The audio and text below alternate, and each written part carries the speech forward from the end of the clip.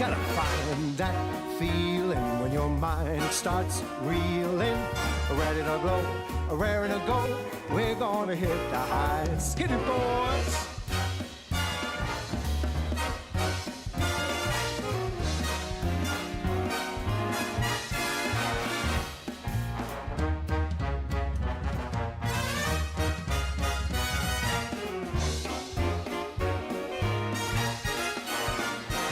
Well, I go real dizzy and I lose control when I feel that rhythm burning in my soul.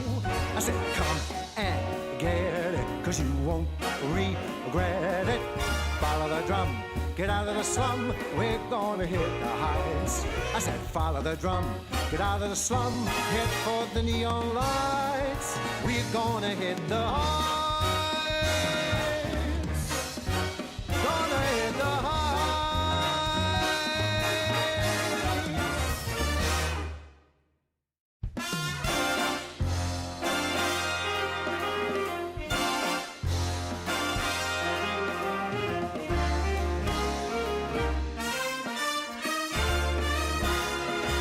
One night in New York is like a lifetime anywhere.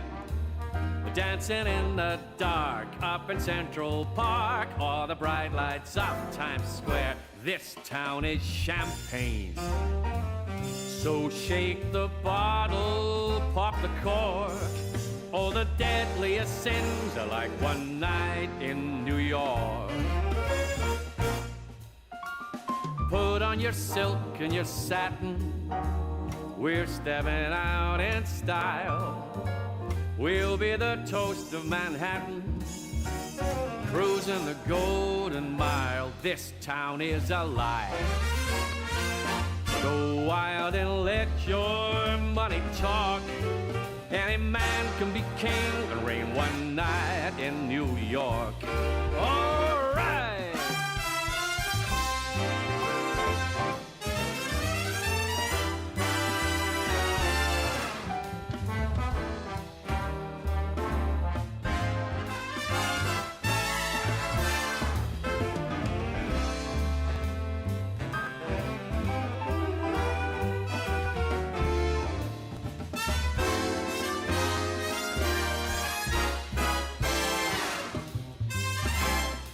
Come on, put on your silk and your satin. We're stepping out in style. We'll be the toast of Manhattan, cruising the Golden Mile. One night in New York is like a lifetime anywhere. Dancing in the dark up in Central Park or the bright lights of Times Square. This town is champagne, so shake the bottle, pop that cork. All the deadliest sins are like one night in New York. Don't you know all the deadliest sins are like one night in New York?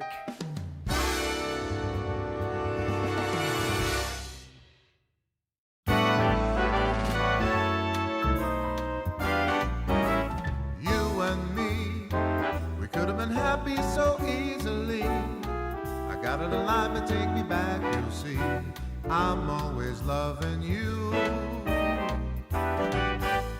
Now and then I'll check out a chick, but I find that when there's really no kick, I'm coming home again. I'm always loving you.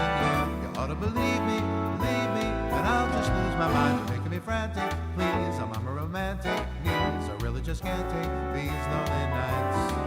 So stop if you're crying. The time's right for trying to make up and end with our fights. And now it's you and me. We're happy together so easily. I think you finally believe in me. I'm always loving you.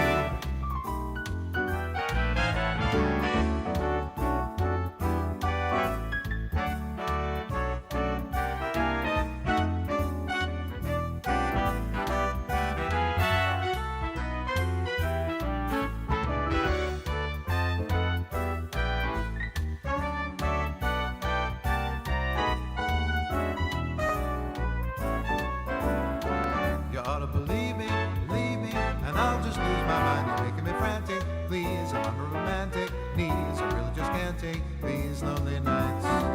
So stop with your crying, the time's right for trying to make a fit in with our fights. And now it's you and me, we're happy together so easily.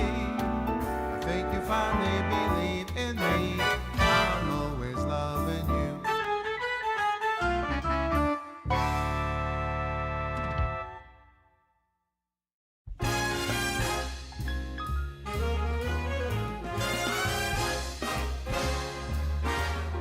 Rome, where the Colosseum roam, and the Grand Museum roam.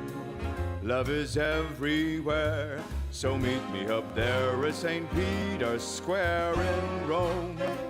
On the 7 hills that's Rome, the Italian thrills, 'cause love is alive when you're roaming in Rome. Rome, where the Tiber flows, yeah, Rome. Michelangelo's in Rome, the eternal town of ermine and satin and all things Latin. Rome, like a symphony, is home to the bourgeoisie who put the Roman romantic, that's Rome. It all burned down as Nero just fiddled around. But right here, right now, 2,000 years on, they're still going strong in Rome, where the fashion kings all roam, where the pasta's all homegrown, and the guys all stare while they compare what the young girls wear in Rome, with its dim-lit bars and nights of 1,000,000 stars. So get me across the Atlantic, let's all go land some manic. Who put the Roman romantic, that's Rome. I'm asking, who put the Roman romantic, that's Rome.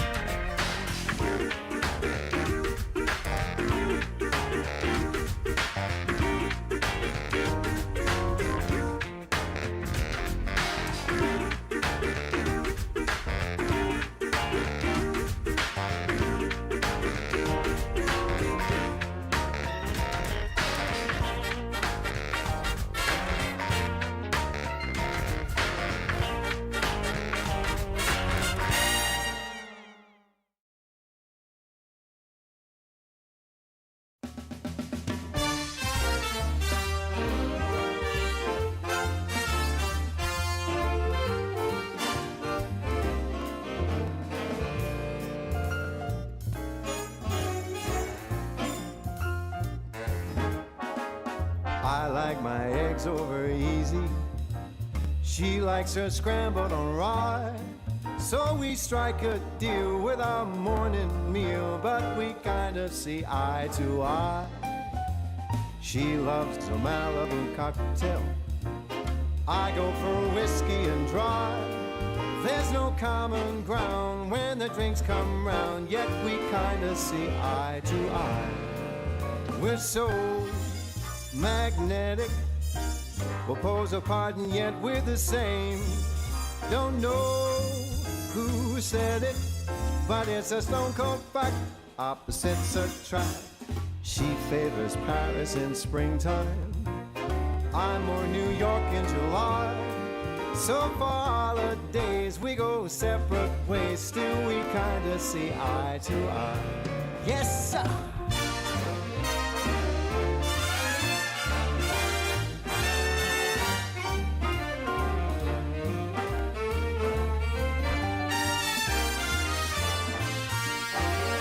We're so magnetic, we'll pose apart and yet we're the same.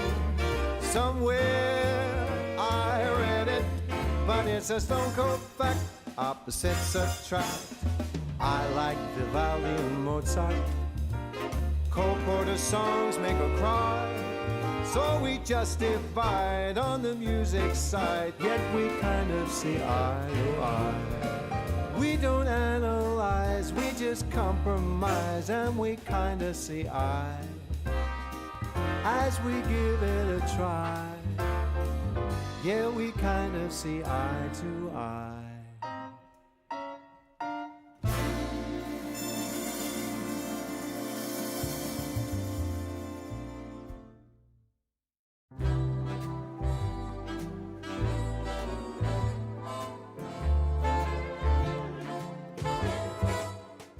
Our love was a chance encounter, a glance across the street, fleeting moments, two strangers meeting that swept me off my feet. Golden leaves under an autumn sun. You talked about the movies and how your life begun. Our lives weave together through all kind of weather, and our hearts grew strong. Our love was a chance encounter, a glance across the street, fleeting moments, two strangers meeting that swept me off my feet. The buzz of traffic, the bright city lights. You talked about marriage and who you'd invite. We talked for hours and I brought you flowers, and our hearts grew strong.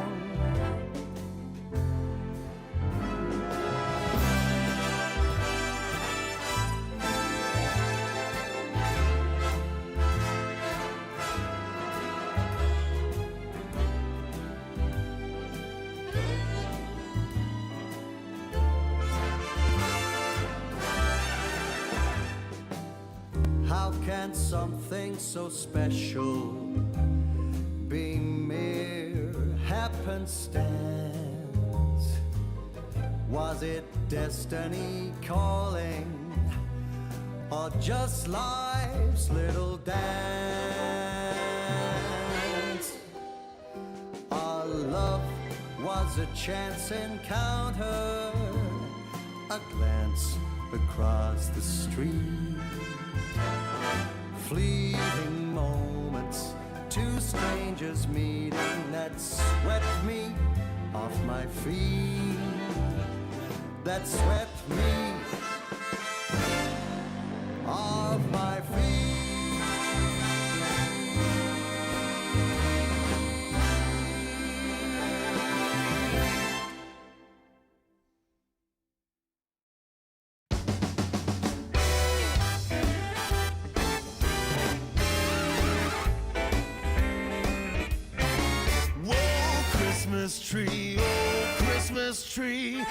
to our house we're bringing the Christmas tree. Oh, Christmas tree, your branches there are swinging. It's the time of year Santa's bringing toys to all the good little girls and boys. Oh, Christmas tree, oh, Christmas tree, everybody's singing.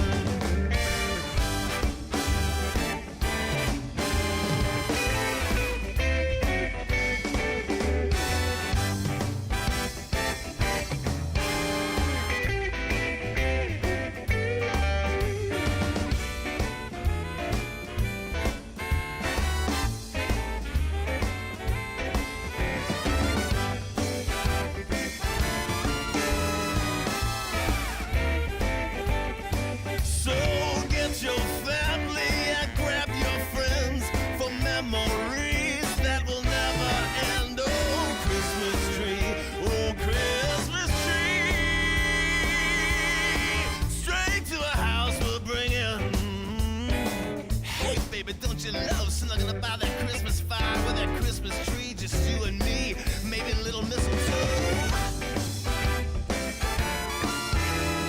Straight to our house we'll bring in.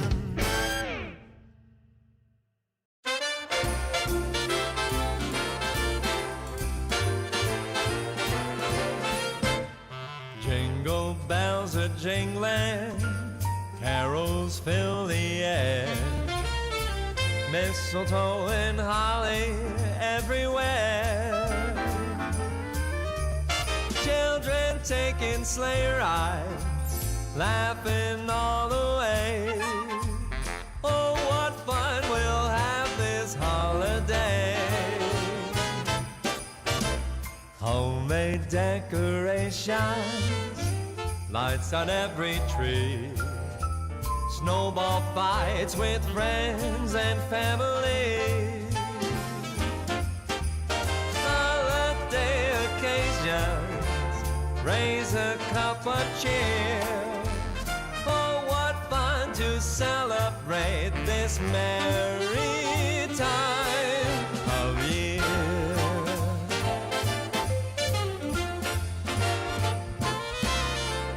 Bells on bobtails ringing, making spirits bright. Come along, we'll sing a song tonight.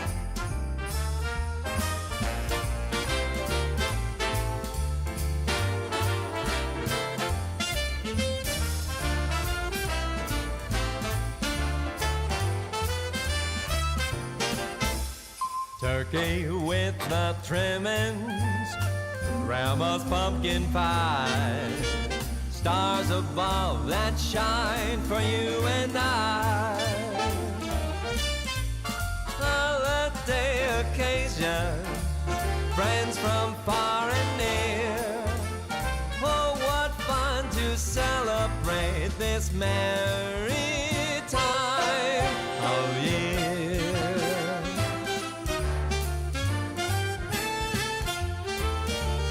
Oh, what fun to celebrate this very merry time of year.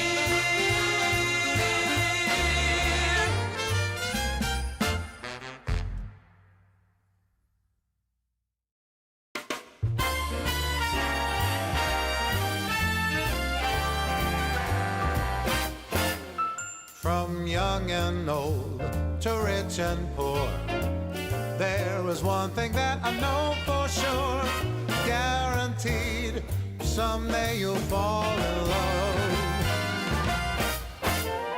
Yes, Cupid has his ways and means. Angels often act as go-betweens. Take it from me, someday you'll fall in love. And when you do, you'll find that romance is life's most precious treat. Who knows, it might be the next girl that you meet.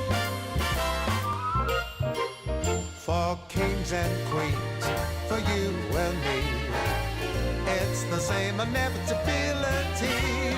I promise you this, someday you'll fall in love.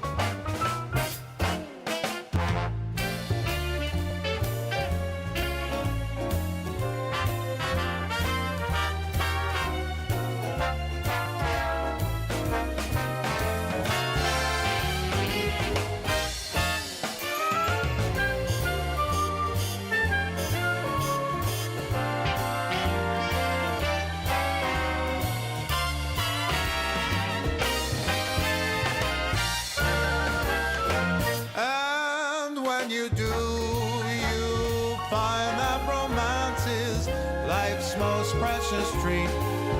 Who knows, it might be the next girl that you meet. And if you think love's passed you by, there's no need to frown, I'll tell you why. Wait and see, someday you'll fall in love. I said take it from me, someday you'll see, you're gonna fall in love.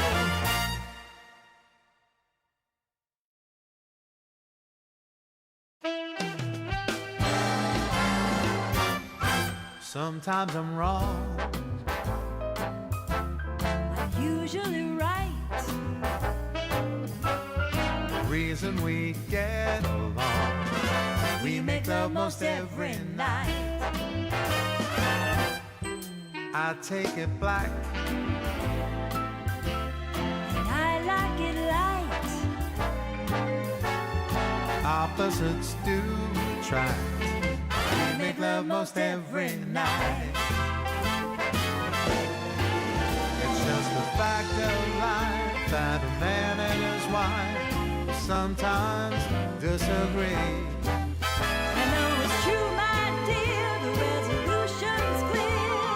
Come on, make love to me. Whether I'm wrong,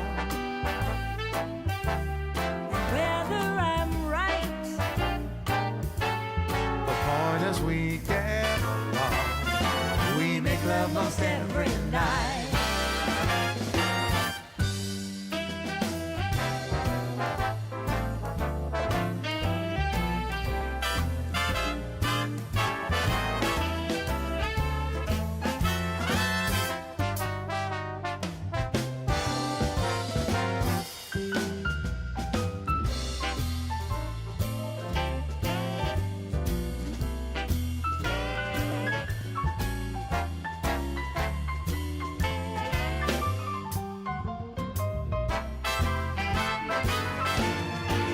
It's just a fact of life that a man and wife sometimes disagree. I know it's true, my dear, the resolution's clear. Come on, make love to me. Don't see eye to eye. We never fight. And here's the reason why we make love most every night. And here's the reason why We make love most every night.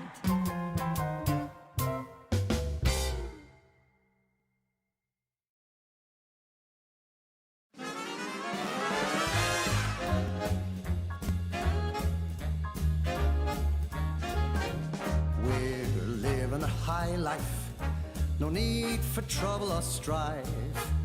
Cocktail parties, Broadway lights, arm in arm as we see the sights.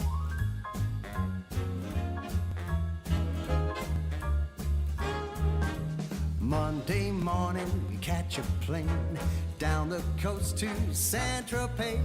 Wherever we are, it's never the same. Where there's fun and dance, we will play. We're living a high life, no need for trouble or strife. Cocktail parties, Broadway lights, arm in arm as we see the sights.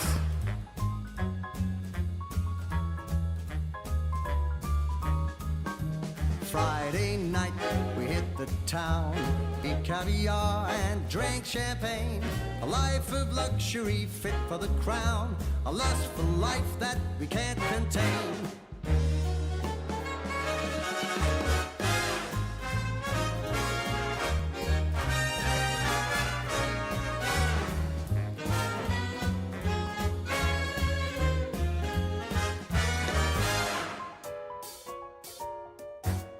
But whatever the party, wherever we land, being with you makes me feel grand.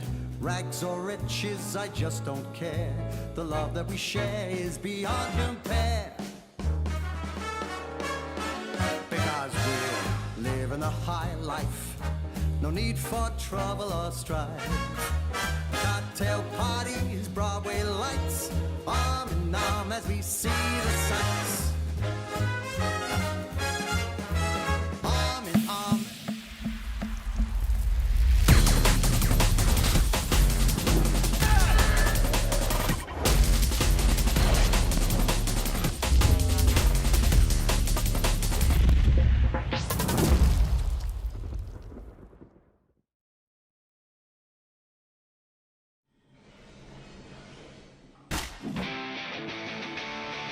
That bloody time.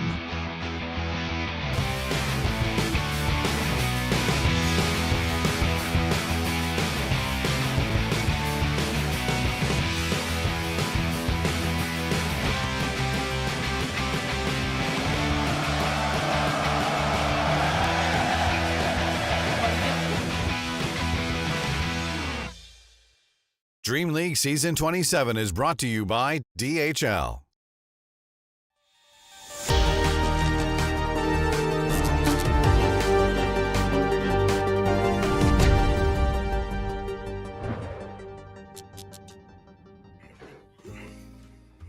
Hello. The last day of group stage here for DreamLeague Season 27. We've got through the Swiss. We've got some good games in front of us as well as we've watched the happiness and sadness, the full gamut of emotions as the frothy milk spills all over T's keyboard and Dota setup. We'll prepare ourselves to move towards the playoffs, T. I actually did spill some milk on myself, so what can you do? I don't know if you saw it, but well, I'm now going to smell of rotten milk the entire day. Nah, but today's the day! We don't get to cover a team that has lost everything on the Earth stream! Woohoo! That's what I got. So excited. Well, who are we covering? What are we doing, T? We are covering Tidebound versus Aurora. Tidebound currently sitting at 2-3 on the scorecard. Same for Aurora. So to get yourself a little 3-for-3 situation, there is of course a very, very weird, convoluted way in which the seeding and tiebreakers could maybe give them something. But realistically, 3-3 probably not making playoffs. But still, we're looking at some teams that have got some life in them today. Woohoo! Yeah, all trying to get to the Esports World Cup, first tournament of the new EPT season. Get those points, get that prize money, start making that little migration, that little journey towards the big tournament towards the end of the year. And then you can see, even if, you think you're out or there's low chances of getting through, or you're on the very brink of making it forward, there's still the prize money per win for series, EPT points per series win as well, on top of all of the actual placement money, points, and club reward cash prizes. Yeah, we'll, of course, it's just so much Dota, right? And of course, we saw yesterday and what was able to be achieved there. Amaru was able to get that 2-1 victory over your Colt, and I think it's just really good to see for Amaru. When you're, kind of a newer South American roster, sure, you've been around for some time under different names, but still, now to have that org backing, to be able to beat teams like your Colt who are consistently making the Tier 1 events is just good for them. 2-for-3, not the most impressive scoreline, but you got to, baby steps, right? So I think Amaru was the kind of the big positive, I think, from yesterday. Yeah, and then less said about Passion UA, maybe the better. We've seen better results from them in the past. This wasn't their tournament. It was kind of challenging for them. We can watch back some of the plays from yesterday, as we had Yakult Bros against Amaru in this series here. Chanming, I feel like he's had a few rough games with Shadow Demon and Naga, very much the punching bag of the squad, but when they're able to rally and bring things together, it doesn't look so bad in the end. No, yeah, I think we also had it in the interview, right? Tai Long basically was like, boss, when I get shut down in mid, game's kind of weird. But when I don't get tri-laned and everyone's like thinking about me, I get to shine. I get to do my job, and I get to like enable everyone else. So yeah, I think Tai Long just an exceptional Pango performance, slash up performance, just kind of opening up the game for his team. And yeah, we already mentioned we don't really want to talk about Passion UA. Nothing's really connected for them so far in this tournament. They are the only team in the entire tournament to have not won a single series. It is just very rough for them. Yeah, like this one, they felt like they got outdrafted. The Ricky pick undid a lot of what they wanted to do with the single target saves. Yeah, rough one for them. And then towards the tail end, Heroic versus GamerLegion. Actually, I didn't keep up with this one. What was the result in the end? Heroic lost, which is very, very, very, putting it blunt, very dark days for Heroic, right? Like, they come into the season, they win an online event, you know, it looks okay, you know, all right, we're popping, Heroic, this is their time. Of course, with the hype of Heroic during TI, also, you know, being able to win a Vlahia last year, but yeah, this post-season, after the honeymoon period of the Whisper to mid, divide to offlane, they have just been looking just in absolute shambles. Like something's gone wrong within the team, and yeah, I don't think many people expected them to be, you know, a bottom 4 team in this group stage. Like they are kind of like a mainstay for making it to playoffs nowadays. And looking at where we are currently, Virtus Pro in the top 4. A little surprising to see them up there. Nice to see Extreme Gaming getting some victories under their belt, but you know, in this kind of Swiss system, there is a big pack in the middle, right? It is very much top 4, everyone in the middle, and then bottom 4. So when we look at the scores, right? Let's try and do some really pointless scoreboard stuff. It's like Tundra sitting at 7-4 and 10th. They just need to basically cleanly 2-0, and then also hope that, let's say, Yandex or someone else drops a game, or even 2-1s their game to then force out tiebreakers, basically. But like, it would be. Yeah, it's just a weird little position, I guess, for some teams. Yeah. So I mean, we did get a little. We got a little announcement. I guess I'll just read it verbatim. So to be live for advancement after today, you need to have a score of 3-2. Teams with 4-1 or better are confirmed qualified for the playoffs. All matches today still have that bounty of $3,500 and the 100 EPT points. But apparently there will be no tiebreakers because it looks like there will be clean-cut 8 teams on 4-2 or better at the end of the day. So we shouldn't have any tiebreaker situations. Well, in the chat, tournament announcement, that just scroll up one little bit. I don't know. Put some glasses on or something, T. I'm just impressed at your reading skills. Okay, well, thank you so much, Gareth. I had just the wrong illusion of what today was about. Well, we're watching losers.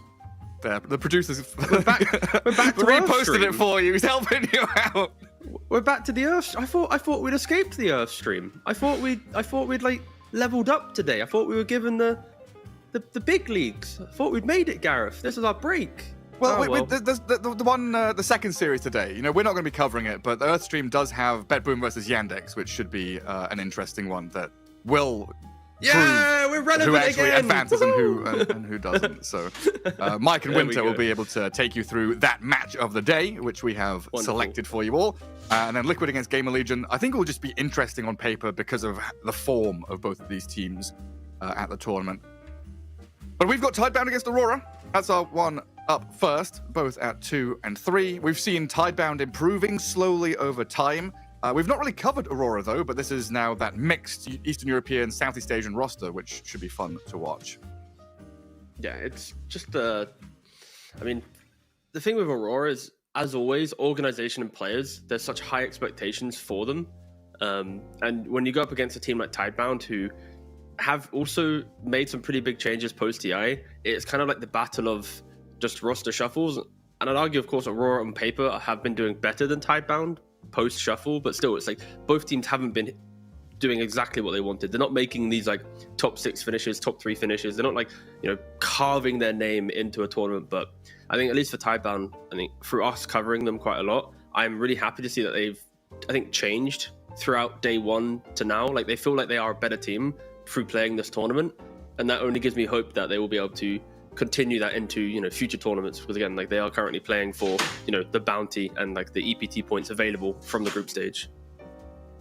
Yeah, it's just these little incremental changes, right? You know, Shiro in particular, we've kind of highlighted him as a player that didn't stand out in the first couple of days, and like, to be honest, looked kind of lost when trying to group up with his team and play team fights in the mid game in particular. But they've tightened up so much. We talked to New in an interview saying, yeah, we've kind of given him these, Medusa-style heroes where we can rally around him. He can make the call to go and play strong on the map, and that has obviously given them some better results. It's just at this level, right? It's the marginal, fractions of improvements that get you there, because it's one of these things where you're doing, if you're like an Olympic sprinter, right? A fraction of a second is a big deal when the total amount of time is like 11 seconds. And that feels like in Dota as well, just having these minor improvements can actually shift you from 12th place to 6th place to 4th place. Yeah, and that's also like a thing with, at least with Aurora, switching that narrative maybe to him a bit, is Nightfall is such a loud player in how he wants to play the game, how he wants to craft like concepts and like how he approaches. Like, you could also argue he's a very careful carry player, right? Like, as much as people meme the BKB TP, that is just a mindset of like, he will only take a fight if he feels like in his like calculations he's winning the fight. If he doesn't think he can, he'll back out. You compare that to other carries like Arme, maybe even Shiro, Yotoro, like they'll commit going, you know what, I know I'm gonna clutch at some point. Like, Nightfall doesn't play for the clutch moment, he plays for the calculated, this is my moment. And of course, like, that style can be quite overwhelming for newer players onto the roster, right? Like Makoto or Oli, because like you're from SCA, you're used to this kind of like more aggressive style of Dota. Like, if you see your carry leaving an engagement, like if you've wasted a blink, wasted a spell, you've overcommitted, you are just gonna die, right? So I think the growing pains of Aurora is the styles of like everyone that isn't from Aurora having to blend into Nightfall's Dota, and they have had multiple tournaments now to kind of craft that, so you're expecting it to click at some point. Yeah, it feels like he's one of those players that never bluffs. He's always showing when he's strong, but when he does bluff, that's when he can catch you off guard. Suddenly he's there and makes an unexpected move. You're not quite sure if he's, shoving with aces or he's just got a random couple of low cards. There we go into the draft. Game 1, best of 3. We'll find out who comes out on top between these two teams. As we've also got a little coach in the background there for Aurora. And KP made that jump to Liquid into the coaching staff, and now coaching a team all on his own. A nice little step to move out of the pro scene, or as a pro player back into the pro scene. Looks like we'll get the usual classics in the first round of bans already. Get rid of some of Nightfall's heroes, the Abaddon in particular, one of his favorites for a long time. So won't let his grubby little hands on that carry. While Aurora also targeting Shiro a little bit with a gyrocopter. 10 seconds remaining.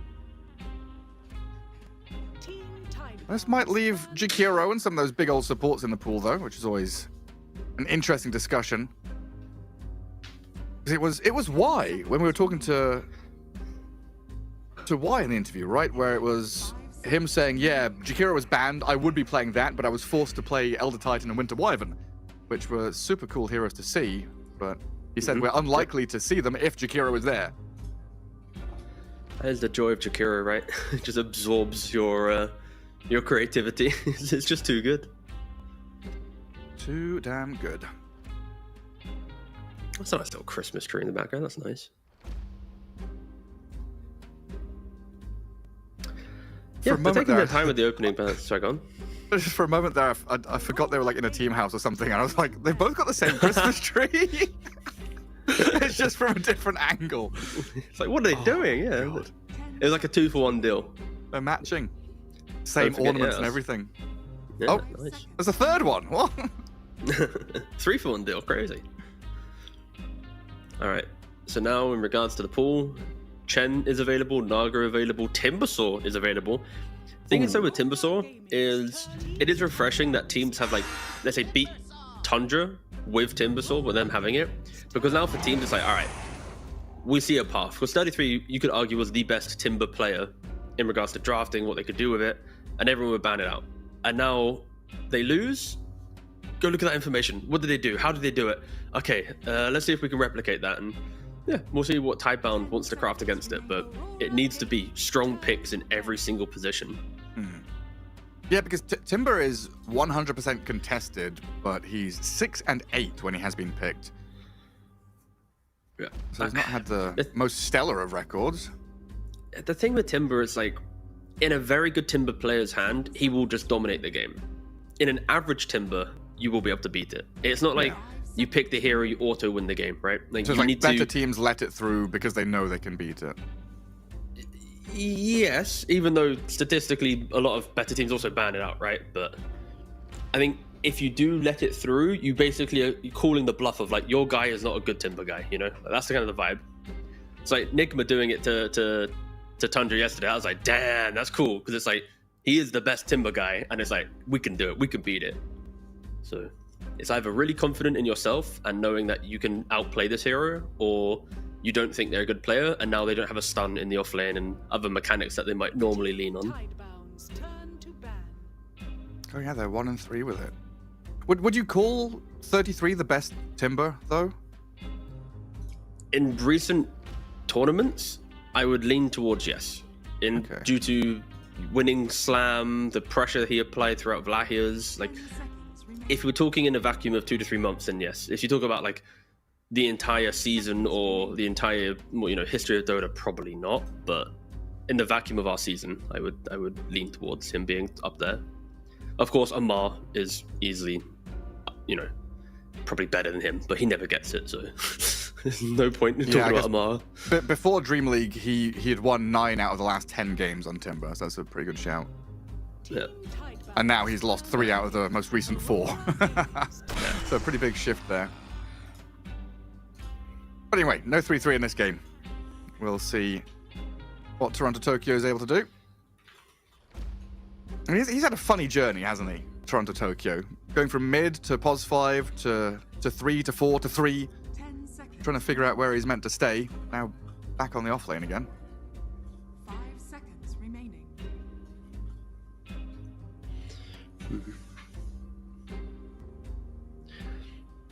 I mean, I kind of like the Sardar pick, to be honest. It's just nice. Like, against Timber, even though you think he's a high armor hero, he's relatively low armor. Like, reactive armor back in the day did get nerfed. You're kind of playing on like a slightly weaker version nowadays. So, Corrosive Haze, you find him, stun him, blow him up. You have to force him to think about Shivas, and he can't go like Q to items that enable him to do like big damage. So, yeah, no, I like it. I like the Slardar.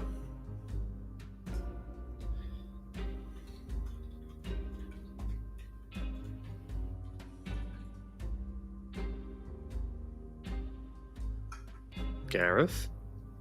Yeah? Oh, bro, I got so scared for a second. I'm like researching some notes, going quiet, thinking about my life, what combination type I might go for. I'm allowed to look at stats and tabs as well. All right, no, just making sure we're on the same page. Well, we're not on the same page because we're on different, Well, okay, what website were you on? Dota Buff, Wikipedia, Spectral? Wikipedia. Ah, okay. All right, my guy. I like the stats page. You just open up the tournament page, click statistics, and it's like, here are the heroes. That's nice. Like, where is the Tusk? He's banned. Where is the Naga? That's like, she's banned. Jakiro is picked. And then we've already got our potential offlane heroes, so guys like Mars might not show up. Mm-hmm. Are you just scrolling down this list now, or what? Yeah, why not? Yeah, fair enough. I respect it.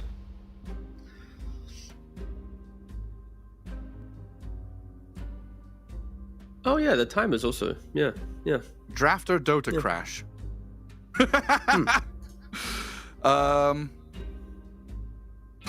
I see. Okay, are we remaking or? No. It's okay. I understand. Paused. So basically, yeah, it's just paused. In game, it's paused. So Nightfall disconnected from the draft. He then, of course, paused. I was wondering because like we went quiet, you went quiet, the timer stopped. Everything just stopped. Like my life froze. I got so confused. But yeah, now you see the timer moving again. Nightfall has reconnected to the lobby. I'm honestly so confused right now. I'm shook. I don't know why. Go answer the door again, T. I see. Interesting, but this is meant to be Nightfall's setup, so maybe he's also froze IRL too. Or maybe he's standing... Wait, what's the... I'm so confused. Can we see the coach's camera? Do we have access to that? Or any Is that where Nightfall's meant to be sitting and he's just not there? No, so if we go to There you go. So there's the coach in the background. Yeah, it's KP. But there's no Nightfall. So where is Nightfall? That's a very good question. I like the. He's This buying is a a good BKB so he can investigating. TP home. He's checking the warranty on it. It's been used busy. many times. Yeah. So we get ourselves a interesting. Chen. Yep.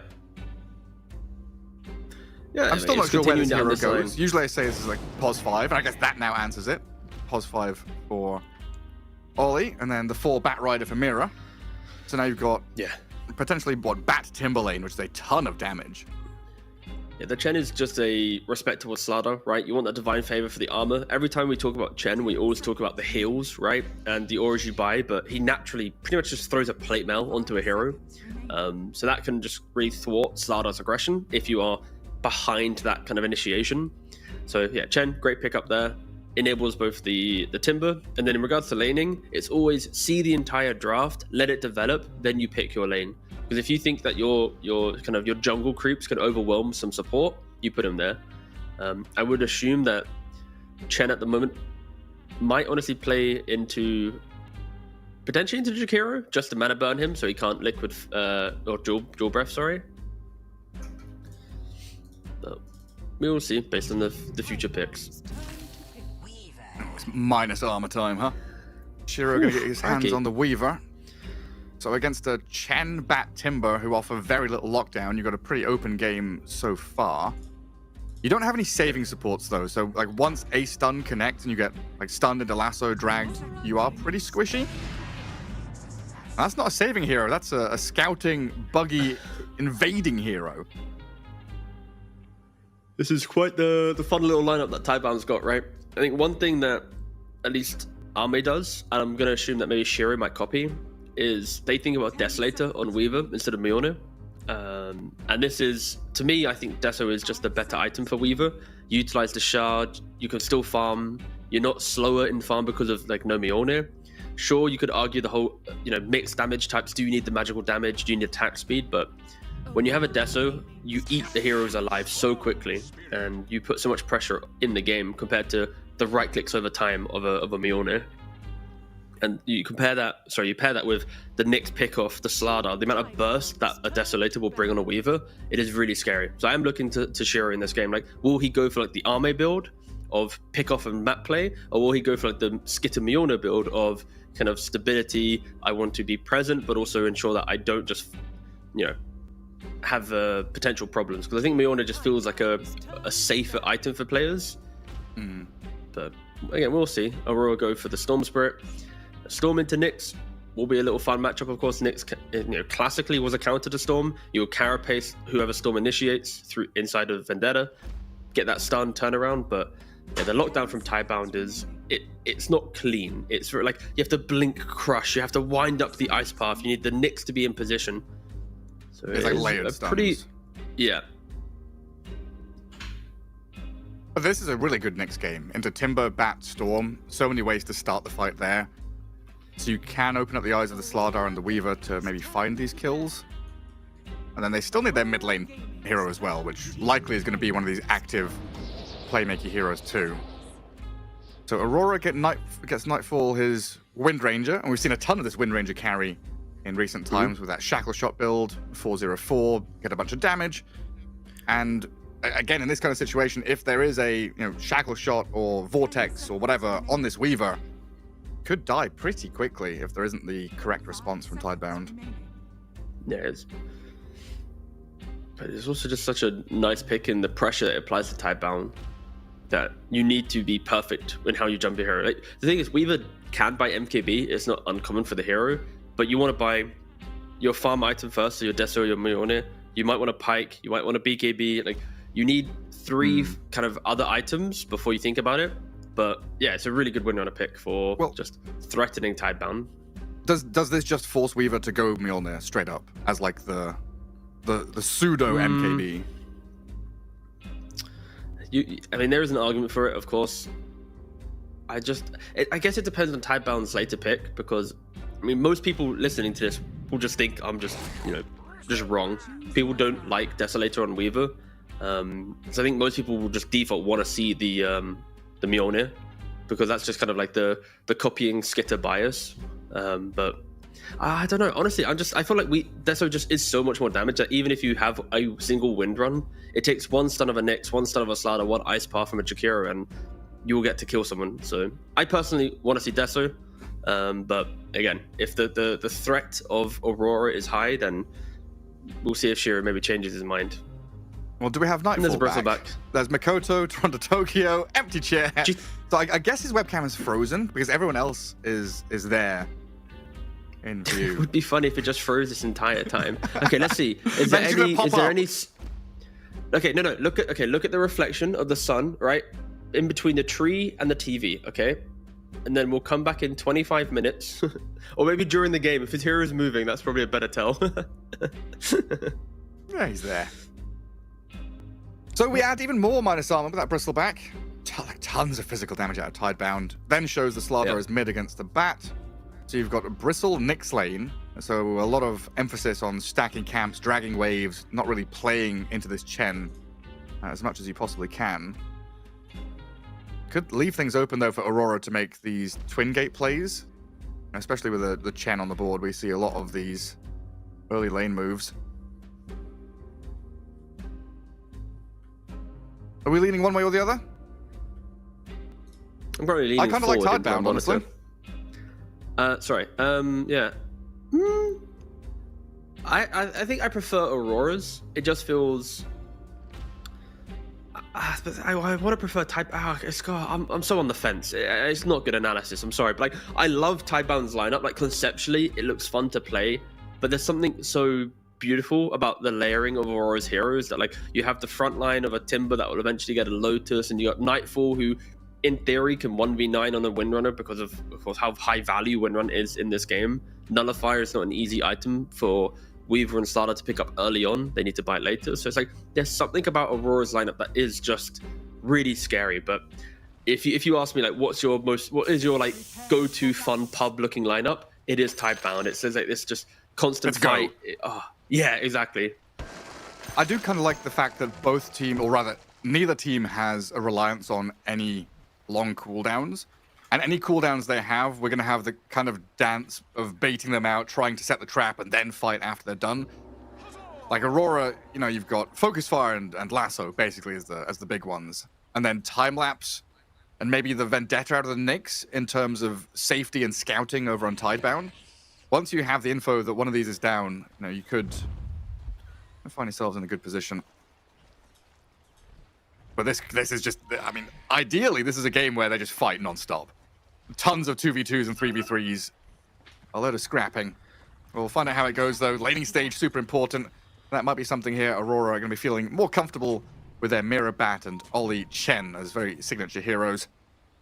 And as usual, we've got both teams smoking to get themselves across the map secretly to place down some wards. Let's see if they can grab up these bounty runes. As Y and Echoes have seen the Ollie Satyr. And they'll go for the freebie money. 19 gold. 11 experience apiece. Nice little bonus there before the lane stage starts. Shiro was unable to get the top bounty rune, but down at bottom, a shackle shot onto this Bristleback, and Mira stacking up the damage. The fire just keeps on coming from this Bat Rider. The quill sprays are good, but not good enough. And Mira, can we break free of this Nyx Assassin? No. Planet will get the trade. But Aurora get that first kill of the game. Yeah, we didn't mention it, right? But you know, with the Nyx Assassin picking it into Bat Rider, that's where Aurora have done the lane swaps. Bat Rider is one of the best heroes at chasing melee supports who want to pull waves. And Nyx Assassin, you know, 98% of his laning phase is I need to pull the wave. Like there is rarely a moment where he plays inside the lane, you know, utilizes his toolkit to try and bully. Like, no, he's a lane puller. So yeah, Aurora have just such a strong matchup there in the safe lane, which will force the kind of Bristle to deal with either a Windrunner poking him non-stop, or even the 2v1 where Bat punishes Nyx and then gets to play onto the hero. But as I mentioned this, you can already see Planet. Oh, yeah, the miss uphill. Mm-hmm. This is how bad it is. It's like it's close to unplayable for Nyx Assassin. It might lose his courier as well as Mira chase that down, but Toronto Tokyo up at top has died to the Jakiro and the Weaver. Not much Ollie could do to save his Timbersaw up there. That's even without the swarm or anything like that. Just level 2 Jakiro. First picket, win game. Actually, what is the win rate on Jakiro? The thing is, like, when everyone plays the hero, it then becomes like statistically a bit more like 50. Yeah, okay, it's 58% win rate, and for every team entertaining picking it, that is proof the hero is pretty good. Yeah. And Toronto Tokyo returns to lane and immediately goes to half health. This is not fun. Well, it is if you're tidebound. What are you on about? From his perspective. Nah, it's true. The eyes of the player. And Planet's going to make sure that Storm does not get the bottle refill. So a little bit going there the way of Echoes, as he is slightly behind Makoto in last hits. Stack Slide is one hell of a spell. Or facet, rather. It really just kind of gave so much life to Storm Spirit. Like, the whole point of Storm was you have to like walk into the creep wave to then use your spells, and you add Static Slide, and now he's like viable in so many more matchups. Now, if you ever want to make Storm irrelevant, that's it. He has to be careful though. No. Couple clicks. Meanwhile, Ollie dies in top lane. Yep. A hard off lane for both sides. Yeah. Bristleback, when you 9 pick last Weaver hits, at least Jakiro, Timber has 14. But it makes sense, right? Like, you got Weaver Jakiro, that is a kill lane. You have Bat into what I already mentioned. It's like, yeah, the safe lanes should be dominating on both sides. And that's where, of course, you need to look towards, I think, the mid lane when you have these type of setups. It just takes one active rune on a Storm or a Slardar to then kill the aggressive lane. Because, of course, like, Weaver's always stepping up into the Timber. The Windon is stepping up into the Bristle. So if you get one stun from a Nyx or, you know, Jakiro or whatever on the side lane, you can create these opportunities to counterplay, but it's just non-stop poking. It also means that Planet is having to lane maintain rather than stack Ancients or anything like that. So they haven't built up any stacks in the jungle for the Bristleback to fall back on. So it makes it even more important that this Slardar actually plays into side lanes. Oh yeah, it seems like Nightfall is having some problems. Have we seen Nightfall on camera yet? I forgot to actually look. I was looking elsewhere. Nope. Okay. Still frozen. All right, guys. I'm gonna say it. I think his camera might be frozen. I think so. Because the Ghost of Nightfall, he's a strong laner. Look at him. He's reconnecting. Luckily, we've not paused the game to try and get him to fix the camera. That would make it a lot more. I mean, that would take forever.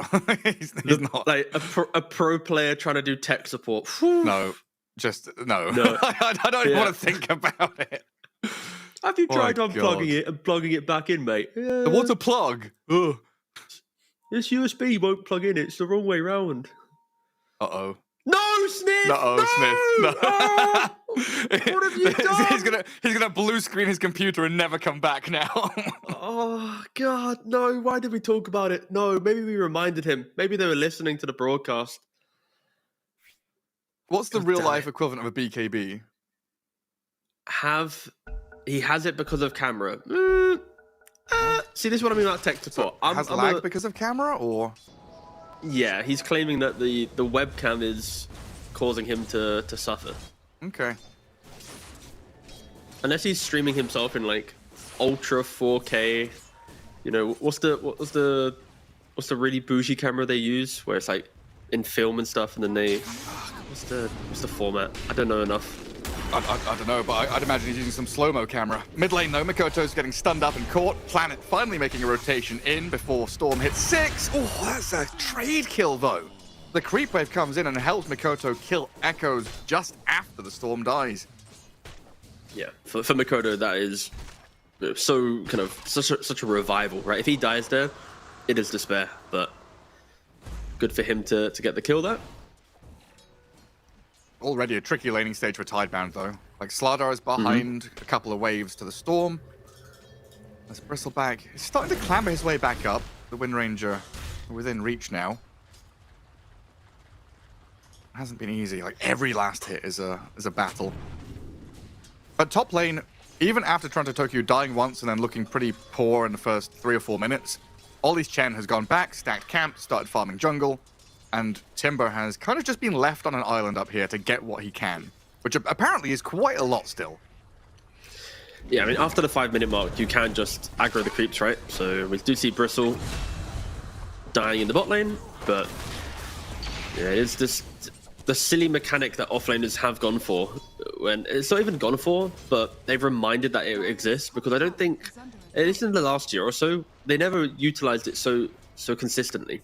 But coming into the last couple of tournaments, you hit that 5-minute timer, you're behind the tower, you're dragging waves, you're just doing random shenanigans, because it takes one hero to grab one wave, aggro it for 15 seconds, you TP to your tier 1, and then you create a double wave.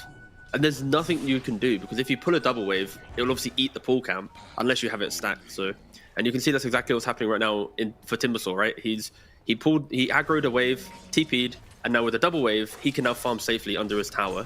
But because of this, Chen can jungle, Bat can jungle, he doesn't need any help. So yeah, it's an interesting little way, but you have to pressure him when he has the double wave, and that's why Planet TP's up top with the Jakiro, trying to look for the kill. And no free creeps. New is still being forced out of that bottom lane. He's safe under tower for now, while Toronto Tokyo are getting stunned up, and that pressure comes very quickly. He's quite tanky, and after popping his wand, he'll survive a little bit longer here to delay his death. But he's out of this for 20 seconds, and that's a catapult double wave up top. This tier 1 looks pretty dead, honestly. You know how I like set up this idea, like what offlaners can do to get the XP? I love the fact that Tidebound are aware of this. They bring the heroes in, they get the kill, and because of the double wave, free tower, boys. Not only is it a double wave on a tower, it's a double wave on a tower at 7 minutes with echoes coming in as well. So Toronto Tokyo just kind of giga broke his offlane there. Yeah, I mean, there's similar things happening on the other side as well, though, right? Like Aurora get that Wisdom Shrine, they're pressuring the tier 1 on that bottom side. It's nowhere near as fast, and there could be a defense mounted by Tidebound if they bring numbers, but it doesn't seem like they're going to be entertaining that fact at all. So all things considered, it's just a flat trade, unless Toronto Tokyo dies again. He's got a Timber Chain. Planet is going to be holding that carapace. Shikuchi forward from Shiro. I don't know if they can finish the job here. With 7-1 charges still on Timbersaw, they'll just let him survive. They'll repurpose themselves back through the Ancients towards mid, probably. 8-minute rune is coming up shortly. Your offlane Bristleback is level 5. Timber and Bristle level 5, 8th minute. Oh, feels bad. That is at least, I mean, it sounds bad, but the silver lining is the Timber and the Bristle, right? Both offlaners are in the same position.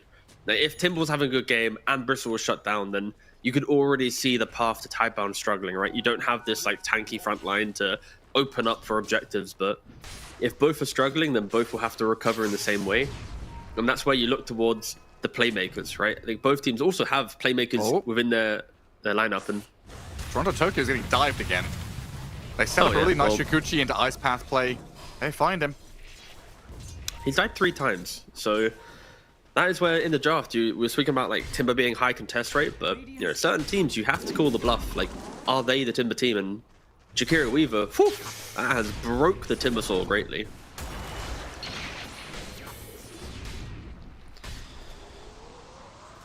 Both offlaners are pretty good at clearing stacks if they ever get made. So we'll see if they actually get back into jungle. Right now, though, it's Aurora on this mid-tier 1. Glyph already used. And Tidebound don't have a great way of like poking from range or clearing wave. They're very much hero-centric, hero killers. There's a good amount of damage on that mid-tower. Now Shiro with Y stepping up onto Ollie. A pretty deep dive, and the Storm Spirit's going to look to react.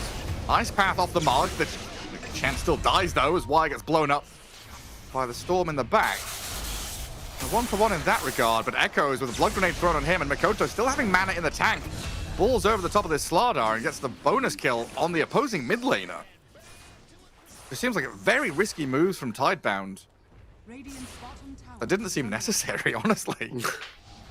I mean, but look at Shiro's itemization, right? He's got the Falcon Blade. He's looking at a straight Dragon Lance. Like when we're talking about items for a Weaver, like we spoke about Deso and Miona, they're like the standards. But he's just going for full stat, full like presence, and maybe that type of mindset. You know, we wanted Shiro to be more like this as a carry player, right? Day one, he didn't have any of this in him. He was only hitting creeps. So like I think again, it is like a reflection on that shift of a team's identity throughout a group stage, trying to like become a better team. But of course, that will take some calibrating as Shiro does drag his team into a bit of a spooky position. Yeah, position bot lane, Planet role playing what it would look like if he did have his ultimate, but at 10.5 minute mark, he only has an invis rune. They're all so poor on XP. It's crazy how these lanes broke down. Chen is level 4.5, and he's gonna get found. Planet and Echoes. Not a great way of getting on top of the Chen, so the initial stun leads to nothing, and now Mikoto comes across with a long ball lightning.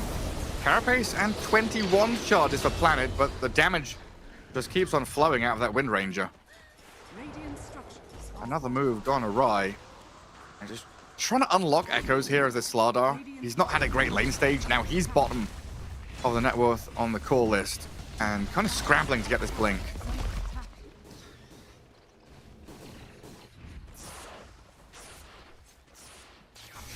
It feels like everyone on Tidebound just trying to find these small items so they can fight as quickly as possible.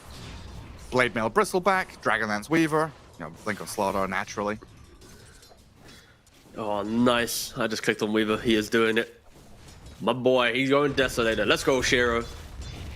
Please be a good game. Please be a good game. Please don't just like die 3 times and the game be over.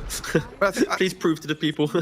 Was it Blast? There was that little puff piece where they were asking like 6 or 7 different carry players what they prefer in Weaver, and obviously like Skitter and a couple of others were like, yeah, Mjolnir is the best. I'm pretty sure a couple of Chinese, man's just being lassoed and killed. I'm pretty sure Shiro plus another Chinese carry were like, we prefer the Deso. Yeah, so it definitely is what he rather goes for. Yeah, it is the Chinese build, which is again, it's so cool when regions have different perspectives on a hero, right? We do see a bit of a scuffle in the mid lane. Jakiro goes down, Shiro unable to connect on any more damage as of yet, hoping to kill off Mira. He's gonna get shackled up. Favor. Yep, very good. Doesn't kill the bat and dies himself. I mean, that's the power of Chen, right? Ollie, he just presses one button on his ally. He provides 10 armor. Divine Favor truly is a bonkers spell into physical damage lineup, so yeah. And you also see from Ollie, like, he's not doing any of the builds that we've seen from other Chens, right? He's just going for, I believe that was just a straight Solar Crest. That is just going to open up for more punishment when a Slardar buys the blink and initiates, and then everyone's trying to do this, like, physical burst. Ollie, if he's in the right place at the right time, buffing up with 10, 15, 20 armor, plus Solar Crest, it is going to be insane.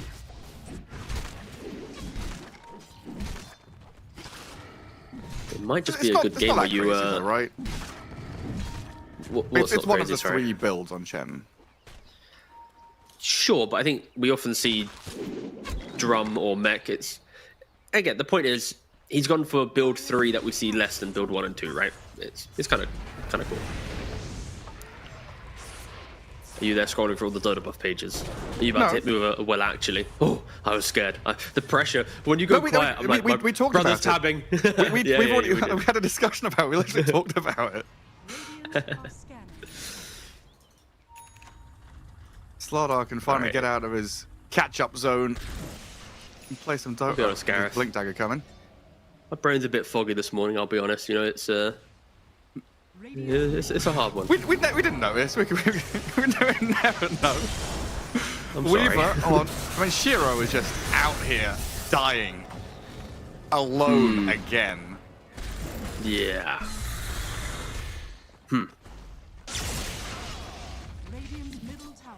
It's a bit inconvenient, bit awkward. That's your carry. All the praise we've given Tidebound and Shiro the past couple of days of like improving, tightening up, playing together. And now he's playing Weaver, he thinks he's just invincible, like I'm invis, I have time lapse. You get caught by one stun, you cannot react to the amount of damage that Aurora brings. You've got to keep that in mind. Now, getting caught on Agitreads with no 1 charges, that really hurts. He needs some That's the thing, frontline right? boys. He needs Bristol and Slardar to start stepping up and doing some stuff because the game is like slowly slipping out of their hands. A 3K lead is emerging for Aurora. They're like moving towards Mjolnir Wind Ranger. BKBs when they come up are going to be huge. Yeah, the problem for Tidebound, you already mentioned the skirmishing itemization that they went for, but they're not turning that into anything. Nothing's happening with it. Like if you buy these items, you gotta be aggressive. Try and find that pick off near Roshan. Like minute 15 to minute 20, you can make these plays. You have Corrosive Haze, you have Swarm, you have Goo. Even the attack slows over Jakiro. Like Roshan dies, so go find a kill. Go be the ones that are crazy. They are smoked up with Slardar and Nyx Assassin.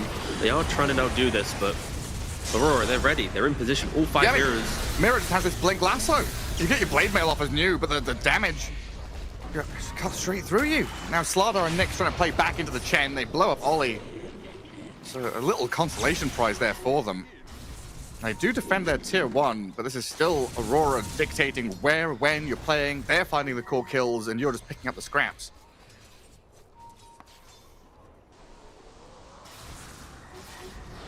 I need to do something on their own terms. Like getting Nightfall here would be huge. Echo's got the blink, but they just don't have the reach.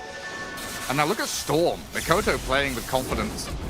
Double damage, boldly stepping over. Shackle shot into the right clicks. And Planet, who was wishing for a kill on Nightfall, just dies himself.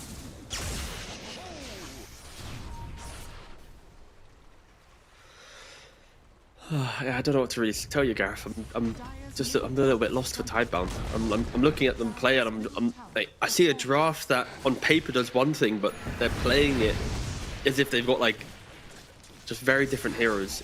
Yeah, it feels quite dysfunctional right now. It's like they're itemizing to play here and now, but also kind of playing as if they're scaling to late game.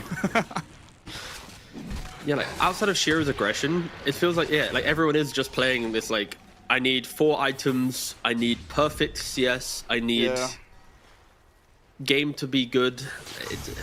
It is a slight concern if you are a Tidebound fan, but for Aurora, they're chilling, right? The laning phase of Timbersaw was, I don't know if we didn't see that. He missed the timber chain. He tried to go into the ancients and he timber chained the ground. But no, for Toronto Tokyo, like, look at his net worth. Like he was 3 deaths in laning phase, absolute despair. Now he's second in net worth, fully uncontested. Like 0 pressure was continuously applied to him. When the wisdoms were going, his team helped him out to snipe them back. So yeah, like everything on Aurora is plain sailing, smooth sailing. Is it plain sailing or smooth sailing? Smooth sailing. Both. Smooth sailing. And plain sailing might exist as well. Don't know what that means. Like the fact that Echoes had an okay time, but just hasn't had any impact, I think really hurts them. He's the workhorse of the team, and he's not really been let out of the stable this game. Now his supports are getting picked off, and the map is getting pretty small.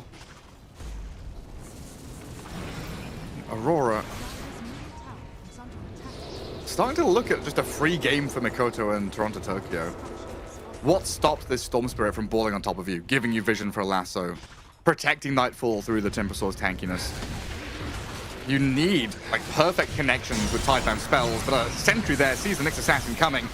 The only way in is that Nyx into Slardar play, but Aurora ready for it. So now Nyx is dead, Slardar has got nothing left to give. I'll try and backstab with Shiro in towards Mira. Another jump crush, but Echoes is just dying. Shackled up to the trees behind. Shiro out with the Shikuchi knife. Time lapses back. The relative safety. But you're still looking at New being balled on by this Storm who just has infinite resources. And a tier 2, the prize that Aurora came to claim, is going to die eventually. I mean, Y will be a little bonus for Mikoto. Shackle shot doesn't latch. But Aurora,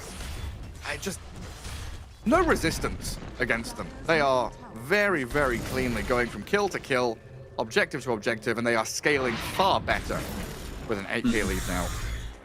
And look at the itemization, though, from Aurora. It's just beautiful, right? You got the instant Lotus Orb Rush on the Timbersaw, respecting the negative armor. You got the Storm Spirit going for a Shiva's Rush, right? So you now have more armor on Storm. Mira is getting pressured by the Weaver, but the Weaver actually just dies in return. So Shiro, he runs mid, forces his Slardar to die at the tier 1 tower. He goes for the Wisdom. He then dies for the Wisdom. He then farms top, gets picked up again. So unfortunately for Shiro, after what was an exceptionally strong laning phase, really forcing Toronto Tokyo to second guess his choices. He has just, squandered that lead. 3 critical deaths that you just cannot have on a carry. And I would argue, if those deaths didn't come in, maybe it would have inspired Tidebound to make other moves, because at the moment... Toronto Tokyo. 1 versus 4. He's dead. Okay, they got him. So I had my camera on mid lane, but I was watching live view, right? And I was like, what was happening? And I just click over, I'm like, oh my god, where are you? Your team's doing Tormentor. Yeah, he's out in the open. He is out in the open.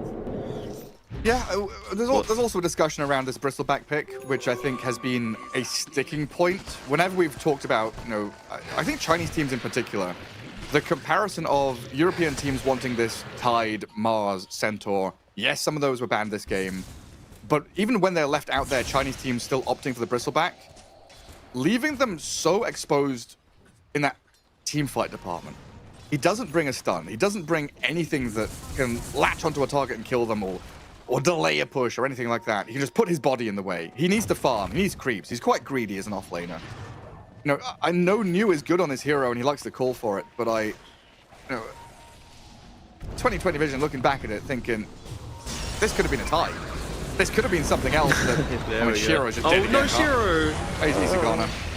They Macropie down, but Nightfall has already picked up the enemy carry. New's going to come across, but Mirror breaks free up to the high ground. Carapace stun. See, New does damage when he's able to hit. He's just not able to hit. He's getting chain controlled by Centaurs and Vortexes. Storm Spirit is getting turned on, but Makoto has plenty of resources there to zip back to safety. Another Shackle Shot comes to give Nightfall some damage, but they're not going to follow through on that. Yeah, just... After this game, though, Tidebound are going to have to make sure that I think they talk to Shiro, because this is one of those games that if you... as a coach, if you say, oh, sorry, blame it on the draft, blame it on the lanes, whatever, I think this is one of those moments where you need to actually just have a conversation with Shiro and just make sure he's just confident going into the next game. As they do find a good pick off, getting the Storm kill, trying to get some more life into Tidebound, but this is a... This is a scary game to lose. They've been able to get something, right? Now Echoes is trying to get that a little bit more. Big They've stun. got chain stuns. Okay. It looks nice. Shiro's here. Shiro's arrived just a little bit too late, it feels like. They'll get the kill on Ollie, but Nightfall has been able to get the gap. And now Mirror comes in with a lasso on Slardar. Echoes pops a big wand, gets some regen back, but Toronto Tokyo will slay him regardless. And that Shackle Shot. Bristle and Nyx all hooked up together. Leaves them exposed to a Toronto Tokyo Chakram. Nyx will get away while Shiro Shikuchi's off to the east. Not bad given the circumstances there. 1,500 gold for Aurora, 900 over to Tidebound. When you're behind like this, kind of, I don't want to say trading even, but getting something still feels all right. As long as Shiro doesn't die here. Shiro's going to die here. If Shiro... He's dead here. He's already Shikuchi. Wait. He's got time lapse. Help him. Hang on a second. Help him. Cast a curse. Aurora, go. That's what I'm trying to do. I'm trying to cast a curse them. I say Shiro's dead. He's surely dead, and then obviously he's not. Now we've got a game on our hands. Yeah. Perfect, Gareth. That's what I meant. I was worried that you were going to stop. I thought you were going to, flick the script and say he was going to live. I was like, no. Can't do that. Keep the narrative going. Yeah, we need a competitive game. But Aurora is going to walk into Roshan. The thing is, though, that fight there is what Tidebound wishes they were able to, generate in previous engagements. The Bristle going in first, the Slardar counter-initiating, Weaver kind of utilizing the goo getting applied, the corrosive haze to, break down the heroes that have broke formation. The problem is for Tidebound, the first time we see them fight in how we expect their draft to play is after they've lost 4 fights in a row and it's the 24-minute mark, 10k down. But that here is when we see this lineup, guys, this is what we want to see from Tidebound. That exact draft, replicate it, run it back. And of course, into an Aegis, it will be very scary, but if you are a Tidebound fan, that's what you need to look for in an engagement. You need to see this type of layering. Of course, BKB is going to be available on Shiro very soon. He did get a kill streak kill on Mirror. So at least for this upcoming high ground engagement, there will be a little bit more kind of survivability for Shiro to play on. Now it's Aegis Shiva's Storm. Makoto is massive. Windranger didn't even go for that rush BKB, got a Hurricane Pike, and now back for the BKB. But you're right, there is this Double shiny golden god moment for Tidebound. Slardar, Weaver both have theirs. Bristleback still quite distant. Here's the recipe for it. They're going to go for the wraparound, though, and try to use this timing to get on top of people. Ollie's the first target they'll reach, but he's broken free. Shiro, BKB's up, getting out of that vortex. Hand of God going to come out here to keep people topped up and alive, while Mikoto zips back in onto the Slardar, finding that second round of fighting. As Toronto Tokyo just standing in front of the Bristleback. Offlaner versus offlaner. I know which one I'm putting my money on. Toronto Tokyo. Tons of damage there, allowing Mikoto to get the kill. No buyback on Slardar. Bristle dead for 40 seconds. Planet's going to get dived past the tier 4 towers. Forced to go Vendetta into Fountain. While Shiro knows that this is a lost cause. Goes down to push that mid lane as Aurora transition towards the mid tier 3.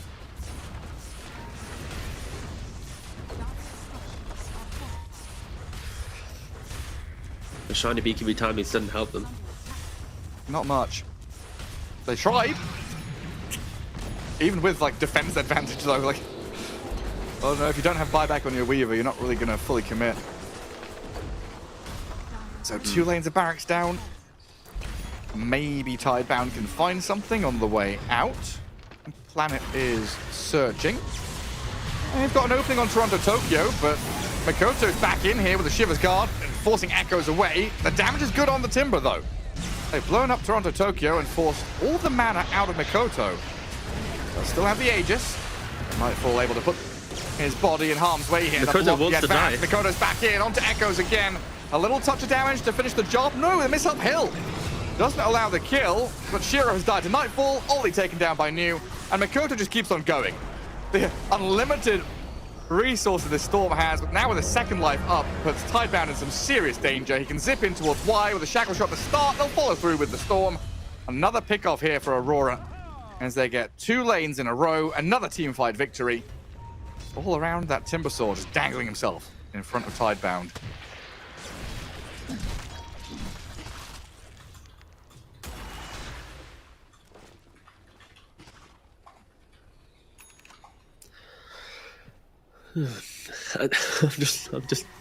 I'm defeated, Gareth. I'll be real. I know my job here is to try and analyze the fights, but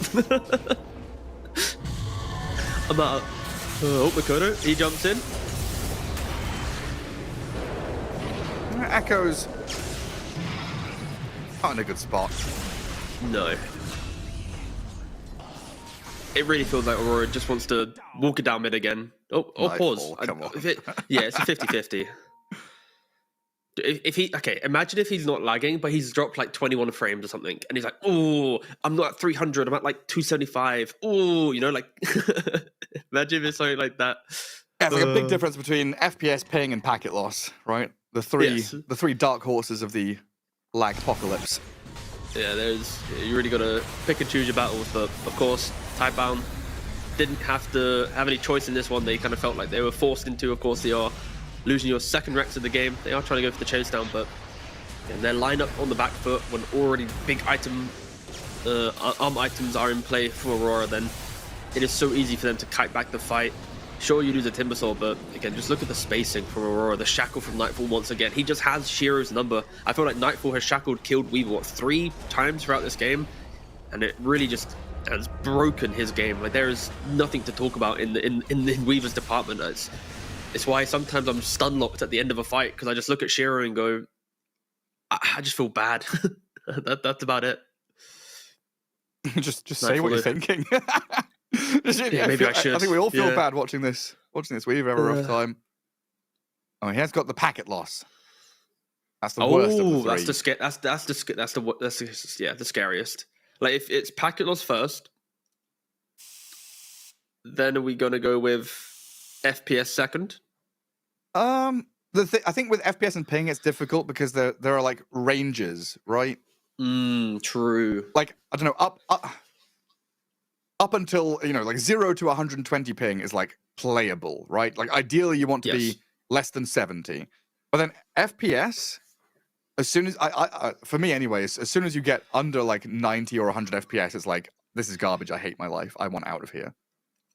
Yeah, no, I'd agree. Like, for me, I can play on ping up to like 150, 200 because Dota has really good kind of ping management where your hero starts like snapping and like kind of clicking rather than it being an attempt of being smooth. So you can kind of like stomach the high ping. But FPS, when like if let's say you're used to let's say 240, 250, and then suddenly Broodmother PL enters the game and you go down to like 80, that like whiplash of everything just stuttering for a second from like buttery smooth, that is just headache inducing. So yeah. Yeah, it's also the I fluctuation, agree right? with Like if you have 20 ping and then suddenly it's 300 ping, it's the difference. It's like humans can't feel temperature or wetness. We feel the difference between our body temperature and the external temperature. We don't actually know. We're not a thermometer, right? We don't exactly know what it is. We just know that there's a difference. That's what makes us feel uncomfortable. I think it's the same thing with ping and FPS. I can't say yes, this is 120 FPS, but I know it's not. It's not 200. But I guess that's where it's like I was so used to like also like refresh rate on monitors, right? To extend it there, it's like I'm used to 144. Now it's like I use like a 360. It's like realistic. I don't see anything over 300. We're not playing Counter-Strike. We're not looking for like the fluidity of the guys, head jumping. Like in Dota, it's like there's like a threshold that you don't need that much. So maybe with the frames as well, you don't really need 400 FPS in Dota. Yeah, it's excessive. It'd be nice though. But once you've had it for a while, that's your comfort level. Yeah, yeah. I guess that's the thing, right? Because you get like acclimatized to it. Yeah. Maybe Nightfall can stomach this potential 2% packet loss and close out this game. I think you've got to do some high altitude training first. Try and boost your body's adaptation to low oxygen levels. Try and play with forced packet loss. How do you even force packet? Like just DDoS yourself? Download some torrents while you're playing. Like this is how we train. It was something we often wondered with like, in particular, South American players going from like playing on US East with 150 ping to then playing on LAN. They are used to playing for years and years with this half a second delay, basically, right? And then you go on LAN and that delay is gone. Is it freeing or is it a hindrance to them? Because it is different. I mean, I think that is where the complexity of like everyone's like personal preference comes into play. Because for some players, it's always been a hindrance, right? Like when you click that button, it's not connecting. So I think for most, yes, it unlocks them. But I feel like some players, they'll be so like used to it, so like attached to like this is their feel that it will be maybe like a burden potentially being kind of taken away from how you play Dota. Like think about like the monitor, right? The resolution that you play on. Like there's a lot of pro players that still play on like a small windowed mode because their PC growing up was this like small little monitor that was like plugged into like a laptop or something, right? Like they weren't playing on this like the tournament grade monitors. So like you can already see that creature comforts kind of lean into a lot of what the players do. I don't know if it was a meme, but there was like a CS:GO LAN survey of the players' resolutions. And I was blown away that like 50% of them were playing on like 4x3, like 1280 by 960. There was a bunch playing on 1024 by 760. Yeah, a bunch of people play on 4x3 rather than the 16x9, which blew my freaking mind. But there were a couple of weird ones where they were using like custom aspect ratios, where it was, I don't know, like for their widescreen monitors to try and get them the best view. But they also play the game with their eyes 3 centimeters away from the monitor, right? They've got the monitor literally like within licking distance, which is also pretty funny. They're looking for that 1 pixel difference. I still like that's the joy. I love hearing like the small little kind of keybind setups for pro players, how they play. Like the fact is in Dota, right? Some people use WSD to move the camera or things like this. Like the best thing that I've ever heard of recently, you're probably aware of it as well. Like the Counter-Strike player, Mezzi, he just won the major. His Counter-Strike keybinds are right-click mouse to go forward, space bar, I think. I can't remember. It does something else. Like, but the point is like it was like scroll wheel up is jump, right click is move forward, left click is shoot. Stuff like. And then they've also got like the 90-degree keyboard or the one whatever. They rotate their keyboard 180 degrees so it's upside down so they can press certain buttons at a different angle. Okay, here. Just watching Dota players try and press the Alt key always blows my mind. I find it quite easy to just move my thumb to Alt, but I see some players like rotate their hand. Ooh, No, to be fair, I use my palm to press control. So when I'm drawing on the minimap, palm? I won't. Yeah. So my whole hand, my palm, my bottom left part of my palm sits on the control key. So then when I want to, like when I'm playing, my hand's like kind of in the keyboard. It's not like resting below. Yeah. Again, everyone's got little different things. So with Mezzi, I just double checked it. It was spacebar is to move backwards, and his right click is to move forwards. Incredible. And then he uses his like W key, which traditionally in like movement games, that allows him to just walk. So his like speed control is his natural walk forward, and it's like his like the shooting is his. It's so scuffed, but it's so beautiful because like this player wins majors, wins like 9 events in the year or 8 events, whatever it is. Like, just keybind settings, all this stuff. Like, really just opens up how did you look at the game? Because again, like it depends on how you enter the game, right?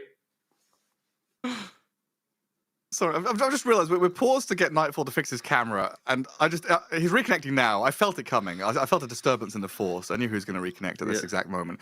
I just imagine the world we're living in is there's one fight left in this game. He can't fix it apparently. Excellent. There's one fight left in this game. I feel like Aurora are like 30 seconds away from winning, so we've just filled for a long ass time. Oh, wait, we were filling for the camera? Mamma mia! I thought we would just do it.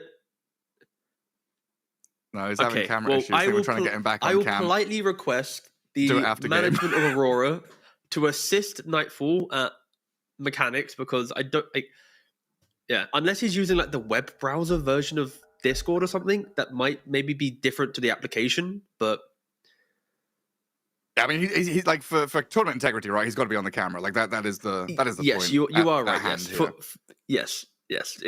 That was a good point that I had forgot to mention. But yes, based on what Gareth just mentioned, it might sound like a comical thing. I was laughing at it myself, but as soon as you reminded me, it does make, of course, sense. On an online tournament, you do need to have a camera to prove that the player isn't tabbing out to like if you see the light flicker on their face, you could. Someone behind, again, technically they're in a boot camp, you can see, but the point is, like, seeing if he's tabbed out to see stuff, like, it makes sense. For integrity of tournament, camera on, big thumbs up required. It's just funny that, like, it's the end of the game, like, 2 minutes away, now we're going to hammer it in. Yeah, but still, let's get that fixed. So for the rest of the games, we don't have any pauses. Thank you very much for our beautiful team to fixing this one. So how's your day going, Gareth? Got any plans for today? Yeah, I'm doing a practice roast dinner to prepare for Christmas. Oh, nice. Last Christmas dinner, I messed up my Yorkshire pudding, so I'm pretty upset about that. I'm gonna try and figure that out. And T has just gone. He's left me again. He's disappeared. Do you want an onion? Do you no, need? thanks. I got one spare. You know I'm good. I do not want an sure? onion. Yeah. No, I'm sure. Okay. It's fine. I've got plenty. Okay. I've literally got a drawer full of onions. I have more. Yeah, I have more than I need. It's one of those things where I'm like, I go to the shops and I'm like, do we have onions? And we're both like, we can't remember, so we buy new onions when we already have full onions. Same. But how many? Okay, so how many kilos would you say you have? Like, do you think you have more onions than I do? Yeah. Like, do you think if we were to do like a household comparison of onion, because I'm the same as you, I'm a sucker for just adding them to the pantry. What are we saying? How many bags? Oh, it's like two bags, 1 kilo each, I guess. Oh, 2 kilos. That's a lot. That's a lot. It's a lot of onions. I mean, how many is too many onions? I don't know kilo. I can count. I can visualize. I know how many onions there are. I can count them because they're. I don't know. Some I got some of those kind of normal yellow onions, but the supermarket also had these like I don't know fancier French ones which come with the stalk still attached or whatever, so they're all wrapped up really nice, and there's like 12 on there. Delicious onions. But yeah, apparently it's good to I've been trying to fix my diet and stuff like that. I have a nutritionist for both me and my girlfriend, and apparently it's good, especially in the festive season, to have like a dry run of Christmas dinner. Because you get to Christmas or you get to Thanksgiving, whatever it might be, and you're like, oh, I'm going to become a glutton. I'm just going to stuff my face full of mashed potatoes and stuff. If you have a practice roast dinner beforehand, like 2 weeks before, it removes some of that like greed from you. You know, so you're like not as enticed, by everything. I guess because, I mean, you're not having it like for the first time in the year, right? So it's not. It doesn't become like the oh, go on then. It's more like, I had this 2 weeks ago. It's fine. It's not as good. I've already had my nice little potatoes. Hopefully, Nightfall fixes his camera, by the way. If you are looking at, why we're on camera, Nightfall's camera doesn't work, hence why we are talking about onions and whatnot. The game is Christmas time. Oh. No, he doesn't like to be on camera. No, unlucky. What if I put him in front of my face? Oh, there we go. Oh, there we go. Yeah, nice little gonk. Good little lad. But yeah, so we are currently doing a little tech pause. Yeah. Do you think? Imagine if Taiwan win after this pause. By the way, like that would be such a beautiful little storyline. We would. I mean, of course. I mean, to be fair, in my head, the last 9 minutes of this game, I have counted Taiwan out of this one. Like I have been just distraught that I haven't been able to see the Weaver Desolator rip through the game and show the prowess of the item. He has made me look like a fool because I hyped up the build and then, yeah. But again, not the build's fault. That's the easiest excuse. We're unpausing. We've got game 1. It's back. We've returned. All right. Okay. Quickly, how long until the game ends? Honestly, like you're waiting to lose, but maybe let's give them time to theory craft, figure out their plan, how they're going to approach this next team fight. Apparently, right now it is split push and ignore. They've got BKB on Bristle ready. This is their moment. One fight in the tank. Tidebound. Can you start on Toronto Tokyo though? Probably not. Start to poke at him and the Chen army. Planet was trying to go in behind to find anybody, but this is a very tight unit from Aurora. All standing together, and Makoto's going to be the one to start it. Jumps into the ice path, though, but a lot of damage onto Y, puts Chikiro in the grave. And the stun's going to miss on Makoto, so the Storm able to zip away, while Shiro chases. Nightfall will turn with a shackle shot on the Weaver. A lot more damage to finish the job, but Shiro gets the BKB time-lapse out. Weaver survives, while New will chase Ollie's Chen all the way back. And Aurora's front line still here with the Timbersaw able to tank through the reinitiation. I don't know if Tidebound can go for Toronto Tokyo. It's a risky one. Another two-man shackle shot is there, claiming the life of Echoes, who does not have buyback. They've stunned the Storm, but this one looks kind of over at this point. Aurora have everything left to give. Tidebound down a hero without BKBs anymore. A very challenging defense of their base going to come to a close as they'll find the next assassin, force the U-Walls. Nightfall picks up the kill on Y to the right-hand side. Planet's about to die. New is back in Fountain, and Shiro being herded like a little sheep back to the well. Tier 4s, they're going to crumble. The throne is exposed. I think Tidebound, yeah, there it is. They call GG. Nightfall. We need to see Nightfall celebrate with his freshly working camera. Nightfall BKB TP? No, he's going to kill off New in the Fountain. Ah, okay. We didn't get to see Nightfall happy and joyous of his victory. Oh, there he is! For a moment, one frame. For yay! My God. All right, Aurora, get this man a new webcam. Get this guy a new camera. We need to see him as he dominates the game. 7-0-16 on the Windrunner. Of course, a beautiful pick. When you saw all the physical damage in play for Tidebound, we have seen the rise of Windrunner carry due to Natsumi on OG, but again, another performance showing why the hero is good in the correct hands. And for Tidebound, everything that could have gone wrong went wrong. They had one good lane, and then after that, just despair sunk in across the entire roster, and they're going to have to pick up the pieces going into game 2 because Aurora, they just look to be the better team. The highlights, no, come on, the highlights should just be us on camera filling for 20 minutes in that game. I want my onion in the highlight package. That is for sure. We'll see. Freaking highlight package. I'm rewatching it now. I've loaded up on stream, and you really went into your mind palace. You took yourself into your pantry to think about the onions. Like, I thought I could feel you were there. You were really counting them out. Oh yeah, I went into my kitchen. I opened the drawer in my mind, and I counted the 12 onions. Yeah. I mean that's one set of onions. Then I've got the shallots and the red onions in the other drawer. I've got the 3 bulbs of garlic. No, the kitchen is my temple. That's where I love to live. Yeah. There's I mean, I do love the kitchen too. It's just such a nice place to be. Yeah. I don't know how I'm trying to segue that, but yeah, Dota 2 the video game. I mean, Aurora were cooking in this one. They've come out of the kitchen. Yeah. It was too hot for Tidebound. We'll see if they're able to shift things around though as we head towards game 2. You know, a lot of resetting to do. Sharpen their knives and see what we can cook up. As we'll take a break and come back with the rest of the series.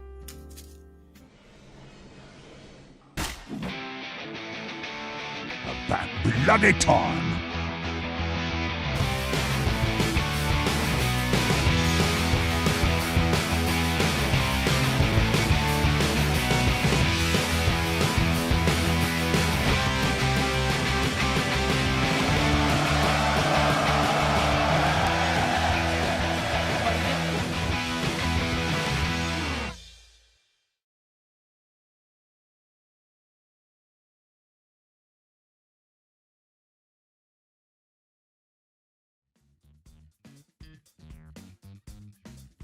Aurora at number 9, I believe. Like, I didn't see them play for a while. I don't remember when their last official was. It's just based on their past results before. I'm not sure how they will perform now, especially with the new roster. They didn't have that many officials, so it's just based on previous results. Aurora, we rank them number 9. I think in a good day they can beat anyone. They have good players. Some of them played with me in the past, Nightfall, Toronto Tokyo. They understand Dota on a very high level, but they just lack some Dota synergy or whatever, I don't know. Time will show if they can make it to some tournaments win, but right now I think they're not in a good state. Top 7 we put Aurora, because I think they didn't play much tournaments, but they have Nightfall. He's like very consistent player and he's performing well, so he's really good and he can carry the team. In rank 11, we have Aurora Gaming. Kind of interesting team, right? With like Ollie and Mikoto. It's sort of like this random crossover I didn't think would happen. I think they didn't look that good, to be honest, even though they have like good players. Yeah, honestly, maybe if I had to redo the list, I would put Aurora a little bit higher, even though we haven't seen them play in a while. I'm a fan of the team, so I would like to believe that they took the time off they had to improve. Yeah, I think they have really good players, so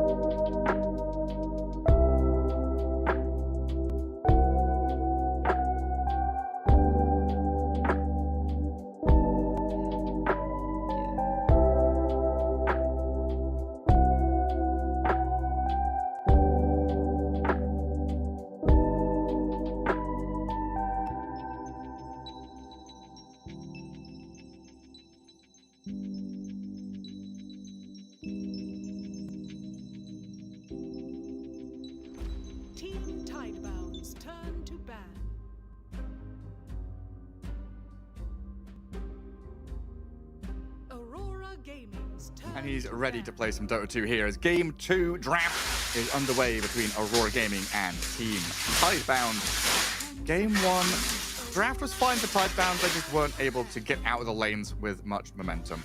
There's a bit of a struggle to fight into this Aurora Gaming Chen macro style. Big tanky Timbersaw. And Nightfall on that Wind Ranger pumping up tons of damage. 5 seconds remaining.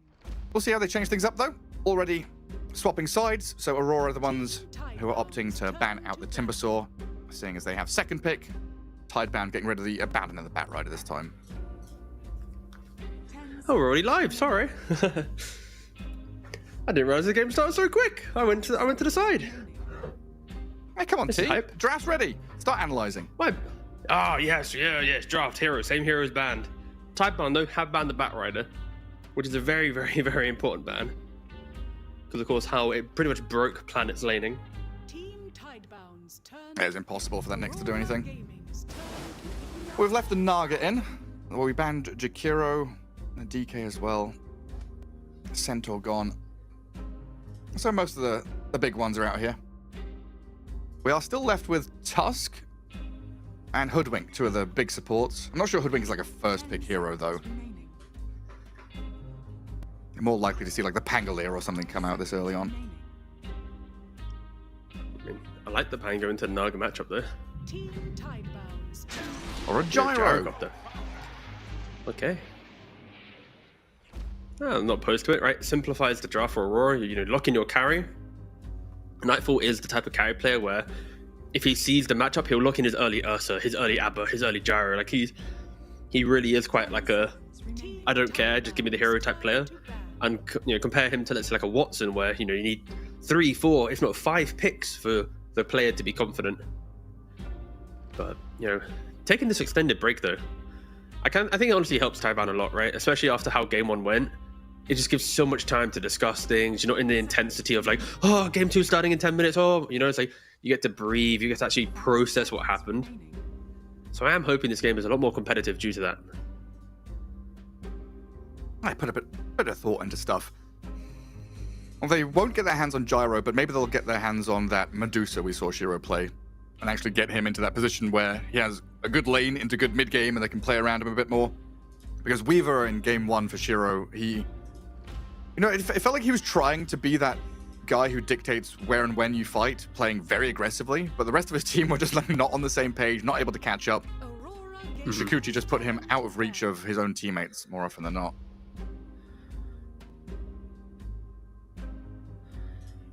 Yeah, there was a slight disconnect between the styles, but also I feel like it's allowed for Taiwan to play like that in a game because Shiro has not done that for so long that maybe they're like, oh, Shiro, what's happening? Oh, you've woke up on the... And you want to do this? Okay. You know, like... So if Shiro wants to play this again in game 2, it's fine. Just the rest of the team need to enable it, right? Well, my talking point at least gets banned. It's a good sign when the enemy removes it. So now I'm looking at Shiro playing Ursa, I guess. As one of his other more confident heroes. And now what for Aurora? It's one of the best. I mean, it's one of the best bans, right? Because for Naga, you want to play with a ranged carry. You know, utilize the melee, the deluge, the kind of the fight of the Naga, to then open up for the kind of the farming capabilities of the carry. But double melee feels kind of weird with Naga Siren. I think Aurora's pick into ban is probably the best response to, at least specifically for Taipan and how they naturally play with the Naga Siren. And then they take away the Hoodwink as well. So yeah, just very, very strong drafting from Aurora. No real complaints in regards to this opening. It opens up for Toronto Tokyo to pick up his Mars if he wants it. I mean, he could list actually any offlaner in the game pretty much. He'll be very happy because of how strong Hoodwink is.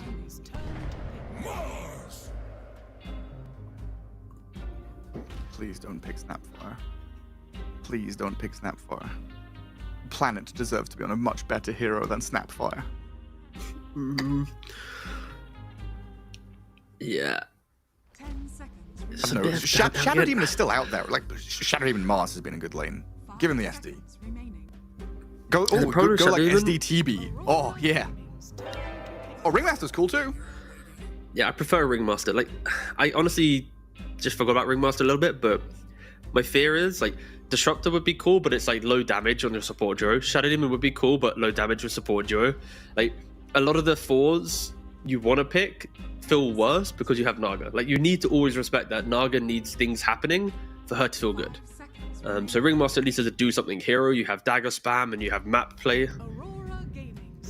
And for Aurora, a shaker. Ooh. So that's like just a casual mid shaker. Maybe even flexed from mid to offlane. If they pick up the 5 position here, it does put shaker in that kind of a soft flex. I would argue it's probably just the mid. Again, I haven't really double checked Aurora's previous drafts, so I don't know if they have maybe played it in a role that we haven't expected it yet. They played it offlane. Actually, yes. Against Heroic, they did play it offlane, so it is a flex pick for them. Was it into a Naga as well? No, it was into DK Disruptor. Okay. I'm just wondering, like, Earthshaker versus these Naga illusions with a Hoodwink, you can clear them decently, just slugging at them. Yeah, that is true. And also you have good range to stun, right? Like level 1 Song, it is very small, so TPing away at level 6 Naga Siren is not always possible with the correct heroes, and Hoodwink and Shaker have pretty decent range spells to be able to try and punish that depending on where the Naga's standing and who's TPing out. A Dazzle, okay. They want to crush that lane. They're not allowing the dagger spam of the Ringmaster to potentially, whittle down Aurora. Let's pick up a Dazzle, and of course, we could technically entertain the fact that Dazzle could be a mid, could be an off lane, could be a 5, but part of me just wants to assume it is just a Dazzle plus Gyro lane, and they're going to play past the creep wave and just keep trying to break this Mars, force him to play very, very defensive. Yeah, and usually when you've got a Mars, you want to have this very explosive start to a team fight. Blink, arena stun, follow through damage from whoever it is. Having a Dazzle there to delay things and then allow that Gyro to turn around. Like having Aghanim's Satanic Daedalus Gyro with a Grave is so fearsome. It gives a lot of time for Earthshaker to pick his moment as well.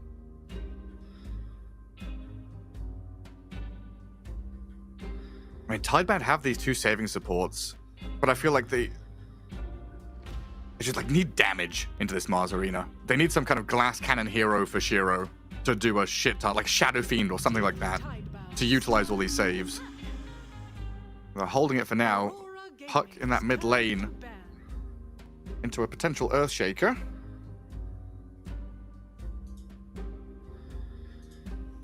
It used to be that you'd pick Earthshaker mid against Puck.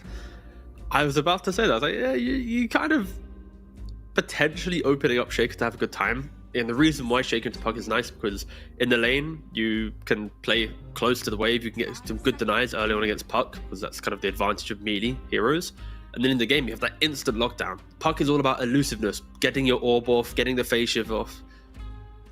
So that instant lockdown can always play a part, but maybe Tidebound just reads the other 4 heroes and goes, you know what, if you do Echo Slammer Puck, is there the perfect follow-up damage? Like Hoodwink, sure, can throw in an additional bit of damage with the Boomerang, but like Gyro is not going to be instantly on top of you, right? Dazzle's not going to assist, so maybe they're going, yeah, whatever. Please, try and go on me. If you were going on me, then my carry's going to have a good time, but still, Echo is a comfort hero at the end of the day as well.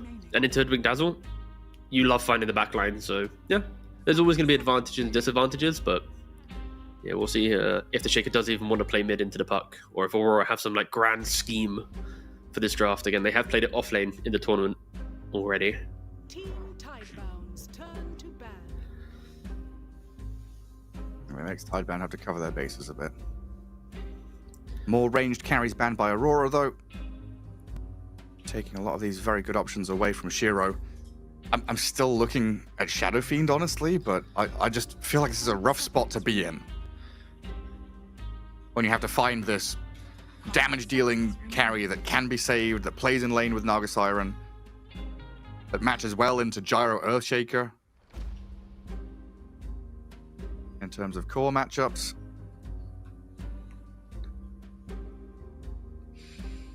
It might just play Ursa again, honestly. Like, Ursa Naga is not great, but yeah, TA doesn't seem particularly bad here. No, honestly, it's fine. It's a good recommendation. Oh, bring down the Lina. So we saw Watson do this at Blast, and it looked pretty cool.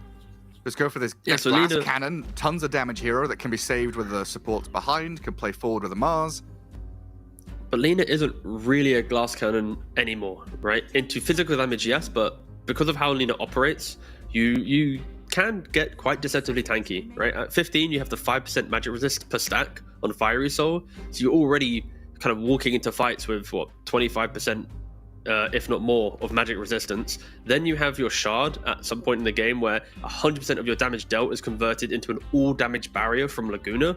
So when you're level 18, you're just pumping out, 1,000 barrier on yourself. There's a lot of little sleeper things on Lina that makes her quite tanky, on top of the fact that she will buy Hurricane Pike, Satanic, BKB, all kind of aggressive defensive tools. So yeah, Lina, is it honestly a pretty good position, just not really picked up, but yeah, I like it. We already mentioned that ranged heroes is what Naga needs. I think if they did go for a melee hero, they would have conceded the lane quite heavily, but they now have a bit more fight and a bit more pip in their step.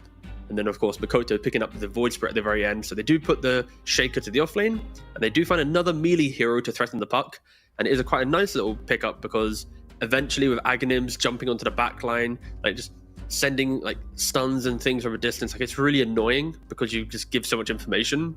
And now Shaker plus Void Spirit, that is enough control that Nightfall will always be able to flak and kill heroes because there is plenty of teamfight around him. But yeah, well, I love the Lina pick. I think it's got some pretty fun little aspects to play around, really aggressive in lane. And I just love the stability of Aurora's drafting. Like both drafts, I've looked at them and gone, fair play. Like that can just play into most matchups. Another Aurora draft where they don't rely heavily on these cooldowns. You know, last game we saw both teams just have these skirmish lineups where Tidebound just kind of fell under all that tempo and pressure. This time, Tidebound do have some big ultis that they've got to rely on to win these fights, but when they march into a position, they are very, very formidable.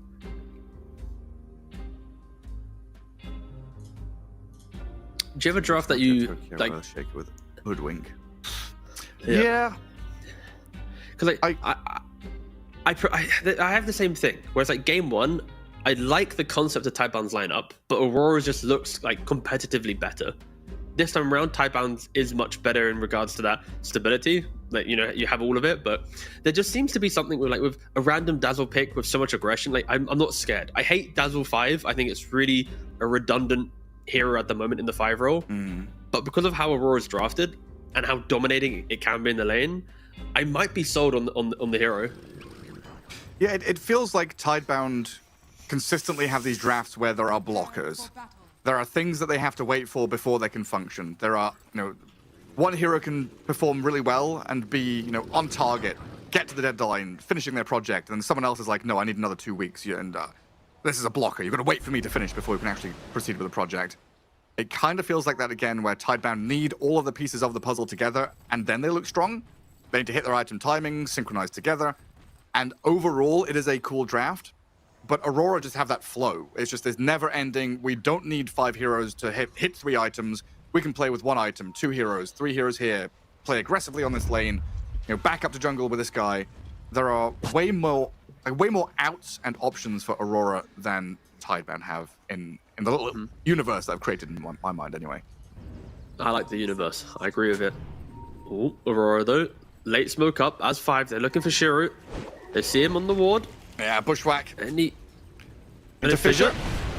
Light Striker is thrown, but the Fissure is good. Into the Hypnotize. And the Gyrocopter steps up with a final touch of damage for Nightfall to get the first blood, killing the opposing carry already. Just these big 5-man moves. Find a first blood. Already putting Tidebound under your boot. We'll see how the bounty runes go, though, as Echoes and New both grab 1 apiece. Ollie gets a southern one, but it looks like Planet should get that 3rd for Tidebound. Yeah, it's a cool little setup, right, for Aurora, because we see teams now try to break the trees against Hoodwinks and lane. So they're like, you know what, let's 5-man smoke to where the safe lane of Tidebound might be trying to, eat the trees, deward. If we find someone, we kill them. If not, let's go deeper into the jungle. So yeah, Aurora keep thinking about their lane setups, and Shiro cancelling the twin gate of Nightfall, but hold up, there's a team around him. I mean, Mira and Toronto Tokyo are here with the bushwhack and the damage. Shiro pops the 1, stays alive a little bit longer, but finished off by Mira in the end. And now you've brought Planet down here to try and fight back. Ollie is like, cool. Poison touch, some more damage into this Ringmaster. Looking to try and get back to lane somehow. An utter disaster for Shiro so far. But now it's a bit wonky. Like, Ollie's dragging wave. He's not able to play back up the top. Planet is thinking about twin gating, but can't get through there. What even is happening? Is Shiro just going to go jungle now, or what? He's smoked up. He's trying to run down the river. He's using the river plus the smoke to try and get down to bot lane, but still, we spoke about Shiro having to use the break, the extended break to. How is New died top? Because he's alone. But he was 1v1 against Gyro for ages. Now Dazzle shows up and kills him. Oh, it's all falling apart. And maybe they can get a kill on Mira here with the two supports, Planet and Y, chasing the Hoodwink down. Do we have a Bushwhack ready or anything? Yes. Mira does have it to delay things and slips away from danger. This is such a bad feeling for Tidebound. Of course, your carry dies twice. Look at the lane position as well. Pushed into Toronto Tokyo. You know, that twin gate, cancelling the teleports was the big story, right? You've got Shiro trying to go for a TP cancel. He then dies, and Mira beautifully positioned to Bushwhack cancel Planet. And then Planet's like, do I really want to go through the 28 again and have no mana? So he feels locked into this kind of like fake tri-lane. Meanwhile, all of that, Dazzle TP stops, so one twin gate causing absolute carnage at the start of the game, and Tidebound, they wanted stability, they wanted calm, especially after the last game, and they don't have any of that coming into the second game. Yeah. Full reset, lads. It's bad. Lena with 4 last hits. Mars has died top. Your Void Spirit is also dumpstering mid lane, 15-3 for Mikoto over this Echo's puck. Oh boy. Oh boy, indeed. Toronto Tokyo is pretty low down here. Trying to get himself close to the creep wave. So at least a little bit of respite for Tidebound in that bottom lane. And New, just in front of his tower, does get a couple more last hits to his name. That means Wisdom Shrine for Aurora. While we do peer into mid. 18-5 now. Mikoto getting tons of denies. Not an easy one for the puck. But this is quite a back and forth matchup. In lane, it can be hard for the puck, but then in game, the coil can really make the Void Spirit suffer if they're on an even playing field. Yeah, the 22-7. Phew. It's obliterating the puck. The puck's always quite a... to me, I always think puck is a reactionary hero, right? In the draft, you want to see what you're laying into, you pick the puck, you dominate, but when you blind pick the puck and open up, you know, big lane dominating players like Mikoto just to lock in his hero, you're already in the back of your mind thinking, what's the comeback? Didn't realize puck was so political. Planet's gonna get clicked down by the Dazzle. 4-0. And maybe with an active rune, Echoes can play into the side lanes? Yeah, maybe. Yeah. Gotta get level 6 first. Yeah, let's get to 6 minutes, see if he gets to level 6. I mean, you'd assume so. Unless he dies, but yeah. Get the active rune. Of course, Nightfall, look at his positioning. If this happens in a couple minutes' time, that is a coil, a spear break. You are going to kill off the gyrocopter. So I think Nightfall, he's allowed to be aggressive right now, but has to be mindful that the comeback potential in Tidebound is the TPs. Man, Ollie and Nightfall just pushing so much damage onto New. But look at Shiro in the bot lane as well. Planet not able to hold them back, while Mira attempting a little move there with a tree and Bushwhack, not landing on Shiro. Y is able to hold the line at least, but it is uncomfortable across all 3 lanes. Like a 2k lead, 6th minute of the game, that hurts.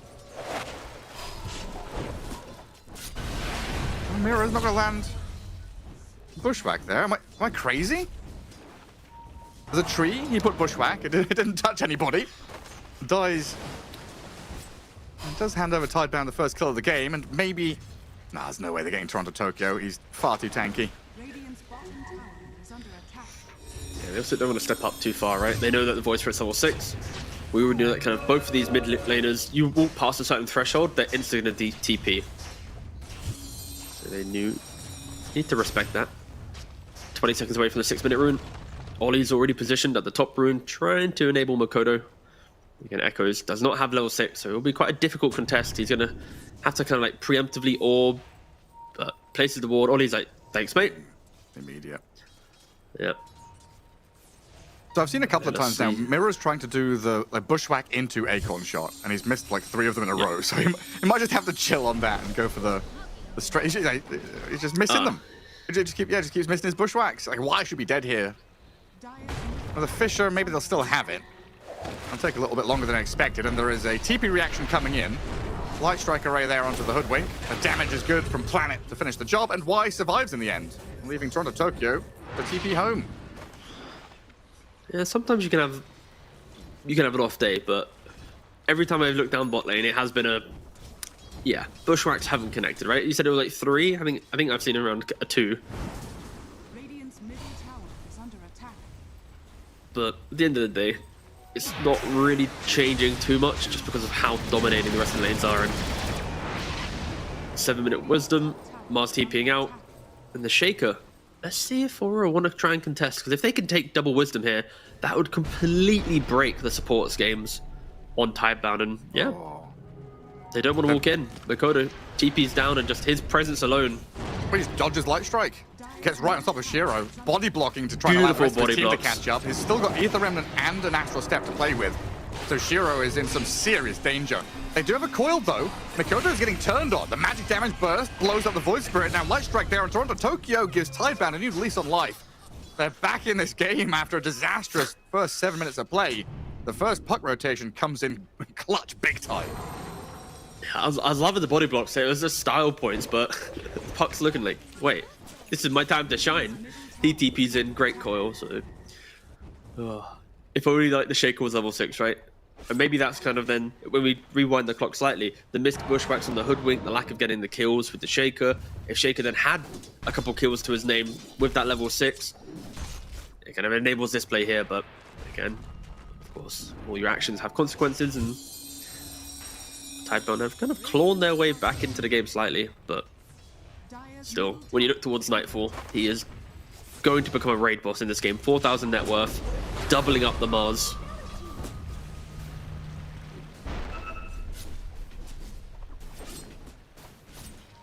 I kind of forgot the new existed in this game. What a brutal way to... I mean, fair. I mean, Planet's level 3 at 8 minutes, so... Oh god, have you seen Mira's net worth on the Hoodwink? Oh. Where's all your money? He has 0 CS, and... duh. I didn't think it was this bad, but... yeah, I guess it is. 1 kill, 2 deaths? That's Yeah, wild. but, yeah, he Just has, like- spending everything on regen, I guess. Yeah, I guess he did die a couple times in moments where then things happened after, right? But still. Reel in. Gonna grab Toronto Tokyo. He's got raindrops and used the wand. No further reaction from Aurora though, no need for it. Just a mirror bushwhack into Acorn shot. They're not gonna land the enchant totem, so Toronto Tokyo not wanting to stick around any longer. And can't finish the kill. Heads up like that. They're in fact bringing Nightfall and Ollie through the twin gate though. The classic gyro move, looking for this kill into tower take. It's not immediately happening, and the Naga illusions will eventually scout them. The Dire scan, so they know that people are still around here and reacting. So it's a forward play from Tidebound to try kill Toronto Tokyo. Aurora realizing the jig is up, going to try return to their lanes. As Tidebound have fought their way straight back into this one. But Nightfall and Mikoto take New down for the 3rd time in that top lane. Yeah, the lane ward from the Dazzle is just giving so much presence for the Gyrocopter to understand, like, is the Mars alone? Is anyone trying to back him up? Keep going for the kill.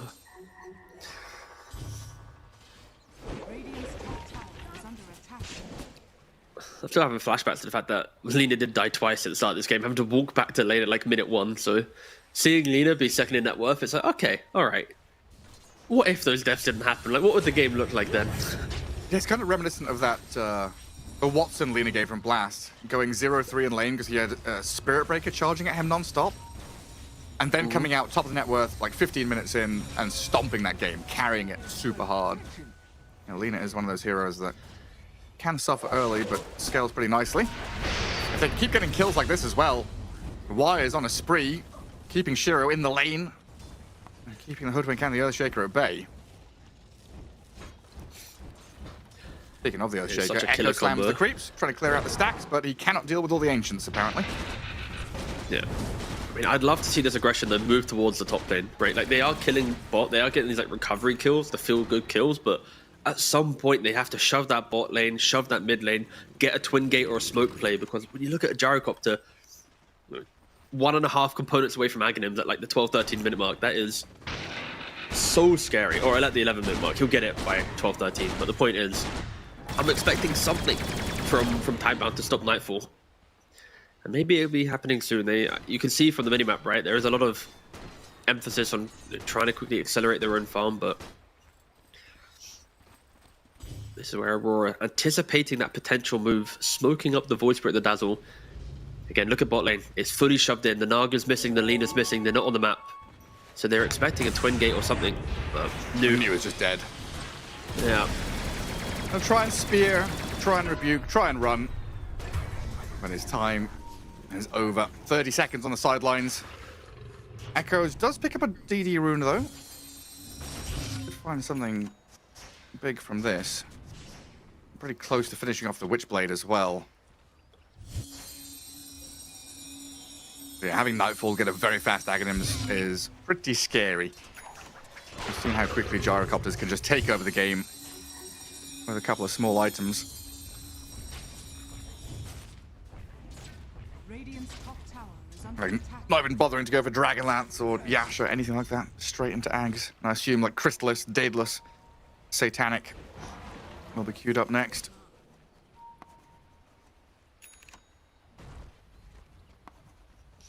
And Toronto Tokyo still farming jungle to get to his blink. Mirror trying to control the Ancients, look for more stacks, but with a coil from Echoes, quickly dispatched with the Hoodwink.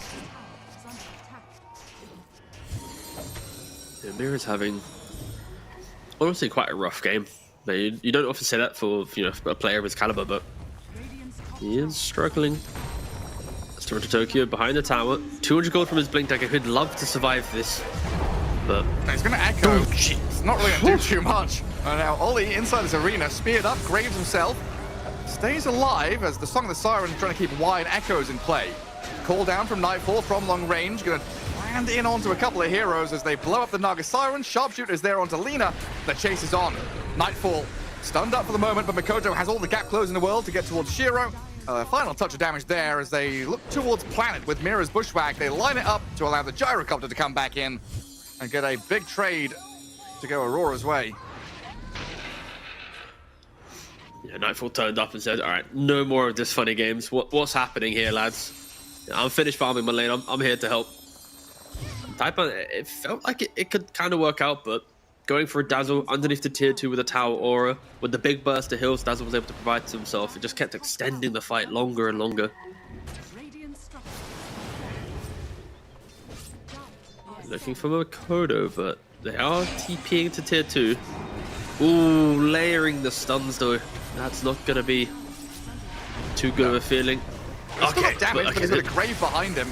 Ollie's here to save the day. So Makoto's all right, even stepping forward to try and find a kill. What's he? That's madness! Psychotic gameplay. What?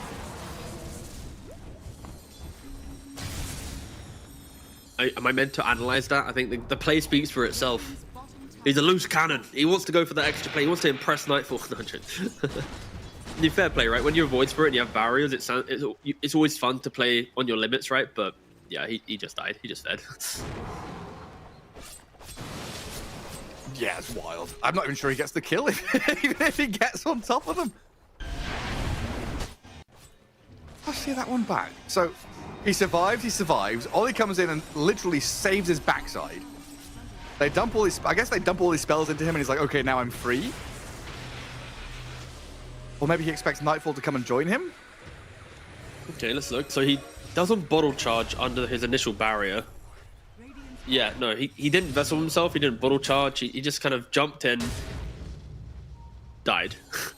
I mean, there's a statement play. Yeah. Trying to kill the pug, but that's just not good in the end.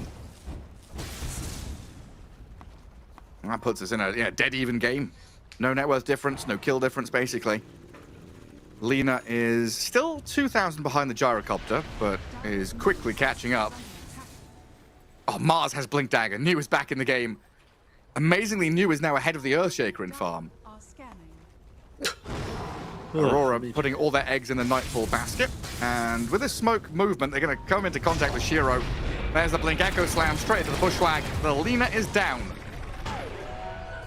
Reaction from Tidebound, nowhere to be seen.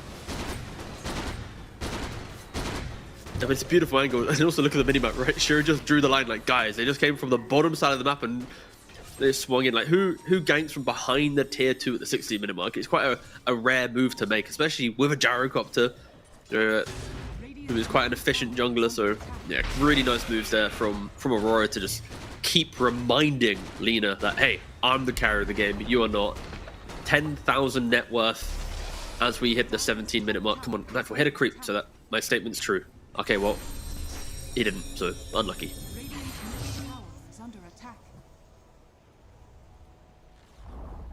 Echoes does have the blink dagger, about 50 gold's time, so I mean, there are some moments for Taipan to play on, but I'd love to, again, I've said it before, I will say it again, I'd love to see a move where the blink of the Mars, the blink of the Puck, like, go find this gyrocopter. The problem is, Puck and Mars are enabling heroes, right? They use their toolkit to make other people do damage. And Lina is very vulnerable at this stage of the game, right? She doesn't have a BKB. She has no way to like hold her position.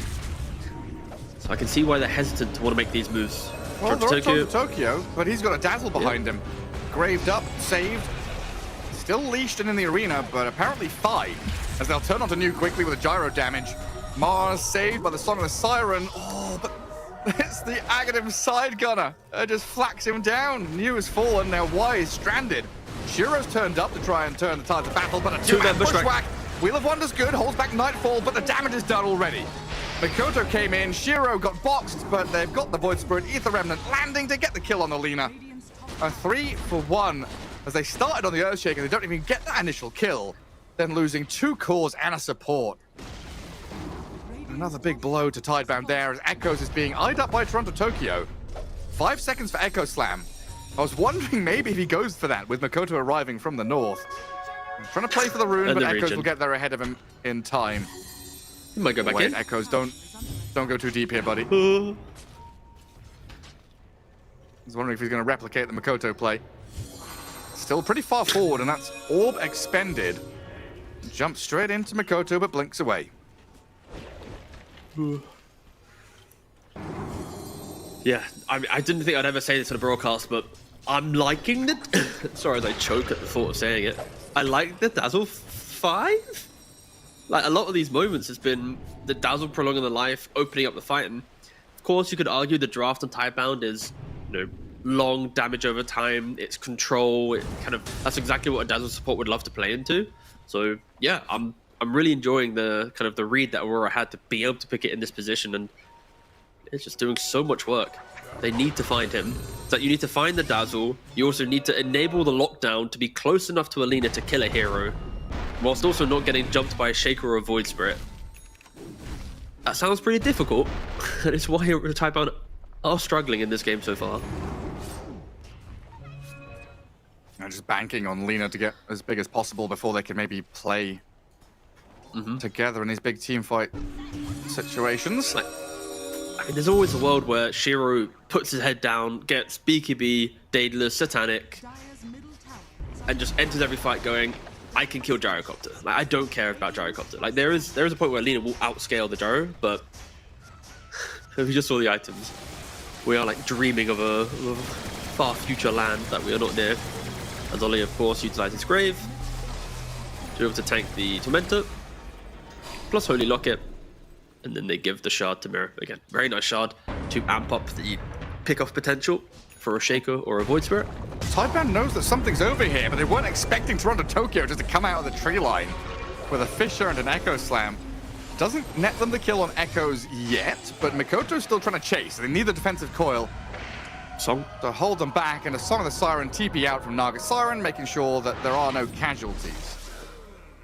Ooh, okay. I also wasn't aware of that, to be fair, but Dazzle, when you go into your Nuffle projection, you don't get Song, so you can also stun people up if you're in range. That's kind of cool. Today I learned.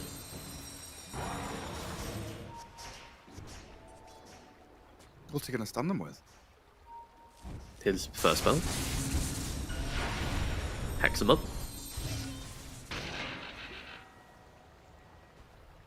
Da, da, da, da, da.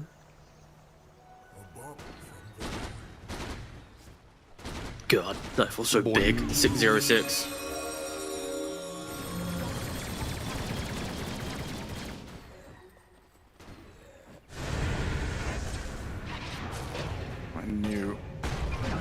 way out in the open again.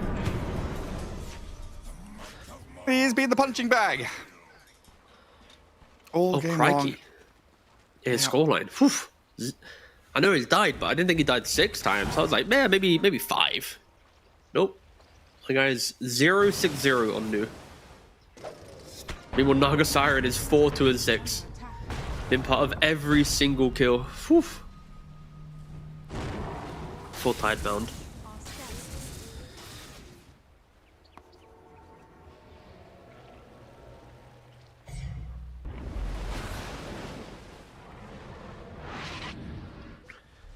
How you doing, Gareth?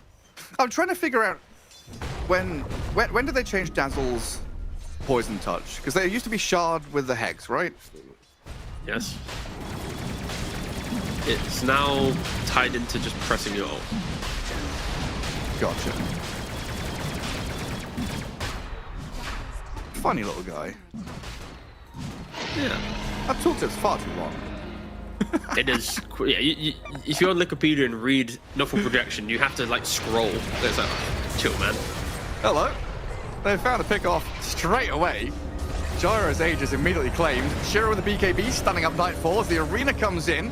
Fisher trying to protect the Gyro on his way back out, but he's been surrounded. They found him. Shiro picks up a double. Now a coil on Mikoto. Aurora coming in 1 by 1. Break away with this. The ensnares there. Now Fisher lined up. Toronto Tokyo can't blink Echo. News on his tail. He's gonna have to spend it just to try and bail away. So Mikoto finished off by the orb. While Aurora completely fall apart. Trying to defend this Gyro who lost his life with the Aegis. They end up losing 4 heroes. I'm gonna request a replay of that fight because whew, Tidebound, we set these conditions on how do they want to start a fight. Like, what is their checklist to maybe being able to fight into Aurora that was scaling so beautifully, and they found it, right? Shiro hitting the tower, Nightfall just runs in head on, and look, Dazzle's not ready. Nightfall wastes his BKB in his first life. He's got so overconfident, a thing that we just don't see from Nightfall. Nightfall is a very disciplined player. He will press the BKB early, he'll maybe even hold the BKB for the second life, but just running head on in, kind of dragging Aurora, like, oh, okay, we're fighting. So for Tidebound, they're of course going to want to take this engagement anew. Sure, he's died 6 times, not had much of a game, but his job here, stopping Toronto Tokyo from entering the fight, stopping the Blink Dagger, of course, from the Earthshaker, just constantly threatening him there. You couldn't ask for a better fight from Tidebound, but also you couldn't ask for a worse start to an engagement from Aurora. I'm surprised. They feel invincible, right? They feel like they've dominated this later stage. They're running the game. Gyro is miles ahead, gets the Aegis, then immediately losing it. Just look at that. Not respecting the Lina who comes out with that Mjolnir BKB. That's the treat of a Lina, right? Like, at any minute in the game, if you can just stand your ground and right-click the entire time, you are going to break people. You are going to do the damage. But Aurora had done such a good job at finding him, right? The smoke ganks at 16 minutes to find him, to the early lane kills, they were always stopping Lina from feeling like she had presence. The one time they forget about her is when she steps up, and I say forget about her. Nightfall kind of ran head on into her and died, but the point stands. 3,000 gold lead now for Tidebound. They're chasing. They're looking. Blink is on cooldown, so ooh, Echo's having to BKB. I like the BKB pickup though. It is a nice BKB pickup, right? You got big magic damage from Gyrocopter, the control of a Shaker.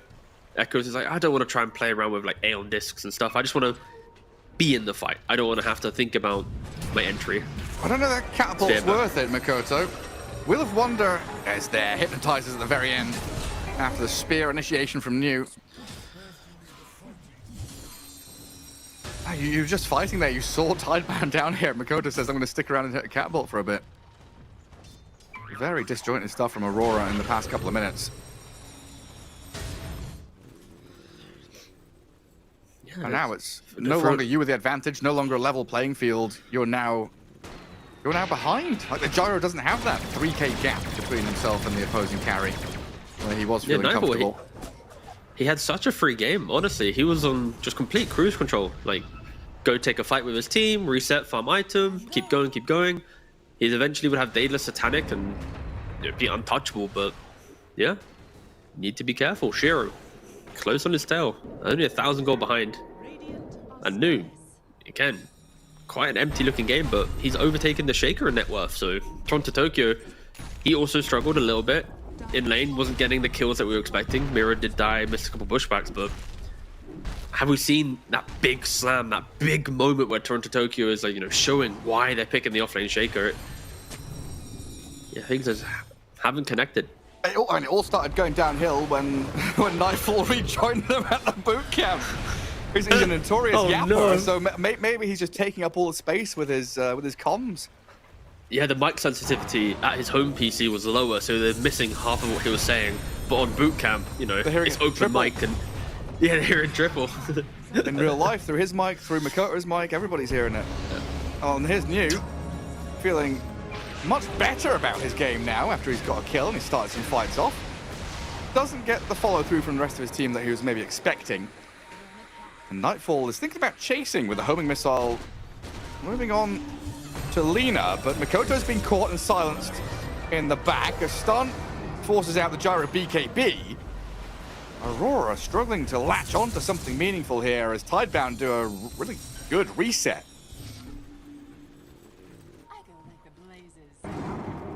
Things have got sloppy real quickly. Yeah, for Tidebound, it's go for an objective. As soon as you see Aurora react, just reset. Because these are the type of moves that honestly just annoy Nightfall, right? Again, we always speak about him being like a disciplined player, an efficiency player. If he wastes a TP and now has to run back across the map, like, you know he's just getting more and more frustrated in the game. Like, and this will eventually compound to another mistake down the line. You know, if I'm Aurora clicking my offlaner, I'm not inspired by the by the quick buy. It's like, all right, what are we doing, boss? Oh, it's second item. You'll get there. Aeon disc? Yeah.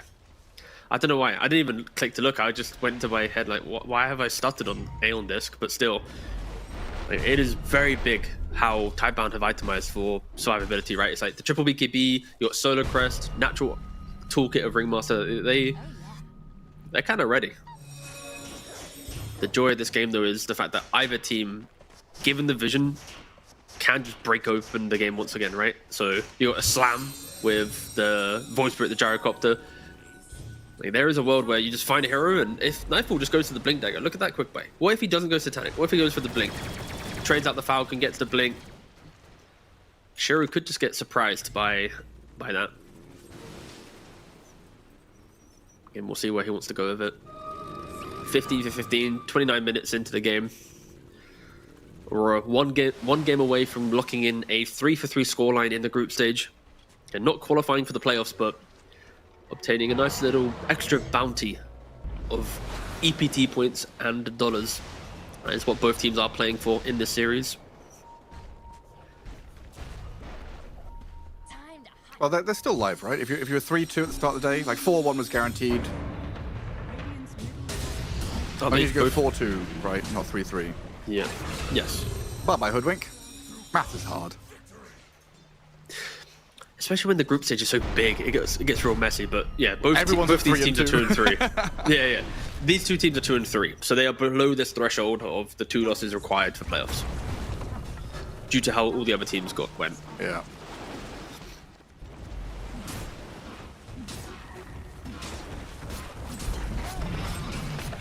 And Tidebound in a pretty good spot for tier 2 into Tormy. A couple of seconds until we'll see when Roshan respawns. Reasonably long one. Ooh, and Shiro is looking for the Silver Edge potentially. So we'll see other carries just keep going for big statement items. Shiro is thinking more about the positioning, you know, not allowing the Shaker initiation or the Void Spirit that potential comeback. But look how silly Tommy is. You take it, plus 2,500 gold.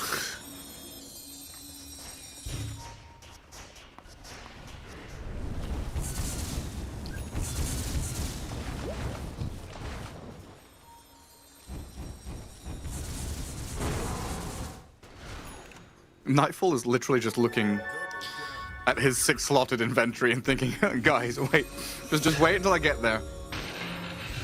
Maybe just regrets not going for Dragonlance or something. He's been struggling to have the range to get his damage out. But I guess when he gets to Swift Blink, that will be fixed a little bit.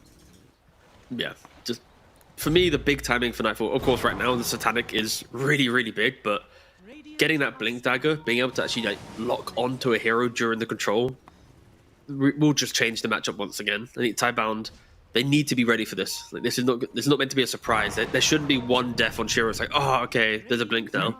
Smoke's about to break. It's a real delicate moment as they see the supports. Toronto Tokyo jumps them. Echo slams down Planet. Arena and BKB up from Shiro, pushes back the gyro. Glimmercape to save him. Aurora hunting, looking to continue this fight as Mikoto is going to get onto the back of the Naga Siren, but the jump away from Y blinks the high ground. Does he have a TP to escape? The Fisher comes out now. This does get popped there on Toronto Tokyo, unfortunately for him. Just killing off a support and losing that cooldown kind of sucks. Tidebound down 2 supports, but with the way that started, pretty happy to get that cause out of there. Yeah, Tidebound, they just got jumped, right?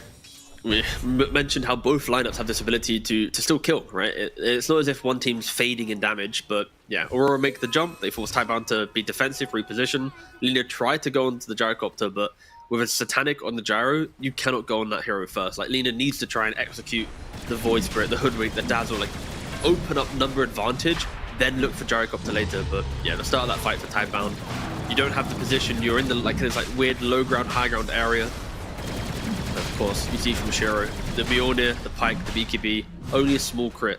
He's still an item away from threatening Gyrocopter in the damage department. They're going Roshan, throwing in the wheel. BKB Puck is in there, Echo's taking some big damage from Nightfall, who still gets the Aegis and the Roche kill. And on towards the Mars, who gets boxed up for the moment. Laguna Light Strike dumps some damage into the Gyro, but Shiro's got to bail now.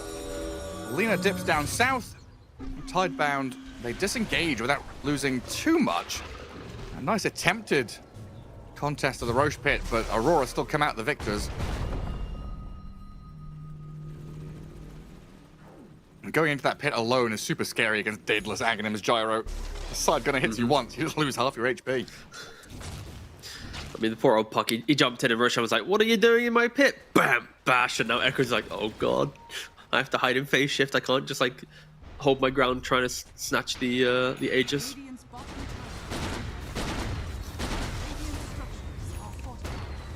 Oh, the Aegis on Nightfall again. Round 2. Of course, the last time he had the Aegis, he did TP in, wasted BKB die. They kind of open up the game for Tidebound, but yeah, this time they're set up, or at least they thought they were. Mira was trying to scout out the incoming heroes of Tidebound. He was placing the ward behind the tower. It's kind of like the classic water place when you're sieging a tier 2. Get that behind vision, see if they're setting up to defend it. If not, you can be relaxed. If they are, of course, think about the blink dodges and whatnot, but Tidebound aren't looking to de-ward that ward, even though they saw the Hoodwink.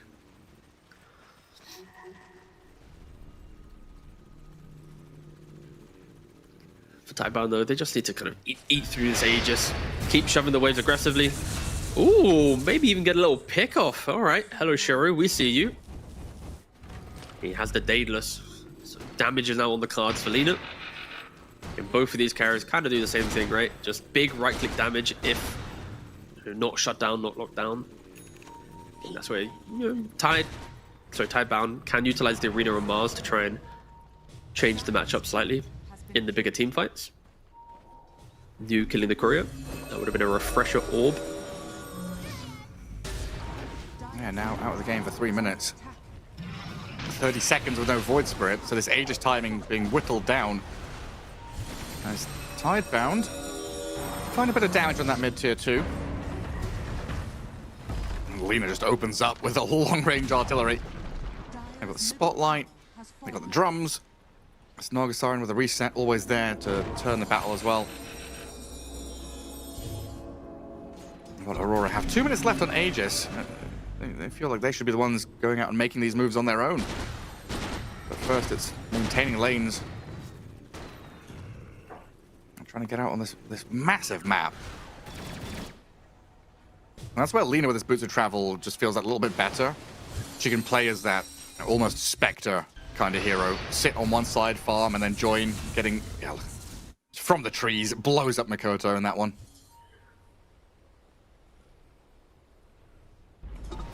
But you can play opposing side. Not show yourself. Be tucked away very safely.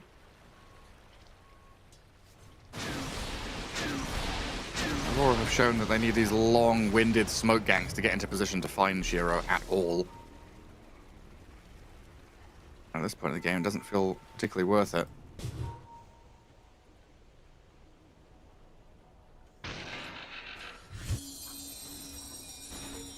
Yeah, for Taiwan, it's just keep dodging, keep waiting, open up the fight when there's not an Aegis in play. Again, 1 minute and 10 left on it. And to be fair, look at it. When you look at the power play, Aurora have lost 5,000 gold under the cover of having an Aegis. You know, that kind of the mindset when you have one is to walk into, kind of, hold your hand, walk down the lanes as 5, try to make these moves. And Taiwan, though, they're TPing in, but this ward behind the tower that they didn't de-ward when they killed the Hoodwink might have seen a couple of those teleports. And that doesn't mean Aurora is able to disengage from this area. They go for the scan, they don't connect. Taiwan, they're looking to take the fight. Again, to me, it just feels like it's a little bit too soon, right? With nearly a minute on the Aegis when they started teleporting in. If Aurora were ready, that would have just been an Aegis fight that they have been expertly dodging for the last 4 minutes of said Aegis. Again, 22 seconds now. Now would be a good time for Taiwan to fight. They are marching down the lane, though. They're not trying to hide what they're doing. This is a very clear statement to Aurora. Gyrocopter picks up the Swift Blink. Yeah, try and okay. Push out the wave. Stop the advance on the tier 2. Mm-hmm. And they still have the high ground vision in their Ancients area. So they're trying to play under the observables that they've got. But Tidebound are going to respect this. Fully retreating to go play out the rest of the map. I guess now you've created this vacuum where Aurora have to push out mid, bottom lane, move into that bottom jungle for the top, bottom tier 2. Already thinking about the next Roshan coming up in potentially 2.5 minutes. Looks like there's all the room in the world here for Tidebound to get into that next round of items. That Silver Edge, which Shiro will go back for after that Daedalus Satanic he's managed to pick up. The Aghanim Scepter of the Puck is here. And honestly, new on this Mars. Still down at the bottom in terms of net worth, but he has very well recovered. Closing in on the refresher. He has the clutch potential, right? Like, when he gets that refresher, I'm looking at Nu. He's going to be the big deciding factor, I think, for Taiban's fight. Can he protect his team with the correct arena, forcing Nightfall to BKB to maybe walk into the arena to stop his ranged hits from being eaten by the wall? If he then does that, what happens with the second arena? Is he then stopping maybe Dazzle from getting in position to get a grave off? I think Nu, even though he's had quite a, again, quiet game, he will be the reason I think Taiban are able to potentially close out this second game and force out a game 3.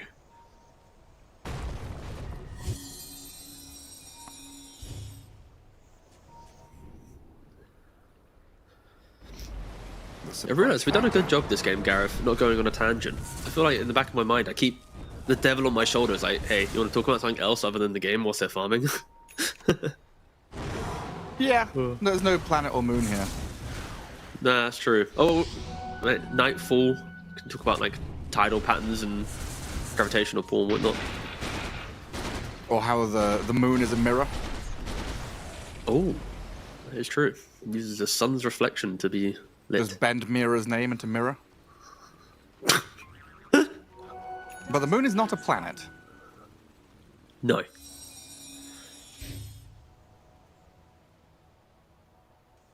Talking about the moon. Aurora. Do you think the moon landing was no? Smoke up. That is correct. What will Aurora find? This Shiro's going to show on that lane. They know the lane is nearby. Mira's going to scuttle forward, try to scout. But Toronto Tokyo smoke breaks, and he's in the wave vision, so they won't be able to find the opening. And the D-Ward is there from Tidebound. Everybody tightening up. If this is an instant Roshan spawn, it seems like both teams want to be ready for it. 5 seconds to go. And a 5-man smoke from Tidebound now to return the favor. I don't see any Radiant Vision to play into on that dire side of the map. Whereas there's plenty of dire vision here around the Ancients for Aurora to play under. And new smoke breaks, immediate jump on the Earthshaker, but he under saves him. They hypnotize the Gyrocopter, the Grave comes through and he can Satanic back up. Nightfall stands his ground and fights into Shiro, but they pike down to low ground. Toronto Tokyo goes for the refresh, jumps on the Lina. A ton of control, but not enough damage. The Song of the Siren's good. The second Eon Disc is there. Toronto Tokyo breaks free while Makoto is getting stunned, speared, caught on the edge of the cliff. Cannot be saved. Gyro now will finally open up, but Shiro standing tall, able to get a Hurricane Pike back as well. Nightfall sent to the high ground, not where he belongs. Another grave. Up again, saved by Ollie, but for how long?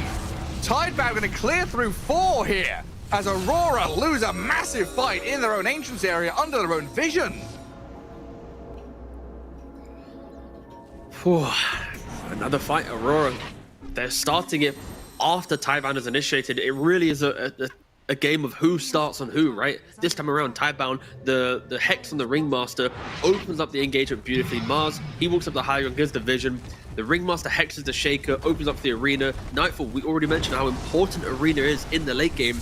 The arena protects Shiro, forces Nightfall to BKB, and then you have this little back and forth between the two heroes where they're kind of like dancing in and out of the wall, and all that time, Gyrocopter's not converting on big explosive damage that he can do, right? Just get in the middle of the fight, flak everyone. He's not doing that at all. He's just entering this like one-on-one fight with Lina, and when you have a Satanic on both the cores, of course they're going to survive kind of the big brawl. And yeah, for Tidebound, perfectly just taking this fight, kiting, and yeah, Toronto Tokyo, the Shaker. Have you felt the real effect of him in this game so far? I'm personally leaning towards it's not punching into game compared to the likes of the Mars, right? It feels much easier for New just to go in and kind of sacrifice himself, say, hey, this is a big arena, we'll fight around it. Whereas Toronto Tokyo needs to pick an actual target. He needs to go on Lina. He needs the team to follow through, and if they're not all on the same page there, he just feels wasted. Yeah, and whilst we talk about the last fight, right, we have a refresher picked up on Naga Siren, a refresher picked up on the Mars. You know, when you talk about BKB usages for Nightfall, he has to be so careful. What if he BKBs by himself and then there's a song? Everyone goes to sleep, but Nightfall's awake. Tidebound just hammering into him. It's another reason why Naga Siren is such a menace at the late game. You can exploit BKB usages really nicely. And Tidebound, they can, you know, sense the blood in the water. They're going crazy on this map. They're just running around together using the gem. Oop, not dewarding though. Only one hit and they backed out. Got a coil down on those gyros, just BKB's up low. They're going to try and escape from this one. The arena's good. Nightfall's pinned up inside. They've got a grave down on him, but I don't think he's living through this one. Hexed up again. The Skadi will take him out from Shiro. Gyro gone for 100 seconds with buyback available, but it feels like Tidebound are just running this game. They'll double buyback now and look to try and fight back alongside Makoto and maybe an Echo Slam out of Toronto Tokyo. He's there onto Planet. Shiro's been exposed with the Fissures lining up a nice cross pattern to block him in.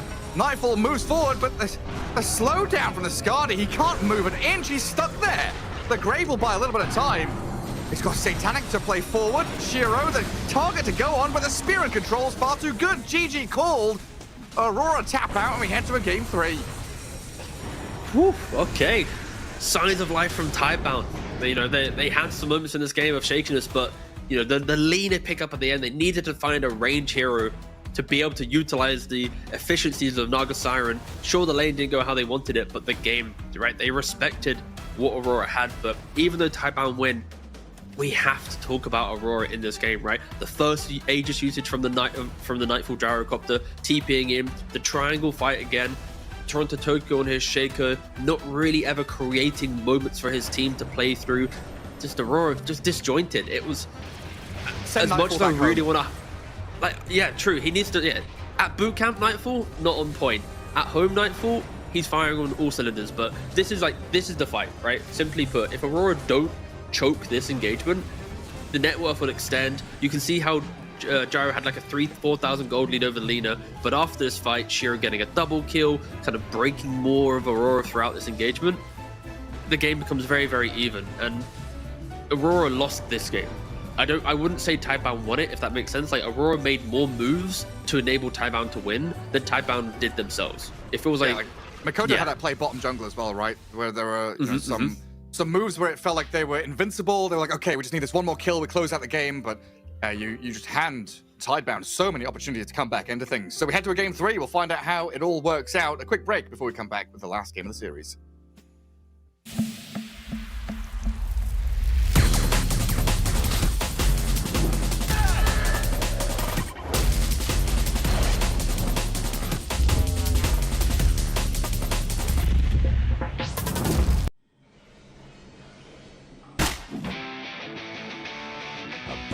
Bloody time.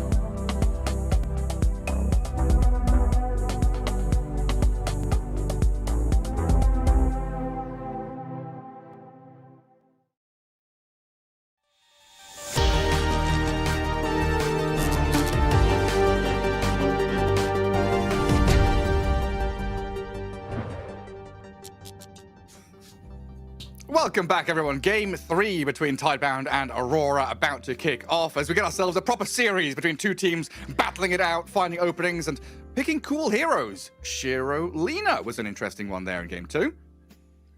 Yeah, honestly, a banger. I feel like this series is kind of giving us like the little specialty heroes that we just don't see too often, right? We've got like a Dazzle pickup, we've got the Lina pickup. Like, I'm just happy we're seeing. It's not new things, but it's like the things that other teams don't respect. They're trying to, convert in a best of 3 here at the end of a group stage. So, loving the little bit of 7.39 creativity coming from both of these teams. Yeah, just have a bit of fun towards the tail end. And I mean, we just keep highlighting Shiro as needing. It feels like he needs comfort more than some of these other carries in terms of connecting with his team, having this hero that they play around. Lina, absolutely one of those. Even with a disastrous laning stage where Nu was 0-6 in lane, he was able to come back and be that frontline bodyguard and say, I will literally throw my body in the line and protect the Lina for the entirety of the game. Yeah, no, it's I like it. Honestly, I love this playstyle of Tidebound where it's like, if Shiro has a reason to scale, Tidebound look good. When Shiro has to do anything other than scale, Tidebound look very shaky. So it's like, we see it from like our casting position of all this information. I'd like to think Tidebound come to the same conclusion at some points within their drafts and games. When you look at the big wins they've had, right, against your Colt, there was like a big Gyrocopter, a big Ursa, against Passion UA, like the Medusa, the anti-mage. Here we have the Lina. Like, Tidebound, they win off of a very clear type of Shiro. So let's see if, of course, Aurora can force Tidebound into an uncomfortable position. Maybe they force Shiru onto a non-scaling carry that can make things a little complicated, but... It is also that like stylistic thing as well, right? When we talked to New about what he would like to see in the patch, or what he feels like Chinese team, you asked the question about Chinese teams in general, you know, since TI not really performing that well.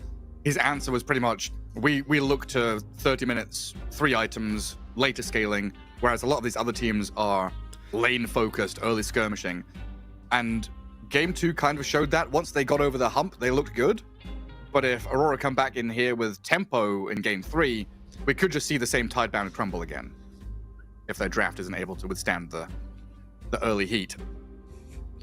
Yeah, I mean, a lot of these middle pack teams in the tournament will always live or die based on their draft. Like, top teams in the world, they can have a bad draft day, but still find like the little mini moments of magic to create a win. But unfortunately for the Auroras, the Tidebounds, the Navis, anyone that you kind of look towards being like a 3-3 type team, this is probably the most critical phase of any game for them. They do get the Shadow Demon. What's available then? So Chen's available. DK. Yeah. Of course, the Timbers band, the Nugs band. So it does feel like everything's kind of been there. The main ban from Tidebound though is like after game 1, Batrider is banned out in game 2 and game 3, which is a very, very good ban in my opinion. I think just the way that they played it on Aurora really just stopped Tidebound having any fun.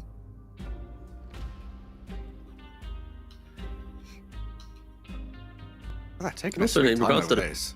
We paused again. No. Wait. No. For some reason, my brain lagged. I looked at 152 and I was like, wait, hold up. Nah, so like Tidebound, they banned the Jakiro themselves to pick the Shadow Demon, right? And in the interview, I said, if Jakiro is available, they will pick it. So it's kind of cool to see that, you know, you can argue Shadow Demon is also a very good hero, but you know, they are putting more stocks in SD than Jakiro. And now Nightfall, the redemption arc. He's on his return tour. Yeah. He wants to run back to the gyrocopter. And then I'm guessing Tusk ban again from Tidebound. So that's been a go-to for Mira for quite some time. Mm-hmm. I mean, it simplifies the gyrocopter's gameplay as well, right? Like, you're so aggressive on the map, you create opportunities, you have tag team or drinking buddies if you're, depending on how you're laning it. Yeah, Tusk is a very staple ban to put into the mix. I think it's got to be said, Mira did not have a good Hoodwink game. So we might just, look at him there. Like, no Hoodwink this time. You could imagine him playing a Ringmaster or something instead this time around, maybe. Yeah, the problem with having a bad game is when you have a bad game on a very important hero. Important hero, but also like not skill expression. Like what's the phrasing for like a hero that needs to show off like mechanical? That's it. I don't know why I forgot the simplest word in Dota, I guess, but mechanical. Like when you lose on a mechanical hero where you're normally at the top of your game, that can really hurt your kind of like confidence going into the next one. Like if you have a bad ogre game, you're not like, oh god, I didn't hit my multicast, you know? Yeah. Like when you miss 22 billion bushwhacks, you kind of go, maybe I shouldn't pick Hoodwink. I might miss another bushwhack, right? Like that can hurt you. For some players. I don't know if it would hurt Mira. I think like maybe he just goes, well, shit happens, go next. But some players won't play another hero again if they do miss spells like this.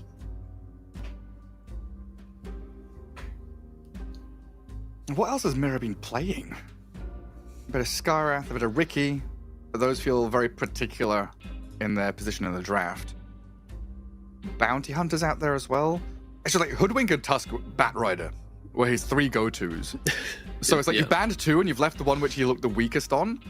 I think this is a difficult discussion for Mira here. Yeah, it is. But not only that, they need to make sure they have backline jump, right? One of the problems that Aurora had was consistently finding the backline. They had the Void Spirit and the Shaker, but it would have been nice to have a little bit more from the support duo. So maybe they already discussed like who is meant to be the Shadow Demon killing hero. Well, they do pick up the Skywrath Mage. An interesting pick because Shadow Demon can always counter Skywrath, right? You have the Dispel through your shard to get rid of Ancient Seal. You have the Disrupt Save to just buy time under the cover of a Mystic Flare of a Skywrath Mage. So it's kind of a big positional battle between these 2 heroes.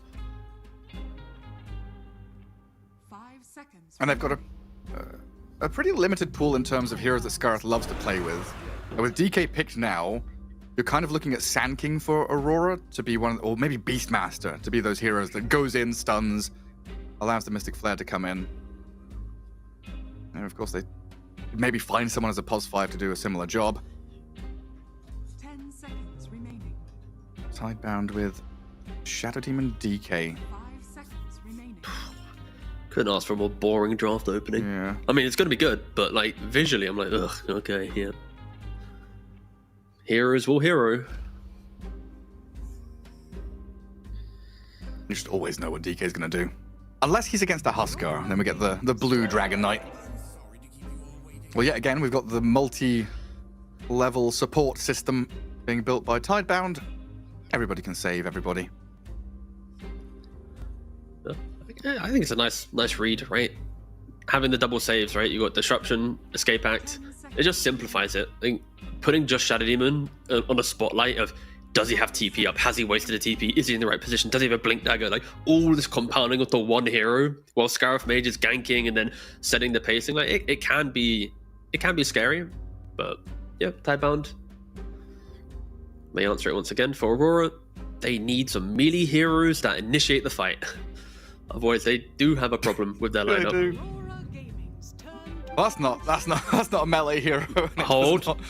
The Sand King, please. It's got to be Slardar, Sand King, Beastmaster, Primal. I think those are the big 4. Yeah. Axe. The problem with the beat. Again, the double save on Tidebound will thwart like the desire to pick up like a Primal, right? It hurts you. At least Aurora, they're looking at, okay, let's win our lanes. When you pick up, oh, they do pick the Primal. I was not looking to talk about it because I think there's enough anti-Primal stuff in the draft to annoy him, but yeah, I agree. No, they don't care. They're readers. We're going to get a blink on the Primal. The Sky and the Ench will play through mid lane. We'll break the mid tower. We'll farm on the gyro, and we'll use the tempo of Primal to just go crazy on the map. Like Tidebound, they have great saves, but their early game is very slow, right? They want to wait. They want to save a guy. They want to play under their tower. So for Aurora, there's a really big window to be explosive, but Tidebound, they need an offlaner and probably a mid to try and just threaten Aurora here to bring some life to Tidebound's kind of slower scaling lineup. Well, here's both. the greatest flex of all time. Probably mid, probably Echoes, but can offlane. I guess you don't want to offlane into Gyro Enchantress, though, do you? No. Yeah, Not it's like really. you pick Slardar. It's like, surely this is just a mid pick, right? DK is going to carry, Slardar's just going to mid, and then we'll probably see a new hero for the offlane. I want to see Tidebound pick a freaking Tide, man. Stop picking this Bristleback for new. Give him the Slug hero. Just one time. Just one. Underlord even. Something big. That doesn't require 3 items of farm to be useful. That is exactly what would break Aurora's style of game plan, right? I already mentioned that they want to win lanes, they want to try and take towers, try and do all this stuff, but yeah, damn, even Aurora respecting the bristle. Okay. They're pushing him onto the Tide. Maybe they know something. He's so bad on Tide, guys. Let him play it. And like Gyro and Ench into a Tide, you could argue the Gyro is really good against Tide because you have Barrage with Afterburner Facet. Like, but it's like after the lane, the rest of the game does become just a struggle. That's the whole point of picking a Tide. It's this like 20-minute blob. And they ban an Ursa, so they still respect the Slardar to offlane, DK to mid, and all that shenanigans. And I guess hero to hero matchup, Ursa's pretty good into Gyro. Can be good against Primal. One of the heroes that kills Ench as well, when she's like Ench is kind of the scouting hero here with the summons and her hero body as well. Okay, Mikoto. What time is it? Probably spirit time again.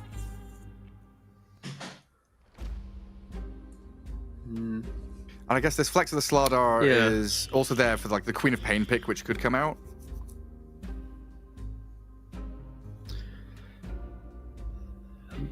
Yeah, I don't really know what Makoto wants to play right now. Like, he is set up to pick anything he wants based on how Tidebound pick.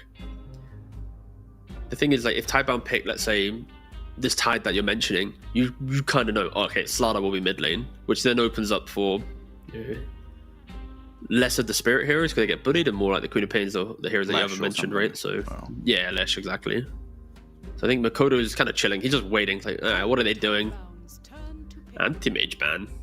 Wait. No. Sir? No. Storm? What anti? Did they It run is out of? No, they Medusa. didn't run out of time. So Slardar off lane, or again, technically DK can still be off lane, right? We have seen Yandex off laner do this, but I just don't see New playing DK, you know? yeah, true. Okay, so for Tidebound, their response to Aurora map play is just putting them on this like carry to carry timer, right? Like, you first pick your gyro, look how you had problems into our Carolina. So Tidebound's pretty much going, hey Aurora, you're gonna make a mistake, and when you do, Shiro's ready to do it.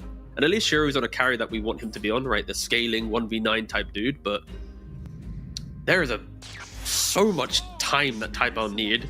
3 physical damage cores that all need items to feel good, 2 saving supports that need presence from your cores to feel good.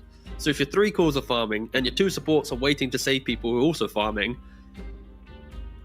I mean, this is probably the greediest early game that I've seen from a team potentially on Tidebound. Yeah, kind of one of the complaints we had about Tidebound as well, and what New was bringing up in that interview the other day.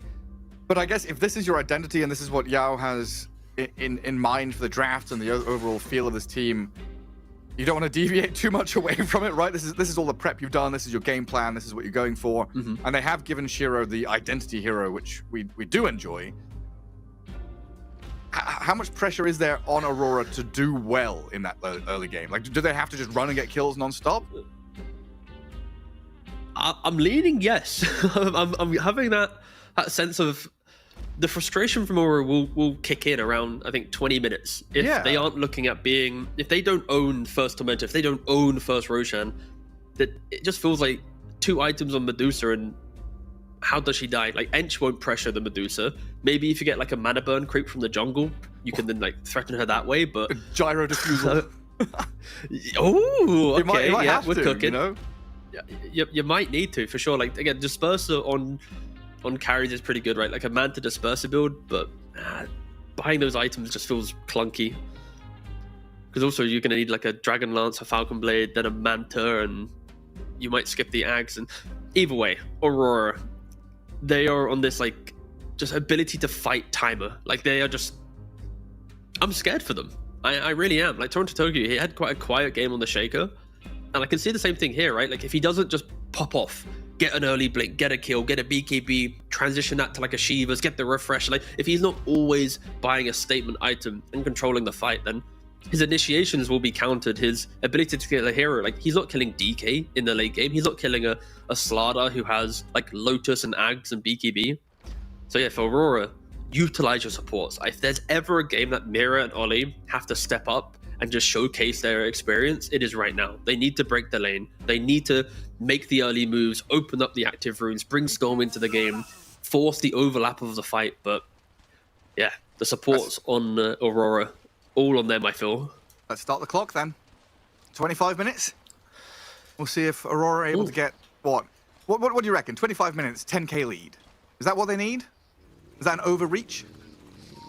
No, I think it's fair. It's always difficult though, because you've got a gyrocopter, right? Like a gyro doesn't try to break open the game this quickly. So yeah, I'd say 10-12k lead at 25, and Aurora has a good shot.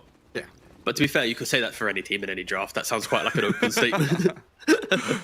Yeah, but it is a very scary Tidebound late game here if they're allowed to get to it. We'll see how things go, though. We still have this opportunity, you're saying Ollie with his Enchantress to kind of chip open the tier 1s, get pressure into the mid lane, mana burn people down.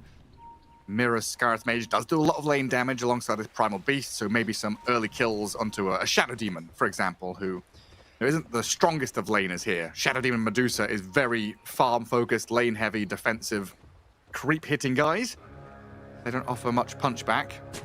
And then Slardar with Ringmaster into the Gyro Ench is also going to be kind of nasty. Already Shiro is getting harassed away from the bounty rune. Still going to be a 2 for 2. But they'll start out with... Now, is this a lane block, or is this a lane clear with Trample? Or it might just be a Y kill. Force disruption already. And Chandras has a blood grenade. Chuck it in onto Y, who goes for the TP across to the tier 1 tower. And then Toronto Tokyo has blocked the wave. Okay. Yeah. Double TP from the safe lane duo of Tidebound. But they do TP in time to keep the wave at least in front of the tower. If they double TP'd and were late to the block, whew, that would have been a devastating start to this lane. Minus 200 gold, right? Massive net worth swing in the favor of Aurora. And now a courier, Mikoto just gets a courier killed mid. Don't expect to see that.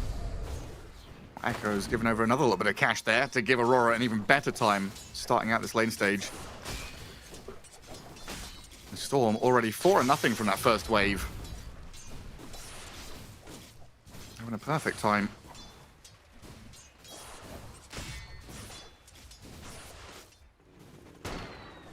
And Echo's on this DK. I can't remember the last time I saw him play it, but we've had a decent amount of Dragonite mids. Still go for this Corrosive Dragon. Wait, hang on, is Mirror dead? Top with a snake. The blood grenade damage not quite enough from Y to finish it. So the Primal will trample down, turn on Y, but equally cannot trade for the kill. Yeah, for mid DK this game. Yeah, mid DK is no longer going for this just blink initiation. They still scale with the carry items, right? Yeah, but I kind of feel like maybe if you want a bit more aggression in the lineup, then Echoes could think about like a Blink Orchid build potentially, just to try and lock down that Storm Spirit a little bit longer, stopping the Primal Beast with his Pulverized pre-BKB. Like there is a window that it could be an option. Going on to Mirror, they do miss the setup of the Gorgon's Grasp. Well, Shiro just out of mana though. Medusa does get the takedown on Mirror and gets away with a little help out the magic wand. But now they've got no tangos, no mangoes, no nothing here to keep the Medusa happy. They have a Bassi coming out on Courier for the Medusa, and then they have only a Clarity and Salve on Shadow Demon's Courier. Sometimes at this stage you bring out like 2-3 mangoes on a support, and then you just force feed the Medusa. Nightfall. He's all right at half health, and they're going to turn on to New, who has a Fairy Fire under his tower to stay alive, so he's actually going to survive. There's a cool little attempt there to get onto the Gyro and look for the kill, but very optimistic. Mirror steps forward up top. Another disruption into low HP Scarith Mage, but another trample onto Y should net them a kill.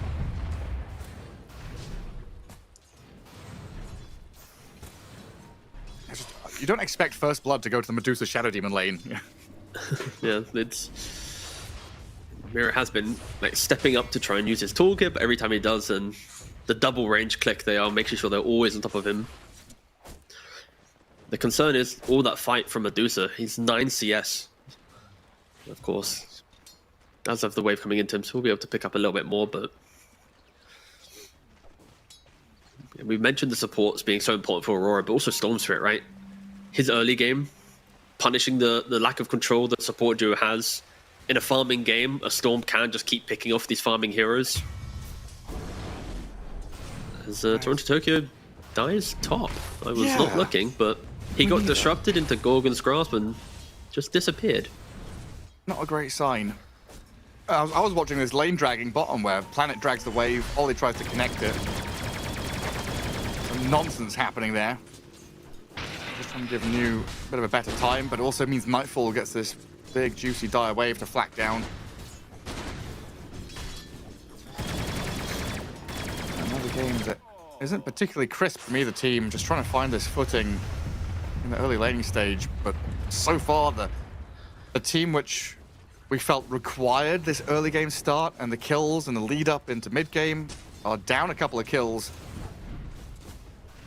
It's only really the Storm having a good time, so a lot resting on Mikoto's shoulders, especially once we get to minute 6 active rune to maybe find something.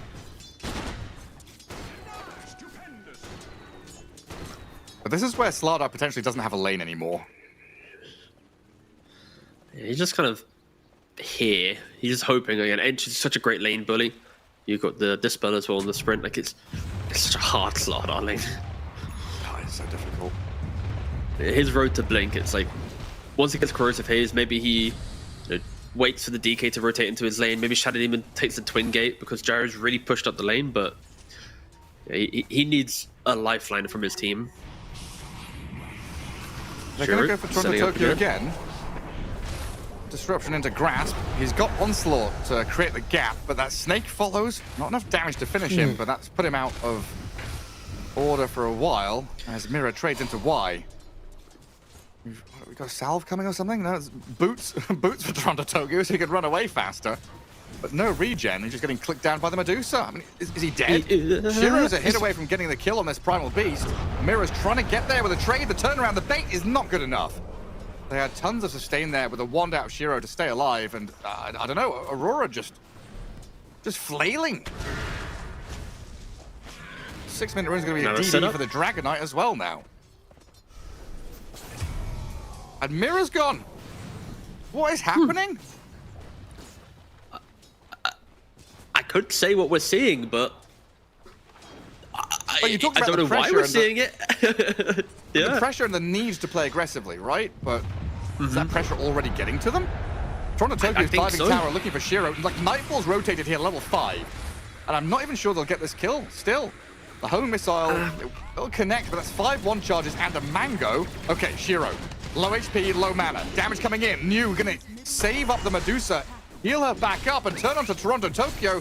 The Primal Beast is gonna die for the 3rd time, giving a killing spree to the Medusa. Entire band are laughing. You can see they are. I mean, New wants a high five. He wants to just remind Aurora what they're doing, because you can see Toronto Tokyo though, like he's trying to go for the big play every time, right? He's on 13 HP. I don't know what replay. Okay, we're gonna see the replay here. So Shiro's Kuro comes in, he gets the mango, he tread switches, eats the mango, puts the it back to strength treads to maximize his HP. Of course, his mana pool is dwindling, and New rotates him to get the kill. But even the fight before this, right? It's a 13 HP Primal who tries to use the tree line to get the kill on Medusa. Again, Medusa's such a, you know, more death. Has been clapped here by New and Planet. Yeah, more death. Slardar will be glad to hand his life over to kill that gyrocopter just once. And this is also forced a 2 support rotation into the bottom lane. Yeah. A dream start from Medusa lineup. Winning lane stage. 3 farming cores, winning the laning stage, and having like 1,000 more gold on your carry to carry matchup. You couldn't ask for just a better start. And Aurora, the issue is, like, when you give away these early moves, you're dragging heroes around the map. Nightfall's going top, going bot. The Storm, like, he's having a good lane. Like, he had good farm, but with everything falling apart, he now can't call a hero to mid lane and go, guys, let's kill the DK on his first dragon form, because you're already, like, putting out fires elsewhere. Like, this is the perfect time here. Nightfall, you hit level 6 from playing stable bottom, you TP to mid lane, you put the cooldown, very traditional old school Dota, but you kill the DK, you run back to lane. That's not going to happen, because they've been doing the Twin Gates and all these other shenanigans. And Primal Beast, we said it's like not the best pickup because of the saves. He had to be explosive, and he's only got brown boots and double bracer to his name. Like, he might go for a phase, he might go for naked blink, but we're not going to be looking at Toronto Tokyo anytime soon to be explosive. As he walks back to the lane, and look at the Shadow Demon already disrupting up. Onslaught, at least, to get some distance. So he'll survive. I don't know what kind of life he's living, just running away from lane all the time. It's flashbacks to the Timber game, right? But in fairness, he caught up and was able to dominate that game on the Timber. It is quite different though. I think Timber to Primal. Timber can farm Ancients and can just farm jungle very efficiently, and a Primal has to, you know, angrily stomp his way through the map and hope to catch up. Yeah, I mean, when your carry hits level 6 in, like, I mean, the 10th minute of the game, it's a rough one. Nightfall finally has that cooldown ready.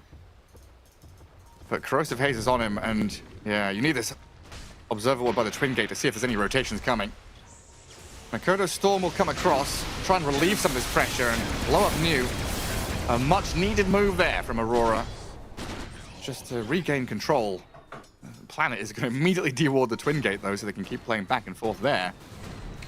And the age-old problem of you dealt with one issue, you killed the Slardar, you know, you stopped the lane bleed from continuing a little bit, give Nightfall a good time, and you see where Medusa and Dragon are just farming, building stacks in the Ancients.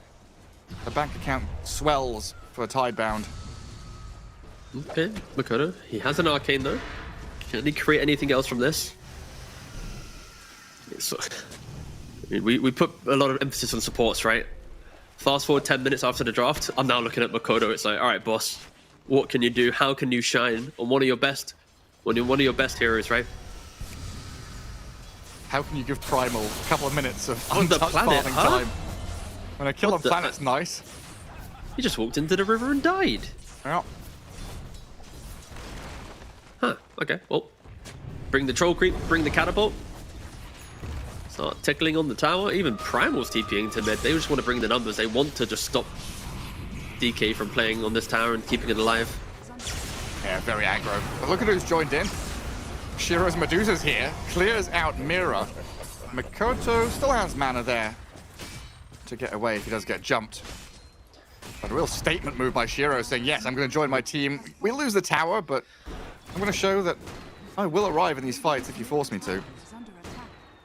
Yeah, both the forward positions overstepping in this early game. Now Echoes with another dragon form will take this tower, and because of taking the tower, he will have the gold for Blink Dagger.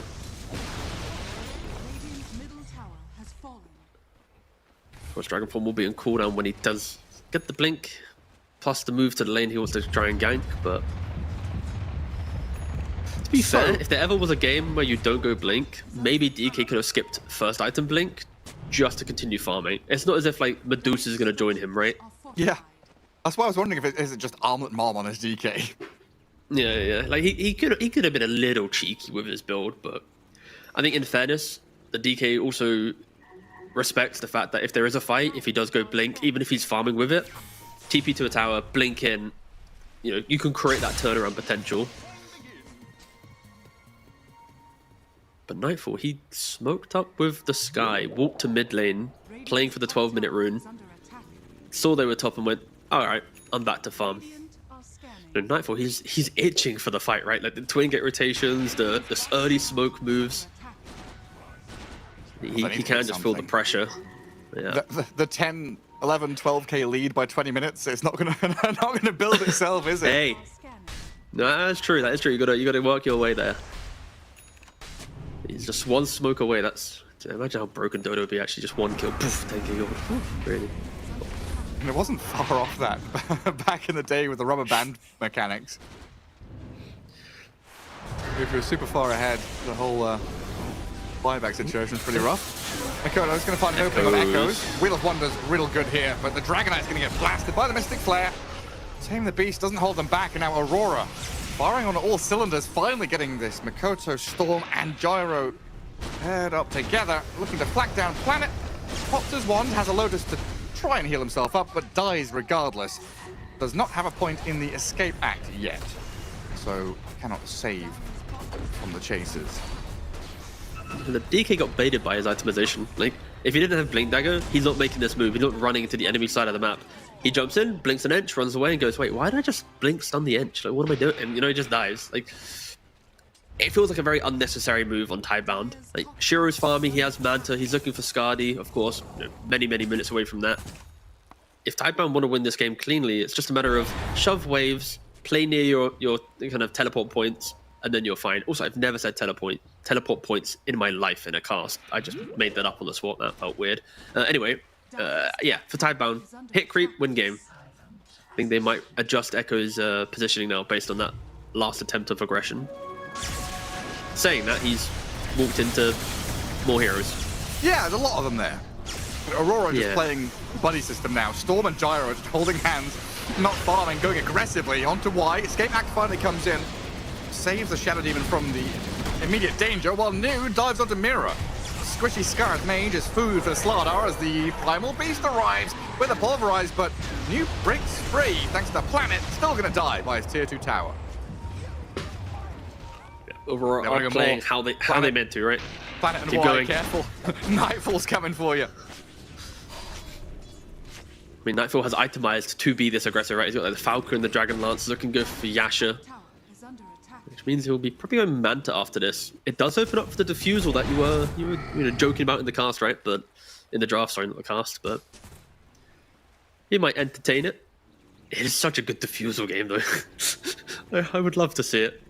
The Slardar, DK, and Medusa. Yeah. You hurt their mana pools. It is pretty good. It is pretty good. Flashback to the Thompson defusal versus that Bristleback all the way back in the day. Exact same logic can just be copy-pasted to this game. Well, they've really picked up the tempo the last 5 minutes. Aurora feeling the game slipping away from them with the heavy farming Tidebound side. But it's self-inflicted though for Tidebound, right? It's like the DK move bottom, the DK death on the bottom rune. It's his net worth just disappeared. Toronto Tokyo's finally showing up. He's still working on his Blink Dagger, but every kill will add up to that. And they've got high ground vision over towards the DK as well. So I can see with the Primal, he bought his shard, right? As it struck 15, he instantly bought up the shard. With the stone throw, it gives a little bit more control, but also just really clean wave push. I do like seeing Primals take the shard as early as possible. Yeah, especially with this like double bracer soaring business, you've got plenty of mana. Just to keep chucking spells. You have no concern with it. And DK being eyed up in his mid lane again. Escape act, magic resist, and the save gets him out of the catch. And that is the problem here for Mira. It is difficult, like you said, against these two saving supports to actually land your spells. And now there's the opportunity for Tidebound to go back in to defeat Ollie's Enchantress. Mikoto's Storm is still lurking here. Got a good amount of damage on Planet, but Tidebound have really tightened up. There's literally 5 heroes in the mid lane looking for a proper scrap.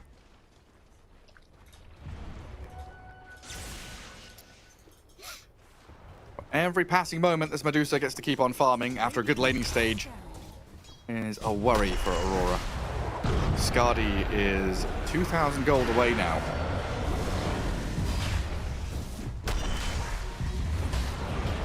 It's usually Medusa's big old timing. Toronto Tokyo drops to new, but Mikoto and Ollie are here. Does DK want to blink in and turn this?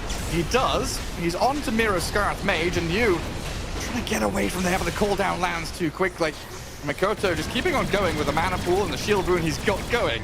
Looking at this Echo's Dragon Knight as a lovely target to pick off as Tidebound go and bite off more than they could chew. Yeah, Tidebound, they started with the nice pick of the Primal, right? But Nu kind of stayed a little bit longer, walked down the lane after the kill, and then Aurora. The tier 1 tower is still alive at the 17-minute mark. So thank you very much. Yeah, God, don't remind me of that. What am I talking about? Teleport point.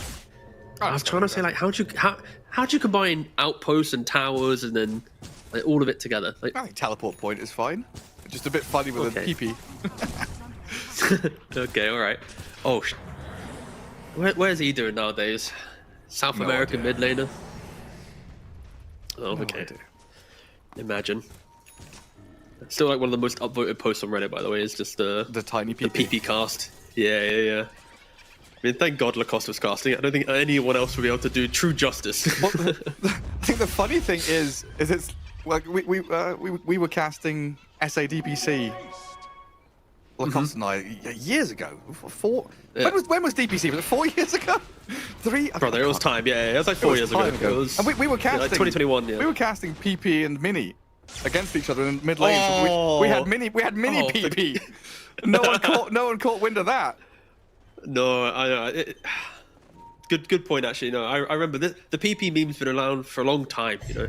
Yeah. We've all been aware of the PP, but yeah. Just take some good editing to get it up on the Yeah, exactly. That's all you need. Well, Makoto's going to try and break vision here, see what he can find in the back lines, but Y was well tucked in the trees. So Ancient's area taken over by Aurora, while Tidebound playing the buddy system here. Shadow Demon behind the Medusa. Planet's Ringmaster near this new Slardar. And combined with the Dragon Knight as well as they move up towards the top tier 1, evading Aurora's moves. Super even though. 11 to 11. 1k lead for Tidebound. Still a situation where Aurora need to pull out some outplays to get some pickoffs and good good team fights in the next 4 or 5 minutes. But it will be possible, right? The kind of the saving grace for Aurora's lineup is their ability to ignore the Medusa, right? Gyrocopter can by Blink Dagger. The Storm Primal naturally are high mobility based heroes. You know, if Shiro ever steps up too far, creates kind of like a rift between the positioning of, you know, her to the supports. That's what like the Storm needs to, you know, showcase his, you know, just aggression, jump to the back lane, type down their smoke up, just to go hit a Tormentor, who gets the shard. Congratulations, Shadow Demon. And now, yeah, it's going to be quite nice.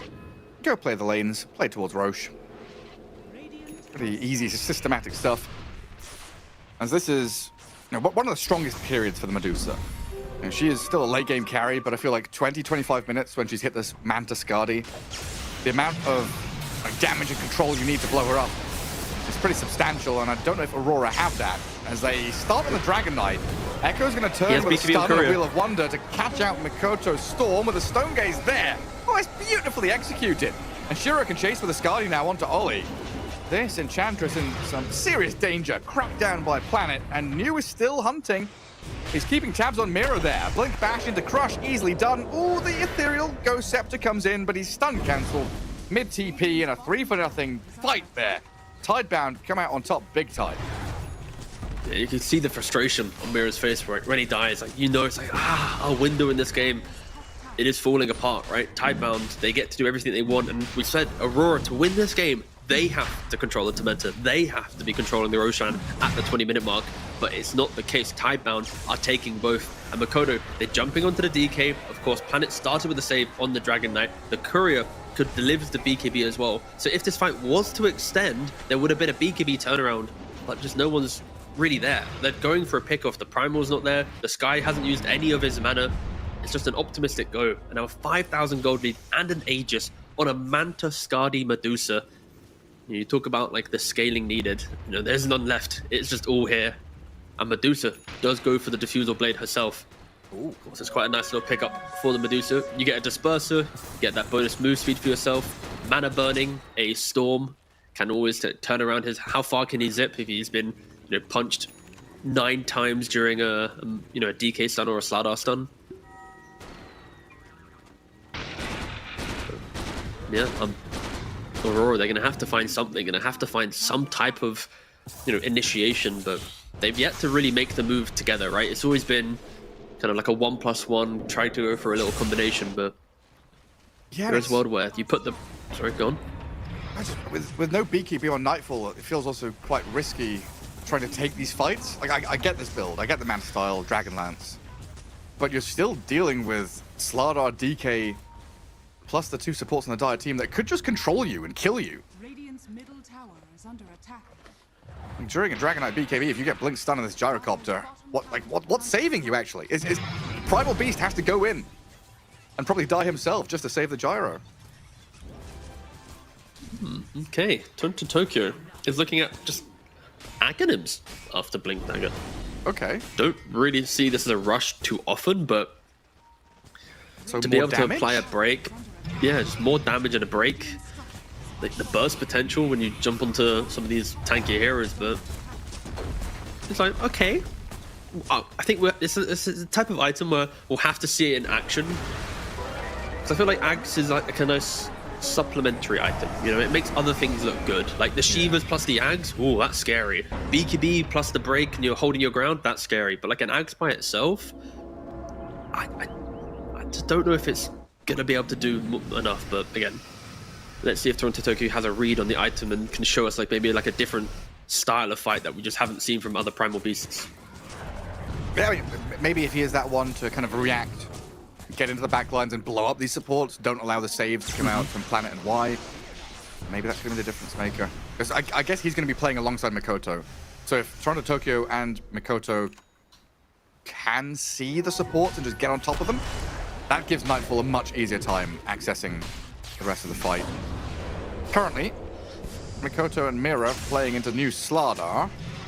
Dragon Knight's come across here as well, so Echoes is just going to quickly dispatch with a Skyreth Mage. Yeah, playing on the enemy side of the map is always dangerous. But now we're looking at double damage Shiro Medusa. And top tier 2 being a pretty easy objective. I mean, hell, can I go high ground yet? 4. 2 minutes of Aegis. Well, Dragonite and Slardar, they're there on Mikoto, trying to control up the storm. Ooh! Oh, he tried. It was so close. It was so close to living. He lifted his little leggies and his armies and tried to zip away. But he's dead. Has buyback available, but now you're looking at your Enchantress being shredded by this Slardar jump. The Medusa's damage. No buyback for Ollie. I guess he went forward to dispel the DD off the Dusa, so at least they're tier 3 surviving. But a new creep wave is coming in, and with a Dragonite here now. No Storm, no Ench. Aurora just giving this one up. You can see the Primal Beast pushing out top. You asked if they can go high ground. Gareth, I have the answer for you. Yes, very, very easily. Yeah. Oh, yeah. There's still 1 minute left on Aegis as well. Oh, it's very quick. Well, 10k lead for Tidebound. So that's a 20k lead by by the actual metrics. It's not an Alchemist game, but it feels like one. No, it's actually impossible for Aurora to get that. Even if Tidebound ran it down mid as 5 heroes, all died, they'd have to do it again to then give Aurora the net worth lead that we were looking at for them to be in a winning position in this game. Alright, Tidebound, you know what you need to do. Well, Toronto Tokyo just getting chain stunned up. Well. I love the expressions actually in these moments, right? Like Echoes get this kill, and I just see like an eyebrow raise, like, oh, okay, sure. What's he doing here? Yeah, exactly. What are you up to? This isn't Toronto or Tokyo. This is Tormentor, and you're not meant to be here. No visa. Imagine if Nightfall having to go from his like house to the boot camp was actually big enough of a mental thing to put them in a losing position. Like it's like one of those like meme statistics, right? Like the Liquid one for their group stage, where it's like Blitz wasn't coaching on the first 2 days, they win. He turns back up on the 12th, they lose. You know, it's kind of the same thing for Nightfall. Like Nightfall at home, win. Nightfall with team, lose. I just do can't love imagine the statistics that have no meaning. Does he not shower, or what's the issue? Oh, it used to be a problem. I think everyone's got their hygiene under lock now. As high ground ward could be valuable for Tidebound. They don't have their DK or Medusa here. Just allowing the Enchantress to move through the area. And it should get dewarded momentarily. While Toronto Tokyo, well, he's gone in with Mikoto. New is BKB'd up with the Wheel of Wonder onto this Primal Beast, and an escape act to get Planet to get away from the Mystic Flare. The miss uphill, but the damage is still there. Mikoto will Shiro's coming in. Land that final bit. As Shiro arrives, hasted up Medusa, running at you. And time to hide, Aurora.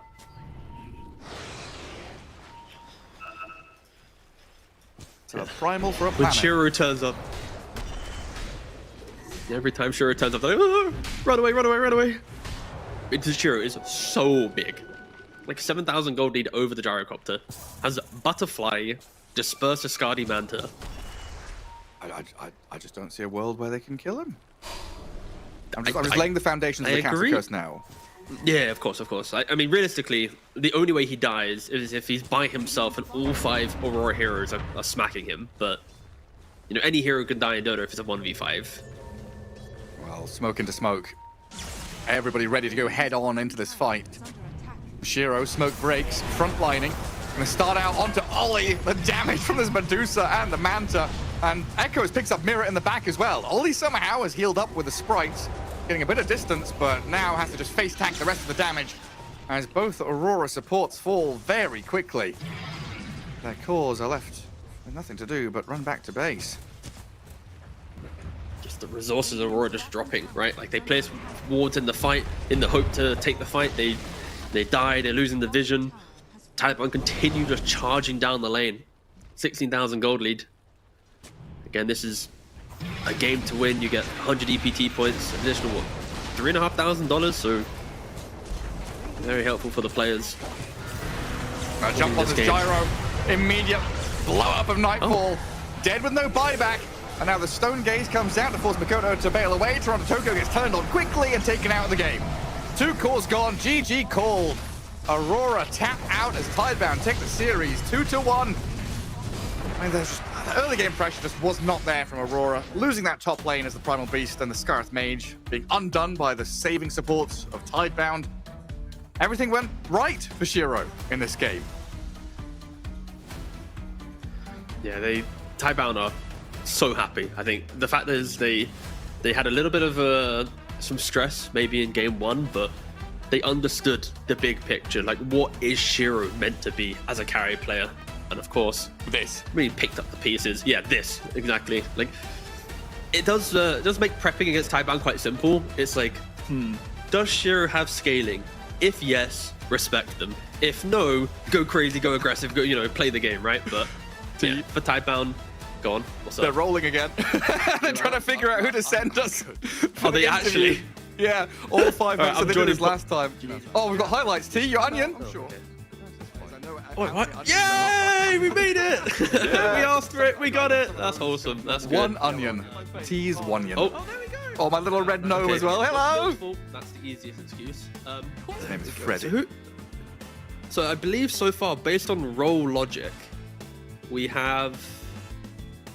Is it Planet? I think we're going to get Planet based on the role. If they honor the role, that is. So, spoilers, interview will be our sweet old Planet playing on his Ringmaster. Someone new. Good. Because we've had Y, we've had new. We want someone different. Mm-hmm. The roles will oblige. Yeah, I mean, watching this back, it was the Scarth Mage picked. We had that long deliberation over Mira and his hero pool, right? And it felt like the culmination of that was he did not have a game. Not able to play the Tusk or the Bat. Hoodwink he felt a bit shaky on. And then here the Scarth Mage only able to pair up with a Primal and a Storm into double saving supports was just rough from the get-go.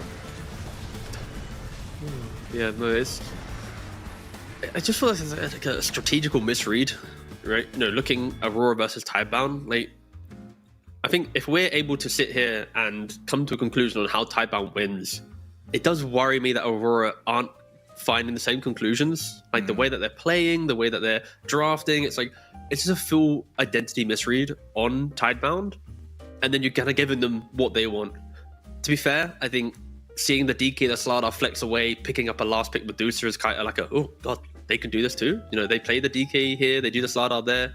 They're willing to lose a Slardar lane heavily just for Shiro to be happy. Like that, of course, some teams just won't respect it because, do you really want to sack your offlaner that much just for Shiro? But yeah, it happened. No more new Bristleback. Give him some of these heroes that get sacrificed and go in, the Mars, the Slardar, and stuff like that. Well, we'll figure out who we've got coming in for an interview, but I think we're going to go to a quick break and come back with that in a couple of moments.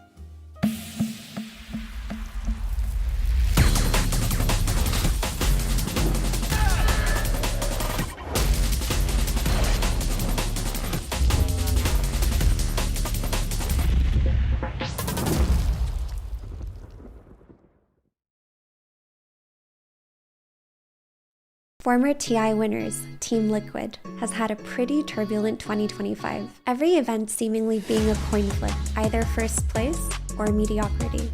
Following this, changes to the roster were made, with 6-year Team Liquid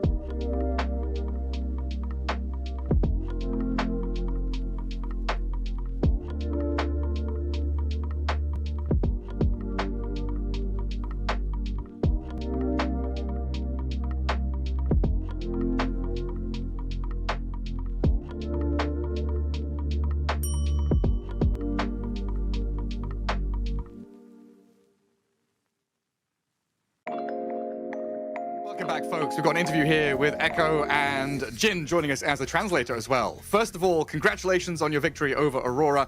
It seemed like it was going to be a pretty close one, but in the end, you guys found a nice rhythm.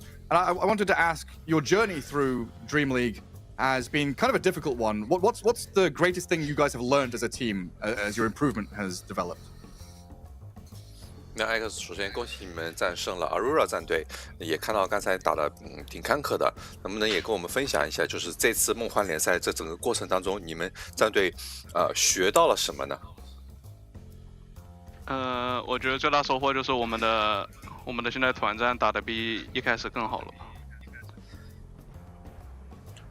I'll say the thing that we've learned the most, have benefited us the most right now, is that our team fight coordination is a lot better than when we first came into this tournament.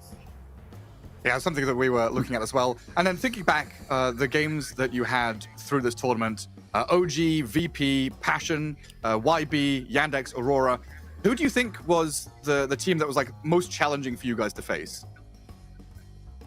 那也就是回顾一下这整次梦幻联赛，你们所有的对手，比方说什么 Yandex、什么 OG 战队等等等等，你认为哪支战队你们打下来是感觉难度最高的、最有挑战性的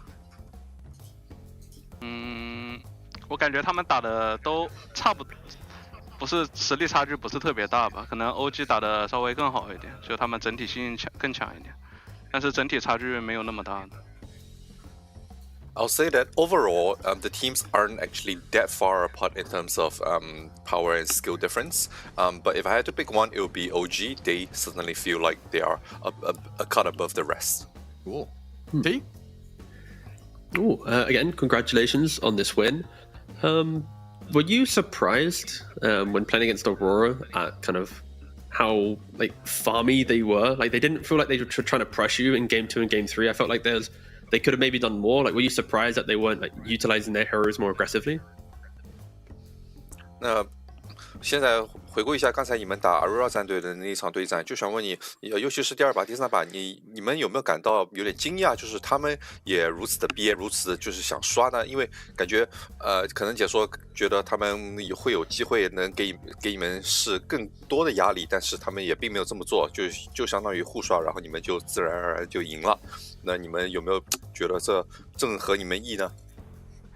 感觉是他们在一些关键选择上做的比较错误吧，就是他们比如说第2把他们刚打完盾，然后就TP 上路跟我们一起打了一波团战，把盾打掉了，然后团灭了，感觉他们关键团上的抉择比较错吧。I feel like the main issue is that they made a lot of mistakes or a lot of critical errors when it comes to some of the more important timings. For example, in Game 2, after they managed to pick up the Aegis, they chose to go for our top tower, where we were all prepared and to take a fight, and we took a very advantageous fight for ourselves. We took out the Aegis, so it immediately left them in a bit of a power vacuum where they didn't really know what to do at that point. So I think the key thing here was that they made a lot of critical errors with their decision making and the choice of team fights that really cost them the game. And my final question is, you, at least in the earliest phase of this year, you played on Team Titan, Team Tournaments. You were kind of like a qualifier player for Chinese teams. Now you're stepping up, you're getting to play the lands. Like, how does it feel getting to play the international events and not just being kind of like a regional player, now like kind of showing what you can do on the international stage? 那 Echoes 也了解你作为一个中端选手，你之前在比方说那个Titans 战队，然后在那个 Tournament 战队可能在从一个国际舞台角度来讲呢，你算是中国区的一个经常属于是中国区的一个预选赛的一个选手，然后现在终于也算是成功的走上了这个国际的舞台，你有什么感想呢？就是做好自己吧，把自己本职工作做好，就是你在什么地方，就是什么样的比赛都是一样的。I'll say that it doesn't really feel that much different with like any of the other region. As in, no matter which region I'm playing in, it's my job is simply to perform my best and to perform my role in the team. So whatever that I'm supposed to do, I just need to make sure that I do it, and everything should flow on from that point. Sure. Following that, then, my second to last, my true last question. My apologies. You talk about doing your role. Are you mentally prepared to do your role if there was to be a new patch during DreamLeague? 哦，那你说就是主要做好自己的责任，自己的本职工作就行了。那如果比方说，要是在梦幻联赛当中出现了一个就打比赛打到一半出现了一个新的版本更新的话，然后每个人相当于就是你自己的本职工作可能会有比较大的变化，你有做好这个心理准备去立马调整，并且就是尝试新的东西呢？这肯定会了吧？版本更新的话，就是你肯定就比拼的是大家就是版本第一天的理解，就是看谁对新版本理解的更好吧，这种就是。Absolutely. I mean, if a new patch were to hit, then it is the Wild West out there. Everyone is just exploring new playstyles, exploring new aspects of the game, and if it drops mid-tournament and we're playing against other teams with a new patch, then we are really competing about which team has a better understanding of the patch given the very, very short time frame that we have. So it's all up to every single individual player to do their own exploration and their own research and theory crafting. Nice. Thank you very much. Beautiful. Thank you so much, Echoes, for the insight, and Jin for the translation. We'll let you guys go and hopefully enjoy the rest of your day. Thank you so much. Thank you. 非常感谢 X 接受我们这次采访。Yeah, cheers, lads. Nice in-depth interview there, T. Just T's messaging me like one more question. One more question. Go for it. Keep asking them. Get more insight from the pro players. I just kept on. He just kept talking. Yeah, it's beautiful. To hear more and more from them. But yeah. Wraps things up for us. End of the broadcast for us. There's more Dota to come, but T, have you got something to say? Yeah, I do have something to say, mate, because that's the thing, all right? I saw this morning, I loaded up Reddit, all right? And on Reddit, they basically said, the patch indicator, it's when T bloody governor wants to do some weird stuff, right? I counted 20 kilos of rice, all right? But that's the thing. What if I cut 150 kilograms of onions, huh? How about that, guys? There we go. I asked you earlier how many onions you have in the household, but I got 150 kilos of these bad boys. All right, I'm ready to start cutting. People probably know what that means. So see you in a bit, lads. Have a good one. Yeah. Bye-bye.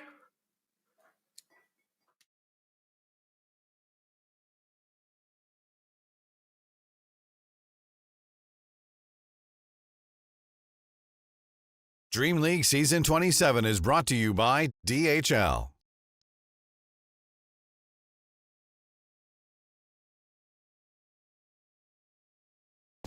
Team Yandex entered the world of Dota earlier this year with a roster of mostly young Russian stars along with one of the grandfathers of Russian Dota, Solo. Of course, this roster didn't last, and their current roster keeps some of the young Russian talent in Shiro Jr. and Noticed. They also have the Kazakh duo of Watson and Malady, and their secret weapon to tie it all together, Saksa. It all started when I had some offers and they didn't work out. I had 2 offers left and I decided to go Yandex, and in the same time Saksa messaged me in Discord like he wanna try something, and I said to Yandex like we can take Saksa and try with him. The current roster doesn't have much experience together, but quite frankly, they're off to an incredibly good start. 3rd place at Fissure Playground 2, beating teams such as Mouse and Tundra.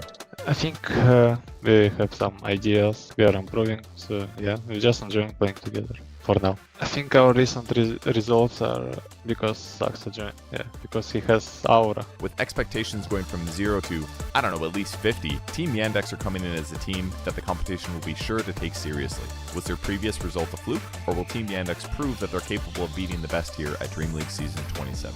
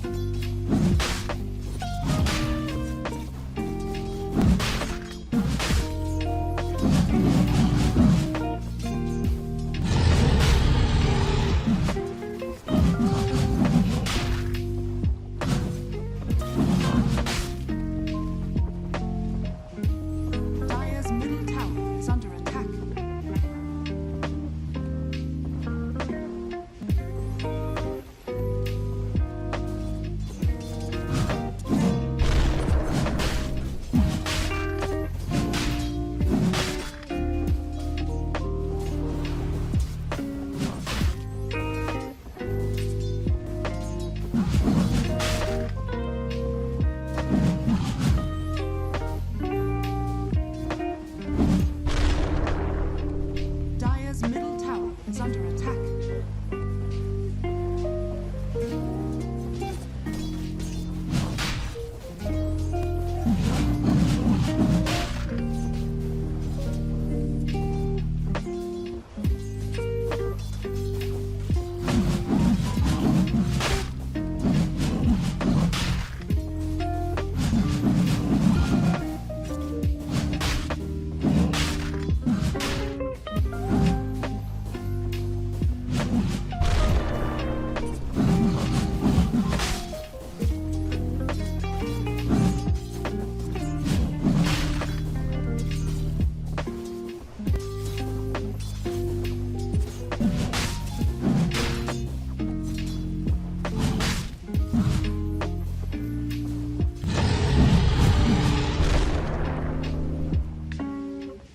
Dire's middle tower is under attack.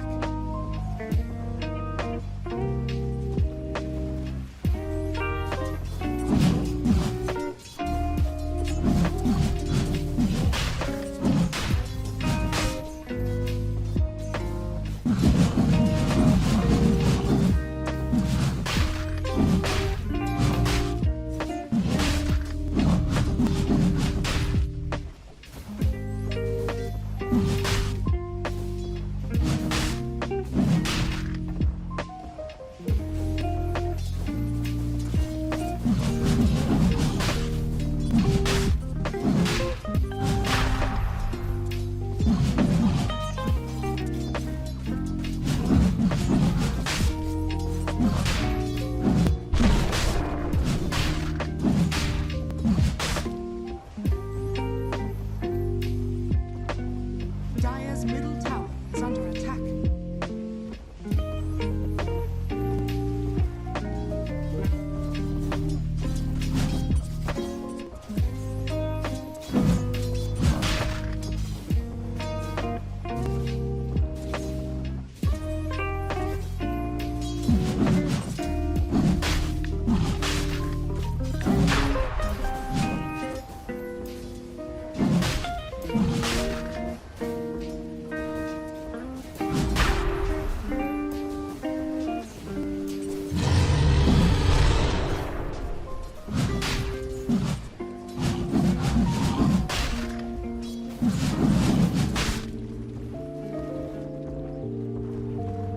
Dire's middle tower is under attack.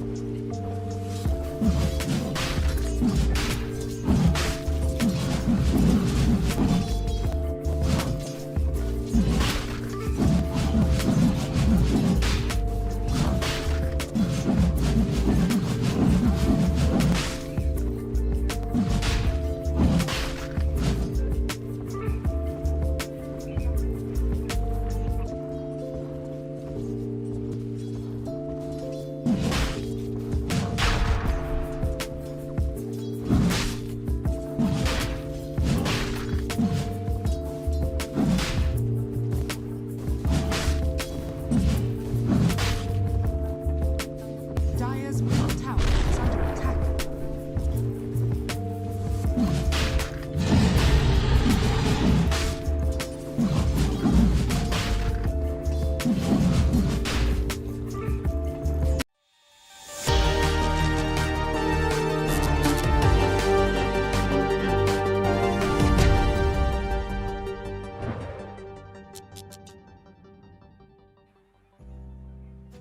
We are keeping it quick and snappy here on the last day of Dream League Season 27's group stage. Permasneeze and Winter taking you through the remaining action of the day on the Earth stream. And up ahead, we have a matchup that is really going to matter both for BetBoom and Yandex. These two teams are one win away from securing their spot in the top 8 in the playoffs. It all matters so much for them. I think with the recent performance that Yandex have been able to put up, Winter especially making it to the grand finals of Blast Slam, you kind of expect them to be in the top 8, but BetBoom are no slouches either.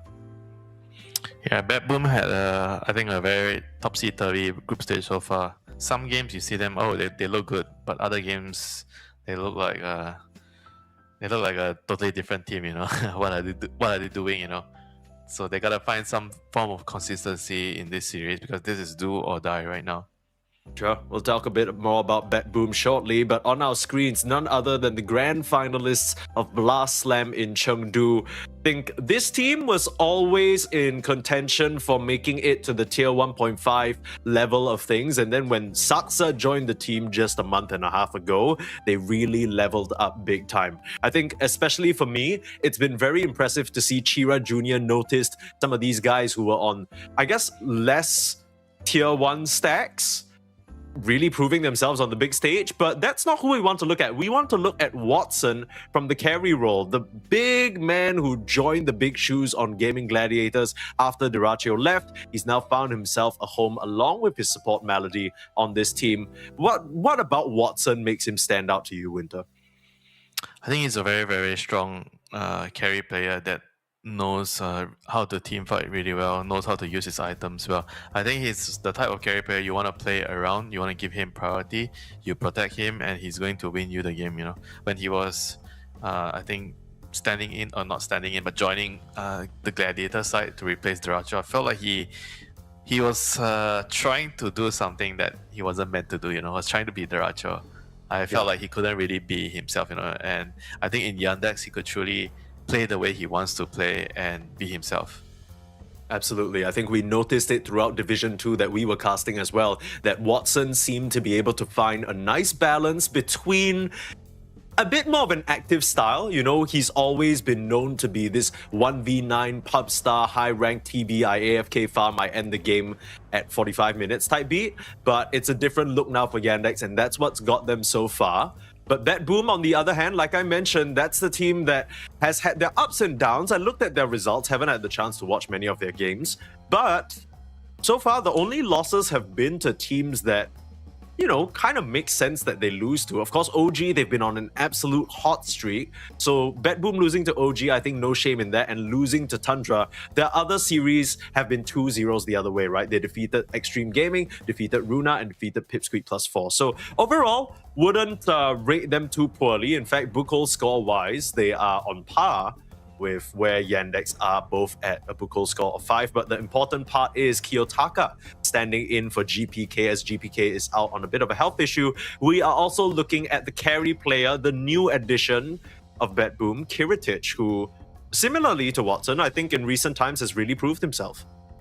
Yeah, he's also the type that isn't really afraid to fight. You know, I think he has somewhat of a hybrid style as a carry. I think he can play like the really, really hard carry heroes like Watson does, but at the same time, he could also play the fighting type of carries, be the backbone when your team needs you, you know. So I think he's pretty versatile as a carry. Yeah, if I had to sort of compare him to another carry that's currently in the professional scene, I'd say it feels like he's on his way to becoming Skeeter. He's not quite there yet, right? He doesn't fully have the flexibility. He doesn't fully, you know, come in clutch in some of these moments where Skeeter can, but it feels like that's the trajectory for him, and that certainly is a fantastic trajectory to be on if you are looking to learn carry and be successful in the tier 1 scene. Is there any particular side that you're favoring as we go into this? Because unfortunately for us, we haven't really had the chance to catch many of their games on our stream. Of course, watching the highlights compared to actually being able to watch the full games is a different story. Was there anything you noticed that you think would be interesting to keep an eye out for this matchup? I think particular who can actually enable their carries. I think the carry players, like we already highlighted, they are the most influential core, you know, on the team. They kind of dictate a lot of their plays. I think especially for Bet Boom, I think they need Kiritich to be involved in their game early, whereas Yandex, I think they don't really rely on Watson to do that as much. He's allowed to farm and just be greedy and join fights whenever he's ready, you know. So I think both teams use their carry very, very differently. Indeed. 10 seconds remaining. Some respect already being shown. You know, was it you who said that you think the Kiritich Abaddon is probably his best hero? Because no surprise to see it. I remember a caster saying, and not sure whether it's you or somebody else that I heard, but Kiritich, Abaddon, definitely one of his top, if not his best carry hero, especially in recent times. So no surprise to see Yandex take that one out of the pool. Still remains to be seen whether some of these other high priority picks get let through, right? I think, namely, you're thinking of the Slada, you're thinking of that Timbersaw, you're thinking of that Dragon Knight. What will they allow? Shadow Demon as well, another high Shadow priority Demon hero. is insane. One of the best position for heroes right now. I think the Abaddon is like very, very suitable for Kiritich because I mentioned that he's a very, I think, unique type of carry player. He's a hybrid, right? He can farm and fight, and I think Abaddon is the best one that can farm and fight for your team. And he has very, very good scaling. I think there are always certain carry heroes that you are either the farming one or you're either the fighting one, right? But Abaddon is somewhere in between. It's a bit of a weird one, but Kiritich makes it look good. Yandex, they're going to prioritize that Tusk. Now, this is interesting because Saksa, of course, plays a lot of the Tusk, but Yandex have also shown that they're not afraid to run this Tusk on position 5, drinking buddies, and pick an early Gyrocopter as well. That is still available in the pool. Yeah, they're probably not going to be able to get that, I think. Tusk and Gyro. I think it's one of the two deadly duos right now. I think there's Slada, Dragon Knight, there's Tusk, Gyrocopter. There is maybe Shadow Demon Centaur. You can consider that as well as a duo. These are a couple of examples where they are really, really strong pairings together. And Bad Boom decides to break them apart. I don't know if this means that they are willing to move the Gyro to a supporting cast, or he's just going to be the carry of the team. Because he's also another hero where I think it fits Kiritich's playstyle a lot. You need to fight, sure, you can come, but if you need to scale, you can also scale as Gyro. Yeah. I think for the longest time, when you think of active carry, Gyro is the poster boy of that whole genre, right? It's always been the case. This is a hero that has received very little changes over the course of recent Dota 2 history. So, yeah. I mean, it's always been, okay, you need to amp things up, you need to have a secure lane, you want to put pressure on the off laner, Gyrocopter's your boy. They pick Zoo, Gyrocopter's your boy. They want to run into you, Gyrocopter will gun them down. So very reliable, very safe. Good pair of hands for Bad Boom to start things out. Although I always worry about this. When you first pick a Gyro, it feels like you almost need a secondary win condition. If not, you're basically building your entire draft around the Gyro, and it's very telegraphed to Yandex. Now they just need to find a way to completely eliminate this carry, right? Some sort of anti-carry measure, like, I don't know whether you want to pick something like an AA, but you know what Gyro's gonna do, so you can start planning around it. Do you think that's a concern, Winter? Yeah, I mean, you're right. Gyro against, like, especially Terrorblade, there are certain matchups where you cannot win, and that's when you need someone else to be your win condition, right? Either the off laner or the mid laner. In win conditions on mid lane, you're talking about heroes like Tinker, you're talking about heroes like Invoker, Shadow Fiend, Sniper. Whereas on off lane, I think something like maybe Doom, Darkseer. Yeah, I mean, Timber would have been pretty solid as well. Yeah, but Timber, the unfortunately, greedier type of heroes, basically. Right now, Bad Boom, they get their hands on the Shadow Demon. They are going to be super, super happy with this hero. And right now, what do you do as Yandex, right? I mean, SD is the type of hero where whenever you see it, you need to have a hero that can actually kill him or find him quickly in the team fights. So you're talking about heroes like Storm, Pangolia, Puck, for example. Those are like really, really good options. I think Pango is probably the only one that you can pick early here. So the pairing, Pango plus, I guess the other one will be a range hero. Something like maybe a Snap or Hoodwing. Or maybe Bat Rider. I think this the options that I see being the most viable one here with their lineup.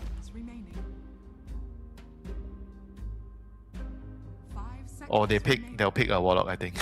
Because if Saksa is playing the Tusk, then I think Melody is going to want to play either a Warlock or maybe something like Enchantress. That's fair. Two Melody classics. I did a bit of looking up Winter and found out that Bad Boom, over the course of the past 6 months, they've picked up Gyro a whole lot, and they have not a single time flexed it to support. So ever since Kiritich joined, when they grab the Gyro, they just kind of park him on. There's always a game for a first time. True, especially when you are kind of fighting for top 8 on the line, right? Time to pull out a surprise. Is that a cat behind Kataomi? Do you see that? That little baby tucked in on his chair. Yeah, I need a bigger camera so you can see my dogs behind me all the time.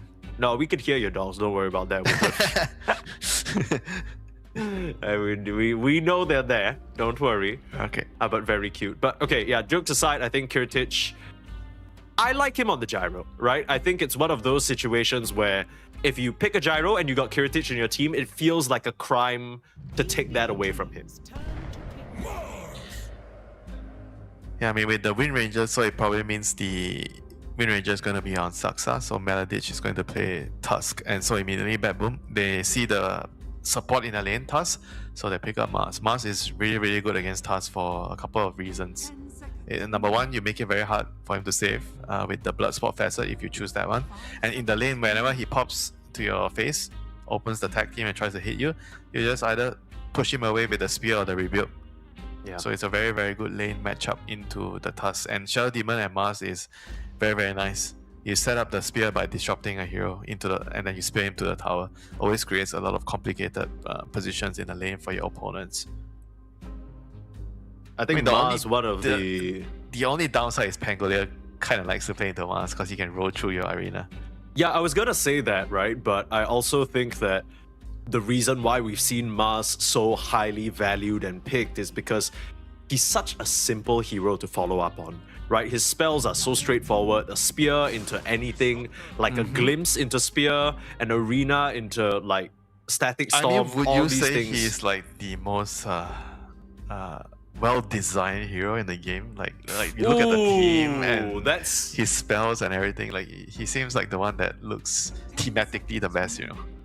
Yeah, but I feel like you could say the same about so many other heroes. Realistically speaking, when you look at a hero like Wind Ranger, everything makes sense, but it's because we've been playing Wind Ranger for so long, right? If you just remove the nostalgia and you just look at her, she's literally just some archer who has enchanted wind or some shit. I don't even know what the law is, but I don't really know how it adds up. But I guess if you're talking about new heroes like Monkey King and Mars, I think we had this discussion previously where we think a lot of the newer heroes are pretty well designed. They still kind of capture the spirit of Dota without deviating too far away while introducing new things. I mean, I'm not gonna lie, I think design-wise, Mars and Grimstroke kind of feel like heroes that fit their team really well, and if you look at their spells align with the theme of the hero really well too. Yeah. You talk about theme, I mean, you can't get any closer to it than Ringmaster, right? Some of these, every single one of the spells just makes so much sense. But speaking of a hero that makes a lot of sense, in comes the Watson TA. This is their response to what they see across the screen, a gyrocopter and 2 supports with some degree of lockdown, but nothing that really threatens a TA. I think the shot on TA is very nice against SD and Disruptor. You silence them from far range, and I think the main reason here is they wanted a range hero to enable the Tusk. And usually you might ask, why would you want to pick a range hero into Mars, right? That seems really counterintuitive. But I think the main idea here is to enable the support. Because with Tusk, you don't want to pick a melee hero in most cases. The lane is going to be very, very bad for you. Sure. So even though you're playing into Mars and you would think that, oh, I prefer to be a melee, but your lane is going to be terrible in a double melee matchup, you know. So I think TA kind of gives you that. He's also a very good core-to-core matchup into Gyro. I think your timings are very, very quick. It's very difficult for Gyro to outpace you as the TA. You can get Tormentor, you can hit Roshan very early. So I think for Yandex, they are on a bullet train here, you know. They're going to be really fast with their lineup with a Pango and a TA. I really like this Disruptor pick because it makes the snowball saves pretty complicated, but then the TA also counteracts that in a way, right? Yeah. If you already have the refraction up, you can very easily blink out. To be fair, the Disruptor here is to also, again, you know, enable the support duo. Because with SD, right, I always say SD is not a reliable catch. You cannot pick SD and think that, oh, I got disruption to set up, and and just feel like, okay, that is enough for the game, you know. It is not enough. Disruption is usually preferred to be used as a defensive tool in the later stages of the game, and you want someone else to initiate. So Disruptor is perfect for that. And Shadow Demon, you can kind of push out waves with your poison if you have poison. So I think the duo has quite a bit of balance here. as a supporting cast. And right now, Yandex, they are going to have to decide who is going to take on the Pango, which I think in most cases, Notice will be playing the Pango, and Chira Jr. will be on something, like you say, you know, more greedier, some Invoker mid, Beastmaster mid, but there's no Beastmaster here. Something that takes more space on the map. Yeah, the Pango makes a lot of sense with the Wind Ranger into the Gyrocopter. You can just disengage pretty simply. Yeah, Wind Run to kite the Flat Cannon, and then together you do a lot of damage. Like Power Shot plus Shield Crash plus Buckle, you can actually kill heroes very, very, very easily. You have a lot of bursts. It's not like a obvious slow, but then as soon as you Shield Crash onto the Disruptor, the Power Shot is a sure hit, right? He's not going anywhere. So it's going to be really difficult for this Disruptor to establish himself in the lane. Power Shot is probably one of the best laning spells that you can have in the game. Oh yeah, for sure. The slow is so long, the damage is so high. Oh, this is very, very surprising. Yeah, that's big. Are they preemptively blocking some park? Because it kind of doesn't really fit their usual style where they have a greedy mid. This is like, they're really all in on the timing, right? They want to be very, very fast. They come online very quickly. And I would say that Void Spirit is also, like, I think, directed at countering the supports. Very, very good at dealing with Shadow Demon. When I saw the Shadow Demon, I mentioned you always need someone to find the Shadow Demon, and I thought that Pangolier would be that someone, but they think it's not enough. And now we see the Birdman.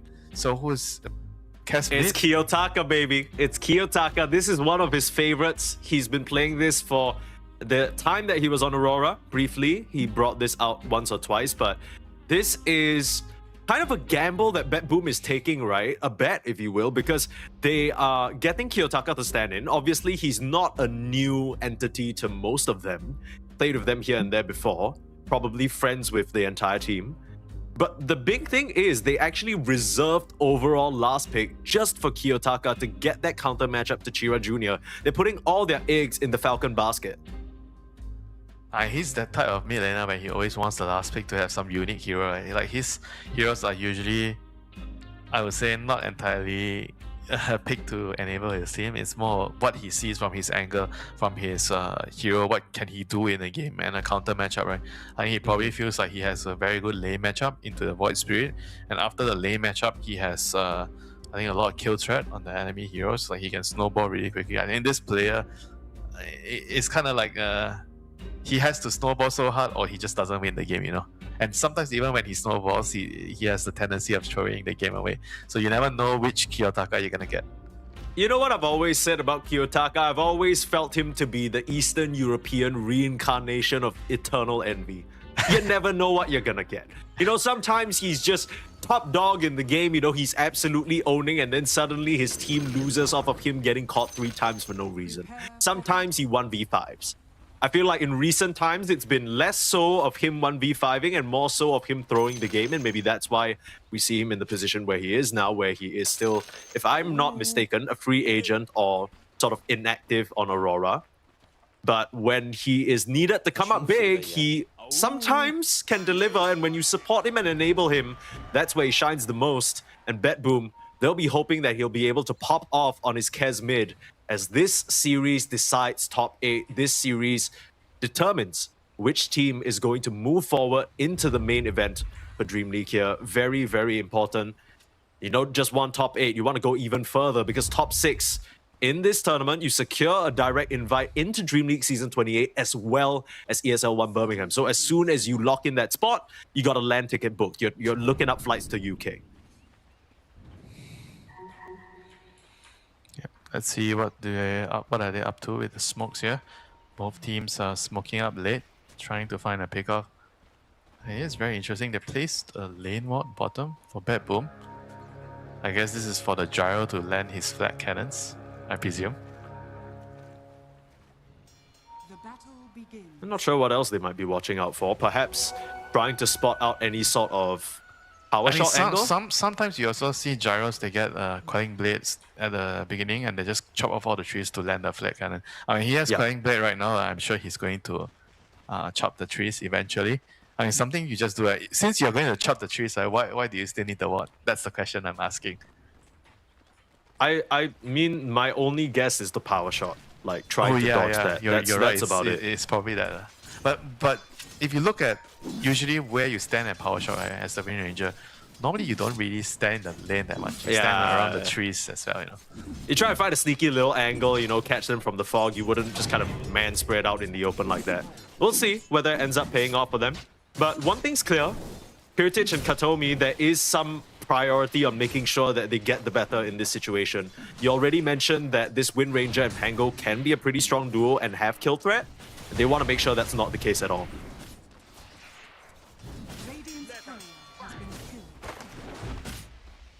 I mean, once you get level 2 on this Pango and Wind Ranger, you definitely have kill threat right away.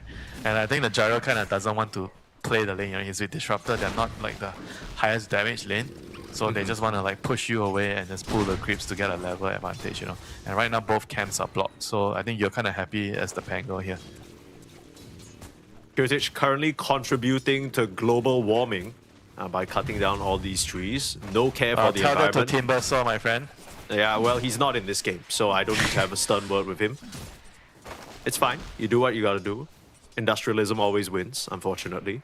That's the world where we live And in. what happened to Go Green, right? Go Green, we are sitting at home on our PCs running electricity in air-conditioned rooms, casting a video game. I'm not on a solar panel. Oh, that's true. That's true. Sorry, I disrespected your potential of being a some of my eco-friendly neighbors, warrior. Some of my neighbors actually have that, you know. And would you be one of those neighbors that also has a solar panel? One day, Mike. One yeah, day. I didn't think so. Did not think so. We have sun and rain all the time, throughout the year, you know. Always nice to have a solar panel. Looking for one, right? I hope someday Mike Sang will sponsor me one. Sponsored? Damn, this guy just keeps asking for handouts. It's crazy. Tussle in top lane. Bit of action there as Maladich going to be on the front lines while Watson gets disrupted. I don't really know whether you can ever threaten the Mars and the Shadow Demon, because every time you try and go on them, there's a spear, there's a rebuke, worst case scenario, like, there's a disruption. You have to wait for them to go on you, and then you can kill them. Yeah. It's a bit weird. You are basically kinda waiting have for them to use for their CS. spells. Oh, they snowball in. Right. He has spears Save. still. Yeah. That's a Holding very on good to trade. it. That's a very good trade. Miro took so much damage that he is not going to be able to contest the Lotus. Good stuff there. Playing to their strengths. Yeah, And they actually have no tangles left in the lane. Oh. Alright, this is actually really bad news for both of them. Save doesn't have a tangle. Mars has nothing. He I has feel a like South most of coming. the... You know, with the Shadow Demon, one of the reasons why he's such an annoying factor in the lane is because of his innate, right? Just, you can't trade for extended periods against him. Menace. But with the Tusk's own innate, it actually like prevents it from stacking up to an absurd degree, right? By the time you get maybe 2 or 3 stacks on him, maybe the TA can come over and threaten. Anytime you try and throw spells onto Watson, he just immediately refractions, so that's not going to be any meaningful harass whatsoever. Yeah, you're trying to, I think, just play for position on the lane and just farm your creeps, you know. I think both side lanes are like this. The Gyro is kind of doing the same. They just want to get past the laning phase, get levels on Disruptor, and, you know, be done with it. But the mid lane is, I think, a lane where both heroes are trying to kill each other. I don't think this is a lane where you're contented just sitting back and farm. I guess my question is whether Void Spirit even has enough damage to kill the Kez. It almost feels like Kiyotaka really has to mess up or step out of line for that to happen. Yeah, I think I can agree with that. Like, usually you kind of don't have the highest damage as a mid hero or Void Spirit. You're very difficult to kill, but you also don't do a lot of damage. I think his primary purpose here is not to kill the mid laner. I think he's picked for the mid game to deal with the supports, the backliners with the Aghanim's on the Void Spirit. I think that's going to be a very key item here this game against the Shadow Demon especially. I mean, to be honest, it is going to do a number on the Kez as well, right? I think so far we've seen Kezers like to go for the Falcon Blade into the Aghanims after the Deso. None of those dispel you. And you only have one save, right? You kind of want to make sure you have that disruption handy if the Gyrocopter gets jumped. So I'm not sure how much priority Kiyotaka is going to get. It's making good headway towards his items, top of the CS, even if it's by a small amount. This is the counter pick that he, I presume, asked for. against the Void Spirit, so putting it to work here. Mid rotation, there's a disruption. Got any form of setup? Nope. Okay. That was a whole lot of wasted my nothing. damn blood grenade, man. What the hell is that about? I'm so confused. I don't know, man. I have no idea how the kill was supposed to happen. Bot lane, Glimpse finds the poor noticed Pangolier, who has taken far too much damage in the bot lane, as Saksa rotated over to try and help his mid laner. Kataomi now going to be run down, but meanwhile they get a kill onto save. Chira Jr. able to cut him down and pick up the amplified damage rune while he's at it. Blood Grenade taking down Kataomi, and the power shot finds it perfectly shot from Saksa. He's been on point with this Wind Ranger so far. Headshot. This hero is so much fun to play in the laning phase. You oftentimes get a lot of kills. It's difficult not to get a kill, I would say, on this hero in the lanes. The funny thing about this Saksa Wind Ranger pick is it's not even that it's new. He's been playing it for a little while already. But I remember very clearly at some point at Blast Slam, he just decided, you know what, I'm just going to play Wind Ranger now. And then he just started picking it every single game and they just kept owning. It's still, I mean, if it ain't broke, don't fix it, right? I mean, it's also like, I think, a hero that enables your offlaner, right? I think previously they were kind of experimenting with the melee heroes. I don't know if you've caught many of their games, but Melody is going to die. But they were kind of trying Saksa. Ooh. Okay. You need to watch out for the Glimpse because he can snowball dodge it, but they're going to try and play it conservative. He's going to Bit of a waste longer so chase much time. now, yeah. Gonna look for this Glimpse. No range though. At this point, I don't even feel like it's worth it to get the kill. Yeah, but you kind of have to finish him off. You do. At least you give it to Kiyotaka. That's a small consolation prize, but you lose a courier for it. So a lot of wasted time. That's gonna take Kiyotaka away from the lane. He doesn't miss any creeps or anything like that. Yeah, I mean, going back to like the Saksa hero pool. Oh, hang on. Someone is going to run into another hero. That is a short ass glimpse. Chira Jr. again, main problem of Void Spirit just doesn't have the damage to finish that off. Has to dissimulate out for safety. Kiyotaka chases him away. If you think about that scenario, right, any other mid laner would have killed the Disruptor. Yeah. Void Spirit kind of giving away some massage there to the Disruptor. This is kind of the awkward period of Void Spirit where you want to get your first charge of the urn as soon as possible, And but the you vessel. not having it is kind of painful. He's not actually going to go Vessel this game. He's going to go Earn into Air Games. I think it was the similar build as the... Who was it that played Void yesterday in our games? He also went the same build. Earn, and he did not upgrade, and he went... RCY it was. Yeah, RCY. Yeah, he had a really, really good game yesterday. Let's see if Chira Jr. can actually replicate that success, from RCY. Yeah. Let's see whether Chira Jr. can channel his inner 19-year-old Filipino kid. But is he 19-year-old on Chira Jr.? He's 19 as well? No. He's gotta be 20-something. Chira Jr. implies the existence of a Chira Senior that has yet to be revealed to the Dota 2 audience. So I don't... maybe one day when he becomes like a... I would argue to say he's already at tier 1, but one day when he becomes a big, big superstar hotshot Dota 2 player, when he gets all his fans he's and 20, whatnot. so it's not too far. Yeah. He's actually 20. Yeah, see, you might be able to catch up on the age department, but the being Filipino part, I'm not sure whether Chira Jr. can do anything about that.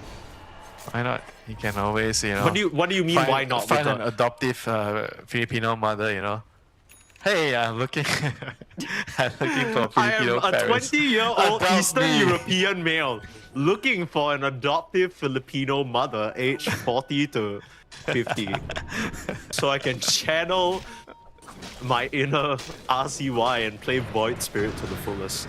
DM if interested. Alright, well, not a whole lot going on in this early game. The runes have sort of been traded back and forth. It's a typical situation where Chira Jr., of course, he cares a lot more about these action runes. Well, cares not a bottle buyer, but you want to deny Void Spirit from getting these. So far, everyone's just been farming a few pickoffs here and there in the laning stage as small items start to come online. Falcon's Blades, your urns. Oh, big stack. Forgot Kiyotaka can actually do this on Cass, you know, use his ultimate to clear the stacks. It is disgusting, yes. Raptor Dance, pure damage, by the way. Cutting through all these Ancients. He got save as well, just pumping in the Shadow Poisons and the Disseminate. Lots and lots of net worth. But still not overtaking But how are they Watson, losing ground? Yeah. What? They just cleared like a 4 stack That and was they're like losing 4 ground. stacks, I'm pretty sure. Why are they losing ground? Is the TA just farming a stack as well? Was that what was going on?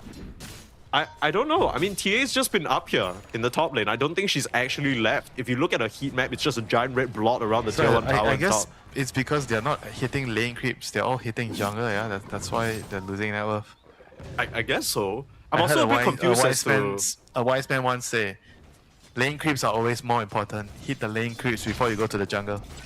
Well, I don't think Kiyotaka got that memo. I'm not sure whether the wise man translated it to Russian.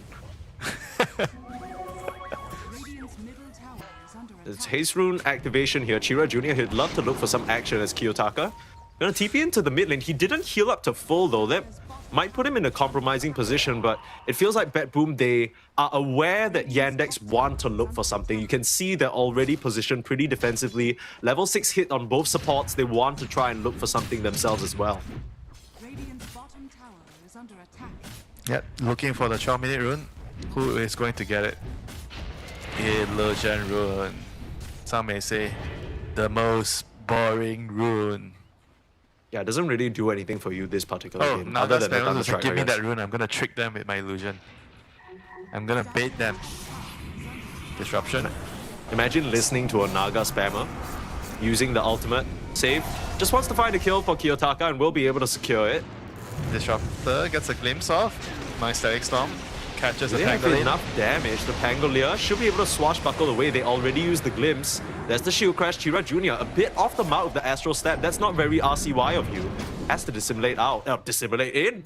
Okay. Well, that move seemed to have scared Kiyotaka into hiding into a corner that he Wait, doesn't want to come out of. actually stuck? Yeah. He's gonna Echo Slash out in like 1 second though. It's not a big deal. It's kind of funny. Why did Kiyotaka get scared though? Like he dissimulated in for some reason. I feel like if the rest of Bet Boom were ready for that, that might have just been Chira Jr. feeding for no reason.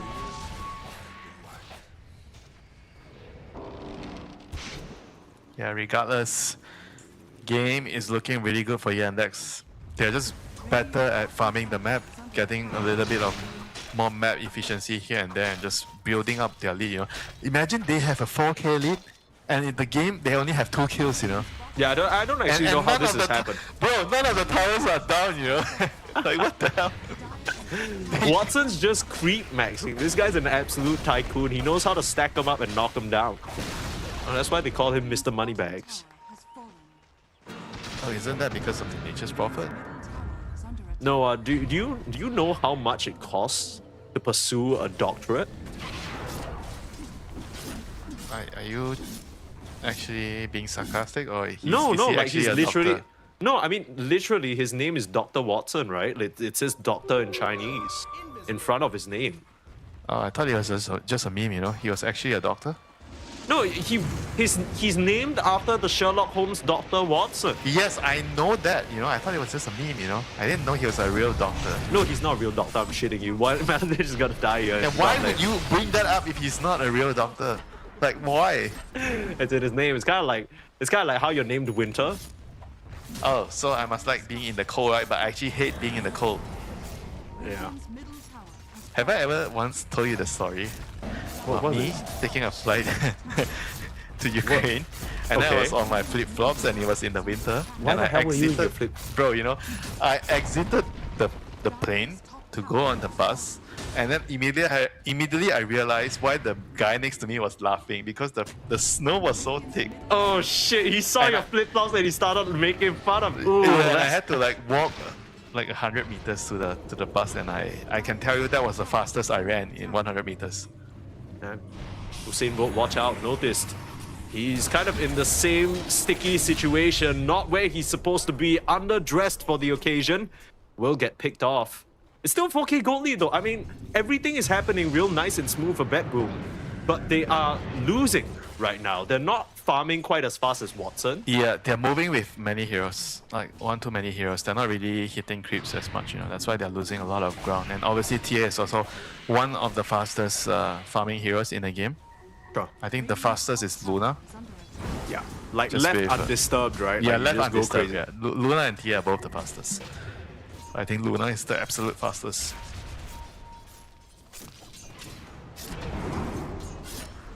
You can see sort of the game plan there for Yandex. All they really care about in this early stage is Chira Jr. get a rune, and if Chira Jr. gets a rune, they look for something that is convenient. If not, they're fine just farming until they get that Aghanim's timing. And that's where they want to start striking. Noticed also, I can't tell whether They he's didn't catch prioritizing. him! Mike, they did not catch him! Oh, they're gonna try again now. Use the ultimate to catch him this time. Okay, well, I don't know whether you needed to jinx him like that. He ends up going down. Why? Oh, it wasn't my fault. We deserve second chances, you know. We always get second chances. Okay, maybe not always, but we get second chances in life. So that they had a second chance in the glimpse, you know, to kill him again. I mean, what? Did they just walk out of fog and put a static storm down? Is that how they started it? Yeah, he tried to catch him with the kinetic field plus static storm, but he missed. That's try. I mean, that's a good try. I can respect that. Poverty mode, Kataomi has to do what he has to do, you know what I mean? I mean, that kill actually does dampen the lead a little bit, but even at 6-2, I can't help but shake the feeling that Yandex, they're not too sad about the current state of the game. Interesting that Kiyotaka doesn't opt to try and get that Shodosai crit stun, because I think he could have interrupted the roll. Not that he would have gotten it off anyway, but just, you know, what were you scared about? Maybe a response looming over the horizon for Yandex? We have I been don't know. told to give pro players the benefit of the doubt. They know what they're doing, and we are just observers. Thank you, Mike. Yep. I'll shut the hell up now. Sorry, Kiyotaka. Let me go to your Dota. How many games of Kez Bro, have you don't. played? Oh my goodness. I tried Kez like one time, and I'm Yeah, like, then that's why are you too, giving it's Kez too. advices? Why? No. I just. It was one of those more general.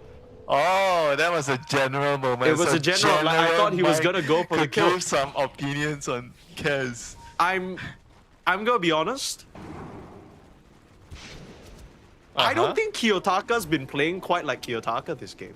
What? He drew the lane. He's been very safe. He's not doing anything crazy. He went back, farmed the My stack. brother He's running is around with his support. 3-0-2 and you're complaining. I'm not complaining. I'm just saying he's Yes, you not playing are. like Yes, Kiyotaka. He's not playing like Kiyotaka. He's not feeding.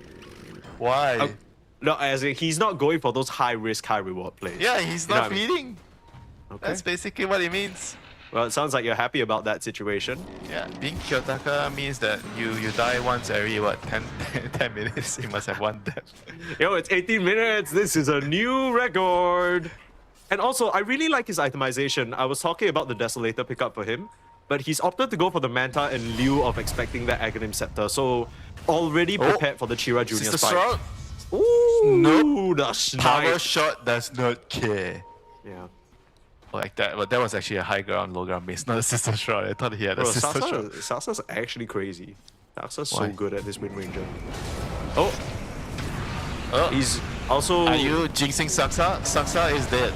I didn't really have a choice there. That was. What do you mean he didn't have a choice? I- Shut the hell up, obviously- Mike.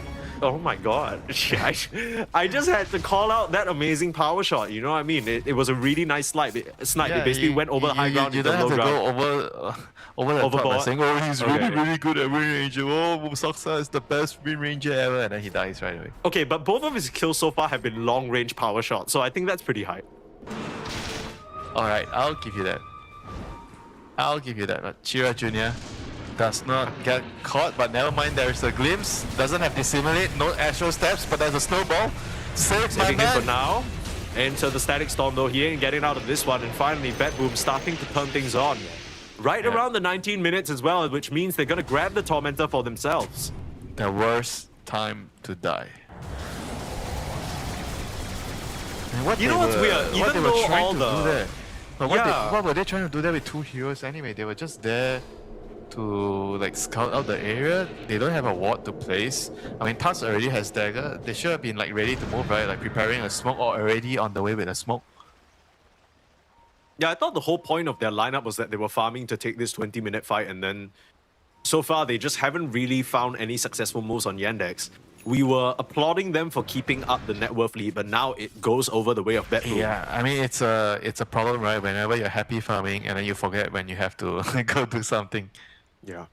We're like, oh, we're good, you know, we're farming a lot, you know, TS hitting creeps left and right.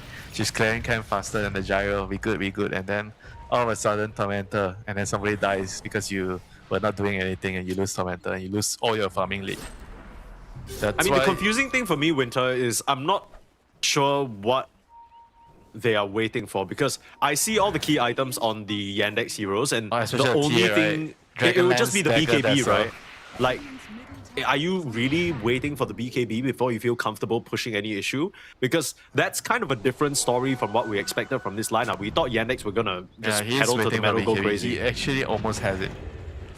He's gonna have it. Like, this is as farm as you can get on a TA. 0-0-1, 22 minutes in, Dragonlance, Falconbake, Desert, Dagger, and BKB soon. I thought this TA was gonna go ham. He's just been... Yeah, he's going ham, but on the creeps. He's making some ham. I mean, he's busy, you know, at home. He's making some sandwich and eating. Alright, they must have like a smoke ready soon, you know. I mean, you get the BKB, there's no way you want to still keep doing this. You have BKB on TA, you have Agarims on Void Spirit. Pangolier has Dagger, Diffusal. I mean, you don't really need to wait for anything else. Yeah. Same thoughts here. They actually have 2 smokes available, so Maladish, he's been saving up for this moment right here. He's been waiting. I mean, the ideal situation is Yandex, you get 1 or 2 heroes as a pick-off, and then you walk into the Roche pit, right? That's kind of the game plan right now. Best case scenario, you wipe the enemy team 5-0 and you take Russia. Sure, yeah. I mean, the best case scenario, you move on to top 8 in DreamLeague and then you win the whole tournament. Best case scenario. We're one-upping each other, right? Okay. Best case scenario, if you get... Oh, they see the Kez jumping in, but there's a Manta available and still disruption. Shira Jr. gonna disrupt the backline. It is enough damage. Kiyotaka hiding away in the Raven's Veil. They don't have the detection. This time round, Saksa can't find the power shot and the snowball's there. That means Maladich, he's not getting out of this one. Shira Jr. does get glimpsed back. Saksa coming forward for a shackle shot onto a completely barren wasteland of no trees at all. And that was so close for Yandex to getting Kiyotaka, but they just narrowly miss out on the kill.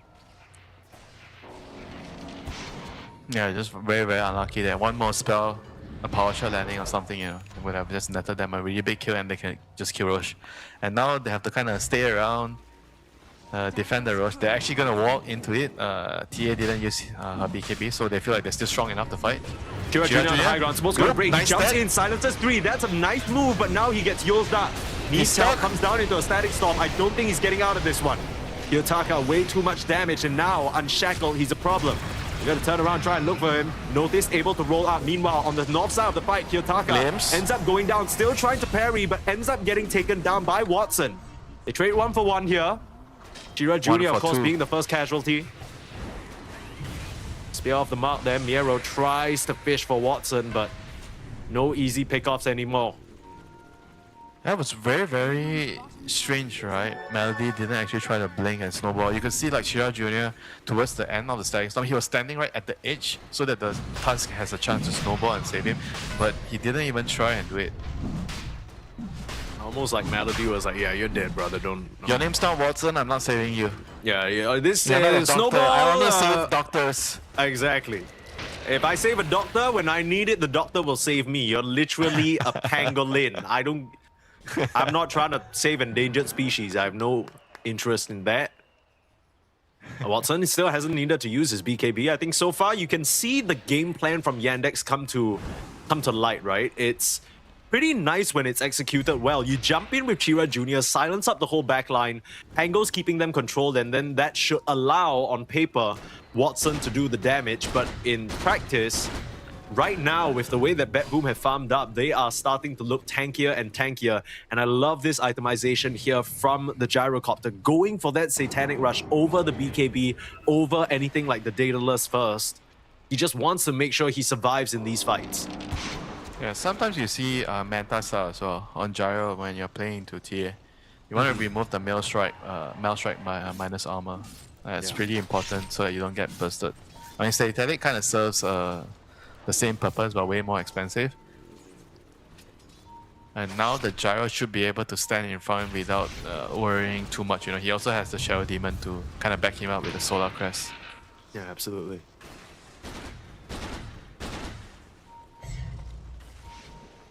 The Roshan battle continues, you know, both teams just posturing on top of the map, you know. It's kind of weird because it feels like Bet Boom, they care more about denying the Roche from Yandex more than getting it themselves. I think they'd be perfectly fine to go forward and try and push some of these tier 2s if they manage to find a pick off. Yeah, like if you talk about delaying and making sure that the game goes long, it'll be definitely better for Bet Boom. You know, I think they have better scaling with the gyro, the Kaz, the Mars trio, whereas the TA has an expiration date. Time is ticking, Yandex. Looking for a move with a smoke. They found themselves in the triangle of the enemy. The smoke's gonna break. Roll up is there. Noticed a bit of a strange spot now. Has to just bail on out of there. I think that's still pretty big. Maybe absolutely. Bet Boom's gonna look for an opening here. Mars, can he find one? Shira Jr. jumping in. They're trying to fully focus down the Mars before he gets a spell, but the Yules is there. Melody having to retreat down to the south as Watson taking the full firepower of Kiritich. Watson, he needs some help. He's trying to get to the arena, but his BKB ends right at the very last moment, right at the gates. He gets denied, and Shira Jr. will get gunned down as well. A messy, messy affair for Yandex. Realistically speaking, I don't think they had any business sticking around after that roll was done. No way, man. They needed to just, I think, even give up the rush, you know. I don't think they could have done too much. I mean, there's no way they could fight. Basically, Kiritich on the gyro just destroying everybody here, doing a huge amount of damage with his flat cannon, call down, and all his spells, you know, like 6,000 damage on the gyro. I really love the way Kiritich is playing. He understands that he's under no threat from the TA, so he just basically attaches himself to the hip of Watson, not allowing him to find an angle in the fight.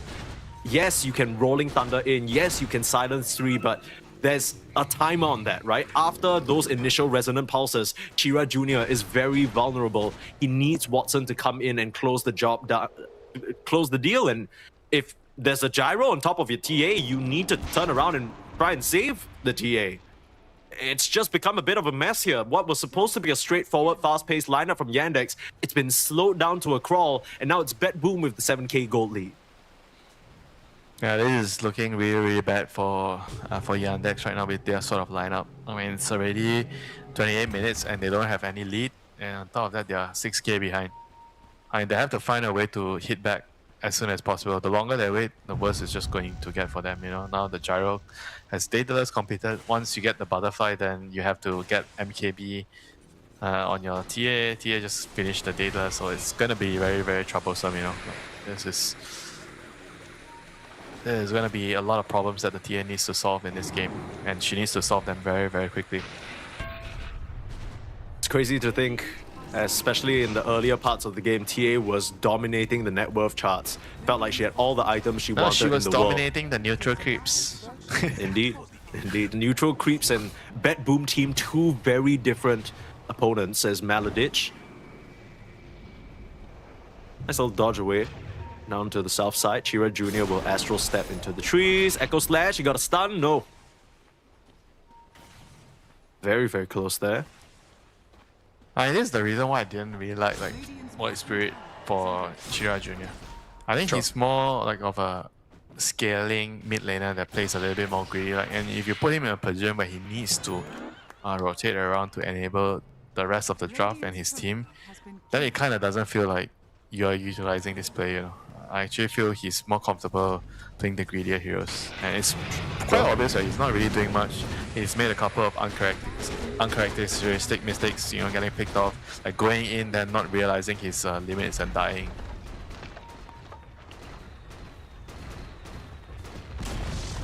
Dire's middle tower has fallen. I wonder what it is about Yandex that made them feel so scared in that mid game. I thought they were really, really strong, but they just... Even when we were talking about the BKB timings, I felt like they could have definitely fought before the BKBs. Yeah, same. I mean, it's a classic case of you were so scared of something that didn't exist, and then by the time you actually try and confront, by the time you try and confront your fears, the problem is actually there. It's real now. Trying to take the kill onto Kiritich, he still has that second life. Meanwhile, Satsa will be the first one to fall. You do get the Aegis. It's not too bad for Yandex, all things considered, because they saw the Mars up in the top side. Still putting in quite a bit of damage onto Kiritich because of that pure damage from the side blades, like you mentioned, Winter. Yeah, side blades definitely hurts. Well, at least they took away the Aegis now. Kinda almost for free. And the TA definitely still packs a punch. It's just how are you going to start the team fight to enable the TA to just stand there and destroy the heroes? I would say the TA needs like what, 5-6 seconds to kill off both supports and then move on to the other heroes. I think once the Shadow Demon and Disruptor are both down, then the team fights I think become way easier for the Yandex. They need to play around the roll, they need to play around the Void Spirit, jumping in to silence the SD especially to catch him. I mean, he's building into a BKB. Not an item you see Void Spirit is built most of the time, so I don't know how much I feel about that. Probably thinking that Static Storm is just too much of a threat against him in the team fight. I like it. I think it allows him to do what he needs to do, right? Right now he's jumping in and then he but has I an feel expiration he needs to time. do damage, he's not doing damage. He's offering very little, right now.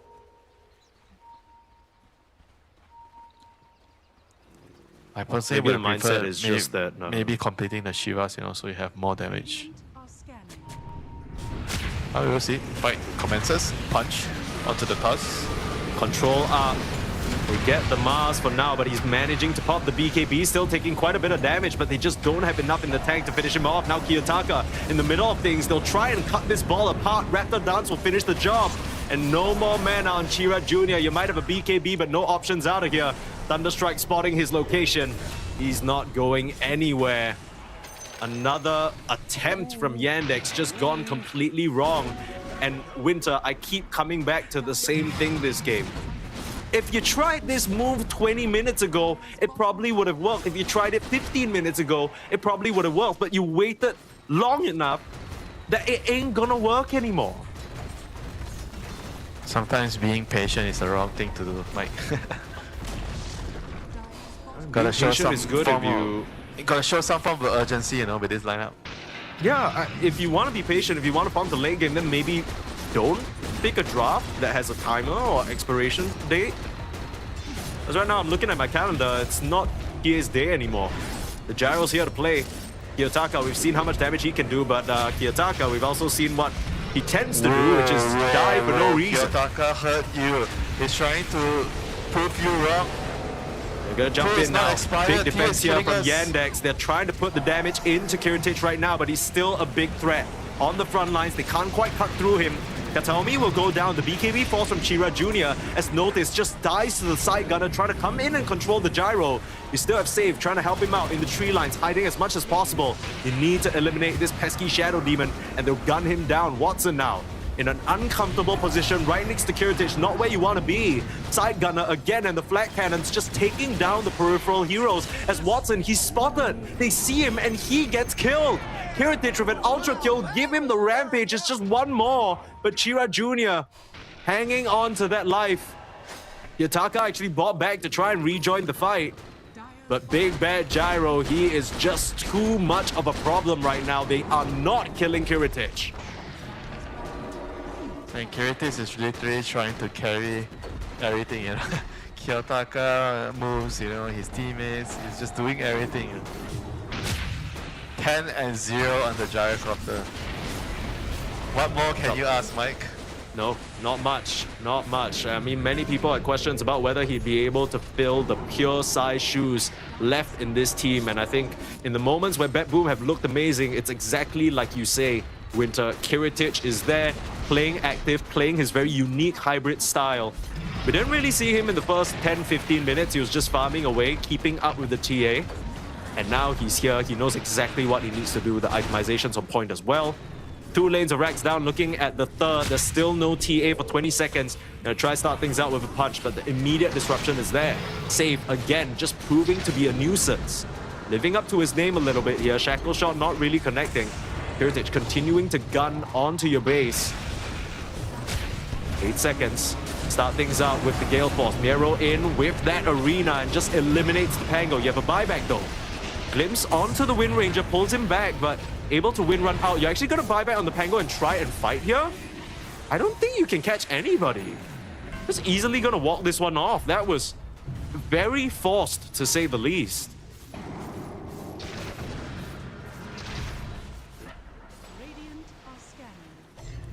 And they definitely have to rethink their strategies, going into the next game.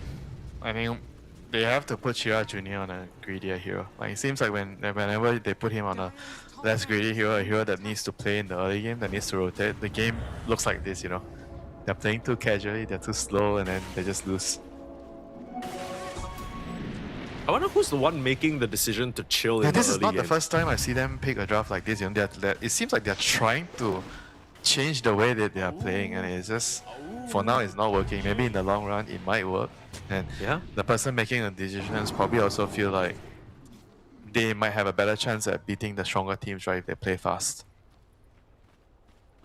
Sure, you need to have some level of variance and flexibility. You got to keep your opponents guessing, but I mean, it's also not just about the variance and flexibility, right? You have to do what is best for your team, right?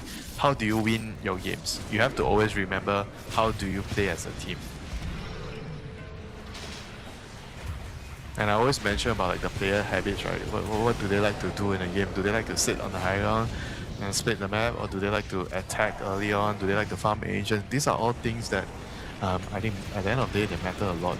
And I mean, here we see how Gyrocopter Kiritich is just trying to carry all the weights on his team, And it's doing such a good job. He's not even trying. He is absolutely doing it. Walks up into 3 heroes and they can't even challenge him. Not even with Watson there. It's on the last lane of Rax. Light work here for Kiritich. Start off with a punch. They need to hold on to this.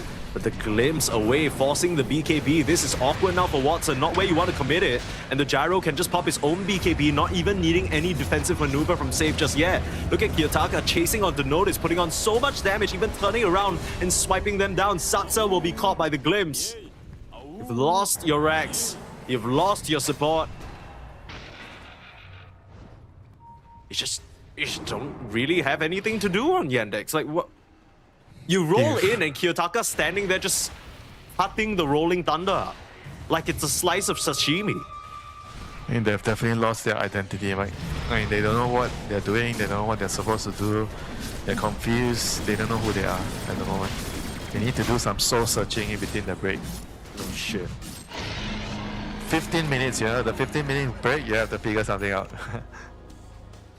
Well, I always like to say that's where the coaching staff really comes in. Acel, he's been with this team in their run in Chengdu, all the qualifiers as well. If this is an experiment, then maybe it's time to cut it short a little bit, because you have one last chance if you lose this game. Qualify for top 8, the main event at DreamLeague Season 27.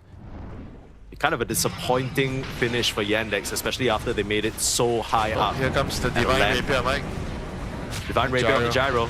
He just doesn't feel like he can die. The Rolling Thunder coming in, barely scratching him. The question is, who's doing the damage to Kiritich? Still on the front line, still beating down your towers. You're trying to skirt around him, but Shira Jr.'s found himself inside the Static Storm and found himself inside the dirt.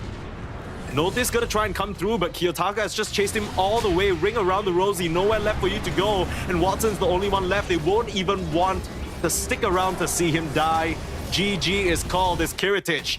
Way too strong on this Gyrocopter, and the team play, it's just solid. It's there from Bet Boom. Despite having a stand-in, it looks so easy and so natural. Look at the smile on Kiyotaka's face. The man that knows he does not deserve to win, He made a couple of really big throws and then he still won the game so easily. He has to thank not his lucky stars, but his carry, Kiritich. Okay, well, maybe we're being a little bit too harsh here. I saw maybe one... No. Okay. That was a bad one. Okay, there was 1 or 2 bad deaths, but what would Kiyotaka be without them? That is the man that we love. He's definitely thinking Nightfall would have not carried this game. Ooh, you gotta relax a little. That's a little spicy, but Kiritich managing to get the job done, 12-0 and 8. As we'll take a quick look at these highlights. Is it wrong to say that I'm disappointed, Winter? Is it wrong to say that? Because I think that's what I'm feeling. On whose perspective, Mike? On Yandex's perspective, I thought for sure that they were gonna show us some really cool high-intensity Dota 2 gameplay with this draft, and then they didn't really do anything in the first half of the game, and I was still on their side. You know, I was still defending them. I was like, you know, they look like a team that put on their sprinting shoes, but then they went and do a slow walk, you know, a jog, you know, a marathon. Yeah. Like they took things slowly. Dude, they put like the swimming goggles on, and then they're in the jacuzzi. You know what I mean? They put the scuba diving gear on, and they're just sitting in the pool. That's kind of what it feels like with Yandex. A little bit of a disappointing one as they drafted themselves. As we can see from the 5 heroes that can play fast, heroes that can skirmish. You're not really reliant on any long cooldown ultimate other than the Rolling Thunder. But even with those short cooldowns, they could not bring the heat to BetBoom. BetBoom just able to stay stable and completely demolish them later down the line. TA draft couldn't hit its timing, and well, that's not even correct. The TA draft did hit its timing, but then they just didn't actually do anything with the timing. Also, I didn't even notice there that Katomi at the very end of that fight, he all chatted anime battle when the gyrocopter was like 1v4 or some shit. That's pretty funny. Yeah, I mean, he knows, you know, he messed up, you know, the last couple of fights. Yeah, at least he admits that he messed up. So it's a good sign. Yeah. I mean, Katomi just showing some love for his carry there. But of course, that does wrap up game number 1. We have game number 2 for you after a short break. And this really, really matters because this means that BetBoom now 1 game away from securing themselves the top 8 and moving on to the main event of Dream League Season 27. Whether they can do it or not is a question for after a short break.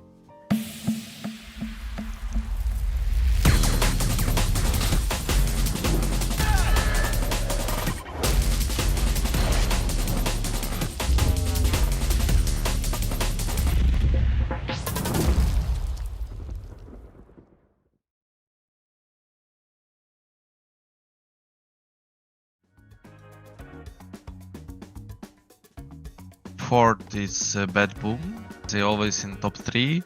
Maybe sometimes they were in grand finals. Looks very strong team. Not too good to be in top 3, but too good to be in top 5. We picked BetBoom number 5 because it's just inconvenient opponents for us, especially because we have a long losing streak against BetBoom, and I think sometimes they can be like really solid tier 1 level, but again, sometimes something bad happens to them. BetBoom R6. It's very good team as well. They have like new carry now. I think they can play like more chill. They can now maybe have the same vision with new carry because I guess with Pure they had some like misunderstanding. We put BetBoom on 5th is because it's an online tournament and I feel like BetBoom plays the best when they are really confident, and especially online, they are a very good team. We ranked the BetBoom team as 5. I think also we didn't see them for a bit now compared to like some of the other teams. I would actually also consider putting them a little lower.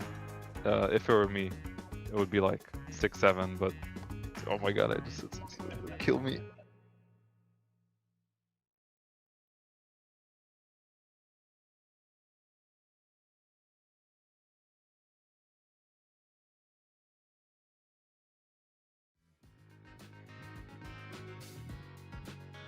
Yandex, we ranked them 8, probably a little bit low considering that they are already in the grand finals. They beat Falcons, so obviously they should be higher than 8, but we were making these rankings before the blast. So top 9 is Yandex. I think it's like newborn team. Saxa came to them and I think improved them a lot. I even maybe would put them even higher now because they played well on Blast. They beat Falcons. It's still good. Okay, we put Team Yandex on number 8. My team put Yandex not so high up because I mean, not even long time ago we were playing them in DreamLeague Division 2 and now they're playing finals of the Chengdu Blast here, rather. But like still, I think Yandex is an unreal strong team. I think people don't give them enough credit and they're gonna do really good.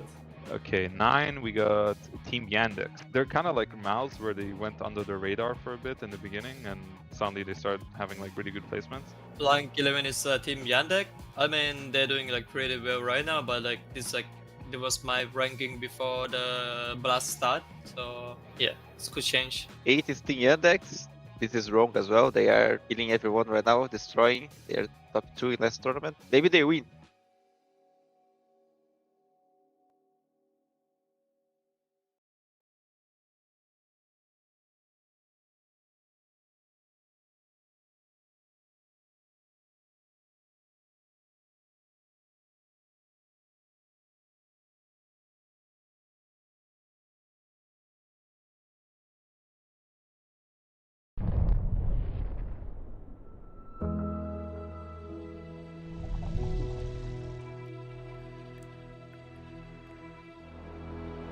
We imagine a future. And our imaginings horrify us.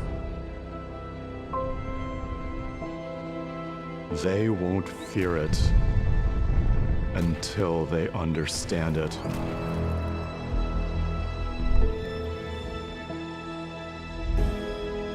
And they won't understand it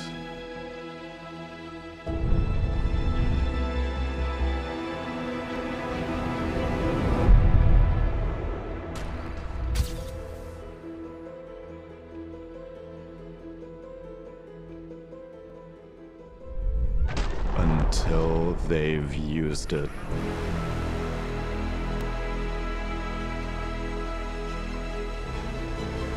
I don't know if we can be trusted with such a weapon.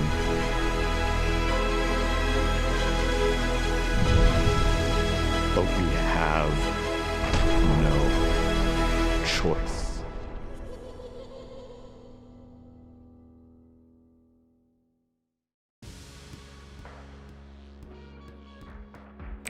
Can we turbo later? We have scrims. So cool. Today was such a green day.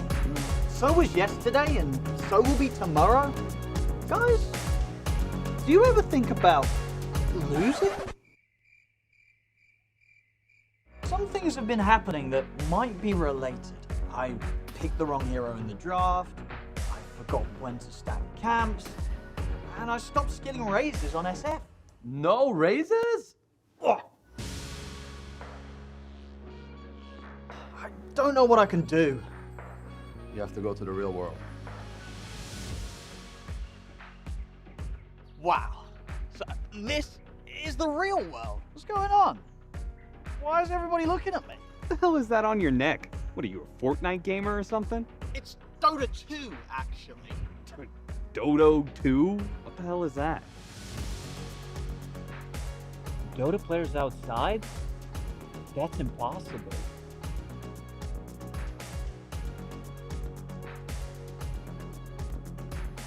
We haven't played Dota in like 5 years. Oh. No one rests until that Dota player is back in this team house! Dota players only have one ending. Get that Dota player! Come on!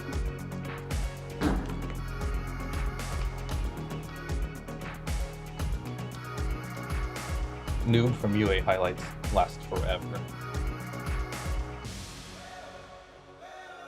No, you can't just host DreamLeague. Why not? I have 15k MMR.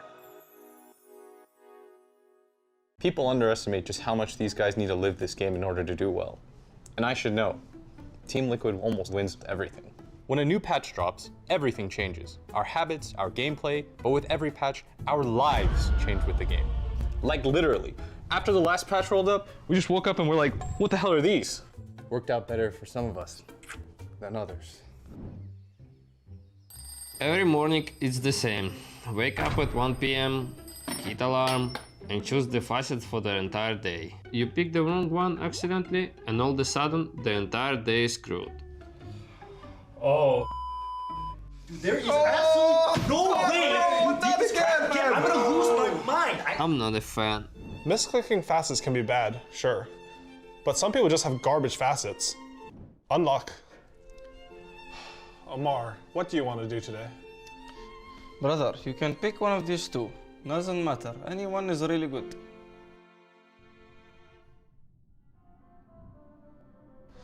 Snaking, can you please pick your good facet today?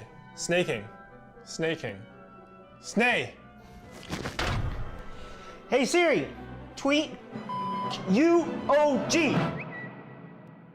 Letting players choose their own facets puts a lot of pressure on us coaches. Because, you know, players are idiots. Hello, Habibi, what is this? What? This? Bro, I took it for the armor. Sure, bro, it's only for the armor. You filthy stealing Rubik. What's the matter if I take one kill or two? At the end, we're one team. Stop stealing my kills. 兄弟，给我看看你的命使。兄弟，我只有一个命使，它出 bug 了。我只有一个命使，你知道吗？兄弟，没有人会想和一个13分钟一级的大神玩游戏。给我看看你的命使。Hey buddy, how you doing today? You feeling fine? Everything's good? Let's get you a nice haircut, okay? We're gonna make you look pretty. And also your friend can watch. That's totally fine. You're gonna give this guy the best haircut of his life. Do you know who this guy is? This ignition god from Indonesia, the Jakiro god. Look at him. He needs to be look smacked right now. Let's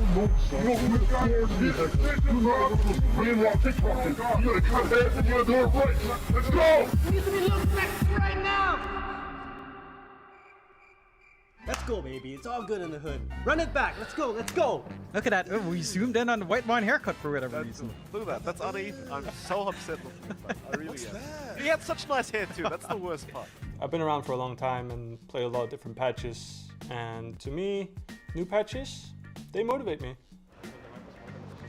Oh, come on. Yeah, it can be a little demotivating too. My facets suck. At least I got a huge innate.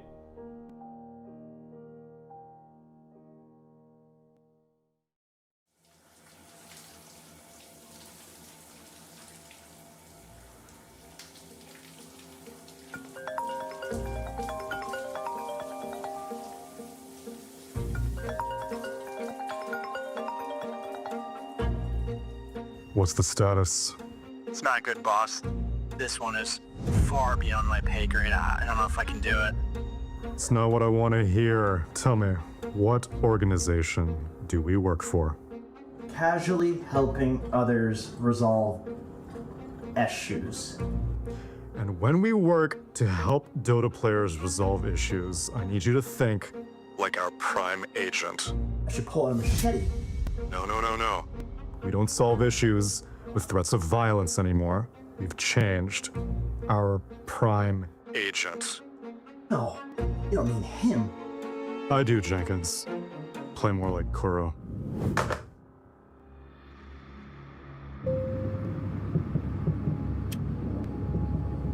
Sleeper agent Trent.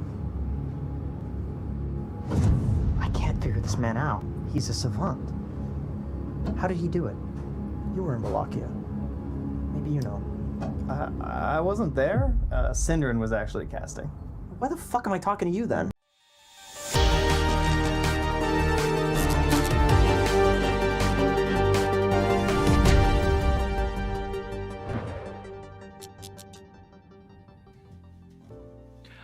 A team that made it all the way to the grand finals of a LAN tournament in Chengdu, now facing the threat of not even making it to top 8 here in DreamLeague. Yandex going down one game against a bet boom that looks solid, looks sharp and ready to claim their spot amongst the rest of the teams that have already made their way there. Winter, it's not really that good of a sign. I mean, Team Yandex, we know they have the skills to pay the bills, so why aren't they using them? They don't know who they are. Identity crisis, Mike. Should we pick a melee hero for success? Should we pick a range hero for success? Should we pick a farming mid for Shira Jr.? Should we pick a rotating mid for Shira Jr.? All the questions up in the air. I thought they figured some of it out. I mean, yeah, I think they figured out the Saksa fool. I think the Saksa problem is easily solved by a hero called Wind Ranger. I don't think you can really complain about his performance in that game. I think it was more of an overall team decision making, if I had to say. I don't think anyone particularly dropped the ball or played poorly. It was more like, I don't know what their idea. I disagree. Okay, let's hear what you think then. I think you can't blame nobody. You can't just blame the whole team, and clearly someone is not showing up for work. And who might that be? It is up to you to speculate. Isn't it obvious? No, what? What are you talking about? You gotta blame Chira Jr. because they last picked him in Void Spirit and he couldn't really get anything done because it's the way he played. Oh, I didn't really have any backup. Look at the man on the screen. He doesn't know what he's supposed to play the next game. That is a look of confusion right there. Confused Ray, you know? Somebody cast Confused Ray on him and he has to dispel it now. He's trying to peel it off his lip. I think it's like, look at him. He's thinking, what do I play? What do I play? Definitely not Void Spirit. I'm gonna play Beastmaster mid again. I'm asking my team for Beastmaster mid. I want to farm Ancients. I want to farm stacks. Well, I think one thing's for sure.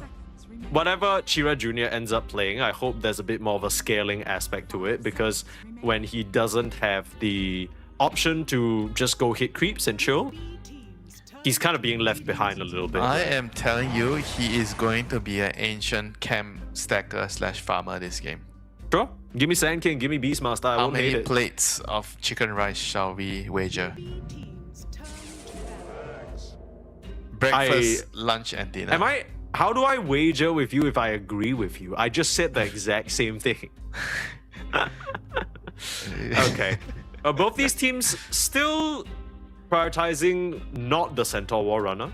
A little bit surprising to me, but I guess you want the Axe as a counteract to the Jakiro that you see from Bat Boom. Yeah, I like the Axe into Jakiro. Axe is very nice into Jakiro. You out-discuss the the Jakiro in the lane, because Battle Hunger does a lot of damage as well. It's not just your Liquid Frost and your Dual Breath, you know. I have Liquid Fire. I have Battle Hunger with my Ring of Protections to tank. 5 seconds remaining. And there's no Abaddon in the game. Abaddon is probably one of the better carries, and I think Abaddon or Ursa against Axe. Pretty interesting Chen ban. What do we think about this? Chen and Tusk being taken out. Tusk I can understand. Chen though. Just targeting Melodich on his hero pool. He's probably gonna play like some Warlock this game.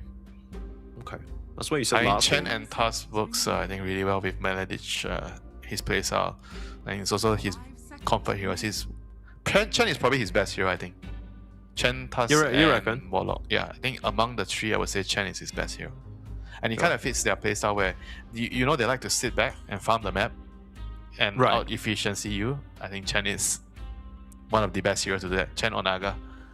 That's two. And nobody ain't gonna let them get their Naga, you know? So Chen it is.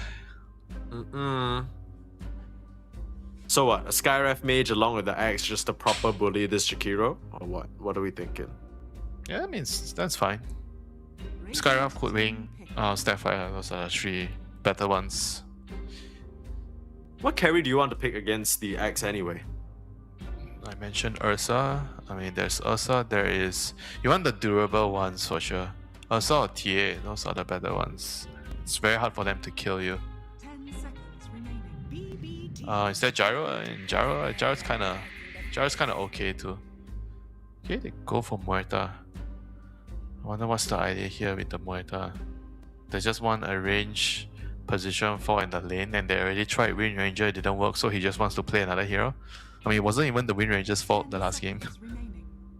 I kind of feel like this is a deny pick, because if there was any player in the pro scene right now that I would say still picks Muerta quite reliably, it's none other than Save.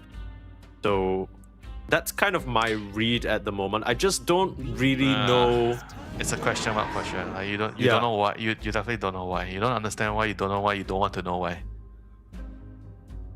And now you just try to focus on we have Ursa and Jakiro. You just focus on your draft. When you look at your opponent's heroes and you don't know what they're doing, sometimes it's just best to not try to understand and just focus on your own draft. Because you're speaking from the perspective of Bat Boom. The more you try to get into their head, the more you're gonna lose your own draft, you know. Sure. I mean, we're not on either of these teams. We can be free to speculate. That's the Muerta. Is that your favorite part of the job? Speculate. Oh, Yeah. it's going to be a Venomancer. I bet. I've been playing Venomancer the last week and I have a 99% win rate with the hero. Winter, I'm not sure whether you know the difference between speculating and making shit up. Let's try that again. What do we think this Muerta is about? Because I think one of the most obvious ones is obviously the deny pick that I was mentioning. Crystal, what the hell? Look at Watson's face. He's never seen this shit before. The last time I had a CM in my game was 5 years ago. What the hell are Bet Boom team cooking? CM Ursa, very powerful lane. Sure, yeah. And do you know that she has a facet called Glacial Guard? So when you cast your Crystal Nova, you get a physical barrier. And guess what? X Battle Hunger is physical damage. Og? Oh, you're not impressed. I mean, yeah, but then you have a CM in the game, yeah, and there's no, a Nature's, that's what I'm saying. There's a Nature's Prophet TPing to trap you in the shroud, and then you just die because you're slow at 270 move speed or some shit, 280 move speed. Exactly. Exactly my point. Winter, that's some good speculation from you right there. That is not speculation, that is just stating the obvious. 5 seconds remaining. Does a piece of speculation have to be like true, unknown? Like it has to be like no one could have figured this out. BB teams turn to pick. Okay, that's the Warlock that you talked about. Are we thinking this is a mid prophet? Yeah, or most likely, I think. There's a chance that's a carry, but I think mid more likely. Okay. But have they played? I kind of like mid prophet more than carry prophet, to be honest. That's my take. 5 seconds remaining. Yeah, it just makes a lot more sense. You get those levels earlier, the Yeah, rotations. it's the levels not that and bad. being able to move around the map to kill people. Obviously, you can do that as a carry, but it's just less efficient because you'll be lower at level, your TP has a longer cooldown, and then you kind of have to sacrifice your own farm to do that. So now, Bat Boom, what can we do to salvage the draft with a CM in our pool? On Ended Discord, we are going to go Invoker with the Sunstrike because we have Frostbite. Frostbite, Ice Path. You know, you have a lot of sticky things. This is just Kiyotaka telling them what he wants to play and what heroes he needs to combine with his pick. That's why the CM popped up. I can't believe they picked CM in 2025. That's crazy. There's only 2 players that play this hero. There's Snake King and I think Katami. Oh, I thought you were gonna say Fly. I Yeah, think Fly actually, yeah, 3. Fly plays it too. But he hasn't been picking it much, you know. Even in his pubs, I don't see him playing a lot of Crystal Maiden. Probably shouldn't be revealing that, but who cares? It's fine. The people can get a nice little juicy tidbit. But they didn't get it CM's from bad. me. Who would have thought? They didn't get the tidbit from me, yeah, Mike. Okay, It whatever was you from say, you. brother. Yeah, sure. I can. Yeah, me, Permasneeze, the Singaporean guy, very famously great friends and frequent collaborator with Fly from. That's my brother. That's my brother right there. I mean, spiritually, I resonate with him. You know, he plays Ogre as well. He plays a shit ton of Ogre. Ogre. What's wrong with Ogre? Watch what you say about that hero. If Fly hears you, you're gonna be in big trouble, brother. That's my. There's nothing wrong with Ogre. Ogre's a That's what I'm perfectly saying. fine hero. You know what's crazy? The people who play Ogre are like the actual Giga Chats in real life. Like Puppy and like Fly. Like you talk shit about Ogre, they're like, what the hell did you just say? It's okay. I have wind run. I can run away. Like the wind. Yeah, okay. I'm gonna dodge. Do you know the best form of defense is running away? To avoid? To dodge? Was to that be the from butterfly? Sun Tzu Art of War or something? No. No? It's just from common sense art of war. Okay. You don't mess with the ogre. I think my do not my poke perspective. the ogre, okay? Contrary to okay. the game, do not poke the ogre. Sure. Where are we at now with the draft? They need some setup. Mars or Tide. Tide is banned. Okay. So there is Mars. So I assume we're gonna see a Mars plus Invoker. How the right hell here. is there still Mars at this point in the draft? Because nobody decided to ban it, Mike. Is Centaur not good enough, you think? Is it awkward for them? I prefer Mars with the Cataclysm. I can see that. Are you absolutely certain that this is a Sunstrike Invoker and not that Yes. whole new Why would Tornado you pick EMP? Invoker with Crystal Maiden and not go Sunstrike? Explain yourself, Mike. Why? I've learned quite a few things in my time Alright. casting Dota 2. One of the key things is I don't question Kiyotaka. Kiyotaka does whatever the hell he wants. If he went for the Quas build, I can't even say anything. That's just Kiyotaka. You know what I'm saying? And they go for the Centaur over the Mars, strangely, and they banned the Kez. So respecting the possibility of it coming out for Team Yandex, even though I am not sure whether I've seen Watson play it. Nature's Maybe Prophet, you mean? Kira? I don't know. No, the Kez. They banned the Kez. Oh, they banned the Kez. I'm sure Watson can play the hero. It's in his wheelhouse, and now he is deciding does he need to play the Nature's Prophet or he needs something else to carry the team here. Watch him pick Terrorblade right here. Okay, no, I don't have the powers. On earth? I don't have the powers of speculation like you do, but I don't think you would have seen this one coming either. What on earth? They're trying to play fast. Again? Monkey King, but they have a better mid hero for Shira Jr. Nature's Prophet suits him more because he can farm. He needs to play a hero that is allowed to farm. That is my speculation. Did I use it correctly now? Good speculation. My speculation that Team Yandex needs Shira Jr. to be playing a hero that needs to farm a little bit or a lot. At least, you know. He can't play a hero that doesn't require to farm. Sure, yeah, and now he has it, and does that inspire enough confidence in you? Yes. 1-1. Easy. Damn! There's a Crystal Maiden in the game. It's easy. This is the game you double down when you see the enemy lineup. Oh my goodness, really? But they have a Centaur. You they see got Kiyotaka. the Crystal Maiden. The Crystal Maiden is enough dead weight that you double down right now. Would you consider Muerta dead weight? No, bro. Muerta is not nowhere on the same level as Crystal Maiden. Muerta is a kind of decent hero, you know. You can pick the hero. But Crystal Maiden, you shouldn't have your fingers anywhere near that hero. Run away. If you want to win Dota, you don't go anywhere near that Maiden. Okay. Steer clear of the Maiden is the plan here, according to Mr. Winter. He hates the Colt, so I understand that he has an agenda, but you might have to believe him on this one. Bet Boom team, though, they're putting... You're supposed to be on my side, Mike. What the hell? I am. I just said I agree with you. I don't blame you. I agree that this Crystal Maiden is a little bit sussy.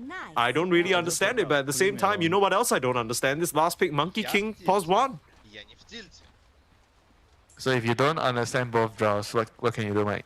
Just sit back and watch and refrain from giving comments. Damn. That's what they asked me to do, though. They asked me to come on here and give as many comments as humanly possible. I think if I stopped giving comments, I'd be in big trouble. Yeah, what type of comments, you know? Positive reinforcements? Winter? Yes? You're doing great today. Only today? We can revisit it tomorrow. We take it day by day? Yeah. And true enough, Mind of Tornaris, Winter, for the Kiyotaka and Vocal. What? Mine? Okay, this is because the shot is Imba. The only ever reason to get this is because the shot. Because you have an Imba shot. Okay, It's that is really this nice. This is why they didn't go Mars. Because Miera, look at Kiyotaka. Hey, are you going Cataclysm? Nope. Alright, I want to play Centaur then, not Mars. Yeah. No, that's fair. And also, I think the difference between the Centaur as well as the... He missed the stomp! What the hell was that? He didn't land the stomp. How did Satsa juke him? Did he just like walk away? No, nobody juked, nobody ran. He just missed? The stomp just was 1 kilometer away from the actual target. 1 kilometer? Damn. And 1 mile, right? Because we have to use mile. Nobody knows what is a kilometer. Actually, that's a good point. I wonder where majority of our audience is from right now. Do you think there's any Malaysian or Singaporean people staying up at 12 midnight to watch this game? Yes. My wife. Ah. And does she have any idea what's going on? Yes. And what does she think of the draft? Could we perhaps get some speculation from your wife? Well, according to her facial expression, I think she really likes Crystal Maiden. Okay, well, you don't want to upset her then. Let's get on with it. Bet Boom versus Yandex. Now, we were joking around a lot, sure. But overall, I think Yandex, again, I think we can both agree, have put themselves in a situation where they have the option of playing fast, but now they also have a decent amount of late game scaling, which I think gives me a bit more confidence, I want to say. Yeah, look at that Crystal Maiden. Are you looking at Crystal Maiden using the barrier against the Battle Hunger? But then you have no mana, holy shit. Yeah, very cool that she did it like twice and then she's still at 200 HP. Yeah, she's bringing in the mangoes right now. I mean, it's a cool strategy, you know, but I can tell you, I personally tried this before and I felt like it was so bad after. In my head, oh, Battle Hunger physical damage. The barrier is useful, and then I go into the game like, I wish I was not Crystal Maiden. Yeah, because the problem is you gotta hit yourself with the spell. It'd be real nice if you casted it and it... You know what would actually be a nice little buff for CM? If you didn't need to land the Crystal Nova on yourself to get the shield. That is probably the next buff. You know what I mean? Like, you would still have to land it on your allies for yeah, the buff just to be like transferred to them. Dazzle, when you use the heal, you always heal yourself. Yeah, it always bounces to you, right? Because you should, right? Why wouldn't you get your own heal? Yeah. Yeah. Yeah. Justice for CM. There's a hoofstorm that is not a mile or kilometer or whatever unit of measurement you want to use away. But unfortunately for them, they are laning into a Warlock, which means nothing will happen. I think one of the rare supports that can actually just stand there against a Jakiro and be like, yeah, none of that, buddy. I don't care, IDC. Yeah, but this is like one of the few times I've seen Twin Terror on Pulse 4. Normally, I think I see Icebreaker more on Jakiro when you're played as a position 4.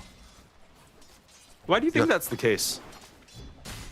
I mean, I think because you're laning with a stronger hero. Like when you are with the carry, you need to help him because he gets bullied in the lane. So I think it makes a lot more sense going to Twin Terror to have that extra bit of damage in the laning phase. But with the offlaners, I feel like in most cases, they don't really need you to have a little bit of extra damage.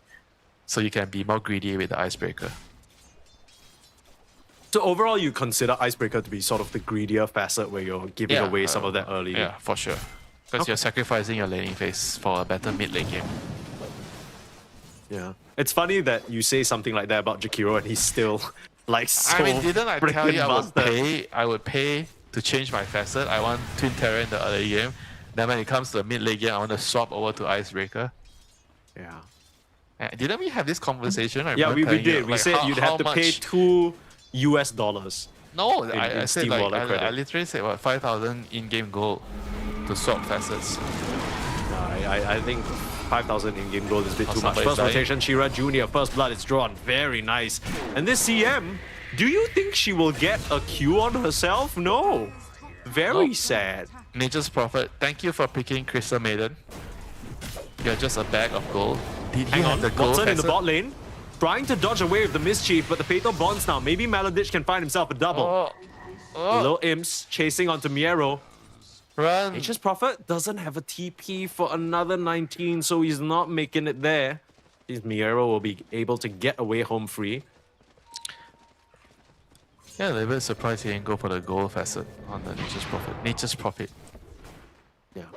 A nice play there though from Maladich to secure that, and I think Watson maybe overestimating himself in terms of how much damage he could take.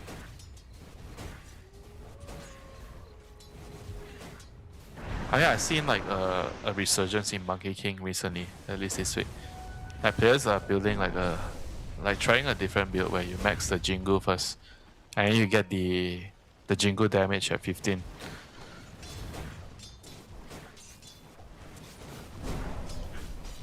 I don't know if it's going to stay, you know, or it's just like the fad of the week, you know. Sure. It's actually good though, because I feel like this is the first time we've seen Monkey King pause one in a hot minute. I think someone else did it in the group stages like a few days ago. Remember? Do you see there's that game? there's like a bajillion games in the group stages, so I'd have to. I remember seeing carry Monkey King and mid Monkey King like sort of returning to the meta. I think I saw one or two. What was it? Was it RCY with the face boots? Someone with the face boots. I don't quite remember at this point. Must have been Tai Long, I think. Yeah, it's Tai Long. I think it was him. Nature's Prophet. Again, rotation in. Where you going, little boy? You want to carry this game? I'm gonna make sure you do not carry this game.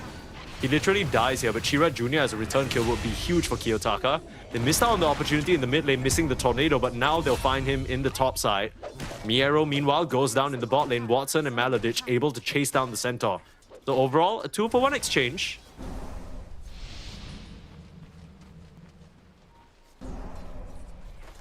You're happy if you're Yandex there. Absolutely bullying the Crystal Maiden's lane, as you should. And now Katami is running up to steal the shrine. Crystal Maiden is definitely one of those heroes that you fear for your life when you do this. Gonna invade now. That's the calling. Pushing them back. Noticed will come in as well and put some of the damage onto Katomi. You gotta be careful not to leave that shrine area though, dropping the Warlock Rock. Hey, Maladich, he's been involved in so many kills early on, already getting many charges on the Grimoire up to that level 6. Get the secondary kill onto save, so ends up being a trade again. And Bad Boom, I don't think they have the chops to take these fights, to be honest with you. They don't. I don't think so either. I mean, this Warlock is just such a strong driving force, right? Together with the Nature's Prophet ulti. I think in the early game, if you land like some 3-4 man bonds and then the MP ulti bouncing in, you're all gonna die. Yeah, not to mention the side of Bad Boom don't have any dispels whatsoever. They're going to have to build it in terms of items. So until that happens, when you run in with your entire team, if the supports get bonded up, they're basically toast. Imagine a Fatal Bonds and the Nature's Prophet ulti. Ooh, that's gonna hurt. Yataka found himself a stray Saksa. That should be a very easy kill. Wrong place, wrong time, unfortunately. Well, it depends on your perspective, right? He could have been in the right place, right time to break the smoke so that the MP doesn't die, right? I'm sure that's the story that he's selling to his teammates right now. Whenever you die as a support, that's the easiest pitch, right? Oh, I was just tanking the gang for you, brother. Smoke used, guys. Guys. Tornado used. I think. You know, I hate. So like, I respect people who communicate spell usage in pubs, right? Like if they use, let's say, a Snapfire ultimate or Monkey King ultimate, you say, oh, the ultimate used and whatnot. But then sometimes you get people saying like,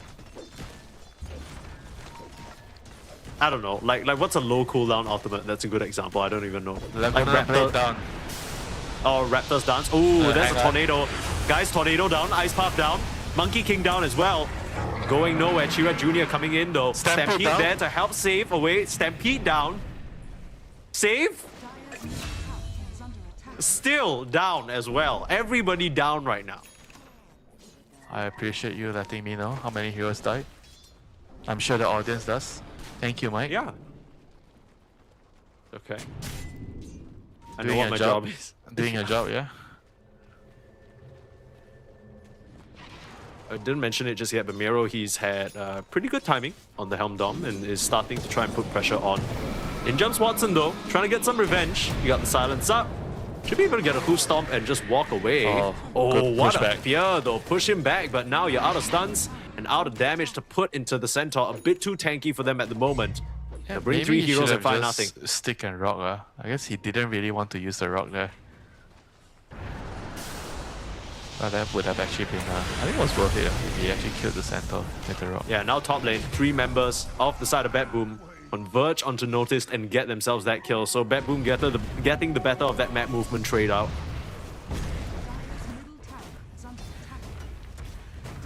And at the same time, Yandex is going to put some pressure on the mid lane here. It is a good time to use your rock to push the tower, Maladich. Yeah, that's the crazy thing. I feel like so far we've seen so many warlocks just not give a shit Who and was rock. it? Was it Speed or was it? King Jungles. Oh yeah, King Jungles, where he just randomly okay, maybe not randomly, but he uses the rock to just push the tower. Yeah. Kind of treats it like a Helm Dom creep almost. And the stun's just an additional little cute effect. Bot lane just gonna get pressured out here. Some of them come through the twin gates, get the job done. Miero, of course, also has that summoner creep, so many skeleton boys to rally the troops together. Looks like this mid lane tower is going to drop to Chira Jr. though, so it ends up being a trade. I mean, Bad Boom, they're just really holding hands, right? The CM and the Jakiro, they're just kind of perpetually tagged to one of the cores. Yeah, you can't be off on your own when there's a Nature's Prophet in the game. And also a Monkey King that's building Desolator. He's just trying to play super fast, yeah? Desolator Monkey King. I'm just worried for him because there is so much magic damage that can easily blow him out. Monkey King, I feel like it's always one of these heroes that you feel very strong when you're in the laning stage and then you try and jump in for a fight and you just get exploded. And you have to be doing the initiating if you don't have BKB, you know, you have to just go in and kill someone quickly. Yeah, otherwise, like you say, all the magic damage is gonna kill you. I wonder why he feels so compelled to go for this sort of early game build, right? And why does he think that this is the way to go this game? Yeah. It almost feels like a visceral reaction, right? Last game... But to what? To the Invoker? No, to last game. I feel like last game, maybe they feel like they didn't play fast enough. And this game, they're like, okay, we need to speed up. Bot lane, looks like Watson found the touch onto Save, who was sticking around in the bot lane to how about try we need to slow down and play at our own pace, yeah? Like... Well, if it is what you were saying, where maybe Yandex are trying to add more variety to their playstyles, then, you know, no better opponent to test it up against other than a really strong Bat Boom, right? If you can make it work against Bat Boom, safe to say you might be able to pull it off against some of the stronger teams as well. Yeah, I guess you have a point there. I mean, I'm just trying to make sense of what Yandex are doing right now, because I agree with you that it is a very far cry from their usual style that we've become used to. So I'm not too sure what the plan is. Top lane, the plan is to kill off this Axe with 4 heroes. Oh, he definitely did not notice the gang coming. Yeah. It'll be the second time he gets caught up here in the top lane, and Axe, until he gets that BKB, is going to be very easy to take down, but they drop a rock onto Kiyotaka. Last bits of damage. The Shadow Word should be able to find the Invoker, and Watson's converged in for Katomi as well. Battle Hunger looks to be finishing off the CM, and they found Save on the south side. What? Hello? Oh, whoops. There's a random Monkey King walking past the CM. I guess CM never gets out of there alive because she's far too slow to just walk it off, so... I think you need to give her 10 extra move speed. Yeah, I think 10 would be nice.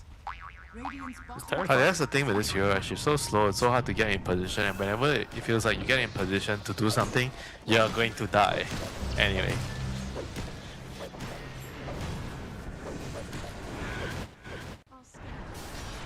And you can see here, they catch the Axe. Maiden, oh, I have Stampede, I am running in, I initiate, I can't run away.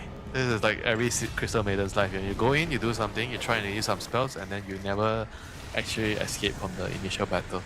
There is no second fight for you. You go in and it's a one-way ticket.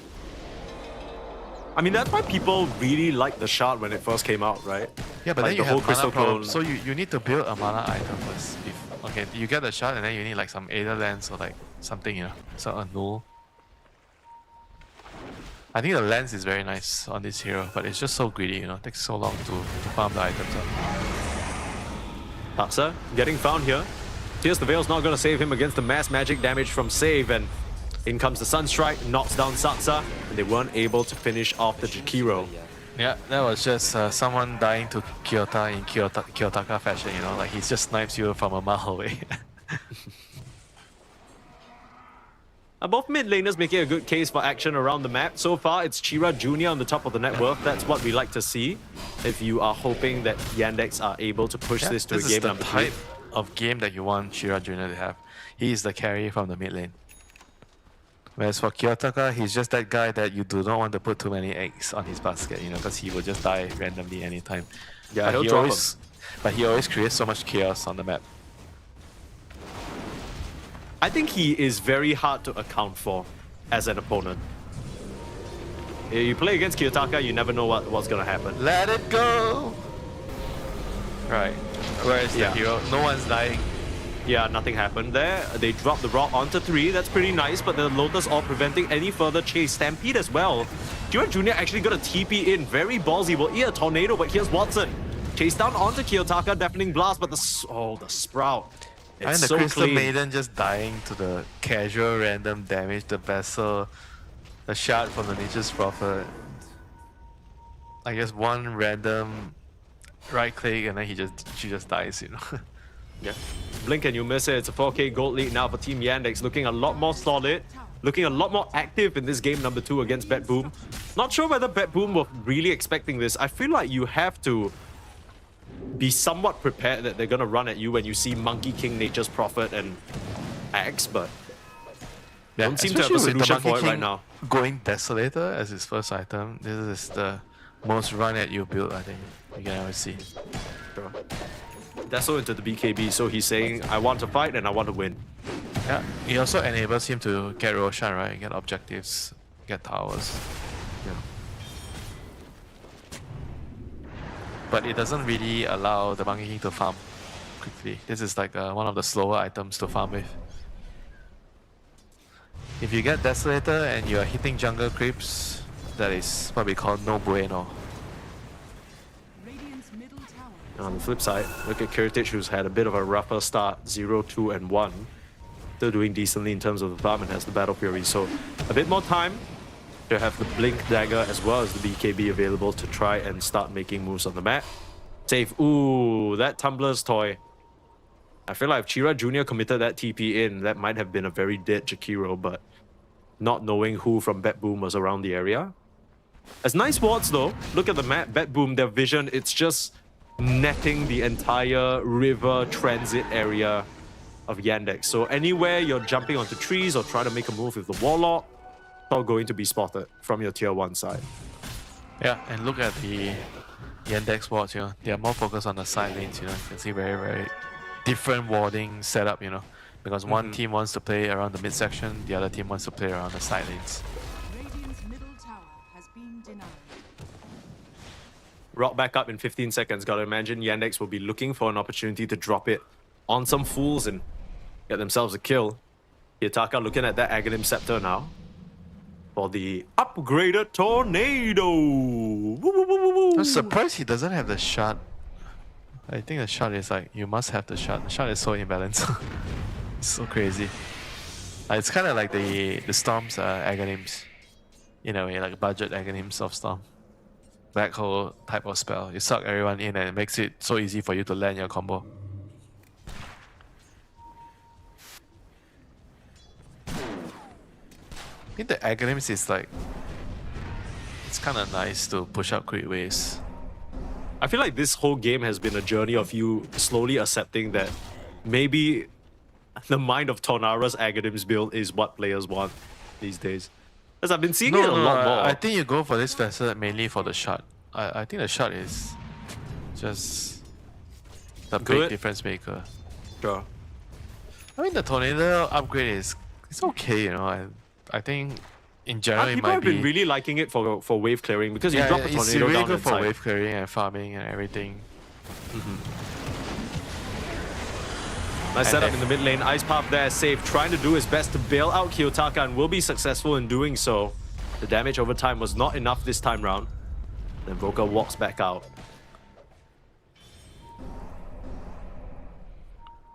It's a tricky game for Kiyotaka. The second he gets spotted, it feels like they need to throw everything. Stampedes, Ice Paths, Crystal Novas, just to cover his tracks.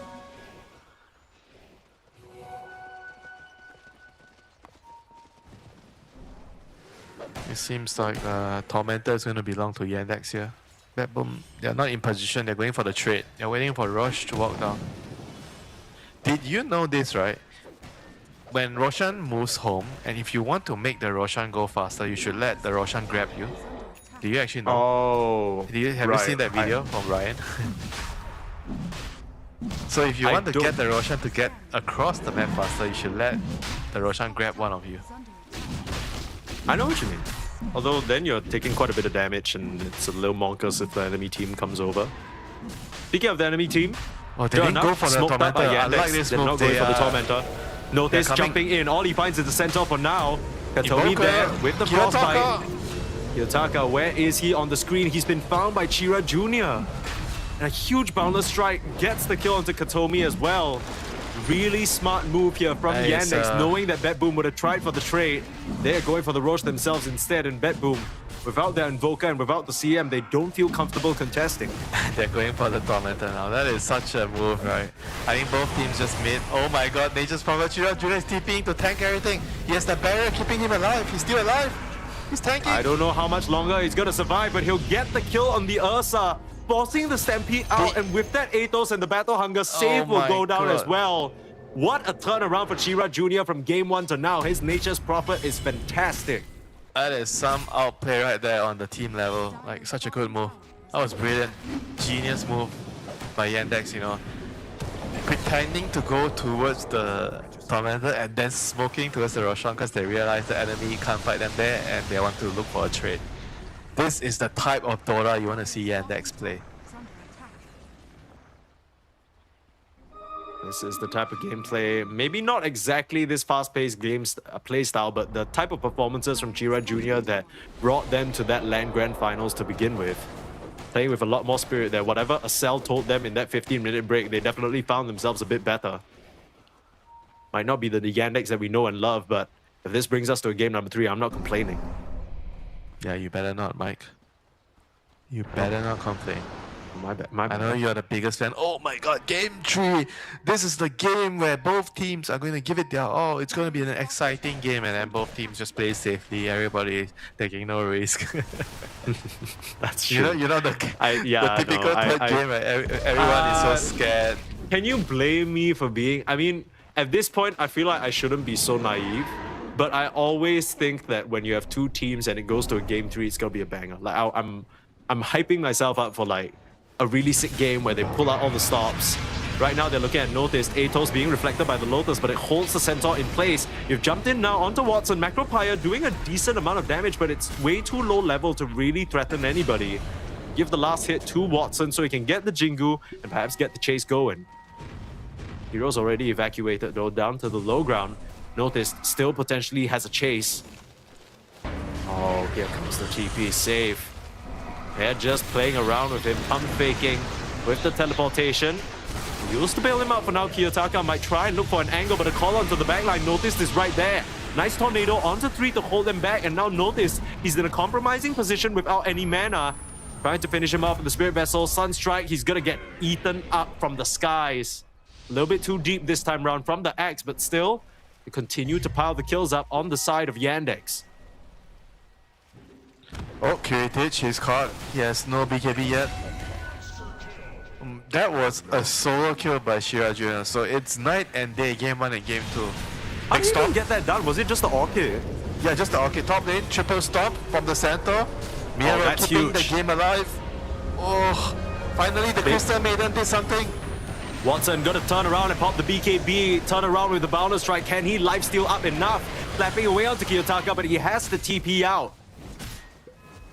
Yeah, that was such a huge combo. The shard from the Invoker, pulling everything together, allowing the Centaur to land a 3-man stun into the freezing field from Crystal Maiden, but they still couldn't kill the Monkey King. Way too strong at the moment.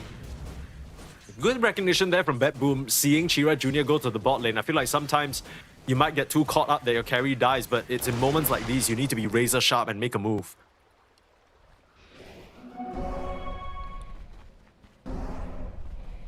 Just like that. Game not over just yet. So smoke up Bet Boom.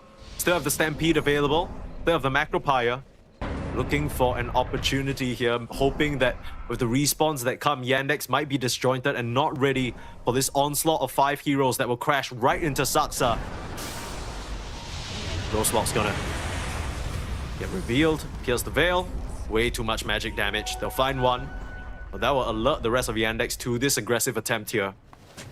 Don't think anyone else will they're be gonna found find here. one more. Oh my god, that was like the last frame. Like, I was so unlucky. I think Miero must have clipped Chira Jr.'s horns there with the hooves because my goodness, it almost came down on him entirely. And now Kiyotaka hunting up to the top side. They're assuming, okay, Nature's Prophet, you just TP'd away from the bot. We know which side of the map you're going to be playing. Safe. Spots out some tree ends, but Chira Jr., he's out already. This time around, it's Yandex who are the ones on the move. Look at this smoke move through. Drawing a lineup. But it's just an Axe and the Monkey King. No one's really around here.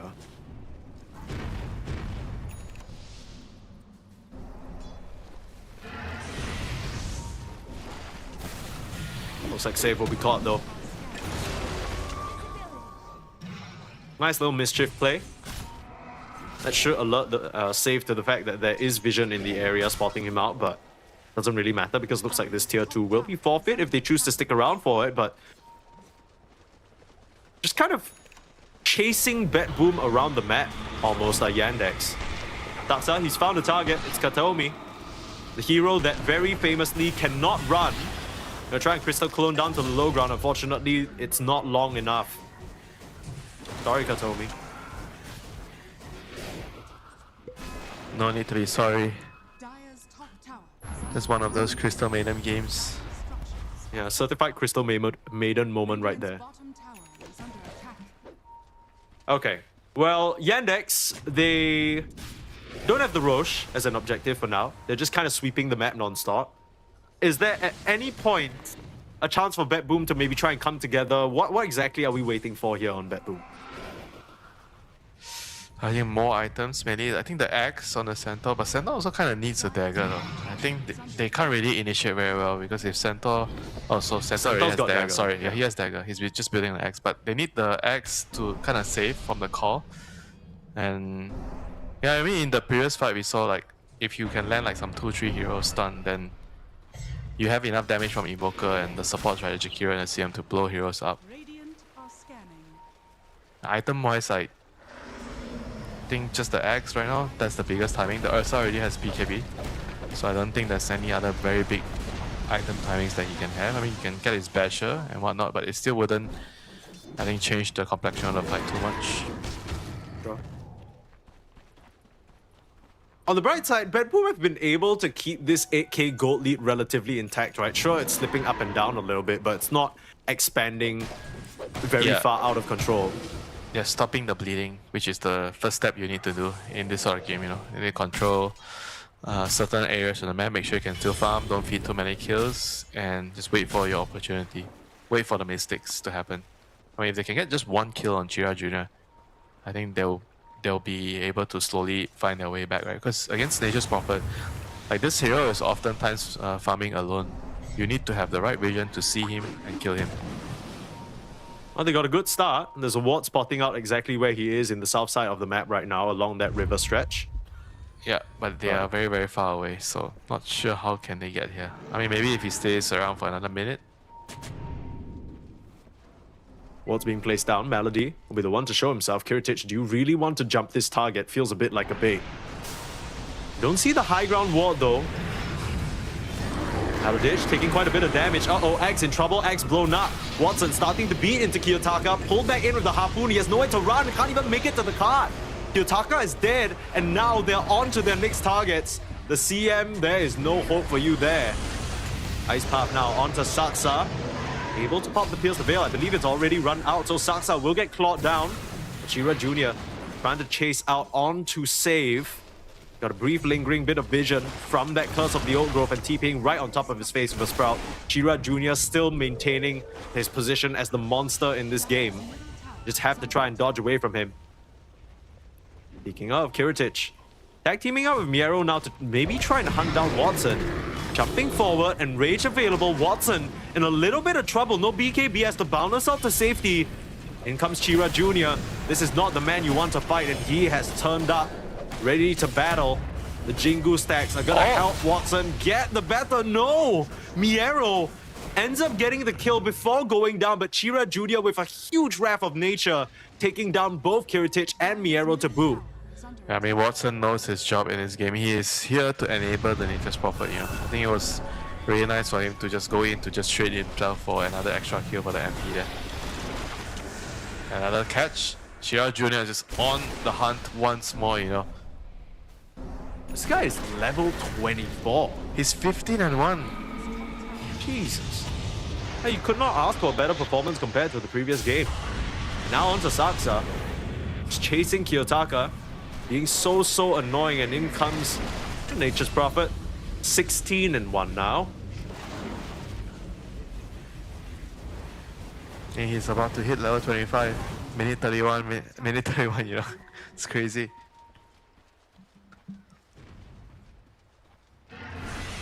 .300 CS and 16 kills at minute 31.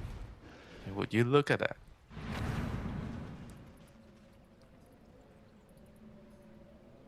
And 23k gold lead. All on the Nature's Prophet. He is literally 10k ahead of anyone else on the other side. He's almost like full slaughter. I guess you'd remove the Spirit Vessel and swap it out for something else, but other than that, you're almost full slaughtered, right? It's crazy.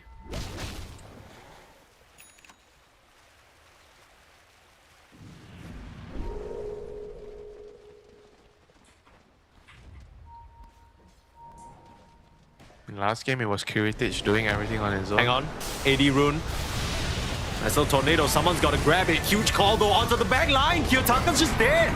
Miero manages to get that AD rune away, and Watson kills himself. Kiritich was in the cart swiping away and now noticed in trouble. Chira Jr. left all alone with a lot to do. The Golem will try and help him out, but you need to bail out your Nature's Prophet. Is he big enough? Is he bad enough? He'll be able to take down the supporting cast members, and Kiritich now being caught out. Oh, you just can't fight this Nature's Prophet level 25, which means no TP cooldown if he chooses to go for it. Opts to bail out and continue pushing out the rest of the top lane. But even with some of the slip-ups there, even with Notice getting caught out, and maybe Watson not really respecting the damage from the Ursa and the Centaur, they still make that fight even. And now TPing into the bot lane, Chira Jr. He's found Miero forcing the cart out, but beautiful dead shot just catches him off guard.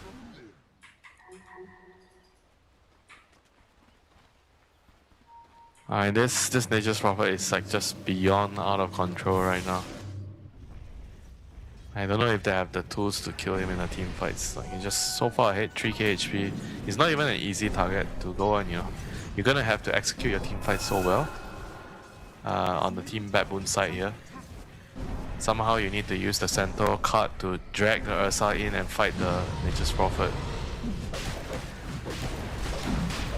When you also gonna need your Invoker to get to late game Invoker stage, you know. Level 25 if you're Octarine Core. Yeah, it's far from it at the moment. Still desperately trying to work his way towards the BKB. I mean, you see in the fights, the second they catch a glimpse of him, Chira Jr. is just right on top, peppering him with auto attacks that he has no hope of surviving. He just doesn't have the HP, or the armor, or the help really from his team to get out of there. They have 4 staffs, they have drums, they have all these nice little tricks, but I mean now Chira Jr. can literally just TP on top of you at command. He's got himself a Silver Edge to break the Centaur as well. We saw that come into play in the bot pickoff.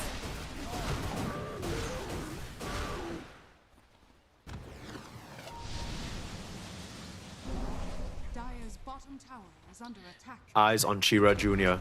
The Aegis going to empower him to just TP in wherever he wants, as if he hasn't already been doing so. Oh, they're going on him. Gonna try. Pull him in with the EMP. Quite a lot of damage. BKB used. Chira Jr. able to force staff away somehow, but the Aegis will still be expended. Didn't really have to use much for that on Bad Boom. Pretty good situation. Notice, he's caught out Kiyotaka, and Kiyotaka forced the BKB, and they use the Stampede defensively. That's more like it. Yandex didn't really want to lose that Aegis for no reason, and they'll at least get some item usage, some spell usage.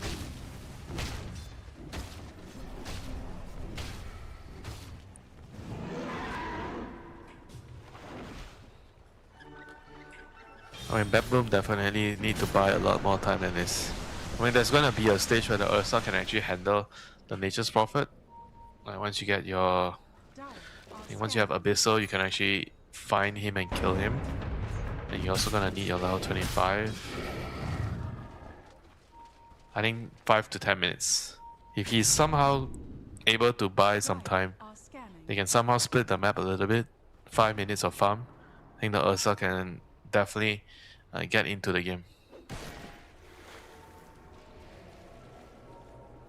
Gotta be really careful about Noticed as well. He has that Pyrrhic Cloak, so if he just runs up into the Ursa, Pyrrhic Cloaks, and gets fully focused down, the Ursa might just end up killing himself. Yeah, surprised to not see any Pyrrhic Cloaks on the Dire side as well. You just need to pop your ulti, like against the Pyrrhic Cloak. Just have your ulti activated. Sure.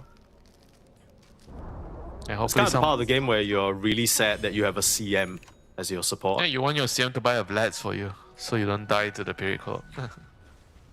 It's easy to farm on the CM, right? Buy something useful for your cause.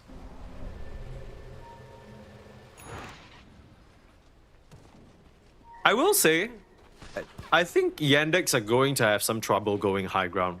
As the high ground defense is kind of scary, right? You got... Sure, CM spells aren't anything crazy, but like the threat of the Frostbite, which makes you have to like have a Lotus or something, or have a BKB ready, then all the Invoker spells, there's the Storm.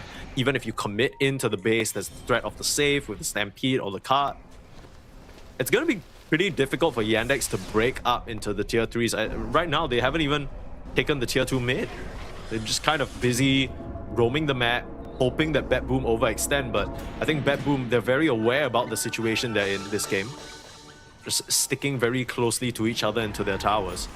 Smoke move out though, Yandex on the prowl. Of course. They found Of Kiyotaka. course, it's Kiyotaka. He can't even get into the cart. He can't even make it there.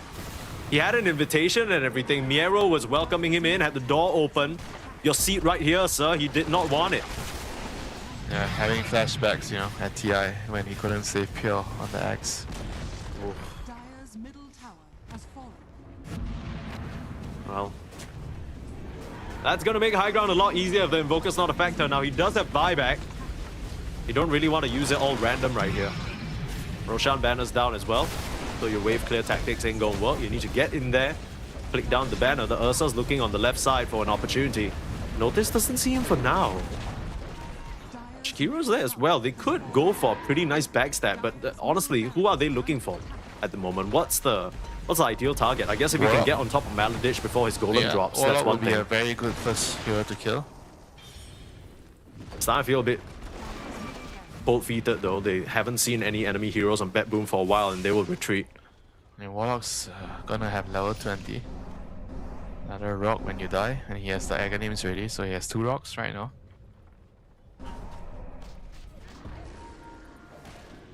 There's one rich Warlock. Ghost Scepter, Aghanim, Solar Crest, Refresher soon. Yikes. Oh, the Refresher's gonna be a big problem if they can't burst him down. He's just gonna keep them all locked up for 20 years.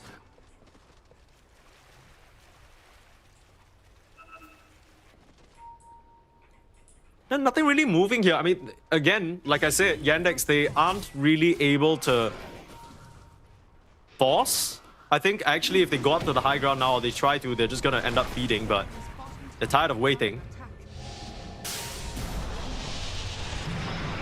EMP trying to pull him in. Tornado will clip him though. Sunstrike for the vision. Look at that annoying ass Tornado Axe. Just easy cold feet procs. Cold snap.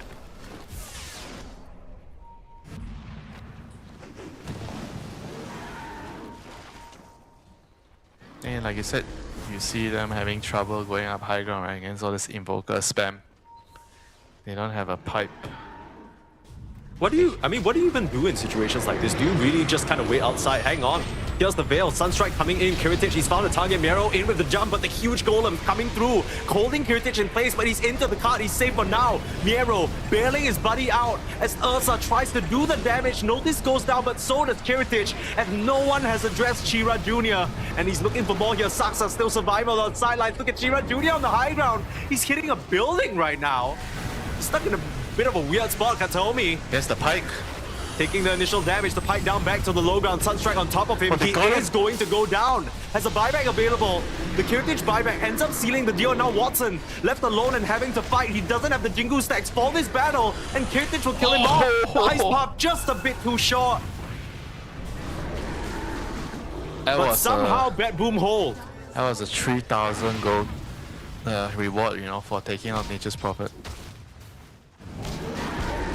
3,000 gold, Mike. God damn. What do you think about that? Yeah. I mean, he still does the most damage in the fight by a long shot, but you gotta respect Kiyotaka. I think he does a great job just laying in all the spells from a safe distance. I feel like this is the first time in an engagement where he's not being run at relentlessly. And look at that, the meteors, the EMPs, all those little things he's thrown in, just chipping away. Notice does not stand a chance there. He still keeps a safe distance, right? Hiding in the ghost wall, not getting over eager, biding his time, waits for Kiritich with the buyback to come back into position before throwing out that cold snap and sentencing this Nature's Prophet to his death. Nice little Sunstrike to end things off, and the Tornado EMP as well to catch. I mean, spellcasting wise, overall in the game, decision making might be a little questionable from Kiyotaka so far, but definitely in that fight he came out big for his team. Yeah, every single spell was used to almost close to perfection. Did as much damage as he could, cancelled some TPs, disabled some heroes. And this man is definitely no stranger to using spells in late game as Invoker. Sure. I mean, the KDA might not look the sexiest, but he is starting to get to the point where even a BKB cannot hold him at bay, right? He has these spells on such a short cooldown thanks to the Octarine core. You got the Chaos Meteors coming down, but tons of damage, and look at him just on the sidelines popping the Aeon Disc for free. Might just start to be the Kiyotaka show if he's able to just play around the map like this.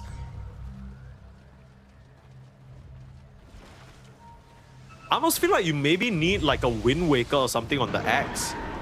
Because the second you commit in and your BKB is out, you just get controlled to oblivion. Cold Snaps, Ice Pass, Frostbite, like you literally can't get out. And he's thinking to solve the problem with a refresher, so he has a double BKB. Yeah, that works. We're seeing as well, once Shira Jr. gets into a compromised position, it's very hard for Watson to 1v5 or even 1v2. Yeah, he can't really fight the Ursa head-on, you know, so he has to be very careful about using all those aggressive TPs. He needs to be with his team, so the Axe can protect him, the Warlock can protect him. Yeah. If he's respawning in a bit. He dies very quickly. Absolutely. MKB also done on the Ursa. So Yandex onto Kiritich. The instant stun. Where's the card? The save. Pull him in. They Save again. Miero's right there and they bail out. Stampede used to bail them out, and the Jakiro's actually going to buy. I thought he was going to complete the TP in there like a madman. Most while tracking down Watson, but they don't want to give this Rosh up for free. Kiyotaka now waiting in the wings, trying to find an avenue to land a killer tornado, catch out some heroes. It's only him for now. The rest of his team is not here, but they have yet to de-ward this cliff ward right outside of the Roche pit on their high ground, giving them a lot of good information. They gotta be careful. Spot the wards out now. Pings are there. Notice though, on the high ground, he's just gonna get Ice Path and caught. They haven't been able to de-ward. The rocks come down, but the Ursa in the sky because of the Yules. Jumping forward, they're trying to take down Kiritich again, but there's a card available. They're fearing up Miero for now. No chance of a save. Miero is gone, but Kiritich on the back line, able to swipe down Notice. That's the X out of the equation. Shira Jr. dies and Shira Jr. Shira Jr. has to buy back into the fight, ends up going down. Boundless holding Kiritich, and that's a dieback for the Ursa. Troublesome now as Kiyotaka now being controlled by the Yule Saksa. Can you set this kill up? BKB is there, Stampede as well, but Shira Jr. looking at the spots, looking at save. TP'd in, stunned up. This might be a dieback. Shira Jr. He doesn't have the help. Oh no, the Nature's Prophet. He just gets kited around, and Miero with his buyback stomps down on the Prophet, stomps down on the Monkey, and have Bet Boom somehow been able to do this? This is 105 seconds without your Nature's Prophet. Yeah, once you use your BKB charges, the shot from the Jakiro, and he has a Witch Blade on top of the Whisper of the Dread. So he did like a bunch of magic damage, and look at his damage, man. Like 4,000 damage in that fight, you know. The rest is just Kiyotaka doing Kiyotaka things. Oh, Maladich As a haste rune, try to get frisky with it, but he's playing up against the Centaur. That guy can move quick as well. You try and juke this one out. He's still chasing. My How God. is he? What the hell? Okay. Bro, Sunstrike? that was No. actually not that far off the Sunstrike. That was a crazy Sunstrike. I don't know how he calculated that How shit. did he actually sniff that out? That was insane.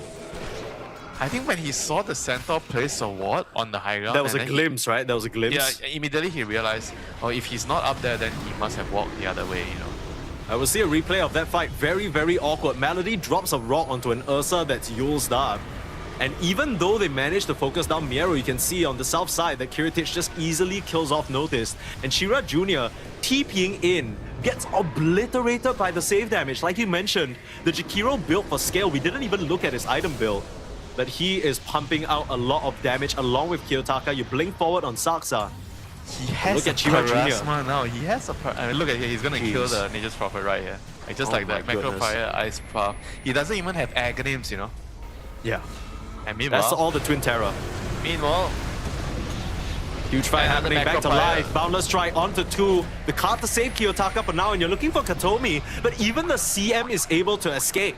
That's how you know that things have gotten to a real rough state for Yandex. They can't even get the pause 5. And you're starting to feel like the Monkey King just doesn't really do anything anymore. It's just the Nature's Prophet. If Chira Jr. dies, there's not enough damage coming out, you know, for the Yandex side. We were praising Yandex up until this point. They had seemingly flipped the script for themselves in this game number 2, going back to a faster draft and playing up to that tempo. It's everything you want to see if you're a Yandex fan, but these past 5 to 10 minutes have not been it. Chira Jr. heavily underestimating the Bet Boom damage output, and he's died a few too many times for comfort. Yeah, he has 4 deaths, and 3 of the death is the last, what, 3-4 minutes.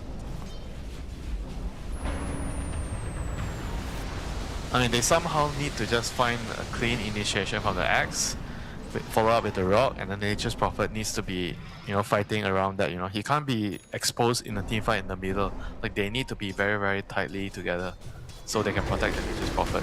Like, I feel like he can't really just TP in the middle of the fight, just expecting to survive, you know, right now. No, absolutely not. I mean, even with his Satanic, right, if he doesn't get the chance to pop it because And of chain Ursa stun to just the ice path. destroys him. Like, it's not even about the chain stun. He can't even fight the Ursa. Indeed, he can't. Now things have gotten even more tense. If we thought Yandex were hesitant in that game number 1, they're going to get even more concerned now. Game still 16k gold lead over to Yandex, but honestly, I don't know how much that even matters. Miero's been so on point with the saves and the cards so far. Warlock 25, right? Oh, damn. It's okay. Warlock 25. Is this going to be the savior? Refresher Warlock with level 25, so he's gone for the magic resist this game against the Invoker. Well, the problem is the previous fight he had 2 golems, but he landed them on nothing. He's going to have to try and hit at least 1 hero. That'll be ideal. Here's a smoke move out. Level 25s on a lot of these heroes, Oh, actually. this is going to be big. Get on the high Ready ground. to party. Noticed. Smoke breaks. It's an awkward position. They're on the left, but Notice is Big on the rocks right. And coming out in. there, they get a big jump onto Watson. The rocks coming in onto 2. The call is there. They're eliminating save. That's your Jakiro without buyback.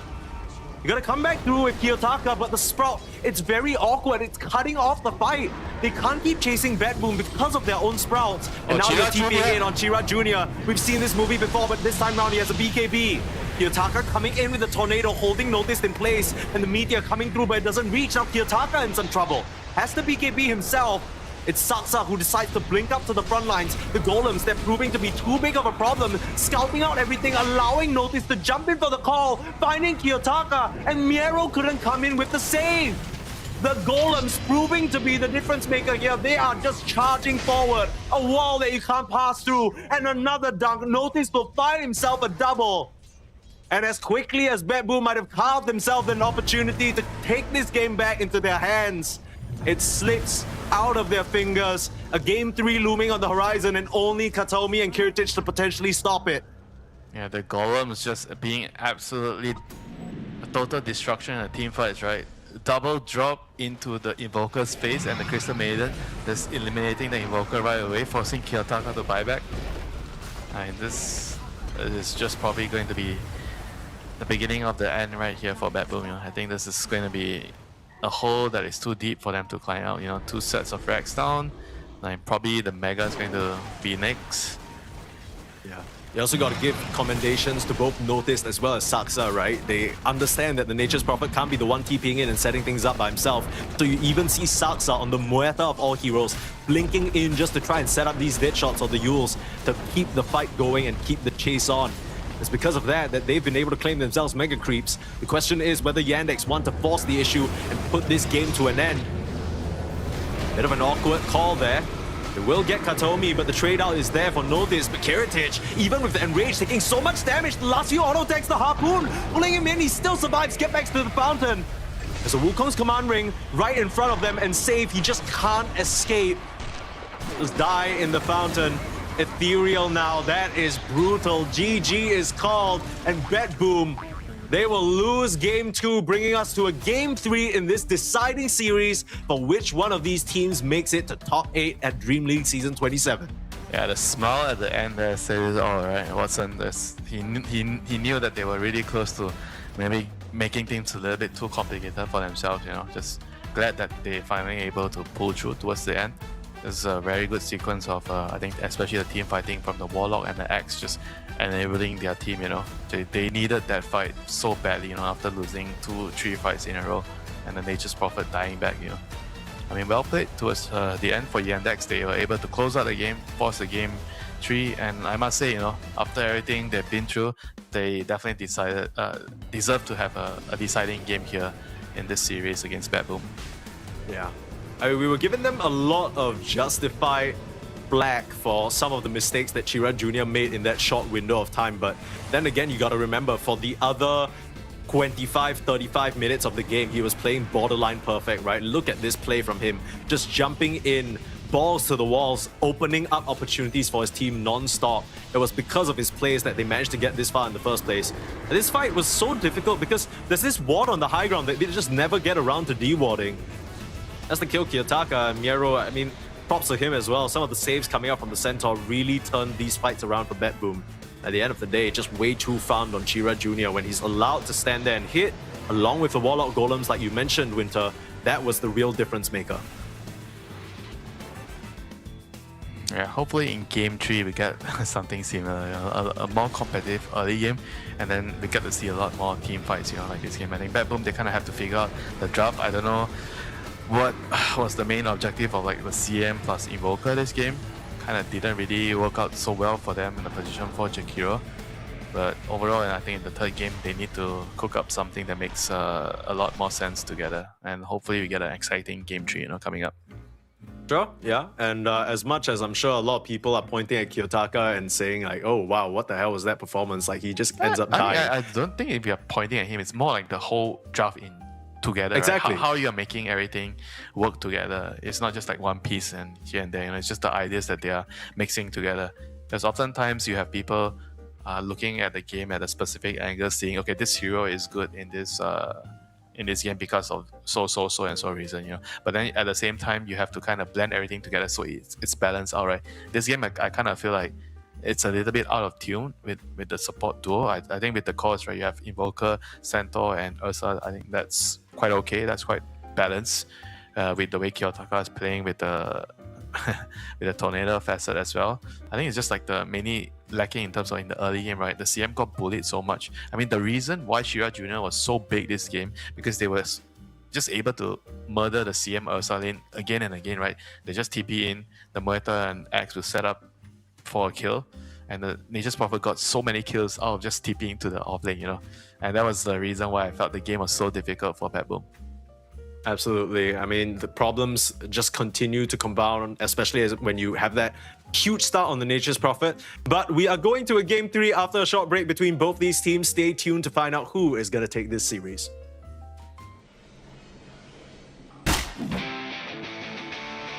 About bloody time.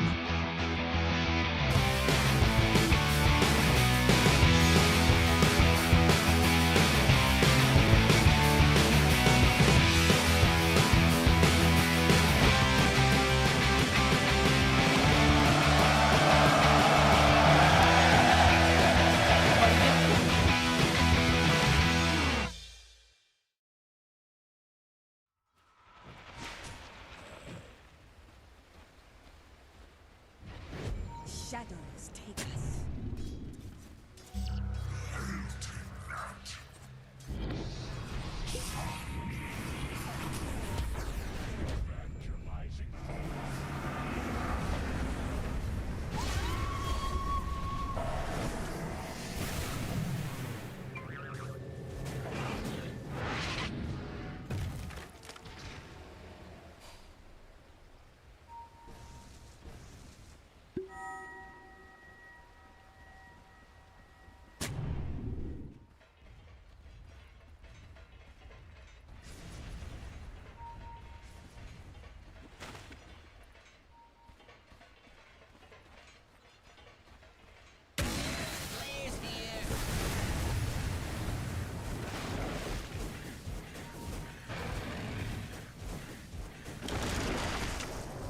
Dire are scanning.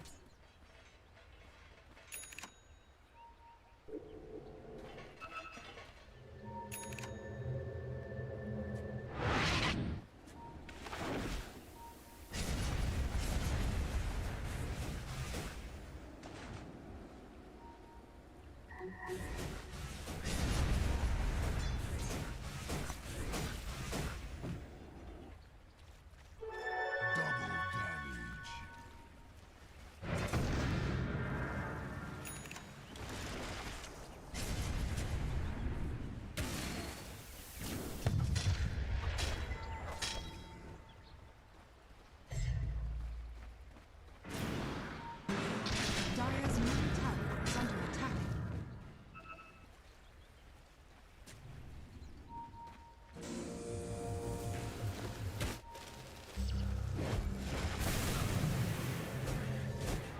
Summoned forth.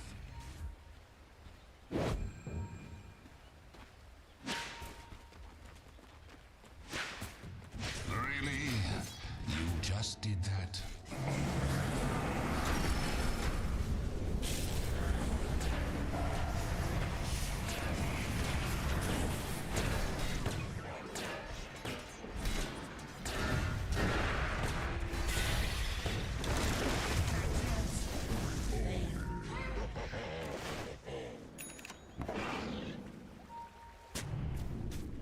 Radiant are scanning.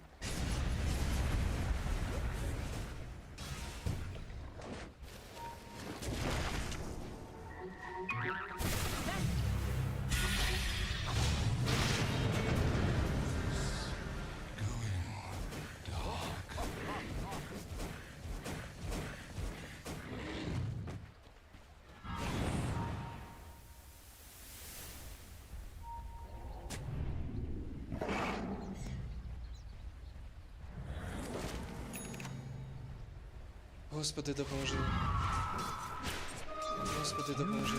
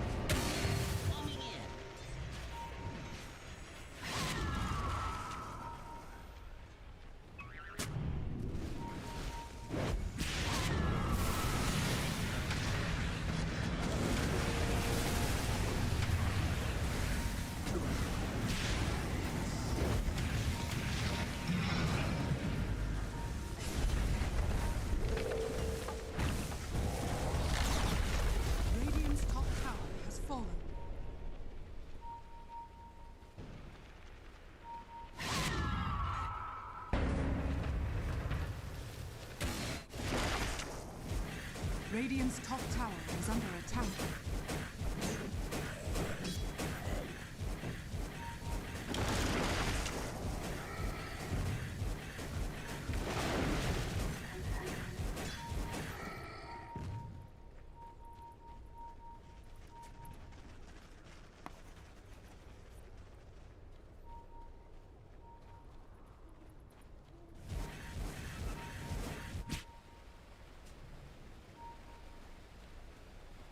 Radiant's top tower is under attack.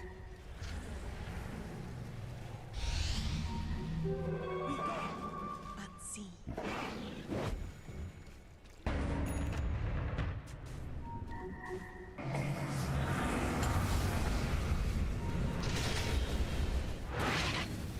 Amazing what you found laying around. Господи, допоможи. Господи, допоможи.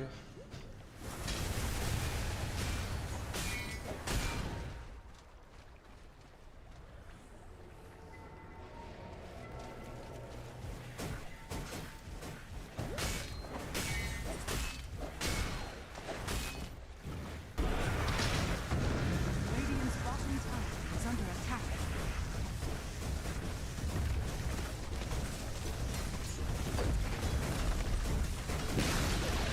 Radiant's bottom tower has fallen.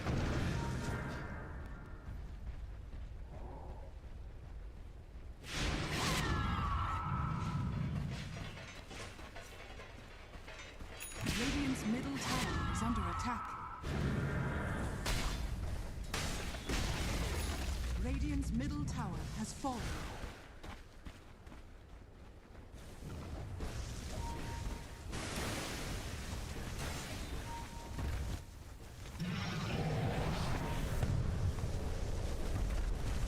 Radiant's bottom tower is under attack.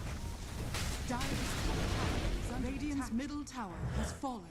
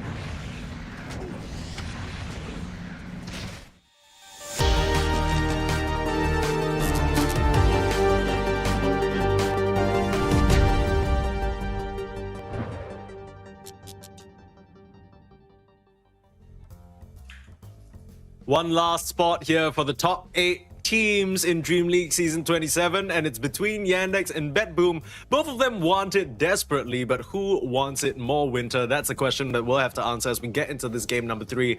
Game 1 felt like Yandex were a little bit lost, not really the team that we knew, having just attended a LAN finals, but they seemed to be able to find themselves in that game number 2, where they were able to come back in a very convincing fashion, especially from Chira Jr. and his Nature's Prophet.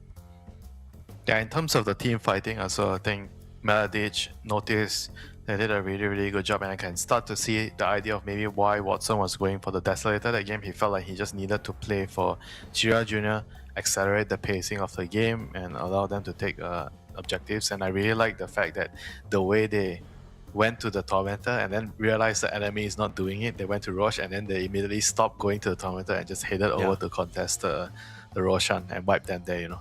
I think that was, for me, the play of the game. And that wasn't the end of it, you know, because the Ursa decided, oh, we can't get Roshan now. He went back to the Tormentor, and then the Nature's Prophet TP the Tormentor to punish him. Yeah. A lot of big ball aura plays coming out from Mr. Chira Jr. himself. went ham. Not sure whether we'll be seeing the Nature's Prophet still left in the pool. One thing's for certain, they don't want to deal with the axe no longer. Decide that it's too big of a problem to allow Notice to have. See what kind of adjustments are made in the draft at least. So far Yandex, they've opted to play pretty fast-paced drafts. First game, fast-paced without much scaling, so they missed their timing. It was a bit awkward. Second game, they fixed that a little bit with scaling into the late game, so even though they had an advantage, they were able to maintain it and still match their opponents later on. What do you do about that type of situation if you're BetBoom? Is there a way that you can counter that, or do you think there are specific key heroes that BetBoom need to be aware of or take out of the pool? I think I figured the X was the problem. Because the X caused a lot of issues in the early game, kind of forced them to, I think, react a lot towards it. And the X also kind of enabled the Nature's Prophet, right? Because they had a very, very good start in that lane, and the MP just TPs in. I mean, on top of that, obviously, you know me, I hate on the CM. The CM kind of doesn't really do anything in that sort of lane. The idea is nice with the Glacial Guard against the Battle Hunger, but it just doesn't work out. Like CM is just food the whole game. Dragonite slipping through the bands. Yeah. Still got your Centaur and go for the Prophet. Yeah. Now you are going to be thinking you do not want to give DK and Slada. Or if you do give it, is there any sort of way to counter it, right? Do you have some Venomancer up your sleeve, Because I think DK plus Slada is one of those scary combinations we have in the meta right now. Sure. Anything just dies to it. Except maybe Terrorblade. You can tank a couple more hits. 10 seconds remaining. Nature's Prophet Butterfly, perhaps? I mean, you still die when there's MKB. I mean, in the early game, you're not going to have Butterfly. I would say the first, 30 minutes, you're definitely not going to have that item. Slada with Shard just destroys you, with DK. I mean, there's just too much physical damage coming out, From the support role, maybe you can argue that something like a Dazzle would be able to put a band-aid on it. I think you've seen a couple of teams, I think VP as well, one of those teams. You have Dazzle against Dragonite in particular. Some way to limit the amount of physical damage coming out from the hero. I wouldn't mind seeing a Dazzle here. Big Dazzle fan myself. I feel like the Northel projection has I'd much rather see Slada get banned. Yeah, no. Then you don't have to worry about it. Or maybe they can try and bait it in. Is there any gotcha pick? You bait out the Slada from I said BetBoom? it's Veno. It's just, I like Veno. Veno against DK and Slada is amazing. You keep them kiting and then you have percentage-based damage against the tanky heroes. Right, like Veno like mid. Wherever I don't care where the Veno goes, as long as you just put a Veno in the game. Okay. I don't know if it's in their wheelhouse. I think on paper, Melody's playstyle is quite suited for a Venomancer. 10 seconds remaining. Just haven't seen him bust it out yet. Yeah, he probably doesn't like playing the hero or doesn't play the hero. Can't relate. Sprout Shackle. That's the combo right there. Sure. Muerta experiment over as well. Yeah, and you have Power Shot against DK. Power Shot is very good against DK because you need massive amount of spell damage to kill him in the early game. Okay.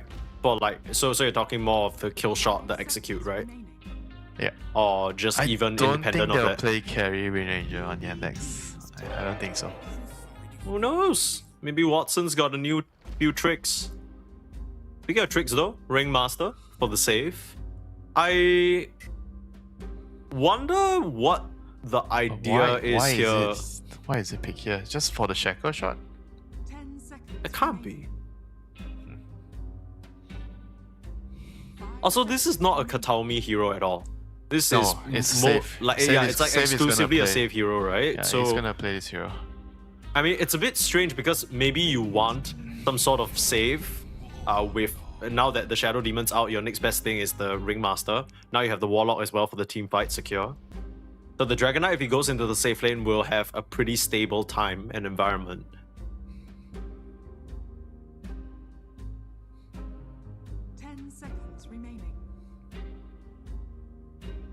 Yeah, I don't know about this Ringmaster. Maybe they're just thinking that if the Nature's Prophet TPs, you set the Wheel of Wonder up beforehand and whip him. And then until he gets BKB, it's very hard for him to fight into that. But then your Wheel of Wonder is on cooldown like every 90 seconds or some shit. Yeah, they also feel like similar heroes, Ring and Warlock. They don't really have a lot of catch, until you have ATOS on Ringmaster. So they'll be very reliant on the cost setting up the team fights or catch for them. They provide a lot of damage, but they don't have any reliable way of catching heroes. So Yandex, let's see if they can actually abuse that. Normally against Ring and Warlock, I kind of like to see some Zoo hero, but they're gonna go with the Slada, Wind Ranger, very very solid lane together. And because they don't have stuns, right, a hero like Slada can be very very annoying to lock down in the team fights. Is there any reason why Bet Boom didn't take the Slada for themselves? I'm not sure. I mean, probably the other reason is they don't want to show 2 cores in the first 3 picks, But I think specifically certain combinations are too hard to pass up. Right, they go for the Enchantress here. Very nice hero at playing aggressive in the early game. I think it's really good in combination with the Nature's Prophet. You see someone in the jungle, you slow them and then MP TPs in. The draft right now for Yandex once again is very early game centric, right? It's very very fast. They're gonna be constantly running at you, pressuring you, looking for kills with the Nature's Prophet TPing in. And Bad Boom kind of have a very slow opening. Your supports need level 6 to be useful. DK needs a lot of farm as a carry, and they have some sort of they need some sort of hero to slow down the tempo, like some tower defender, tower hero, wave clear hero, from the off lane or from the mid lane. They need some Underlord Darkseer tower hero, otherwise the game is going to be very hard to play. Underlord doesn't seem too bad here, but then your draft feels a little bit clunky, and then suddenly your mid lane they don't really have a choice. Or pick something like a Sand King, to defend the towers, and they need more damage, more stuns, more pick-up potential.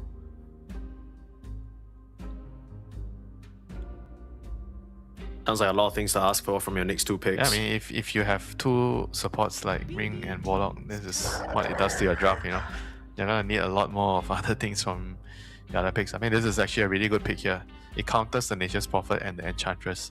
You have overwhelming magic damage to kill Enchantress. This is one of those heroes where wherever you see Enchantress, you want to pick him to just stomp and kill the Enchantress. And Nature's Prophet also does nothing to you because he can't sprout you. You just break free and then you just kill him.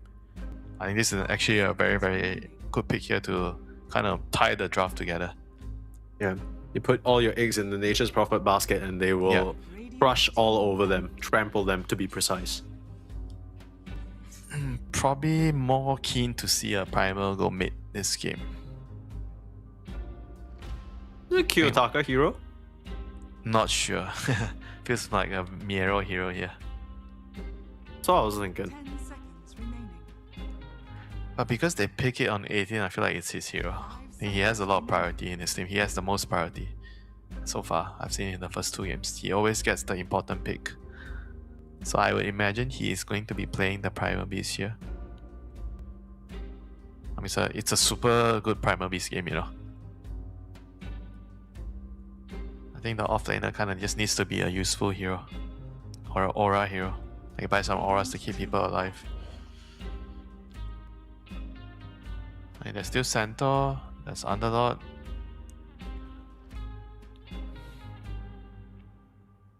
There is... what else? I mean, there's Mars as well. Mars is really good against MP carry. It's good against the Stala till you catch him in the arena. He can kite you. I think there's a lot of good offlane picks remaining, but not so many maybe suitable mid picks. But Yandex is banning carry heroes.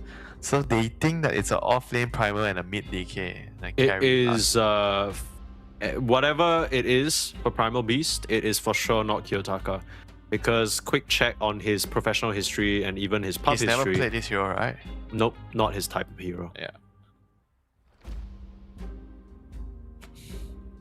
Hey, what a bummer, It's such a good Primal Beast game, and if your mid laner can't play it. I ban out Troll and TB. So TB good against Slada, Troll also good against Slada. So this is more or less saying the Slada is going to go to the off lane. Sure. What kind of carry are you looking for to deal with the DK Primal Beast though? I feel like Ursa's the obvious one, but then obviously it gets a ban out.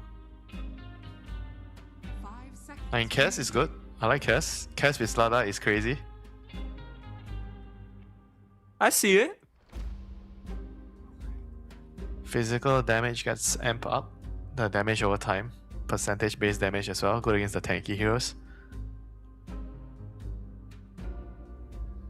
And just kind of trying to figure out what Pebble needs to round out their draft, right? Assuming what they are thinking, Yandex is thinking DK is going mid and they're picking a new carry, but I think they're gonna pick a new Kiyotaka hero here. They need more like I think they need more scaling potential because the Primal can fight in the early game with the two supports. Primal, Warlock and Ring, they can walk together and just take team fights. So they need someone else to kind of like help them scale in the game, you know. Delay the game. I'm thinking more like something like maybe a Puck again. Or they go something like, I think Invoker might be okay as well. Like you have the Sunstrike with the Primal and the DK stun with the Sunstrike. That kind of looks like it could be a thing.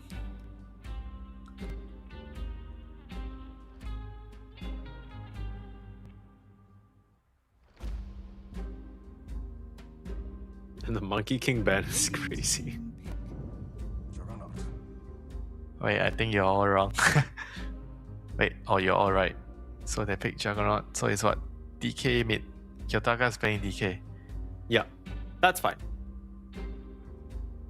DK versus Prophet? You don't really care, I think. Yeah, you don't really like to play DK mid against... I mean, Nature's Prophet mid against DK. Because every time you TP away your tower, it's going to take a bunch of damage. Yeah. But then the same thing goes for the Primal. You do not like to play MP into the Primal on the side lane as well. So it's kind of annoying. So it is going to be the Cass with Slada. This is a very, very strong combination. So it's going to be a carry Cass, Nature's Prophet mid. So the pacing of the game is once again going to be really quick, right? They have Enchantress, Wind Ranger, very, very strong early game supports. And then they have the MP that can rotate around. I mean, the only issue, the main thing I see that they have to sort of overcome in the game is the DK taking the mid tower. Because your MP, if he's being really active, you're going to lose your mid tower. And they have to try to maybe somehow find a way to slow it down. I think it's just weird, right? Because the only person who can realistically wave clear is Saksa. But then if Saksa's not in the fight where the NP is going to, then you're lacking early game damage to kill these targets. Yeah, you have to pick your fights properly. Like you don't want to, like, for example, rotate away when there's obviously a catapult wave, right? It's catapult wave time, you have to stay there with the Wind Ranger and your heroes to defend the tower. Make sure whenever the DK has the opportunity to hit the tower, it's not like an extra good opportunity. It's just like a normal form. You hit it with the wave, the creep, one wave of creeps, and then you damage the tower a couple of 100 damage, and then that's it. You know, you don't want to give him like free time to hit the tower when you have a catapult wave. So those are the things you definitely need to keep in mind, you know, when you're playing Nature's Prophet against DK. It's kind of annoying, you know. It's very similar to DK against Puck. You want to move, but then every time you move, you pay a price. So you have to choose when to move. You do not want to just move just because you see a free kill. I have a bold prediction. Every single time Nature's Prophet TP somewhere, Maladich enchants a creep, sends it to the mid lane and drags the wave. How is that bold? There's a good chance that might happen. Bold implies that it's something it's unlikely to happen, but you think it will happen, you know. It's just bold for me. I'm not really one to predict a direct line of play in games most of the time. It felt very smart. Come on, if you're gonna make a prediction, a bold prediction, you gotta say something like a little bit more 50-50. Okay, right? Yandex win this game easy. What the hell? Can never get anything controversial from you, right? You're always the man standing between the lines, you know, not wanting to take a side. Wait, how is this? I literally said Yandex easily win this game. How much more do you need me to take a side? Well, I guess you're right. It doesn't sound like you're too satisfied. You're already taking a side. Yeah, that's true. I have successfully pushed you into a side. How do you feel about that? Actually, not so good, you know. I don't like forcing people to do things that they don't like to do. Why are you giving me that The post-bullying clarity is crazy. Post-bullying clarity. Yeah. It's okay, Winter. That's like some... Gen Z shit? I don't even know if it's Gen Z shit. I think it's just a saying that exists for people who are even remotely online and... 30 seconds to battle. Are you sure? Okay, I'm not gonna explain what it's originated from. I know what it's originated from. That is why I'm trying to get you to explain. No, yeah, as in I'm just substituting the way, you can have clarity of many different sorts. Much like how Yandex have post-land clarity where they're like, okay, Satsa Wind Ranger. Idea. Chira Jr. Nature's Prophet. Probably saw a couple of sick OG Yopaj games. Chira Jr. is like, I want to do that. No harm, no foul. Get off to the races here. 2 for 2. 2 for 2. 2 for 2. Yeah. Not for a moment there that I just misread the names, but what is Maladich doing up here? Trying to go to the gate. Trying to go home. No blocks. Okay, interesting. Sure, okay. So they don't really want the... I thought maybe Saksa would try to block the wave or something like that, but they, I guess, predict that the wave will push out regardless because of the Warlock, so... Yeah, I'm so surprised to see Miro didn't actually try to cut the wave with blood grenades. You see it quite often with offlane primals. Because it's so hard to play the lane, and Enchantress is also a very, very difficult counter to you. Yeah, pretty interesting that he went for the... It's up raw level 1, which I guess is quite normal against auto-attacking lane opponents, but... Yeah, it also means that you feel like you can sit in the lane and play, right? Usually you get bullied in the lane a lot.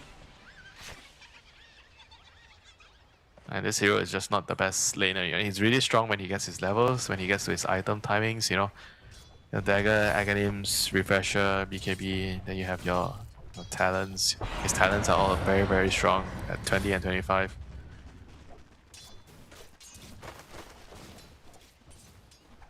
I think he's one of the most satisfying heroes to play in the game. When you're dominating the game, you just feel so good. You grab that guy that you hate so much in the game and you slam him to the ground. Gonna get sprouted up, has a Quelling Blade. The last auto attack, Maladich can't find it. Bit of an awkward one. The Sprout actually cuts off his vision. Will live on a sliver of HP on the Primal Beast there. Yeah, that is actually quite costly for the Nature's Prophet. He's gonna be so far behind you. He's not lasting. Look at his CS. He's 5-0 against 14-4. The DK is just absolutely destroying him in the lane. That's why he wants to rotate. He's not getting farm. There's not much you can really do here, right? DK just has the base damage advantage. Yeah, it's not. He doesn't even have stun to deny creeps. He's just literally just out CSing him. Okay, Ataka showing Chiro Jr. how it's done right now in the mid lane. 16-4, 7-1. Yikes. Utter domination in the lane. Is this what we expected? I mean, now that I'm looking at it, I'm like, duh, of course DK has a better auto attack animation and... Yeah. So I guess this is expected. You try and I don't know if your it's wins through the supposed rotations. to be this bad, but yeah. Chira Jr. moving in top, securing the Lotus. Okay, he didn't complete his TP, but they already picked up the Lotus.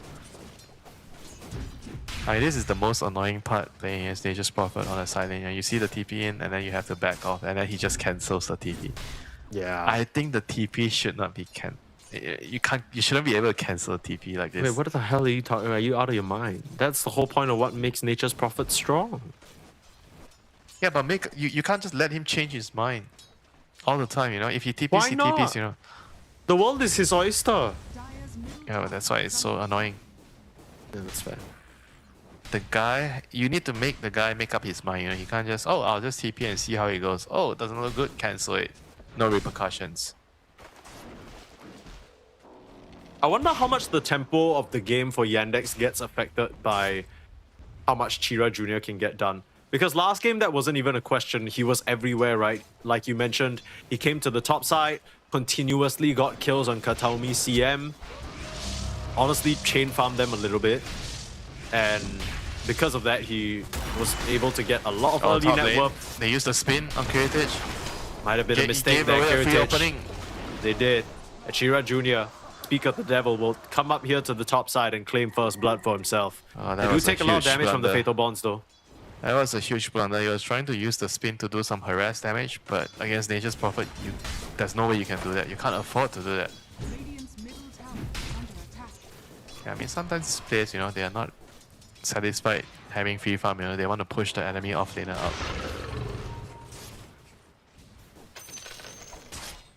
Just gotta be happy, you know, if you're getting your CS, you get too greedy, you pay with your life.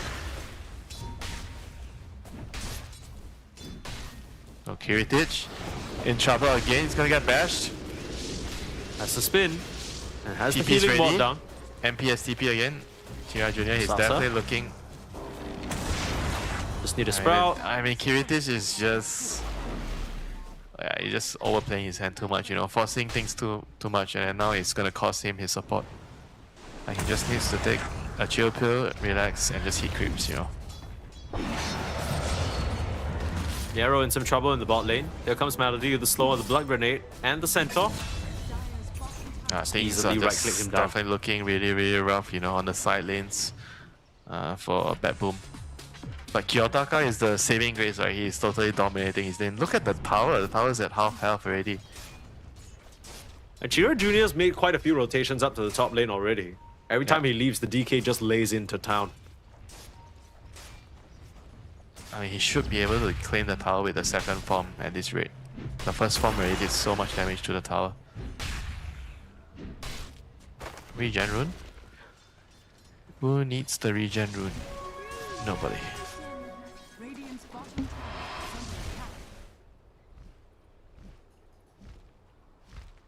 So what's the plan here? How do you nullify this Dragon Knight? Where is the magic damage? Great question. Power shot, right? It's only power shot. They don't have a gyro, they don't have a snap. So what can you do here as Bad Boom? Do you just start giving up on the silence and start walking towards the DK play around him? Yeah, I think they have to just start to play with the DK once he gets his dagger. I wonder if he's actually gonna go for a greedier build, like armlet right away, you know. But I feel like he needs to buy dagger because his lanes are just going too poorly on the side lanes. And he needs to help them. 7-minute shrines. Kiyotaka, are you coming to help? Nope, they don't need him. Maladich looks dead. TPN though. Oh my god, never mind. His ass is not dead. In fact, Watson's gonna come in a couple of slashes. Maladich surviving through it all. Not respecting the heal potential coming out from the Ench. They will lose the Shrine of Wisdom and 3 heroes to boot. Meanwhile, top lane, look at Notice and Satsa going to try and aggress towards Kiritich. All you need is a well-timed power shot, but big Lotus, big stick.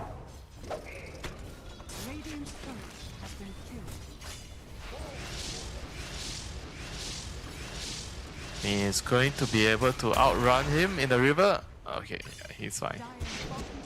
Actually a little off the mark, but we forgive those. Yeah, I mean that Shrine fight, I think majority of the damage came from the Nature's Prophet. Nature's Prophet did 1.7k damage with his ultimate. That's illegal levels of damage. He must have bounced that bad boy like a basketball. Oh, save, lands double dart. Very nice, that was such a huge kill. How did he even find that? I think he guessed that he wouldn't have TP'd back to base. Okay, hang on, Winter. What the hell is that voice line? Did you hear that? The arduous journey ahead is tough as iron. That sounds so unserious.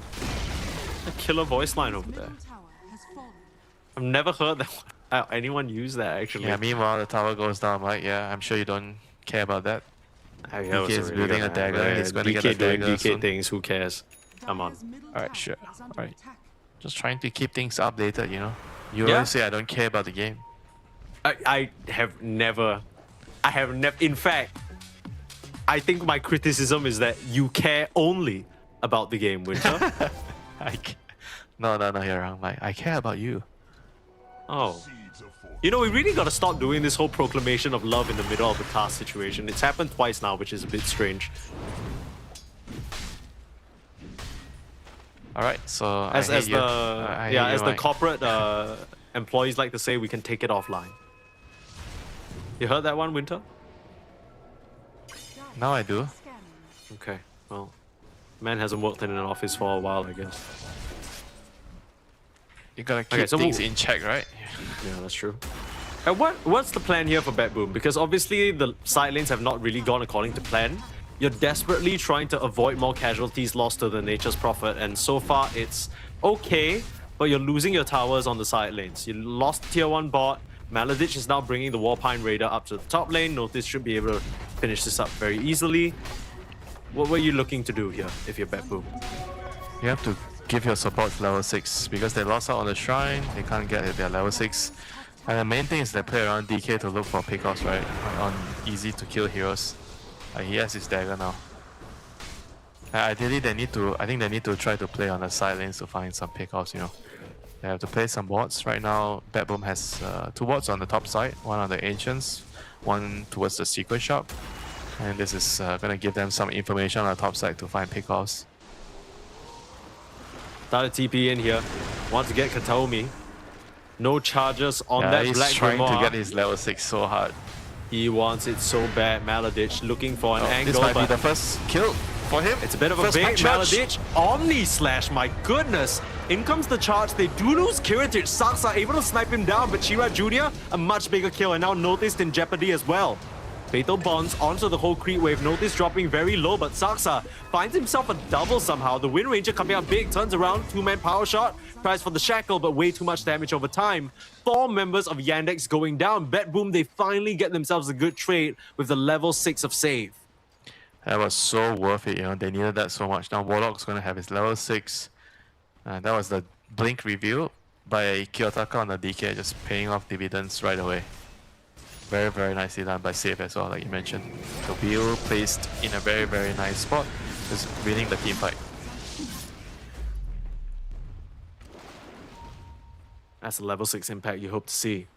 Yeah, now they're gonna have Rock. I think the Warlock is going to make a move again with the DK. There for the next farm, up in 8 seconds, they have to keep going. Heritage needs a lot more time to farm and recover.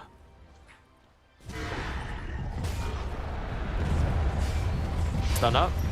As the downside of the Ench, very easy for Miero to kill if you full commit, but not feeling comfortable enough to do so. Bit of a convergence here from Yandex in the mid lane. Tried for the shackle, completely off the mark there on Saksa's end.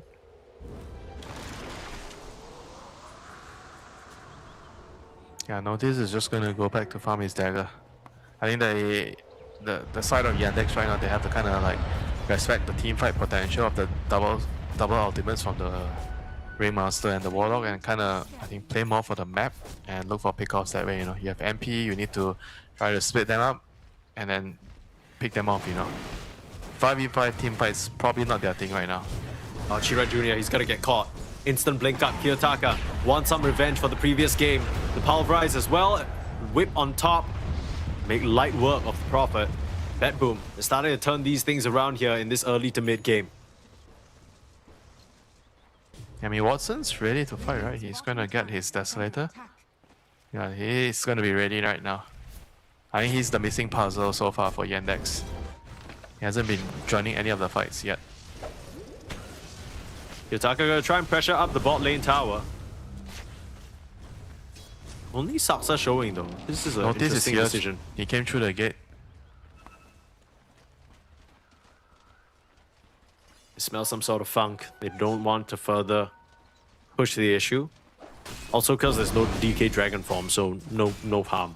It's backing up farming.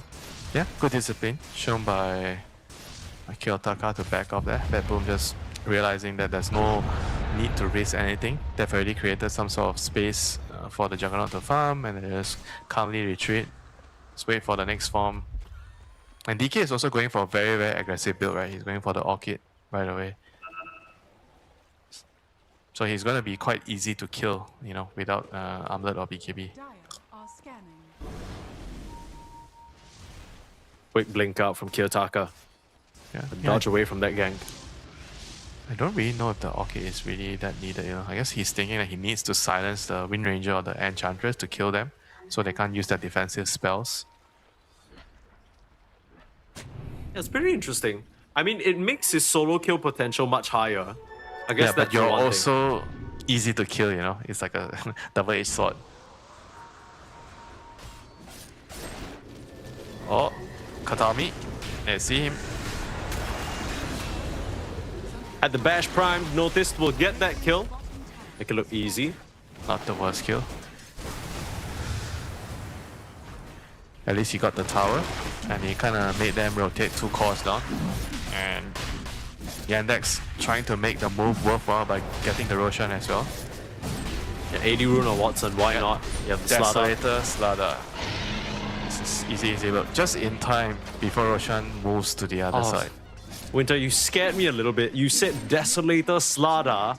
No, I didn't know there was a Desolator with comma. Slaughter. Yeah, I was like, what in the hell is Noticed cooking? Thank goodness. Relax. I know you've seen this quite commonly in your games. Desolator Slaughter. What's with that silence? No? You've never seen it in your games? No. Desolator Slaughter? Okay, stop saying Desolator Slaughter. Desolator Assault Curious Mask of Madness Slaughter. Remember that? Okay, yeah, that one I got. Find the bashes and everything, it's nice. Don't forget that moonshot, you know? Yeah. Now you're talking. Echo Saber, give me all of it. Some pinks coming out in the top lane. They're trying to cut off Miero. As a curse of the old growth. Blink on the Slaughter. Getting the catch out, and Shira Jr. will finish the job. Nicely done. Just kind of caught a glimpse of him at the tier 1, but meanwhile, Maladit will just die to the wheel. That's a wheel down though. Ooh, oh my Watson. god, he solo killed him. Wait, did he just run up and... Was that just Raven's Veil? And like the crits? Yeah, he just got cast. God damn. Okay. Cass is online. And this is what they want to do with this Nature's Prophet. Like, they want to split them up.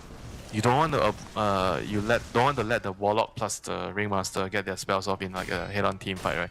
You want to play on the side lanes, force them to move out, and then slowly pick them off with your global TP. Dire's bottom tower is under attack. I mean, if you're Backbone Realm, you're definitely thinking of ways to try to group up as soon as possible, you know.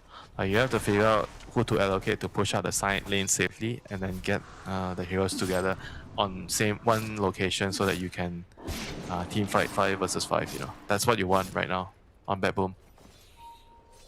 Not really finding that opportunity just yet. See a TP coming in, or at least pump faked in the top lane. Not the Orchid coming through for Chira Jr. I think that's just a natural progression. Kiyotaka has his as well, just looking for an opportunity to use it more than anything. You don't really have a smoke on save. Only person with a smoke is the Warlock. Oh, top lane, Maybe they'll look Kiyotaka. towards top for the rock. Kiyotaka. Jumping in onto Notice, but look at Watson on the back line. Save just melts. Has to escape that himself, and Notice will still survive. You've lost your support, and now can't get out. Beautiful shackle. Kiyotaka is dead. Watson was right there, ready to defend his tower. That was such a good read by Watson. Like, he knew that the play was going to come because they were trying to avoid them. They were running around, and he made the read that they were going to make a play, you know, on the Slaughter at top there. Maladich. It's found a target, Katomi. Oh no. PP out. Damage is not there. Mero come in for the pulverize though. Kiritich gonna try for the Omni Slash. Bounces over to the creep, but back over to Chira Jr. You need the distance, but you don't have it. The Wisps can't help him there. And Chira Jr. this time round getting punished. That's a very, very nice kill for Backbone. Finally, they got something on the board for themselves. The last 2 minutes, 3 minutes felt like they just couldn't really get the hang of things against this Cass, causing so much problems. And here we go, we see Watson again on the Cass. Held back by the Golem for now.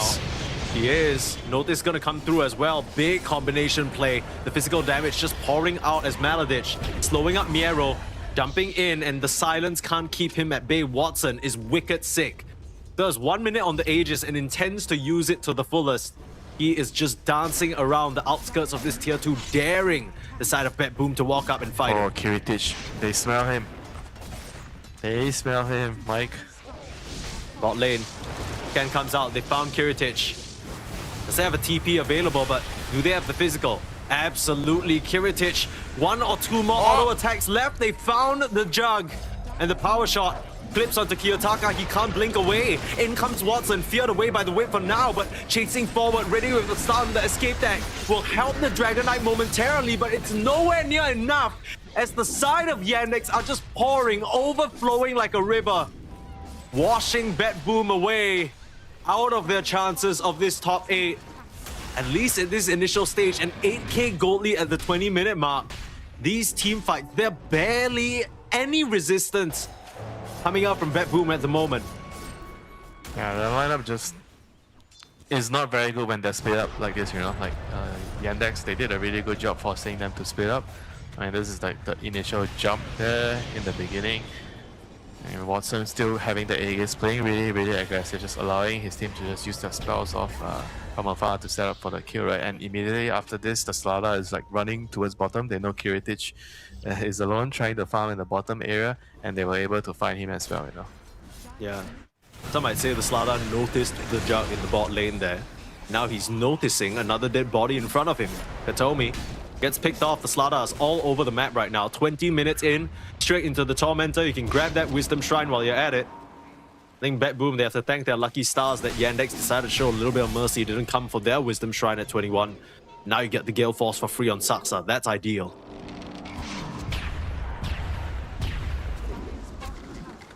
Jackal. Yeah, mid lane. Another catch. Miero. Still should have an onslaught, or at least a TP. No Shackle. The damage, is it enough? Going to pop in the base. Achira Jr. is starting to get up to that point in the game. 5, 3, and 12. Not nearly the scoreline that we saw from him in the previous one. But still, this time round, it's more for the team. It's less about him on the solo performance. Making these kills happen along with the rest of Yandex, who are very happy to scale up along with him. Dire's middle tower is under attack. Yeah, the map is just so small right now for Bet Boom. They can't really set foot too far away from the base. And it's becoming a serious problem, right? There's only a couple of camps you can farm on the map, and Juggernaut kind of needs to farm. Primal also needs to farm, DK also needs to farm. So your lineup kind of takes a long time, you know, to be ready to fight again. And Yandex, they're not going to give you any room to breathe. They're just constantly running at you, abusing this Nature's Prophet with global TP. And this Cass as well, you know, right now hitting another one of his item timings. He's going to have his BKB straight up. Like, he basically has nothing to fear, you know. Like, you can rock him, you can pulverize him, but you ain't going to kill him. Absolutely not. There's not enough physical damage. You might imagine you need something along the lines of a full pulverize into a Dragon Tail stun into a full Omni Slash. That might do the trick. That's assuming his teammates wouldn't do anything to save him. Yeah, assuming they all drop their keyboards and decide to forsake him. This Kez. Yeah. Level 17. To get Lotus, you know. And Lotus is a very big item here. A save found again. Noticed and Shira Jr. Another catch in the bot lane. Like you keep mentioning, Bet Boom, they are being picked apart across the map here. They have one option, right? If they all stand around in the triangle, nobody's farming. But if they move out around the map, nothing happens either. To wait for the opponents to come, they just farm the whole map, you know. But then when you split up, they catch you. Yeah. So it's very difficult to play. You know? They have to. I think they just have to wait for like one good opportunity, just smoke up as a group and just go together. If they keep doing what they're doing, they're just gonna keep bleeding kills, and eventually you're gonna lose. Maybe this is the timing they were waiting for. The Kiritich Manta to be able to shrug off the Orchid coming through. I'd see Bet Boom try for something here. Now? Katomi is walking in broad daylight in the middle of the lane. My goodness, how is he alive? Well, he'll die now. That's the most illegal shit I've ever seen. Kiyotaka gets out though. Anything for the core players, right? So true. I'm sure Kataomi died intentionally to draw attention away from Kiyotaka, and that's why he's in a pro team and you're not, okay? You guys wouldn't understand. I'm sure there's a bunch of other reasons why we are not in a pro team. Yeah. Nice blink. Miero, onslaught. They get the corrosive haze on him. Yep, okay. Well, alright, he's screwed. Bye-bye. Bonk. Bonk. See you later.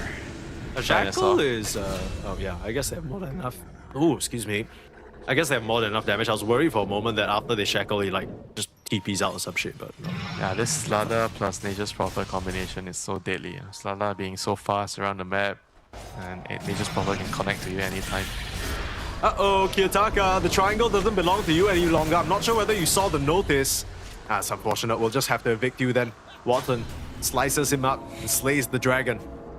Kind of fitting, kind of funny that in game number 1 it was... He definitely got the notice right there. Yeah, yeah. That was your best. That was your best one today.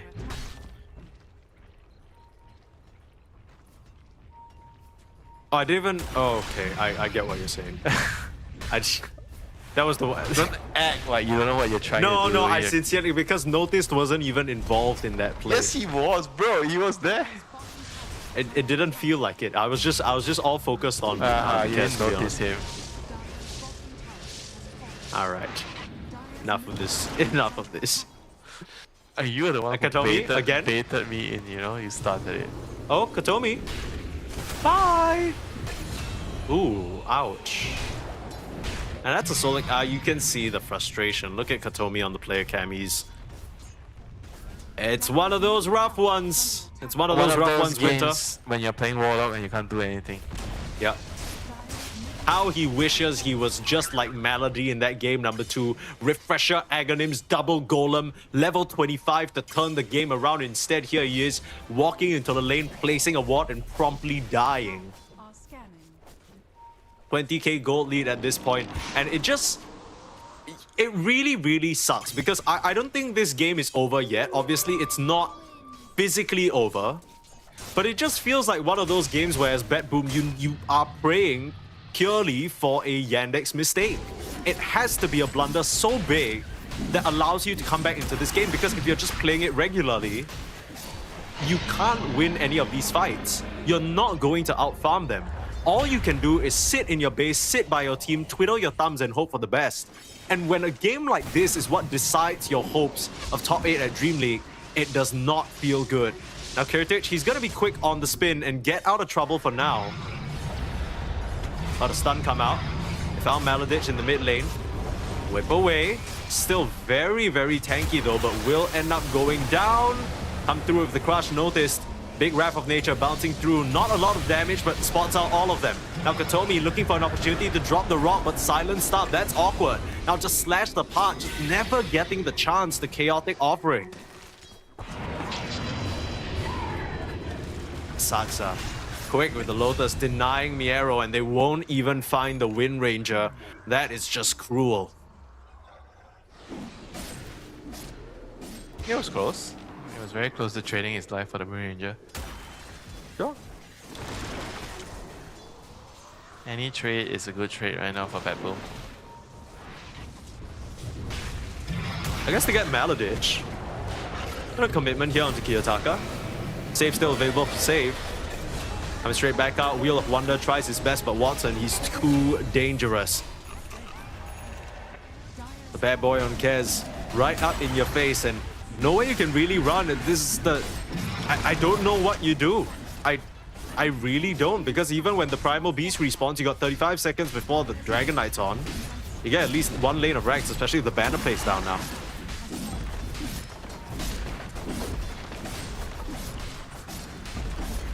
Maybe this is the new Yandex, Winter. Maybe they do play fast. Maybe just game number 1, they were still waking up or not fully on the same page or out of it just yet. It's the Shira Junior hero.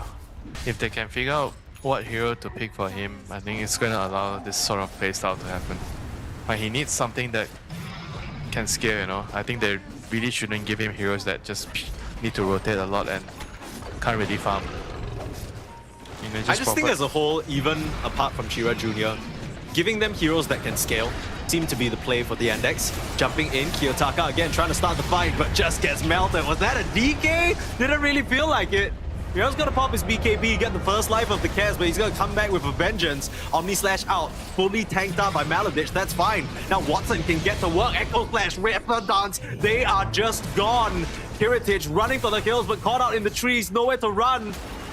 We'll be able to hide away as Mercy's shown back to the objectives, they say. 3v4 situation, one lane of racks remains. 29k gold lead, tries for the shackle, the crush. A bit too slow.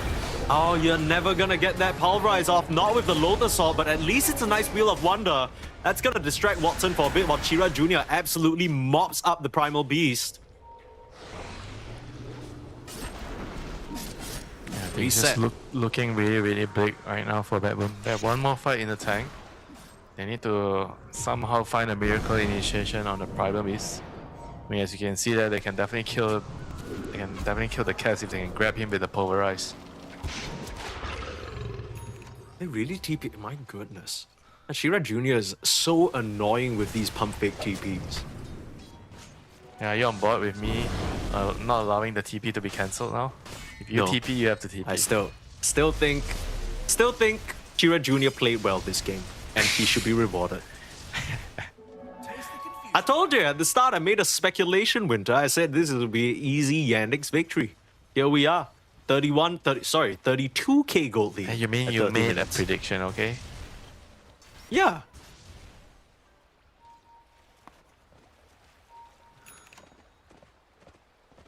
Dire are scanning.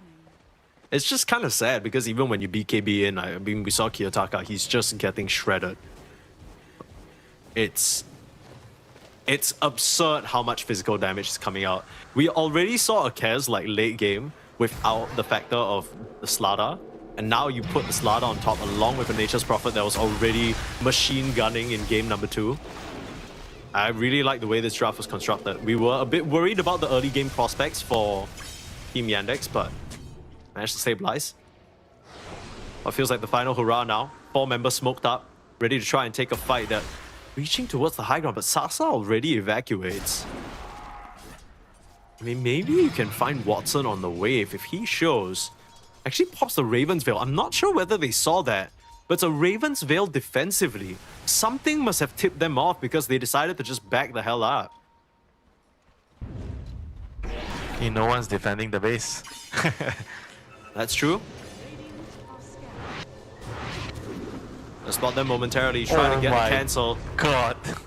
Not a single one stopped, but even if they did stop or not, you imagine it doesn't really make too big of a difference with the impending doom that's about to set in onto them. Bad Boom. Is there anything you can do in this situation? Perhaps test whether your BKB works. That's not what you want to see from Miero. Now you won't have that available. Okay. It's not good.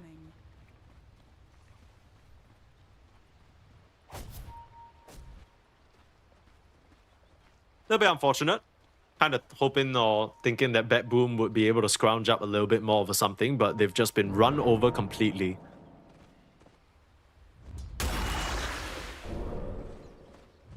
Like a little piece of paper on a street side. So you just step out, you don't even know you're stepping on it. That's kind of how some of these Bad Boom heroes feel right now. Just walk up, you get tagged by a crush, random Nature's Prophet auto attack or Kaz slashes, you're like just dead. I mean, if the when you're trying to dying in 1 second. Yeah. 1, 2, 3. Yeah, you did. 4. Okay. And you gotta ask yourself in this situation like that where Kiyotaka's posted all out, like where's the save? Right? Like where's the rock? Where's the counter initiation? Where is the box? None of those things were ready at all. Yeah, I mean, maybe you don't expect them to make the jump there, but still, it's like, that's the fundamental concept of how you wanted to play your draft to begin with. Trying for a wraparound play here. It's save and Kiritich. Not sure whether they spotted this out. It's Watson in the tree line. If they can find him isolated, that could be good. Nero gonna come through, onslaught him up to the high ground. Fear, hypnotize, Omni Slash is there, and they managed to kill off Watson. Saksa was trying to tank as much as he could, and now will get caught out in the corner. Lotusing up for now. Kiritich still on his tail. Meanwhile, on the front lines, Notice will at least be able to clean up the Primal Beast. Darksa looks like his TP got cancelled. He'll try and hide with the help of the Glimmer Cape and the Force Staff down to the low ground. Not too bad. Problem is, Shira Jr. still fighting fit here. Kiritich thinking about heading in with his healing ward for backup. Now that the DK is back alive, coming through with a stun, but you don't have the Omni Slash. They jump on the backline. Save is decimated. Notice finds him in the Shackle shot with the Sprout Play. Like you mentioned, healing ward still going. Brought back on Primal Beast. But Shira Jr., he is just fine. Just standing his ground and delivering. You do not have enough gas in the tank for this. Nature's Prophet proving to be a bit too strong as Kiyotaka can do nothing. Just get bashed into oblivion here. Wouldn't be surprised to see the GGs drop. They still got buybacks on 2 heroes, but not much hope left. In fact, I'd argue to say 10-15 minutes ago, the hope probably already fading away. Bet Boom. They are 2 towers and 1 ancient away from being stamped out of DreamLeague, and the GGs will be called. A bit of a sour ending here for this team. They've had their ups and downs. They've had to go through the whole GPK. Of course, for those of you wondering why he's not playing and it's Kiyotaka, there haven't been any roster swaps. It's just that GPK's out with a bit of a health issue. And at a pivotal moment like this, after they had just lost to OG and Tundra, managing to make a comeback win against Pipsqueak +4, you needed that additional firepower, not to take anything away from Kiyotaka, but clearly there were some aspects where they just... Maybe their regular mid player would have synced up a bit more with them. I don't think you can... I don't think that's a toxic or flamey thing to say. It's a normal thing to say, you know. Yeah. Using a stand-in, then obviously the stand-in is not going to sync with your team as well. I mean, what can you do, you know, if you can't play? You gotta play with someone else temporarily, and this is kind of like the result of things, you know. But I must say, even when they were playing with GPK in the first couple of games in the group, they didn't really look that great, you know. So I think overall, Bad Boom, they have a lot of problems they have to figure out, and yeah, hopefully they will move forward and continue to find solutions for their for the current team at the moment. What do you think is the issue with this team right now? What do you think they're suffering from? If you had to give them a bit of a diagnosis. I think the drafts are pretty weird, you know. Like among all the top teams at the moment, I think their drafts kind of feel like it doesn't really. I think it doesn't really stand up against like Falcons or like OG, you know, Tundra. I think their drafts are a bit more unstable. They don't really share. I think some of the heroes that a lot of teams can flex around, they don't really have it, and sometimes they like to pick, actually not sometimes, in most cases they like to pick like the double range support duo. I think in some games you kind of need to have like a melee plus range setup, and then if you're running double range support on 4 and 5, I think you also kind of need like the right mid hero to enable it, right? You need like a spirit hero, for example, like some Ember, some Storm to enable it. Like with a DK, it can be like a little bit hard if the game is not going too well, especially like in this game. Your side lanes are like getting crushed, and then you don't really have the necessary tools to rotate in the early game. The best thing he could have done was what he did in the game. He stood in his lane and then he took the tower. But after that, he has to still recover in the jungle, not recover, but try to find his dagger, and he only started to move with the dagger, which kind of helped them a lot with the first rotation. They got a really big kill. I remember on the top side of the map when they had dagger on the DK, but after that it was kind of like you don't really have a lot of moves, right, with DK, because DK naturally needs to hit creeps and farm a lot. So I felt like overall the draft was very, very slow. Yeah. I'd be inclined to agree with you, although it's a weird diagnosis to give a team that doesn't necessarily have hero pool problems, right? I mean, these players have been around for so long, they've played through many different metas. I think Bet Boom is a team that, at least compared to some of your Falcons or your Tundras, feel a bit less shackled by a certain set of heroes being in the pool, right? Like GPK, he's played basically every mid hero in existence, the standard ones that you have. So yeah, a bit surprising, but of course, that means that Bet Boom are out and Yandex are moving forward, and we'll have none other than the Yandex position 5, Mr. Maladich, with us. Can you hear us, sir? Yeah, I hear you pretty well, guys. How are you? We're good, and I'm sure you're feeling good as well after that win. It was a tough fought one, but maybe you can start by telling me a bit about how you guys turned things around after that game one. It must have been really frustrating because it felt like you guys had a lead, but then there wasn't really anything you can do. What happened in that game number one, Melody? Yeah, I think game number one, we were kind of scared to play, you know. It's like we were scared to lose, so we didn't make our own moves all the game. Because even after laning phase, we were ahead like 5k, minute 15, but we still didn't do like anything at all on the map. So after game one, we just like had a real quick team talk and decided to like not to worry about these games that much, just play your own game. Like it doesn't matter win or lose, you just have to like at least try something, like play better and not be scared. And would you say like some of the issues that the team is facing right now is more from the mental part rather than like Dota itself? Yeah, I think it's the mental part.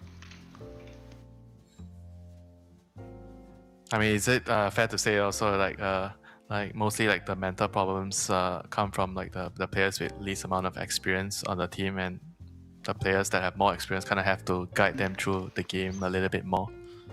Well, I think that's a tricky question. I guess everybody has some like mental misunderstanding at this point, and we were kind of having it throughout this group stage in the DreamLeague, but like we got our shit together, so it's all fine.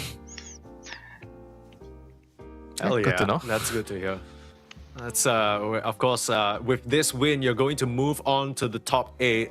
Of course, before we get any further in this tournament, I think the biggest story about the team for you guys, of course, is making it to the grand finals in Chengdu, right? That was a really big high, and I remember you mentioning in an interview, honestly, you guys didn't even really expect to be there.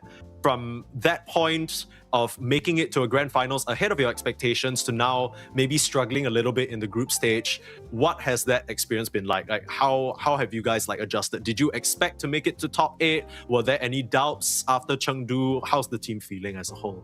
I think at first we were expecting it, we were definitely expecting it to make it through top 8, but it's like in the middle of the group stage, like when we were 2-2, we kind of like had higher expectations of how the things will go.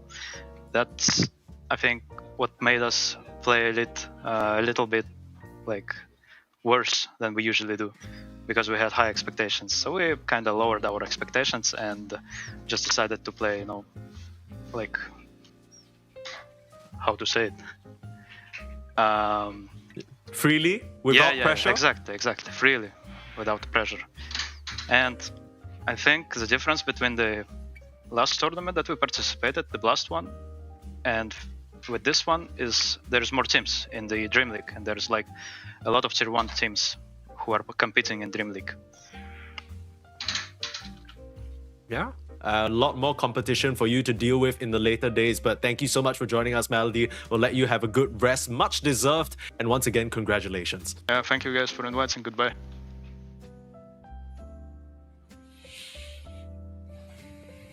The mental issues, Winter, you say, is that something that you sense from them? Is that something that you're worried about? Did you, because I like this straightforward answer, right? It was kind of what we expected as well.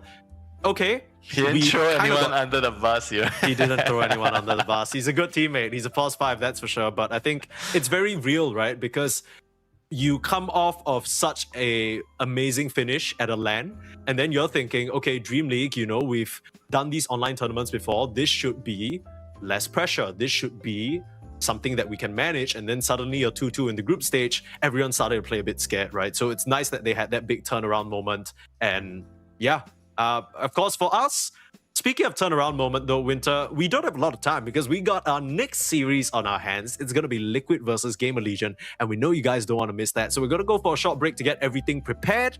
And when we're back, we'll see which one of these teams can come out on top. Of course, both of these teams don't really have a chance of making it. Actually, don't really. They are not making it to the top 8. But this is for EPT points. This is for cash money. See you guys in a bit. Dream League Season 27 is brought to you by DHL.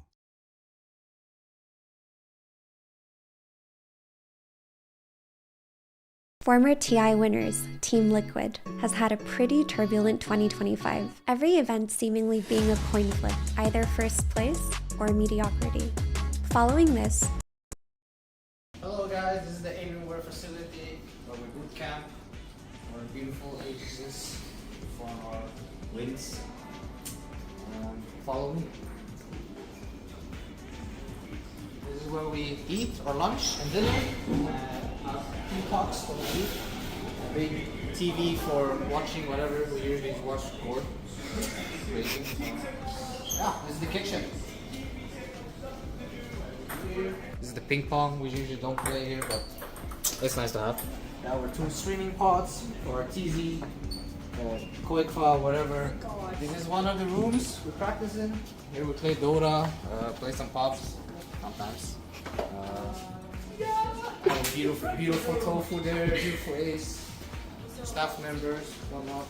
Jabba is working hard, playing also, I'm sure. Yeah, Alright. that's it. Here you go. From Santa. Oh my god, thank you, Santa Claus. Yes, yes, yes, yes. Here you go. What is it? I don't know. I don't know. Should I open it? You can open. And nobody else is here yet, so I can't give theirs. Money. Money, yes. Ooh. Chocolate. Nice. Did you? Oh, yes, I gave you the right one. Look how cute this is. Is this a cow? It's a capybara. What the fuck? Vitamin D? Wowie, Santa, that is so thoughtful. Because gamers just don't get enough vitamin D. Yo, Jacob, what's for dinner? Well, we got a Korean beef stew called Kobe Chin. That looks amazing. We got some sushi rice with it, crispy seaweed crackers, and a homemade black garlic kimchi. Mm-hmm. Amazing, thank you. Can we ask for like pillows that are comfortable?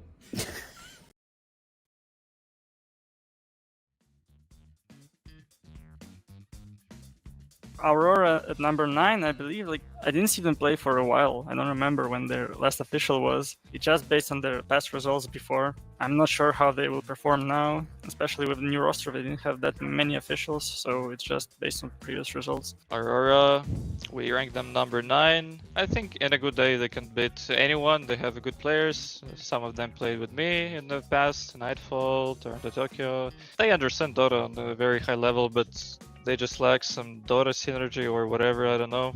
Time will show if they can make it to some tournaments win, but right now I think they're not in a good state. Top 7 we put Aurora, because I think they didn't play much tournaments, but they have Nightfall. He's like very consistent player and he's performing well, so he's really good and he can carry the team. In rank 11 we have Aurora Gaming. Kind of interesting team, right, with like Ollie and Mikoto. It's sort of like this random crossover I didn't think would happen. I think they didn't look that good, to be honest, even though they have like good players. Yeah, honestly, maybe if I had to redo the list, I would put Aurora a little bit higher, even though we haven't seen them play in a while. I'm a fan of the team, so I would like to believe that they took the time off they had to improve. Yeah, I think they have really good players, so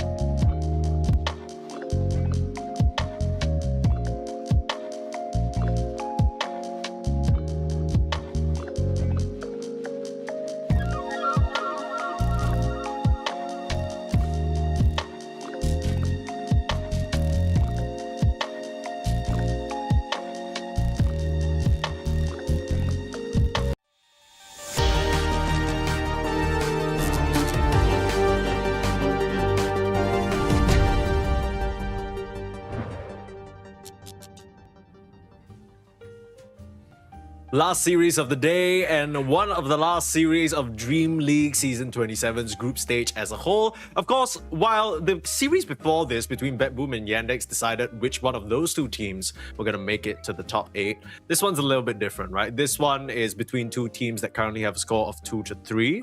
So the best they can get is 3-3, which means that they will not be proceeding, unfortunately. And on first glance, Winter, you might think this is probably a bit of a lopsided matchup, right? Team Liquid, kind of the obvious favorites coming into here, but there are a few things that are certain in life, Winter. That is love, death, taxes, and Liquid not doing too well at DreamLeague for some reason. You can change the players, you can change the season, you can change the format, but they never really seem to have too good of a time. Kind of, I guess, losing to opponents that you would think that they're strong enough to beat, like Team Spirit, Virtus Pro, all pretty solid, of course. But then we've seen Liquid boss up and show them how it's done. So it's a bit strange to see them in this situation. Although, I guess with how tradition has panned out, Liquid are always going to struggle.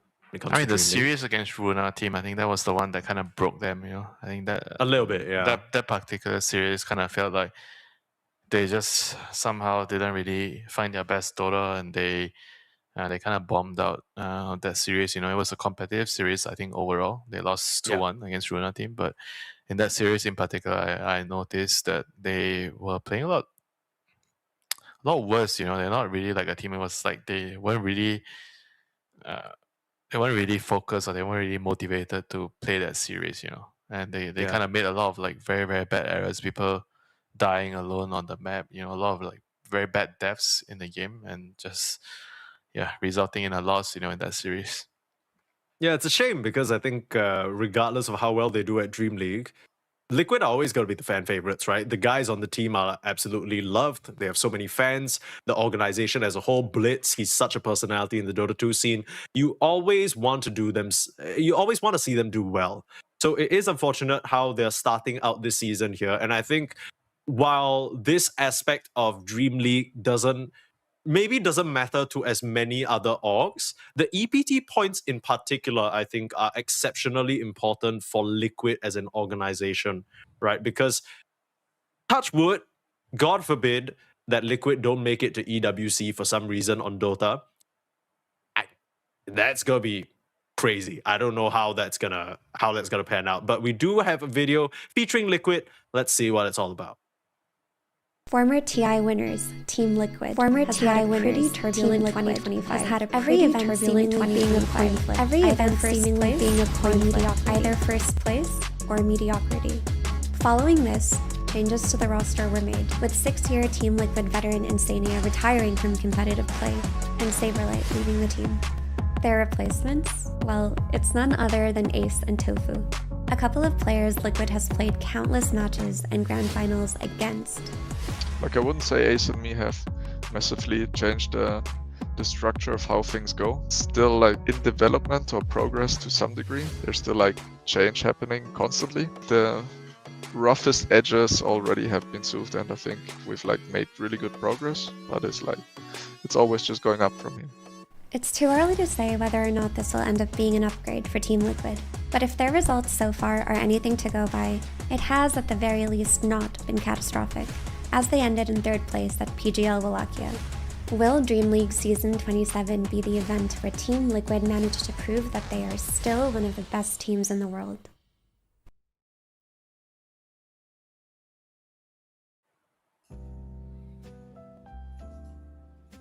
Well, sorry about that, Effie. Looks like we have an answer to your question. Will DreamLeague Season 27 be the event for Liquid to prove themselves?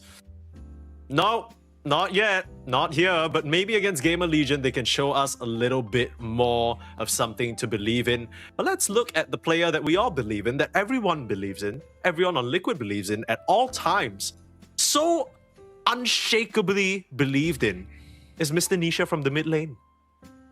Yeah, but I don't know if it's still the case, you know. I think the last couple of series, especially the series against Runa team, he kind of didn't show up, you know. Like Nisha didn't really play at his usual level. He made a lot of like really like bad mistakes, and it kind of cost them the game, you know. So hopefully he's going to be able to find the right motivation and, you know, get his A game online today. Yeah, I think I saw in a interview with Tofu that just came out recently, they were saying, Tofu was saying in an interview with Sayang that Nisha is perhaps one of the most talented players to touch the game that he's ever seen. And Tofu's rubbed shoulders with a lot of the Eastern European, Western European top talent across his time as a pro. So I think that tells you a lot. I mean, every time you hear the Liquid guys talk about Nisha, they're always just singing his praises. He's easily the best player in the world. And we've seen him have that potential before. So it's a bit, I guess, sad to see this kind of a performance, but hopefully he can solidify when they need him the most. Now, GamerLegion, on the other hand, had a pretty decent situation for themselves yesterday, right? Managing to take down Heroic.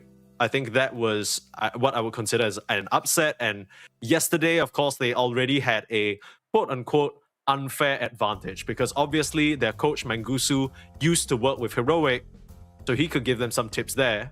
What did you think about their performance yesterday? Not the cleanest, but I think overall they had like a better strategy in the game. They played really well as a unit, and there were a lot of individual mistakes, right? I remember the Timbersaw game was pretty messy. They had such a huge lead from the early game, but they couldn't really close it out. I think against Liquid, if they play at the same level, they are not going to get away with it. No way. Yeah. In case you've only been watching the very tippity top of the Falcons, Tundras, and Liquids, and you're not too sure how GamerLegion came about, we have a very nice introduction video to tell you all about their history. North America is back. Hopefully. GamerLegion is a brand new organization to the world of Dota 2.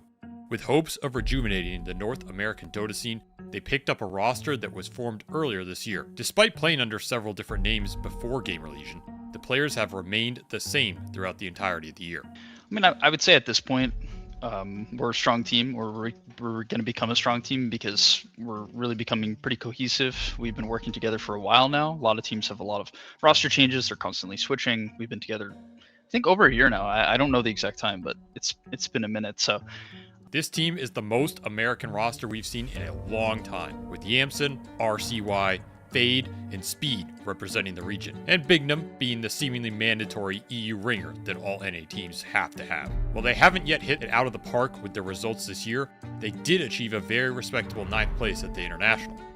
You might think 9th doesn't sound too good, but hey, they placed as well as Team Spirit and Team Liquid.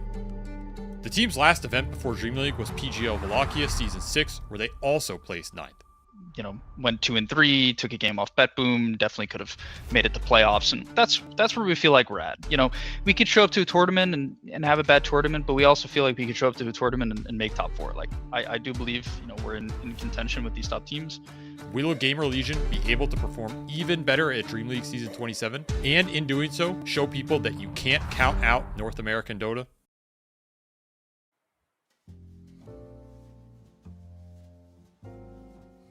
Unfortunately for GamerLegion, of course, they will not be moving on to the next stage of the tournament, but hopefully in the group stage, they've gathered a lot of good learning points. We had the chance to speak to Mangusu yesterday, the coach himself, of course, and he shared a bit about his thoughts on where the team are at currently. We thought, with the mistakes that we saw, we were wondering, oh, you know, what do you think your team's struggling with? And he hit us with the most, what? Struggling? We're not struggling, we're thriving. So whether that's a bit of showmanship, whether that's a genuine belief, I like to think it's a bit of mix of both. But still, either way, he has a lot of good reasons to believe in his team, especially when his superstar mid laner is performing the way that he does. As RCY, I mean, bossed up yesterday against Whisper. Multiple games, solo kills, amazing Void Spirit performance especially. Yeah, he's definitely been the shining star of this squad. If he ever has a really good start, then the game becomes very, very easy to play for them, you know. I think he has very greedy side laners. The off laner and the safe laner, they tend to take a little bit more farm than usual. So he's going to be the important person that allows everything to function, right? His rotations, rune control, and everything else to make space. So he's going to be definitely the man to watch if you want to defeat GamerLegion. Yeah, having to try and shut him down is going to be a top priority for Liquid. Good for them though, they do love rotating to the mid. That's a boxy, classic, patented move right there. We'll see whether the draft allows them to, whether RCY is going to get a favorable matchup into Nisha, because he already passed the Whisper check, right? But Nisha, that's a whole different beast. You want to say you can exploit maybe Whisper because he doesn't have the conventional mid-hero pool. He's a bit newer to the role in professional play, sure. But how long has Nisha been playing mid at this point? Man, I mean, even on the times it's secret, he was always regarded as the man with the humongous back, putting games that seemed unwinnable on his shoulders and taking secret the distance. So, no different from his performances on Liquid so far, maybe not in this tournament. We can see him flexing his humongous chest there. Is anyone as swole as this man? That's crazy. Look at him go. Have you seen Fly? Have you seen the Heart? I have not seen Fly on camera, no. And the Heart is no longer on Virtus Pro, so he's not real for now. I think Fly has got to be the biggest one by far. Who's second biggest?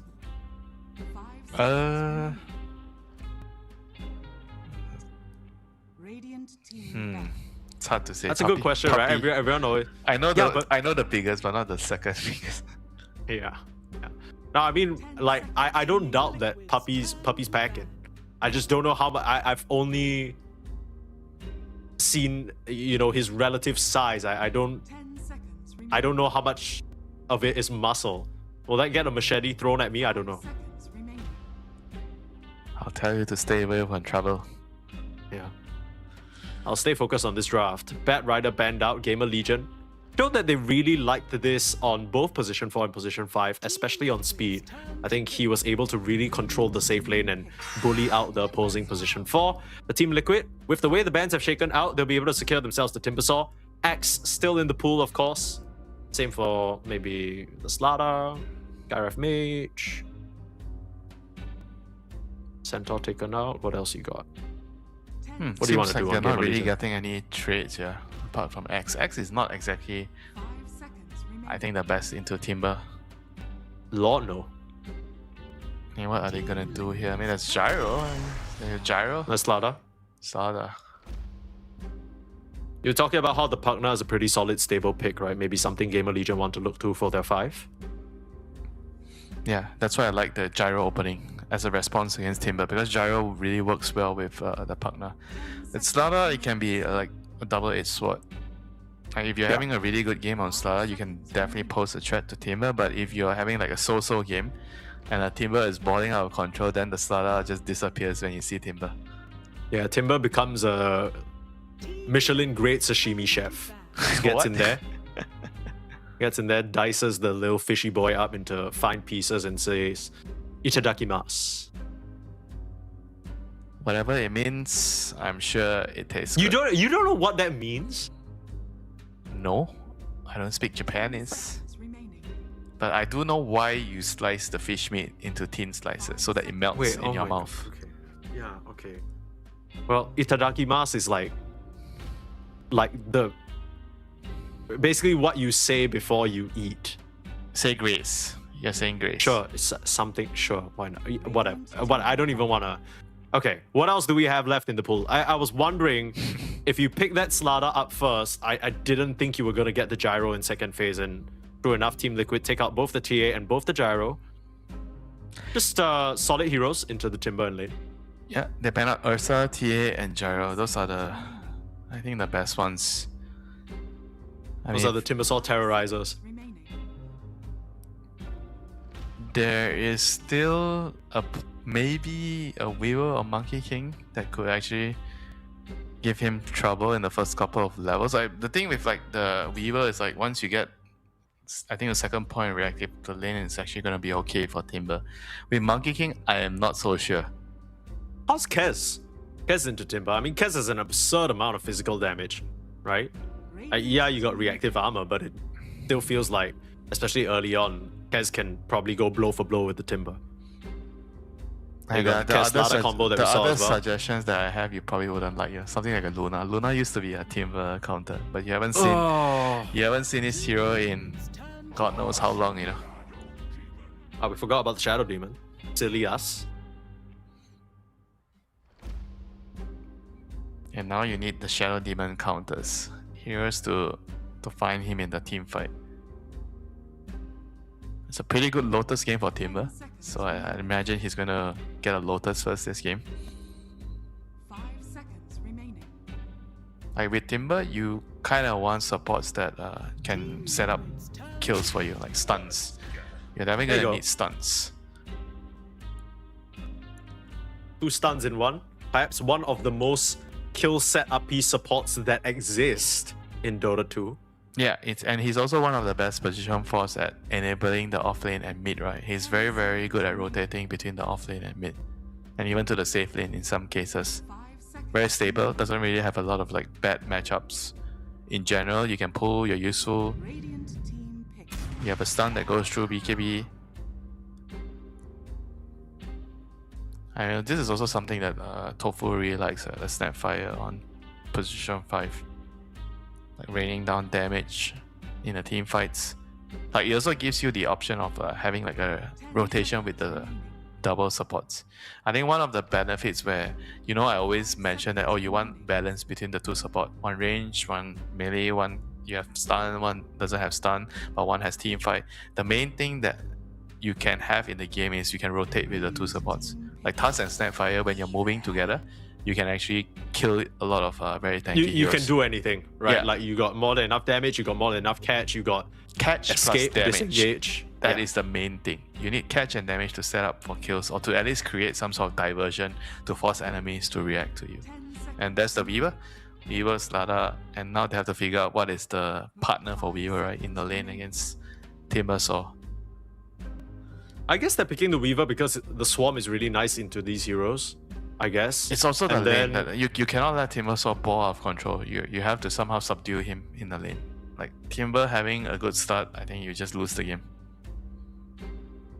Like this hero is broken because he is very hard to kill and he does a lot of damage. A lot of hard to kill heroes don't do as much damage as Timber. Ooh. Ooh. Ooh. That is Disgusting hero. interesting. I think that might be a speed Venomancer. He has been known to Venomance Yeah, it it's up. a pretty good answer to Timber. You have a lot of spell damage, percentage-based damage to cut through the tanky Timber. In the lane, I think the first 2 levels is very crucial, so you need heroes that are very strong in the first 2 levels against Timber. You need to punish him before he gets level 3. I mean, the second you hit that level 2 on the Weaver and the Veno, just someone's kill him. dying. Yeah.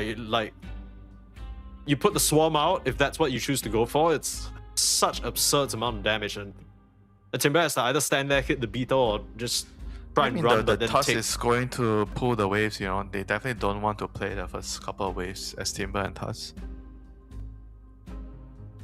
I mean, I with the, wonder whether pulling waves is even safe into Weaver Veno, right? You eat one slow on the Venomous scale and it then doesn't suddenly matter. Weaver's right next to you. You have to do it. Like, you have to tank it. If you die, you die, whatever, you know.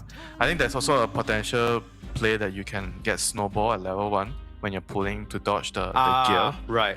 Yeah, Okay. and then you can just do whatever you want. You can TP out after, or you can just...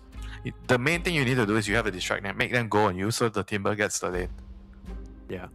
Timber hit level 3, big success. Timber die, fail. Yeah, once Timber's level 3, you just say bye-bye to him. And now we see an 18-pick Puck, something Liquid really likes.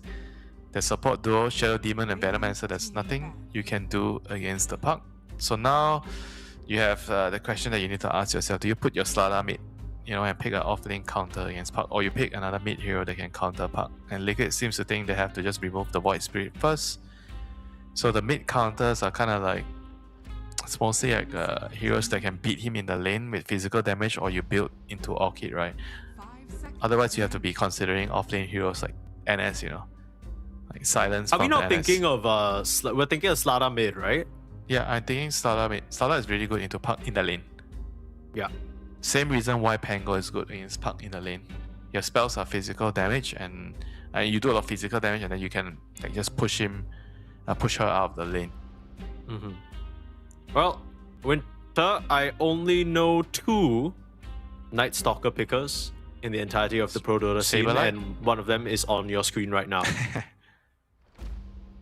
Actually, it's not even Saberlight that I was thinking of. You like, said not two, right? So I notable. think one of them is Saberlight. No, I didn't even think about Saberlight. I guess that's 3 then. I had Divine Llama. Okay. And I had Fade. And it seems like a good Night Stalker game. Tusk, Snapfire, they are very vulnerable to NS. But then you have a Night Stalker on your team. What's wrong with having a Night Stalker on your team? You say that like with the tone of having a CM on your team, you know? I just have so I have to give you a little bit of context. I've always personally been a fan of Night Stalker. Like, I love the hero. I think he's great. I've recently just felt that I wonder whether the limitations that it puts on you in terms of when you can make plays is too drastic. Slow because of the cooldown, the long cooldown. Yeah, and I think sometimes you're just like,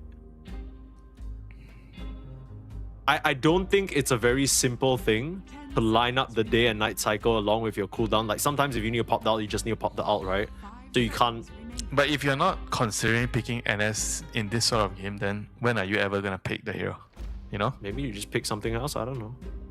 I mean, if you don't if you don't consider even picking NS here, it means you're never gonna pick the hero. That's fair.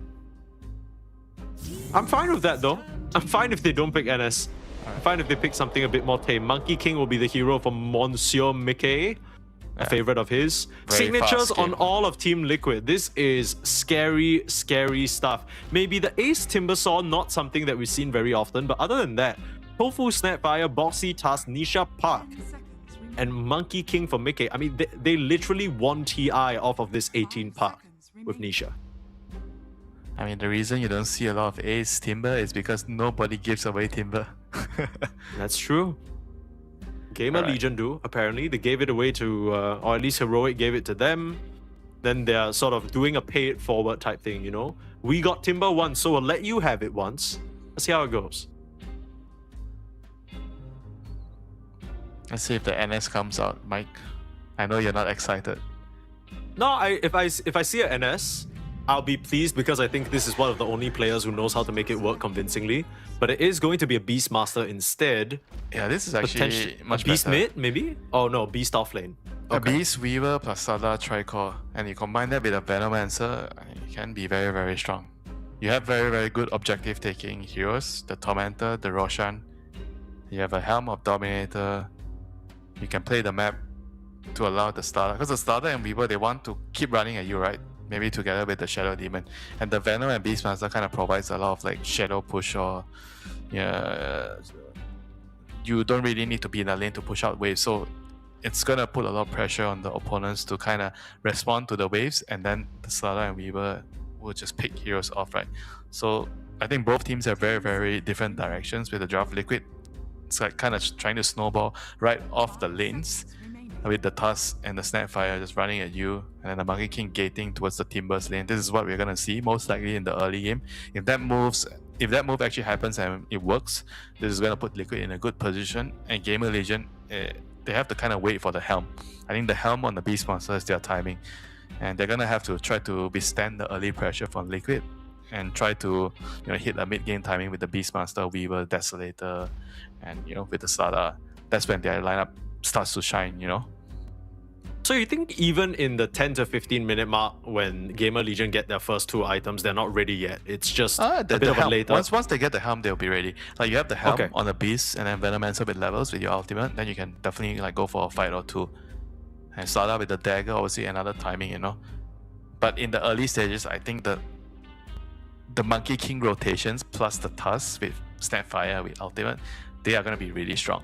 So they have to really find ways of maybe avoiding or trying to split them up, or trying to push towers so that they come defend, and then you run away. You force them to move to certain locations, and then you run away. Good old bait and switch. Yeah. Let's see whether Team Liquid fall for it. This is perhaps one of the most experienced teams in the entire event. They've played all sorts of types of Dota. I feel like this is some sort of hiddly ass trick that might not really catch them off guard. We'll see. I mean, they are on all their favorite heroes after all. You got 4 favorites and Siggies, and then you got Ace Timbersaw, which might not be a Siggy, but it's Ace on perhaps the most broken hero in this entire patch. Timbersaw and It's your boy Speed here. Timbersaw, Dragonite. I think those are like, at least for me, those are like the two most broken heroes right now. Okay, you can include Naga. That's in pro games. Naga is always there. I think like DK and Timber are the easiest to execute. It's not like you need to like somehow play really well, right? Those heroes are very stable. They don't carry a lot of risks. As long as you get away with the lane somewhat, that you can get to your timings, you know. Would you say that GamerLegion are on a timer of some sort? Every time I see this kind of zoo play fast tempo draft, it's a bit scary, and they don't really have the best lockdown for yes, puck, right? I think yes. Late game against the puck, they don't really have like good ways of like, I think, locking her down and killing her. There's no like silence or whatever. Like it's not that easy to get a raw or Slada stun onto the puck. So I'd say yes, they're on a timer. I'd say they are looking to peak around 30 to 40 minutes, try to have some sort of substantial advantage during that period. They're also looking to build that advantage by securing Tormentors, Roshans. So those are the key things they have to really try to focus on. There are going to be times in the early game where I think their lineup will feel like they cannot fight the Puck, Timber, and Snapfire, right? That's just way too much damage. You don't have BKB, you can't fight them. It's kind of scary though, like you're on a timer, but then there are already certain blockout periods, even in the early game. I mean, that's the problem with Timber, right? This is what Timber does to you. Because Timber is very strong throughout the game. There's no apparent weakness of the hero, except for the first couple of levels. Once you hit level 3, you have the option to get your reactive armor at level 2 if the lane is difficult. And after that, you survive that phase, you get your braces, whatever your threats, you can sit in the lane and you just keep farming, then you eventually scale, and he's very difficult to kill and he does a lot of damage. So the hero is just gonna be very, very annoying to deal with in the mid-late game. You know? I think that's the problem with the hero. He's too strong throughout the game, early, mid, and late. Thought Boxy will be in some trouble there. Found out by Yamson in the tree line, but gonna put some pressure they got 3 on. runes on GamerLegion side. Very nice. Nice. I mean, that was just the disruption, right? Coming into play there. Push him out. Okay. Off to the races we go. GamerLegion versus Liquid. I think it's fair to say most of the fans probably cheering for Liquid. They're probably also the favorites despite the shakier performances. But who knows? Maybe RCY pops off out of nowhere and slaps the shit out of Nisha. Yeah, this is the lane to watch, my friend. This Slada against Puck. I mean, it could easily turn on its head, right? I think Slada has definitely the advantage in this lane. There's always chances that you can actually kill the Puck. I think Puck has very little chance of killing the Slada alone, but Slada has a good shot at killing Puck. Early blood grenade to put the pressure onto Big Num, trying for this block/pull. Tofu will be able to connect the hard camp.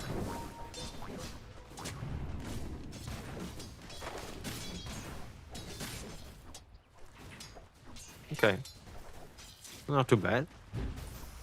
Look at this bot lane duo. Gotta make sure we keep our eyes out for that level 2 timing.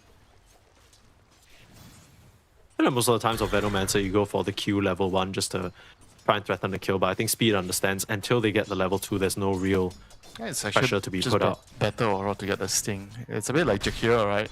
You get your Liquid Fire, you do damage without using any mana, and the moment you get level 2, you just instantly kill the other hero. That's fair. Taking notes. And you only get Gil, I think, in certain situations where you can kill at level 1. But if you can't kill at level 1, I don't think you get Gil. Yeah, that's a level 2 spike, by the way. Jumping on the Venom. Who's spiking onto who? Veno's in trouble. Veno is dead. Ace and Boxy get the job done. Yamson now taking a lot of pressure. Whirling Death finds a second. The terror that is Timbersaw continues to perverse these Yeah, that was such a good read. The moment they saw the Venom placing the ward, he took ward to block the camp, and they realized, oh, this guy has no gear, you know, let's just go on him, you know. That was a very, really quick read right there by Boxy on the Tusk.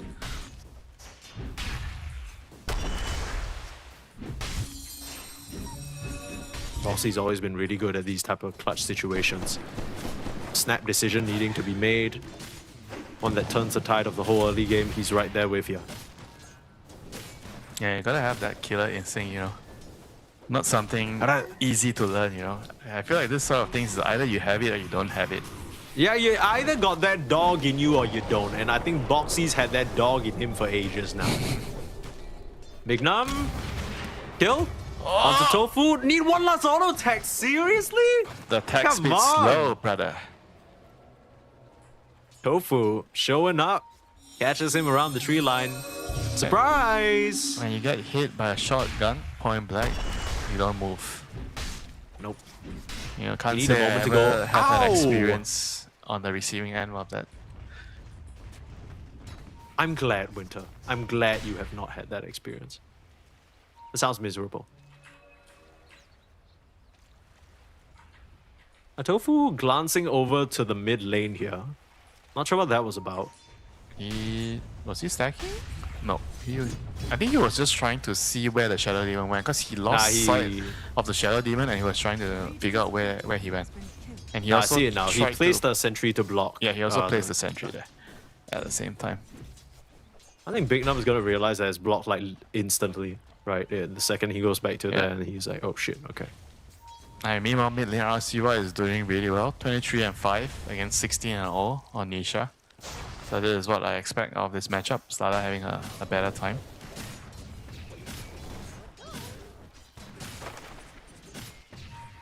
I mean, bot lane Timber already, I think you can call this a successful laning phase, right? He's already level 3. The Tusk can leave him momentarily. The wave is in front of his tower. Even before that, he has a double kill in this lane. You pick a Weaver to stop him in the lane, but the Weaver dies to the Timber. That's extermination.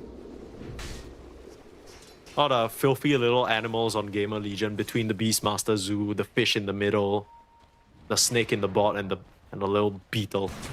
Isn't he a cockroach? I mean, if you want to make him Southeast Asia relevant, sure. Good kill over to Mickey. Good supports. Winter, you don't need to shriek about kills being stolen anymore. What a blessed day. I know Liquid is not going to let their support steal kills away from their cause, right? Any competent team would know that. Unless it's Insania you're talking about, in which case sometimes he likes to pop a cute little last hit in. Hashtag misclick. Right, 6 minutes coming up soon. It's gonna be a very... Put some pressure onto Ace in the bot lane though, Winter. But I think he's past, he's past the point of really... Now we are gonna see a lot of the mid boss right now. Slada against TP in. Everybody wants the rune. Let's go. Level 2 Big Num, level 4 speed. Pretty decent levels to work with. RCY gonna tag out one. Have the stronger trio here. Yeah, I mean, it's only a strong trio if they're all three of them together. You have that coil available, pop it out onto RCY. Nice disruption, dodging away. Now you might chase down onto Nisha. Gotta be careful with that little orb. Managing to wane up to the high ground, but that will be wait it. A minute, that was a solo killed the Weaver? Hang on, Nisha pops that haste rune, gets it in the nick of time, and RCY won't be able to chase, but yeah, like you mentioned, I believe that was a solo kill on the Weaver. What the damn hell? A level 5 Timber killing the Weaver? No, not even the Chakrams. David did it. Chakramless kill. How has he found that? No idea, mate. No idea. Facebook's Timber does it again. It's just so awkward to see a Timber with Facebooks, you know. Yeah, I didn't even realize, goddamn. He's moving quick. I mean, you usually don't even need to worry so much about your move speed on Timber because you're Timber chaining left and right anyway. Also, interesting build here. Ace going for that Timber chain max in the early stages. Yeah, even with the Twisted Chakram, he feels like the Timber chain is going to allow him to have some pressure onto the Weaver because you're a lot more mobile and you have the extra range. Oh no, RCY in the mid lane again. Being tag teamed up on by Boxy. Disruption is there, but the snowball waiting right at the perfect moment. Boxy has that timing all the way down. Yeah, I think this is when you start to have the problem where you have a Banner that wants to farm, right? He doesn't want to sit in the lane beside the Slada. Or maybe he has to, you know, farm around him so that the Slada can actually fight when the two enemy supports come in to pressure him. Yeah, I'm not really sure He's whether I literally agree. farming ancients right now. What the hell? A speed classic. You learn all about this on his YouTube channel, GameLeague. Yeah, It's in the sponsor tag. I was watching his videos when the jungling Venom was a thing. I was trying to figure out how to jungle Venom efficiently. And Fate probably gonna find a kill here. Raw, it's an easy kill on the Tofu. Give it over to RCY. I'll follow the hierarchy. I mean, you kind of want to give RCY as much as you can because his Blink Dagger is going to decide a lot of these early moves. And he's going to pay you back, right? Fate, I think he wants to farm up until that Helm of the Overlord, like you mentioned. If the Slada's running around making moves, then no one's bothering you farming up here on the Beastmaster. Nisha, here's a coil. He's coming in to maybe push the Slada out.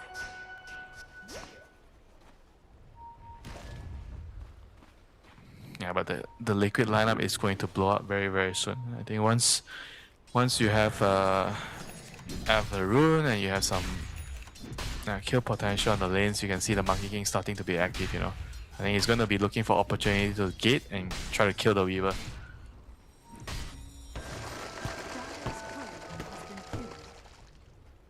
This Weaver pick has not worked out for them so far. I mean, take a look at the pressure that he's taken. Has to just time-lapse from Ace. Yeah, they're going to come now. He's going to be telling his team that the Weaver just used time-lapse, you know. Yeah, Boxy is already using the gate coming through. Put a sentry down. Yamson, I think he knows he can't really afford to chase and they might just rout him. High shots. Bit too quick. Get the ward while they're at it. Oh, nice kill onto two heroes.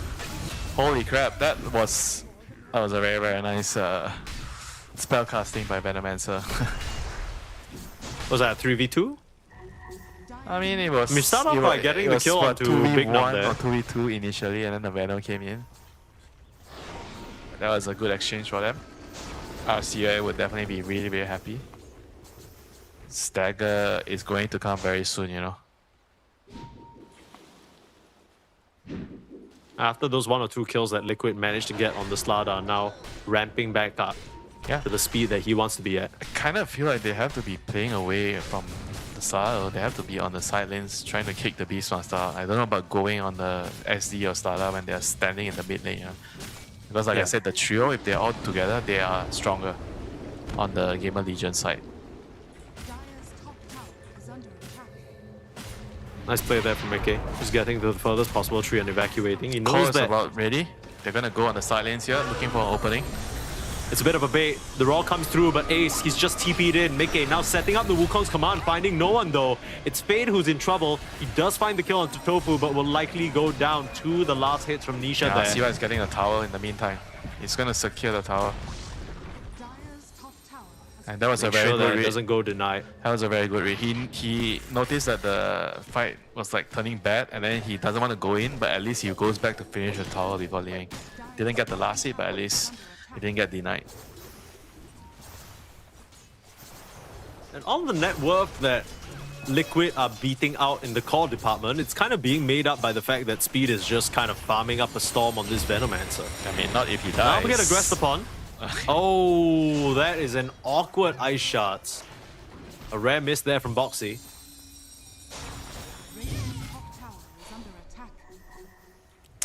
Yeah, don't really like his item build so much. He's going for like Arcane Boost into 4-star. It's still very easy to kill. I mean, if you notice what Scam does usually, is like he likes to go like Urn or Drum sometimes to start it off. And bot lane we see a Disrupt to start the gank off.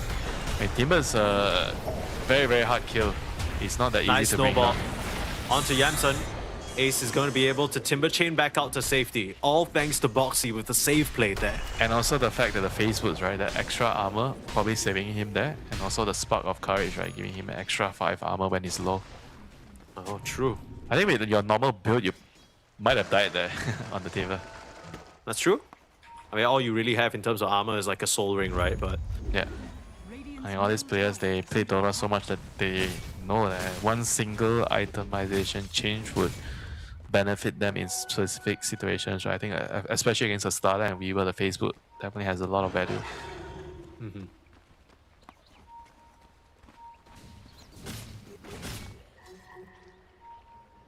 Liquid on the prowl of 2 heroes. They'd love to find RCY, who has a blink in here, maybe trying to look towards Ace. They have the kisses ready, mid lane. Bit of a bait, instant blink out. RCY too quick with the reactions. Now Fade from the left side. Looking for a raw into Nisha. Gotta be careful. John's away right in the nick of time. Both these teams in the early game, GamerLegion have done a pretty good job finding moves despite the rougher early start. And now they're at the stage where both are just poking and prodding, not really wanting to fully commit. They know that if they dive all the way in, casualties will be borne by both sides.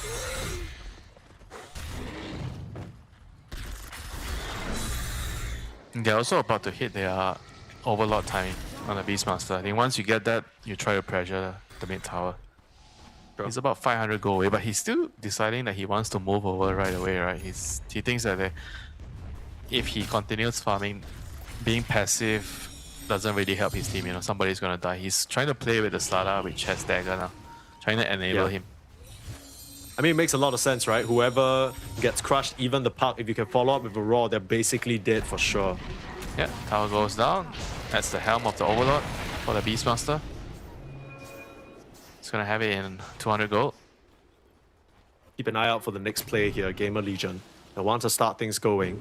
Beastmaster top of the net worth by a very slim margin. Mickey's doing an excellent job keeping up. Yeah, their lineup is very, very strong right now. Desolator is online for the Weaver. So with the Desolator, Dagger on Slada, and the Helm of the Overlord on the Beast, this is their time. Time to rip some kids up. Here comes RCY. Looking onto Ace, but gonna run straight into the hunting party of Liquid as well. Was Invis, immediately blinks away, crushes before the coil can come out, and throwing the Beetles on. The snowball will try and help Nisha, but he's starting to lose a bit of armor. Deso gonna come through, Nisha in trouble. They trade mid for mid at the moment. Beat now. The target of focus. Fate still trying to find an angle. Still has the Raw. Finally will throw it out, but the problem is Mickey is still in his Wukong's command and will change up the guard over to the right side. Boxy with the punch up, Ace with the damage, and Fate dropping so low. Not the reveal that you want. And 4 for 2 exchange. They did a good job singling out the Puck, but Nisha will be happy with that sacrifice. Yamsun, he's not done yet, but they spot him and cut him down. Big mistake there from Yamsun. He didn't realize their vision on the high ground, and they catch him off guard. Ends up being a full team wipe. Liquid smash GamerLegion into the ground. I feel like it's a very, very small margin. And maybe if the Beastmaster roared the Tusk instead, they would have actually been able to draw the fights. Because the Tusk didn't die in the exchange, and he roared the Monkey King, and he didn't have damage to kill the Monkey King. So I think that was also pretty detrimental towards the end of the fight. But as you can see here, Liquid, they were able to surprise GamerLegion. They were a lot faster coming in. The Beastmaster had to TP in, so it took some time before he came in. And by the time he arrived, he already lost to the teammates. And you see him running up the ramp here. He finishes off the Snapfire. But the Raw here, I feel like on the wrong target, probably needed to focus the Tusk and then take him out. So there's no more punch snowball shenanigans here, right? That kind of was a result of him dying. Yamsun as well, going for the maybe ill-advised play of trying to find one additional pick-off, ends up going down instead. 1-3-1 on this Weaver. A hero that very much relies on that tempo. You talk about GamerLegion being on the timer. They're not really going according to schedule right now. Things are a bit disjointed, but if they can find this Tormentor into an early Roche after a few more pickoffs, could still be good. Up on the high ground, Boxy spots out the army. We'll start to beat into the Granite Golem and eliminate that Helm of the Overlord. That's painful, but RCY jumping in. Where's the follow-up? Snowball to save. Oh, they found Tofu. Raw to stop Tofu from that ultimate. But that's just a support at the moment. If they can get Nisha out of here, they absolutely can't. Speed there with the chase down. This Benno is level 11. He is so high at EXP for a pos 5, and now you force Yamsun forward, find the kill onto Ace, and just like that, GamerLegion, they've just turned the situation around. Yeah, that was a really, really bad wrap around, I think Tofu coming in from the lane, and then the creeps saw him, kind of revealed everything to GamerLegion, That was like a really, really forced move. And Monkey King wasn't even anywhere near the area, right? So he couldn't really connect. And because it's in front of a tower, GamerLegion could easily bring 5 heroes there. So whatever move Liquid was trying to make there, if they couldn't make it quick, they were gonna get outnumbered by GamerLegion. And now, Roshan is gonna go down. Anisha spent that entire fight on the run. Tofu as well got maybe 3 or 4 kisses out before getting his mouth shut forcefully by the side of GamerLegion, and now a second life onto Weaver. He can play a lot more friskily. Speaking of frisky speed in the mid lane, level 12, like we mentioned, a very high value kill if they can find him. Yeah, he's good about keeping himself safe. Same network with RCY soon. Like he's keeping up. I mean, more than anything, that makes me a bit concerned for RCY. He's been running around trying to make these plays happen and hasn't really been farming as a result. The good news is he doesn't really need a lot of farm, I think, on this hero. Like all he needs is just blink, shot. And obviously he needs the BKB now. But this hero doesn't need a lot of gold. I think his primary role here is to enable the Weaver and the Beastmaster, right? These two heroes need a lot of farm on the map. Like even your supports, right? Benno and Shadow Demon, everybody kind of needs a piece of the pie here, you know? Somebody has to Yamsun. give. At risk of losing the Aegis immediately, Walrus Punch and elimination. The Crush come out, off the mark, because the Monkey Kings jumped over to the bottom side of the map. Yeah, Mike, that is how you squash the bug. Yeah. Now don't worry, we're both Southeast Asian. We have ample experience in that department. How about squashing rats? What the hell? Yeah, I know. Singapore is too good for Malaysians here. You don't see rats on your streets. In Malaysia, we do. No, I do see rats on my streets. They just stay in the sewer instead of come up to me. Top lane, round 2. Liquid wants to go into the same battlefield as before. This one matters though. This one's for the Tormentor.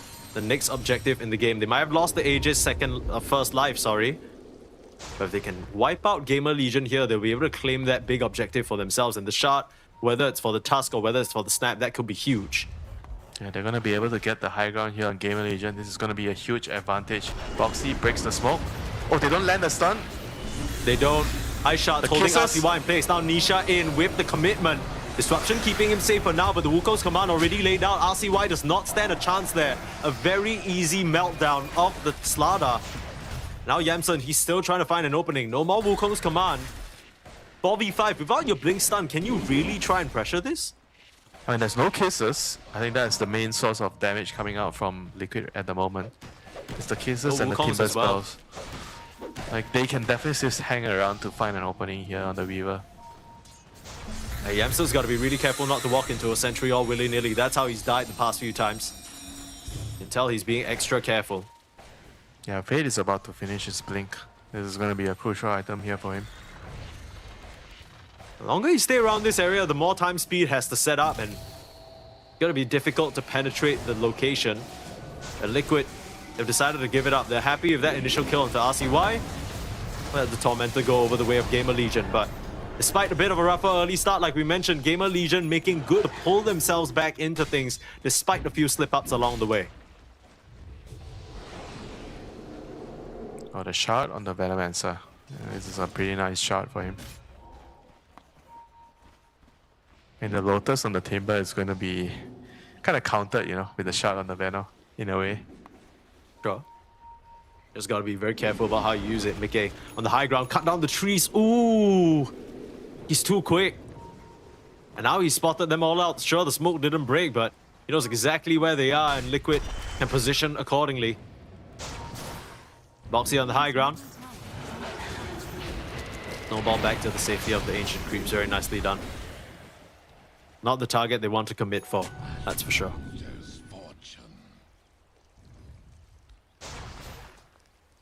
I think it's definitely getting tense right now. At both sides, they understand that this is going to be about the time where if you lose one team fight, the game could just go sideways, right? If you're Liquid, I think you're more concerned about like trying to scale on your puck, trying to get more items in your Timber as well. I think you're not so worried about the game like dragging out, right? You're just playing to split the map, exchange farm. Whereas if you're on the GamerLegion side, you're definitely more keen to try to fight. I think the only thing you're waiting for right now is the BKB on the Slardar. I think that's the only like major item you're waiting for. The rest of the cores kind of have their items already. Yeah, but the problem is with how slowly RCY farms, that's gonna take him at least another 2.5, 3 minutes. Yeah. Gotta blink on your I don't SD think he now. can just sit and farm for his BK. They need to eventually fight. And there's a smoke coming in. Big Num? In this rune on Big Num. Very, very lucky in this room, but that's gonna mean Big Num dies. This is not fine. too bad. This is fine. Oh my god, he lost his dagger. That's not too fine. Yeah, that's not fine. Oh boy, that is rough. 2 minutes. Radiant structures are fortified. I mean, they're trying to get their triple BKB timing on the Weaver, Slada, and Beastmaster. They're all trying to farm their BKBs. It's going to be a huge timing for them. Hopefully they can get it before the next Roshan spawns. And that's going to allow them to be able to contest that crucial objective here in this game. And the items starting to come online big time for Liquid as well, right? Timbersaw finishing that Lotus like you mentioned earlier, and the Kaya Sanj. Now looking towards the Shivas, he's going to be a big menace in the fights. Oh, already starting to stack up he's the in armor. trouble. Oh my god, that is like crazy. What, a quarter of a second away from dying, like getting caught there? That's the Mickey Monkey King, baby. I mean, even just now when he dodged completely blind axes from the tree line as well, that was insane.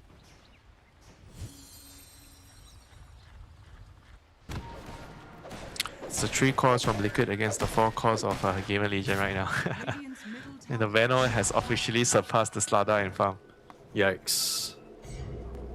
I don't know if I like this. I don't know if I like putting RCY on this hall there. Sacrificial mid, right? Yeah, but he has to, because of the lineup, you know, the nature of the lineup, like he has to play this sort of sacrificial role. Like you can't have 5 heroes farming, you know, like somebody has to, you know, do the dirty work.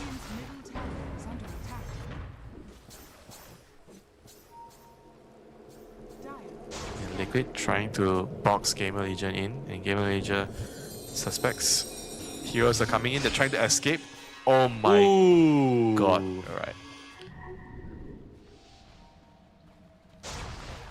That is definitely an extra minute for GamerLegion to finish their BKBs right now.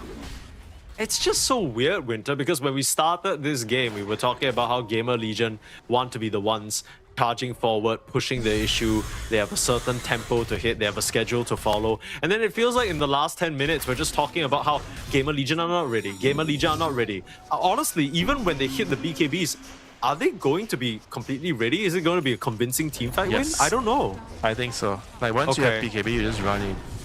Like the main thing you have to do is like you have to eliminate the snap and the pass, you know, run in with your BKBs, kill off the supports, and once the supports are done, then you slowly kill off the other heroes. Because if you look at Liquid's lineup, their majority, like spell damage, right? Once you get BKB, there's nothing much going to kill you. Like Monkey King hasn't really reached a point where he can use his physical damage to kill you through BKB.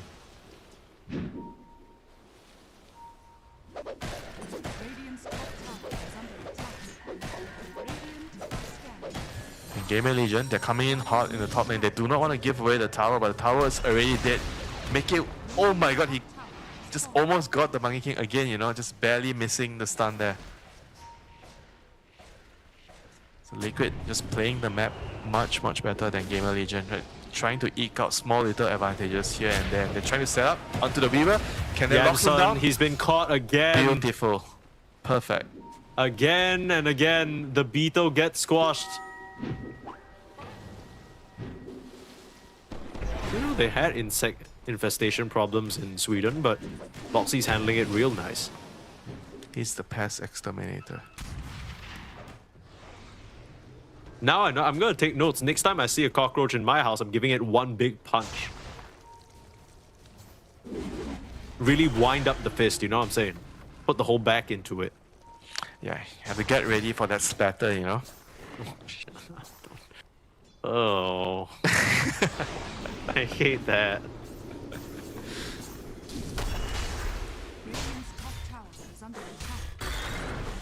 But at least my dogs take care of the fly problem. My dogs Your dogs kill the flies? Yeah, they love eating the flies. I keep chasing them down.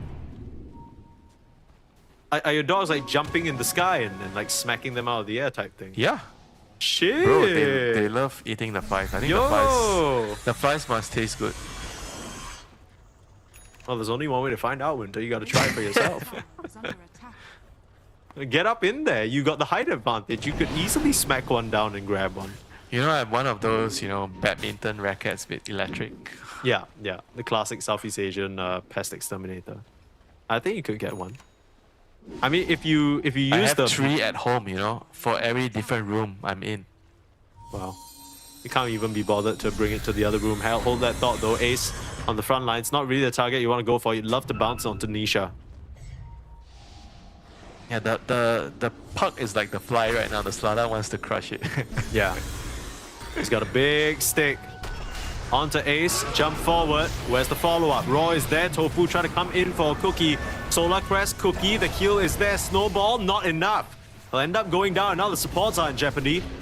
Do they want to stick around? Nisha coming through with a big Waning Rift and a coil, forcing the BKB from RCY. Tofu, he's been chased down, and Boxy as well. No escape for them. Yeah, look Like at that. another the situation. BKB timings. Look at that.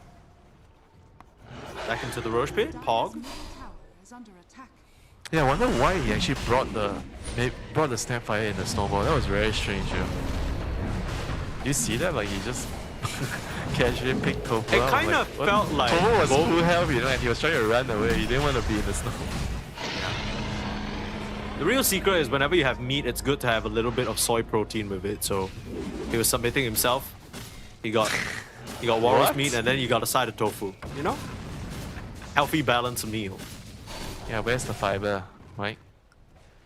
Because tofu is protein. Good question. I'm not a nutritionist, don't ask me. I'm not the one creating this snowball packed meal. And you know, in Southeast Asia, what do? We cut a couple of slices of cucumber and put it on top, and that's the fiber. That's true. That's true. Aren't cucumbers like literally 90% water? Do you think if you put a Slada and a cucumber, you'd get additional movement speed?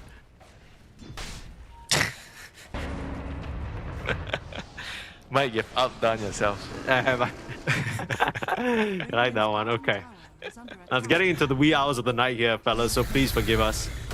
3 AM here in Singapore and Malaysia. A Raw up in the mid lane. The snowball save is there. Boxy, exactly why he's picked this task. Has he brought them into certain demise? Ace able to timber chain out, and Mickey, this time round, he's in the fight. Could be troublesome. Wukong's command is there, and the coil onto 2, forcing the BKBs out. Again, Fate, he's still taking a lot of damage, and the Slada is still leashed up. They will be able to finish off Speed for now. Meanwhile, Yamsun, he's been able to get through and crush the opposition support lines. They've got the second life on the Weaver. Still has his Aegis. He can still go if he wants to. Aegis available, BKB available. Everything is available for them. I mean, you're just waiting for RCY to find another crush on one of these cores, right? Yeah, Liquid is just not finding the jumps, right? They get in position, but they're not finding the initiations. The Slada is always often the ones that find the jumps, and then they blow the supports up. I think the Snapfire is a very, very key target, right? Uh-oh, Yamsun. First life. Hurricane Pike, Athos is there. Come through with the disruption, but now Nisha doesn't need to worry about any BKBs. Time lapse is forced, punch up in the sky, and coming back for the second life now. Does indeed. Oh my god, he's gonna die. He's dead. Weaver is not a hero that you can do that in front of 4 heroes. Maybe you wanted the Hurricane Pike first, but Yamsun, you can see the immediate regret on his face. There's a bit of a grimace there. Why did I even pick Weaver, you know? That's a great question. That's something I find myself asking because yes, it's doing a lot of damage, but we saw Weaver picked by Heroic yesterday. It just didn't really... Weaver is literally tofu, you know? One slap and you split into pieces. It does depend on what tofu you're talking about. You get the firm, crispy type, you know, I want the one that's not cooked yet, so the wobbly type, you know. Okay. The fresh one. Freshly made every day. No preservatives, you can't eat it anymore after 1 day or 2 days. I didn't know you were that serious. Yeah, and then you serve them cold, chilled tofu, you know. I love chilled tofu. I don't know, I just go to the store and buy the one that says good for soup. And they don't lie to me. It's damn good for soup. I just cut it up, you know. Delicious. Cut them up, put them in your tomato soup, some cabbage, some salt, some pepper, some chicken stock, some chicken Is this thigh, a recipe right now? Should I be taking notes? some bones, It's up to you. Some bones. Yeah. Some flies, perhaps, freshly caught by Winter and his dogs. Chicken bones. No, when you're cooking soup, there is a lot of smoke, and smoke chases away flies, you know? So when somebody says there's flies on my soup, something is wrong. Your soup is cold. Well, whatever Liquid are cooking, they are definitely keeping GamerLegion at bay right now. Less than 1k gold lead. The game's still pretty even. It does feel like GamerLegion can get the better of their opponents if they just find that RCY initiation. But it's proving to become harder and harder. Nisha is becoming a problem. Every single time the fight breaks out, he's in there with two-man waning rifts. He's been great at finding both the Beastmaster and RCY, forcing them to BKB while still doing a ton of damage. They need to find a way to deal with him. Hex. They need to buy a Hex. Somebody needs to buy a Hex. I think it's probably the Venom. No one else can actually buy that item.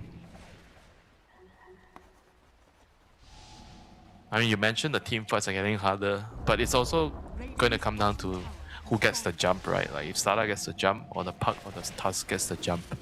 I mean, heroes that you want to kill, like for Liquid, it's definitely like Shadow Demon. You want to kill the Shadow Demon and the Venom. Whereas for the coil come out. Oh, BKB run away. Whereas for GamerLegion, you're definitely also looking to kill the supports, right? I think both sides are gonna have to try to somehow find the backliners, and because BKB is down, high ground time. Liquid, they're so good at these split-second razor-sharp decisions. You give them an inch, they'll take a mile, and this mile looks like your bot lane Rax right now. Not in position. What is he doing? The Weaver's not even coming back just yet.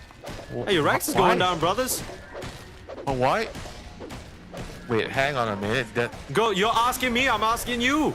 They're choosing to exchange for the top lane because there's no creeps or something, but there's going to be a creep wave soon.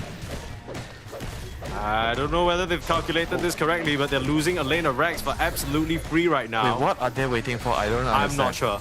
Mickey's courier will go down. That's quite significant. That's the butterfly on it. The Beastmaster probably looking to cut some creeps with the way that he's moving on the map right now in the bot lane. Did they just not expect Liquid to just siege the high ground all the way to full commit? That's why they didn't want to TP back? I mean, it seems like they were completely caught by surprise. Maybe they thought Liquid would show some respect and back off without the knowledge of where the other two heroes were, but getting to any big item timing, so it's not like, okay, they needed another 200 gold for some AC or something, you know. Sure. I mean, that was really just off of the fact that Slada had to BKB defensively, right? They're like, okay, you can't jump into the fight anymore. You're not going to be a problem. I guess that's pretty much it. It's just the BKB. Slada doesn't have BKB and they decided, okay, there's no way we can take the fight. Let's just speed push. Speaking of the Slada, he has that nullifier as well as a gem. The Beastmaster is finishing up the AC. You're looking at that Daedalus for the Weaver. So the items are coming together for GamerLegion. The question is whether a fight that they want to take is coming together at all. So far, Liquid have not allowed them any opportunity. And I wanted to point this out as well. A refresher is being queued up by Speed right now. No way that's real. I mean, he is the Venomancer master, and maybe his read is he needs multiple Noxious Plagues. Because Noxious Plague is really... Yeah, no, I agree with you. They just need to buy Hex against the Puck. Yeah, but at the same time, I'm not the main content creator behind GameLeague.com. Liquid. The Timbersaw's being caught right now. You got any backup? That's the snowball again. Boxy, he does not miss a beat, but now rolling in could be trouble. Yamsa popping the BKB, putting the damage out. Timber Chain's there, and Boxy somehow able to escape. Yamsa with the auto attacks is not going to be enough. Meanwhile, call comes out. Nisha, he's found Speed on the back lines, eliminating the Venomancer, and a huge Wukong's command onto two. He's going to push them out of the ring. No way to stun them or keep them in place as Big Num looks like he'll be the sacrifice as a psychic headband, but it's momentary respite. Yeah, that was a huge blunder by Speed, right? I think you cursed him. Like he actually can't really go from that angle, you know, and he's such an important hero because of his net worth in the team fight that he cannot actually die, you know. He needs to cast every single spell and do damage. Like, they actually need his damage in the team fights. Like, it's not like one of those like, okay, but no, you know, post 5, I go in, you know, I throw some spells, I tank, you know, that's it, you know. Yeah, I agree. I mean, net worth-wise, he's definitely sort of more of a semi-core than anything, and they need the Noxious Plague to kill any heroes, because we saw earlier, GamerLegion, I just feel like they're not really discussing how they want the fights to play out. They're not planning this scenario in their head, because when you jump like that, no one is checking the backline for the task. Every single time they go on a target, Boxy has been able to come in, snowball save, and this time round, he even gets out with his life because he's just allowed to do that for some reason. Yeah, because you don't really have like very, I think, mobile heroes to find the task, right? Like you don't have like a Puck type of hero or Spirit type of hero. Like the way the initiations are happening is always like the Stada going in and then he stuns the first hero, right? And then the Beastmaster comes in to kind of follow up. So it's really hard to actually look for the task. I think the way the team fights probably has to go right now for GamerLegion. Actually, maybe RCY needs to just be patient and he has to wait for the task. And if the task doesn't show, he can't really go in. Like he needs to just wait, you know. And Beast maybe can just like show up, maybe try to bait some heroes to go out, and Stada has to just wait for Boxy. I mean, the question is, if RCY doesn't go in, is the Beast enough to even force any sort of reaction? This is why I say they need more disable, they need a hex. Like, if there's not enough disable, they can't really force the enemy to react, right? Because you're not really poking enough to the point where you're forcing the task to blink out and snowball and save someone. And at this point, he's just waiting for the Beastmaster roar, and the Stada can't really find him. Yeah, like, I got bad news for you. Job. Speed committed for a Boots of Travel, so no hex in sight. I mean, I don't know. Liquid.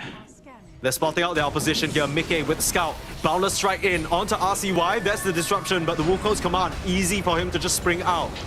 RCY able to blink away. It's Mickey who's in trouble. Changing of the guard is there. Yamson forced the time lapse away. Meanwhile, they have a Noxious play over to Mickey. Backline though, Fade gets controlled and Fade gets killed. The fight is split up awkwardly as Yamson popping the BKB, putting the damage out onto Nisha.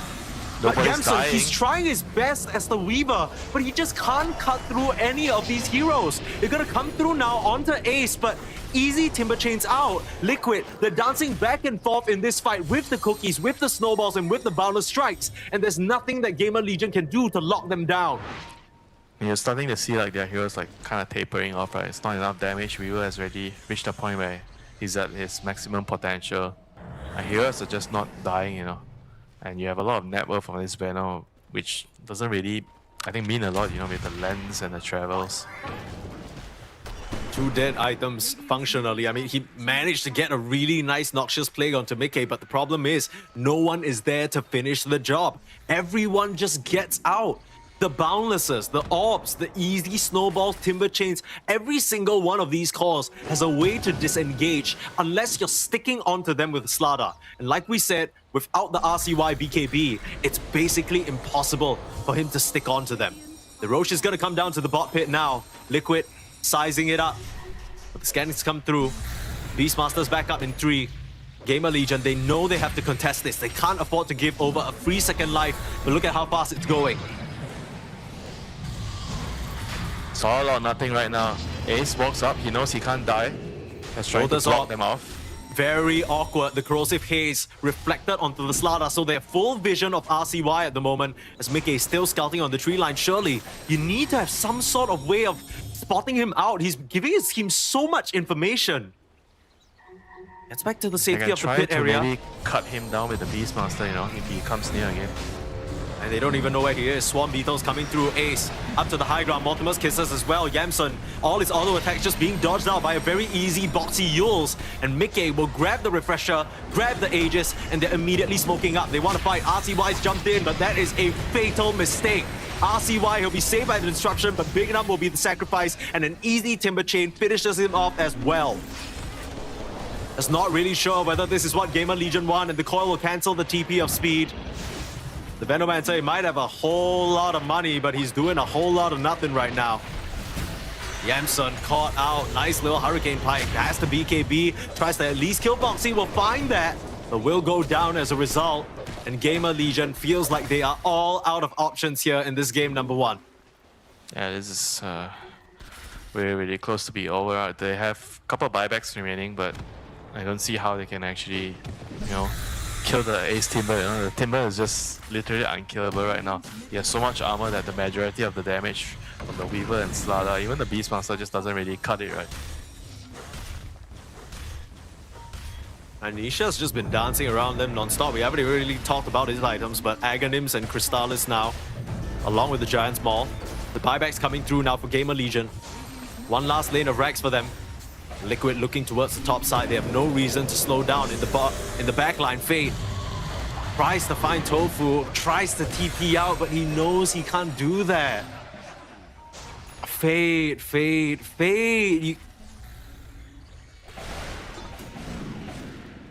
Yeah, just a desperate move, you know, Mike. It was just trying an all-in move, you know. I killed him, Tofu just him, counteracts that with Ghost Scepter. Yeah, even if he kills Tofu, he was gonna die no matter what. Ambitious to say the very least. 1 minute without your beast. You're trying to go onto the Tusk, find something, anything. But Nisha playing around. The disruption will be there, but Ace is right next to you to meet you. Big Shiva slowing down the fish and cut him down to size with the Timber Chain. Meanwhile, Mega Creeps attained as Mickey, Ace, and the gang just bouncing all over the mat. Everywhere they go, GamerLegion heroes to kill, and they are not showing any mercy. Yamson chased down to the very end, and he'll call GG. GamerLegion, they tap out of this game number 1. Yeah, they just kind of lost a lot of their power with their lineup as the game goes on, you know. I think they hit a point where they were really strong, especially with the triple BKBs on the Slada, Beast, and the Weaver, and the Venom also having a lot of net worth. But, you know, just bad fight after bad fight, and the Venom's item progression kind of also felt like he chose wrong items. In my opinion, he needed to have maybe a Hex to help them catch heroes. And it eventually got to a point where they just couldn't really deal with the Timber anymore. They didn't have enough damage to remove him off the battlefield. You know, he had too much armor, so they needed actually spell damage, you know. So maybe the lacking of the Vessel also is something that they have to really consider, or maybe they needed a Vessel in the game on the Venom to start the snowball, because their lineup has to be snowballing all the way in order for them to close out the game. If they're not snowballing all the way, it's going to reach a point where they just couldn't really, you know, do enough damage to kill heroes anymore, you know, and that was apparent in the game after around minute 30, I would say. That was the point where Liquid just slowly felt like they were taking the whole map and they couldn't be kicked off the map. You know, one thing that I'm noticing about this Weaver hero is that it's surprisingly easier to kite than I expected. I feel like we've seen 2 games in a row now where the Weaver players having trouble actually putting damage out on these targets. Yeah, they don't have enough small stuns, you know, that's the problem. You have SD and Venom as your support duo. They don't really provide a lot of lockdown, and you didn't itemize to solve the problem. You're very reliant on the Slada landing his stuns, and obviously the Beastmaster it's an ultimate, right? You can't expect him to have like the ultimate all the time, you know. Like whenever the Weaver wants to run in, because Weaver is a hero, he doesn't like to wait. He just wants to go in and he just wants to kill people, you know. He doesn't like to like, oh, I have a cooldown to wait. Just hang on, sit back, farm. You know, once you get your Death Sword, it's go, go, go. You don't want to stop with the Slada, you know. So I felt like the whole lineup kind of needed certain items to function, and they also needed the early game snowball to happen. I think they did okay in the early game until the BKB timings, and then after that, they made a couple of like very bad errors, and then the game just felt like, okay, it all of a sudden became impossible because their lineup just fell off a cliff. The Puck and the Tusk doing such an amazing job of just catching the Weaver out. Even the Monkey King as well. Felt like Liquid, they were playing at the perfect pace that they wanted to. And this just feels like another Liquid classic, right? They get all their favorite heroes, they execute with style, they're not under any rush. Their opponents have kind of drafted themselves into a corner, putting themselves on a timer. And unfortunately for GamerLegion, they were not on time. They missed the mark completely. And hopefully in game number 2, they'll be able to figure something out. If not, it's going to be a series loss for them to end off this group stage. We'll be right back after a short break.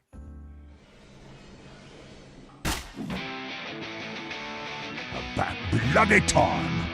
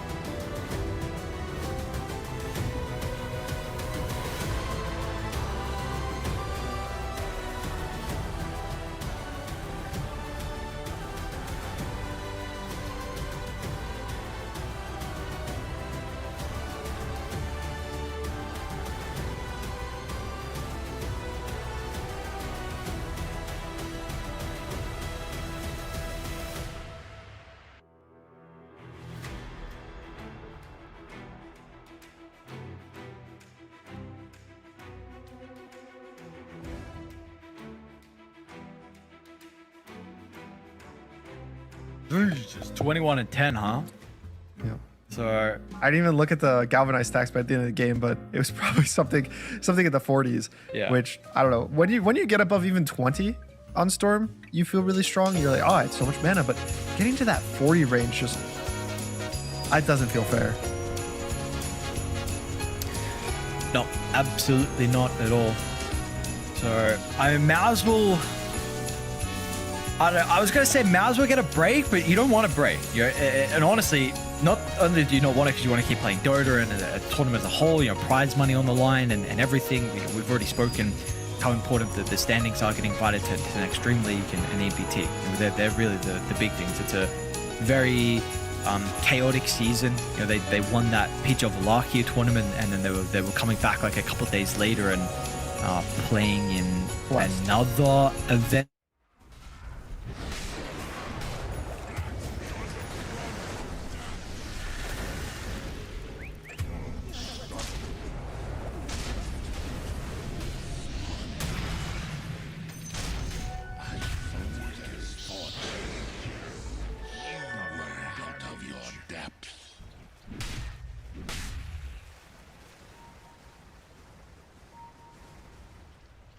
Radiant's bottom tower is under attack.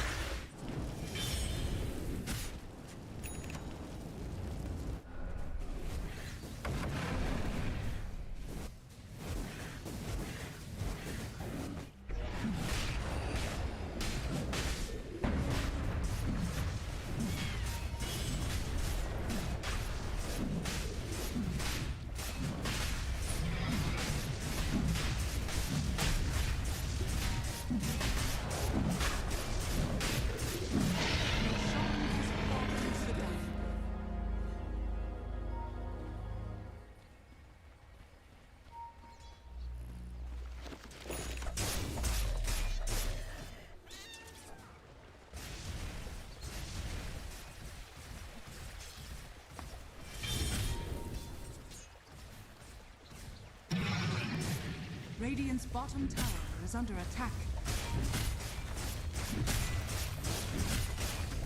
Radiant's structures are fortified.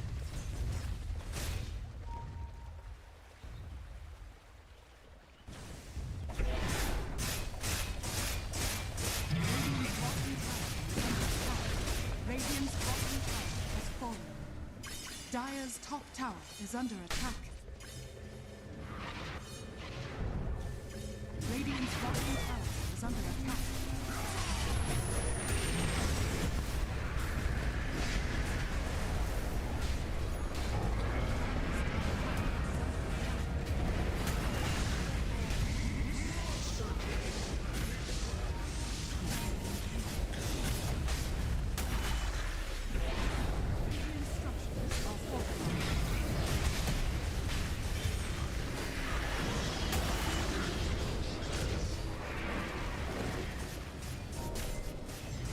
Radiant's bottom tower is under attack. Radiant's bottom tower has fallen. Radiant's bottom barracks are under Radiant's bottom has fallen. Radiant's bottom barracks has fallen.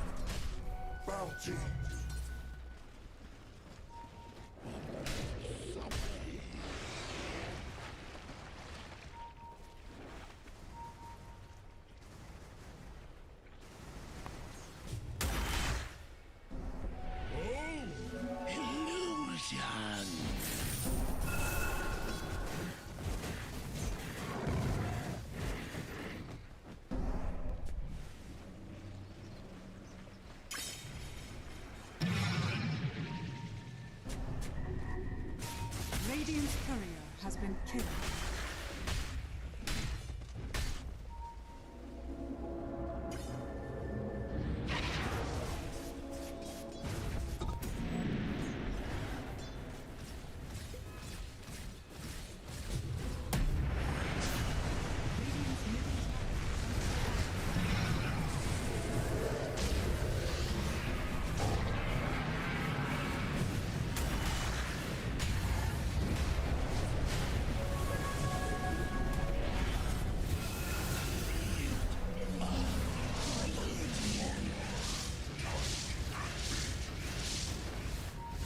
Radiant's middle tower is under attack.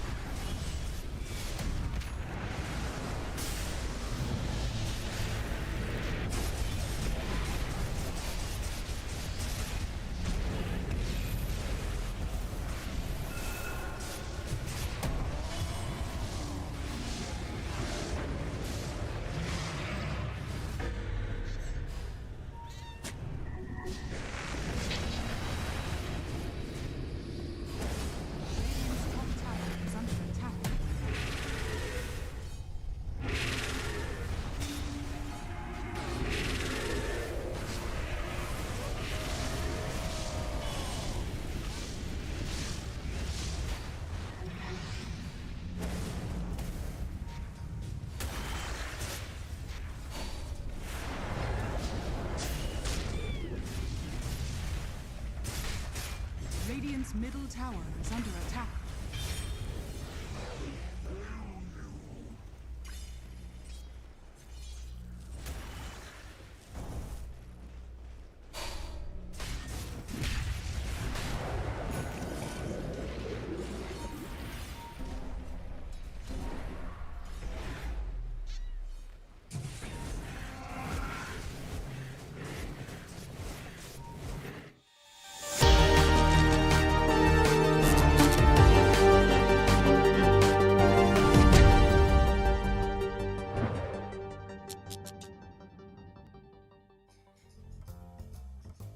Liquid versus GamerLegion, a matchup to end off our Dream League Season 27 group stage here. Permasneeze and Winter, and Liquid and GamerLegion, much like us after today, will have no business left in Dream League because, well, frankly, they're out. They have 3 losses, and that means mathematically they can't go any further. But this series still matters because if you win, you get cash, money, and you also get EPT points. Very important for the rest of the circuit, for the rest of the Dream Leagues, for the rest of ESL 1 Birmingham, and also EWC. Now, Liquid took that first game very convincingly. Mr. Winter, what can you tell us about that game number 1? What would you like to know, Mr. Why Sang? the hell did GamerLegion look so flaccid? What's happening? Why did they do that? I hate it when a team picks a timing draft and then doesn't play for the timing. I don't get it. I think they don't really see what I'm seeing from the angle that we're watching, right? Because we're outside of the team. It's easy for us to judge what went wrong, but within the team, maybe there's like some kind of problem that forces them to play in a certain way on a very specific thing. We will never know, unfortunately. But I do feel like maybe they think that their lineup can scale as well as the enemy's lineup. False. But I tell you, out of 10 games, if the game goes 45 minutes, I think out of 9 games, I would prefer to be on Liquid's draft. 100%. And I think I would be on Liquid's draft just for the fact that they have a Timbersaw, which thank goodness gracious is out now in game number 2. Let's stop letting this hero go through. Why are we doing this to ourselves? Team Liquid's turn to battle. I mean, also, I think kind of the mistake that they made, in my opinion, is like, even if you do want to let the Timbersaw go through, I think you immediately need to secure at least an answer for it, which they didn't, right? They prioritized the Slada instead. So then you already have a Timber unchecked. Some magic damage. Yeah, like give us some gyro, like gyro first pick. You know what I mean? Gyro. I don't think you can first pick Ursa though. That's awkward.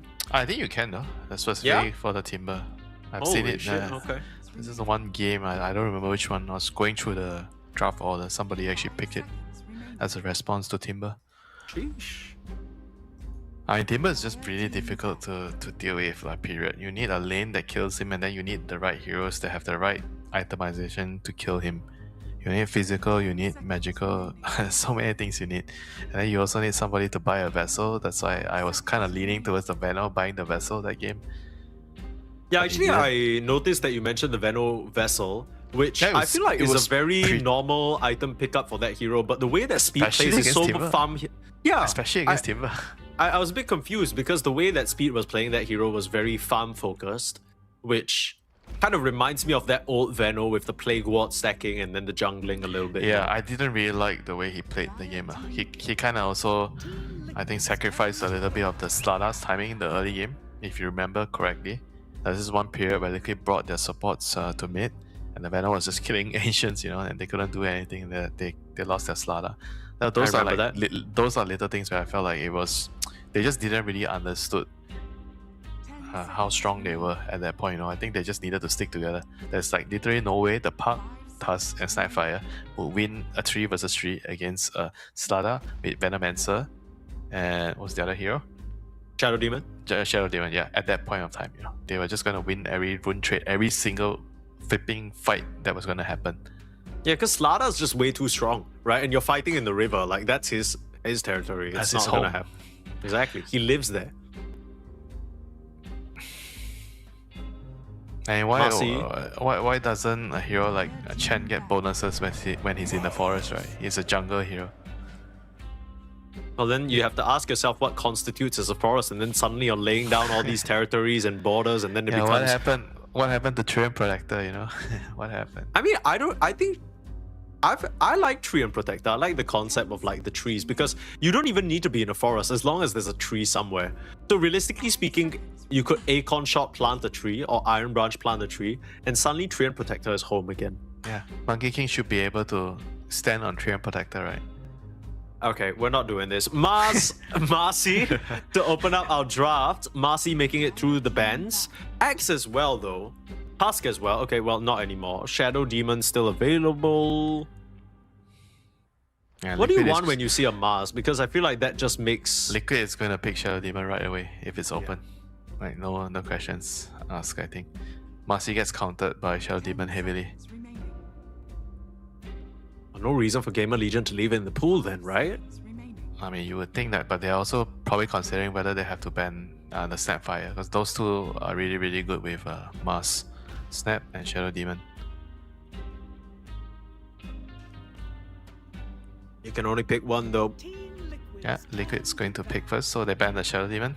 So Liquid is probably, if they don't pick the Snap, they're going to ban the Snap here. But I think Snap is like very natural with this lineup. Sure. You either go Snap or you go Hoodwink. So if you want Snap, I imagine you ban Hoodwink. Or if there's something else you want to ban, like maybe a Pangolier, for example, because you're Mars. True. Choices. DK also still available for them if they want to snap it up early, although I don't know how keen they are on revealing their cores. Or at least picking 2 out of 3 cores. Yeah, DK becomes very strong when there's no Shadow Demon and Timber in the game. Gyro as well. Gyro kind of makes DK very weak. Like it's a counter. They actually go for Wind Ranger. So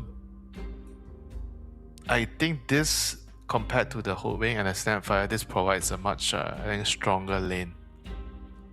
With the Mars, and on top of that, Wind Ranger is very hard to kill, because when you talk about Marcy carry, what is Marcy carry good at?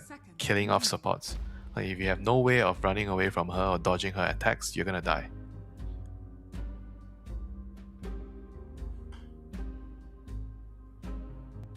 Kind of awkward, right? You can just run circles around the Marcy in the fights. Yeah, it is what it is. So now GamerLegion, what do they do here? There's Warlock, there's Snapfire. When you see a Marcy these days, are we just automatically assuming that it's a core? Is Marcy support just so far dead that you're not going to consider it? Is dead. Like it's just way better as a core. I mean, you could do it in certain matchups, but I personally wouldn't recommend. I mean, my main thing is I feel like GamerLegion have, or at least Team Liquid have done a good job at picking 2 heroes that already immediately say, you're not welcome here, right? Like the Marcy will never be able to kill the Wind Ranger unless she is literally shitting her pants and not pressing her spells. Same situation for the Mars, right? As long as you have your spear and your rebuke, even if she jumps on you, just push her away and it's like, okay, Well, that's the Marcy's whole plan. And the best part about all of that is it's not even isolated to them as individual heroes. They can also help their other allies out. But Chen doesn't really fortify you in that regard. It doesn't help with the chase. It makes your Marcy much tankier, sure, but They're very strong when they're hitting your tower, when they're balling up together. Chen, Marcy, with creeps that you can jump on. Okay, they're gearing up into a very early game-centric draft here. Clock, Chen. Clock is kind of the replacement for Tuss. Tuss is the... I think Tuss and Bat Rider are probably like two of the better ones with Chen. And then if there was no Mars, I would recommend Spirit Breaker. But with Mars, it's kind of like very difficult to play Spirit Breaker. He has 3 spells that blocks your charge. The ulti, the spear, and the rebuild. So it's any reason why we're seeing this Clockwork instead of the Bat Rider? Because we do know that GamerLegion like Bat Rider. It is already banned, my friend. I'm blind. I'm blind. Yeah, just like a bat. Sad. Yeah, Clockwork's kind of like that's why I need a rider to guide me around. Clockwork's kind of like the not so good replacement, but what can you do? It's kind of shit. I'm not gonna lie. I feel like the games that we've seen Clockwork hasn't impressed me. Every time I see a Clockwork, I feel like, oh, this lineup's gonna be a little clunky if they pick too many melee heroes. It's gonna be awkward. They're all gonna trip over each other. I feel like my most recent memory of the Clockwork is when Nemesis played it. They had Jokum playing position for Clock, and then they had Jax you would with definitely Tango. prefer Spirit Breaker if you could, yeah. Holy crap, this thing is still in the game. Okay. Well, are we ready to call it quits now? Jeez, they just snapped up that combo out of nowhere, and you can see the realization start to set in. Team Liquid, they just bagged a free 2-for-1 special right under GamerLegion's nose, and they're like, oh, wait, hang on. 10 seconds remaining. SF Naga still in the pool. 5 seconds. I mean, they could pick something like a Darkseer. I think Darkseer is pretty good here. It's good against Naga in the lane. And if it's a carry, Shadowfiend indeed, Darkseer kind of counters him a lot. Eats his ass up, yeah. Hey, you make very, very strong illusions. You get the aura, the minus armor aura when you copy him. 18 they puck. They decide to go for the 18 puck, like what Liquid did the last game. Naga and Wind Ranger definitely not the best supports against the puck. And this is a game where you need to probably buy use some Mars. You have to catch the puck. I think it's probably don't know if you should get it right away as your first item. Use and then dagger, but I've seen Arma do it countless times against puck. He won't buy dagger first, he'll just get a use. Yeah, Yule's first item is not too foreign for Mars, especially if you're playing more for the catch than team fight. Yes, for catch for a specific hero. I don't know if I'm liking the GamerLegion draft. This 18 puck is pretty solid, but overall, other than that, it feels like what do they even... I think they need an aura balling together hero. Either they pick Underlord, or they pick Darkseer, or there's a Tide. Those are the 3, I think, solid options here. I mean, X could do that too, because you can buy aura items on X. So those are like my idea on how to round up the lineup. They need people to stand in front, buy auras, and can't die. If you can't die, you just siege the tower with the Chen creeps, and you take objectives.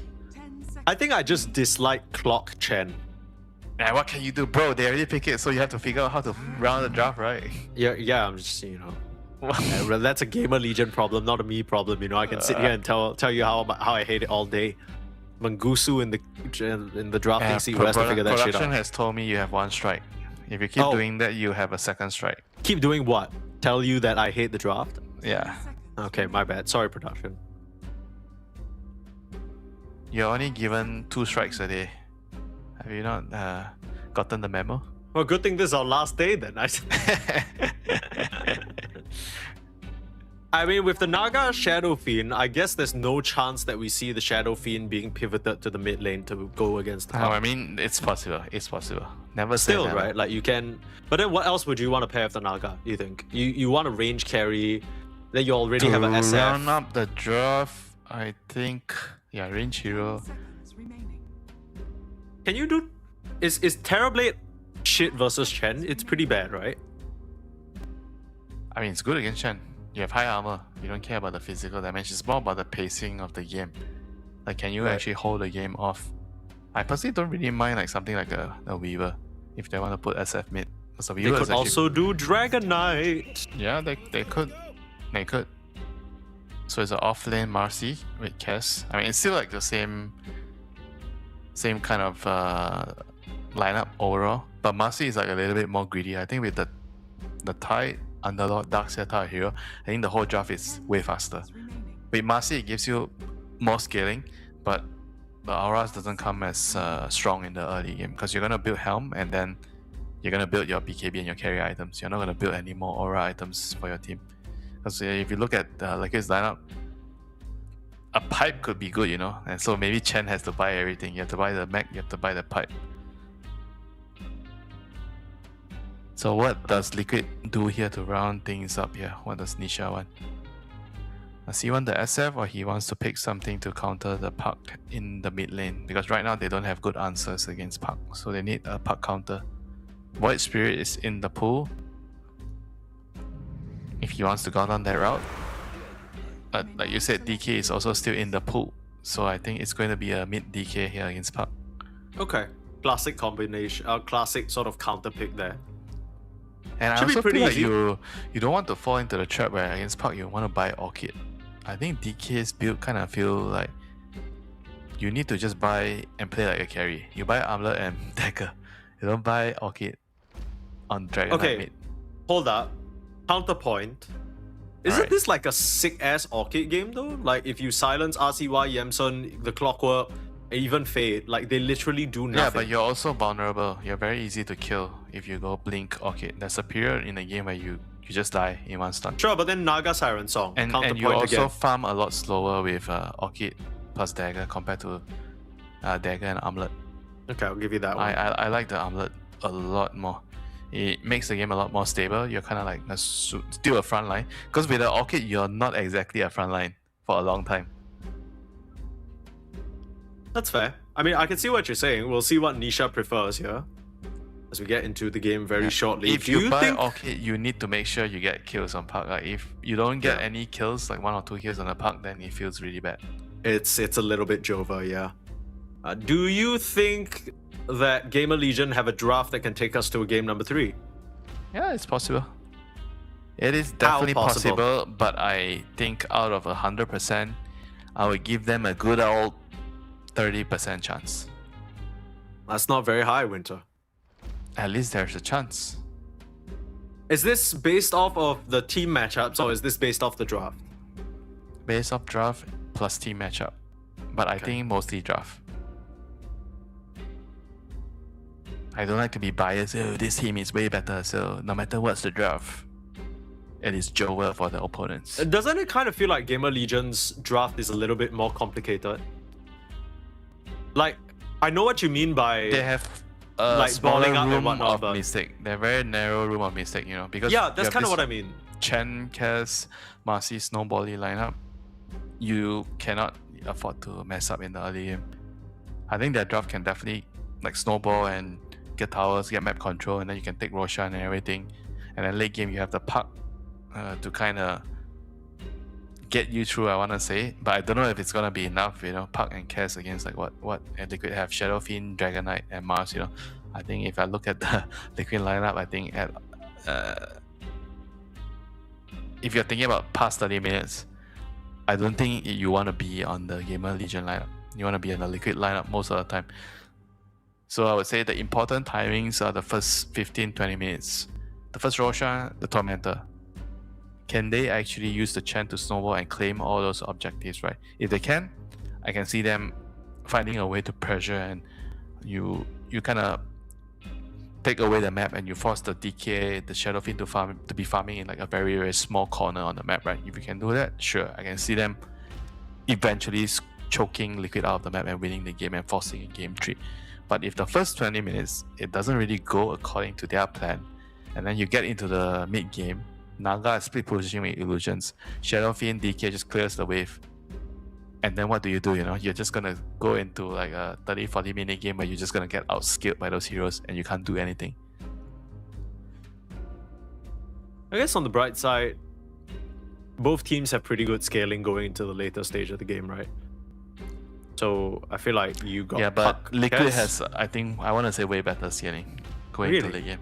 Yeah. And Is it just the Shadowfiend- Chen sort of falling off, or Chen falling off, Clockwork falling off, like the supports as well on Liquid, Wind Ranger and Naga, they are very, very good late game with items. Like Chen and Cloud are like, you don't do anything, you know, later. You are basically just like, I think especially for Chen, you know, you're just healing bot without any catch, without any stuns, you're split pushing the lanes. And Cloud also doesn't really do much, you know, in those late game situations. Mid-late game, you don't really offer too much, apart from some occasional BKB cancels. How do you even start a fight as GamerLegion? Because I feel like when I look at the Team Liquid lineup, it's fairly obvious to me how they're going to be structuring their composition. If they can do well in the early game, the Chen plus the Clock and the Puck moving around with the Marcy, you just need to jump on Clockwork and you're gonna kill.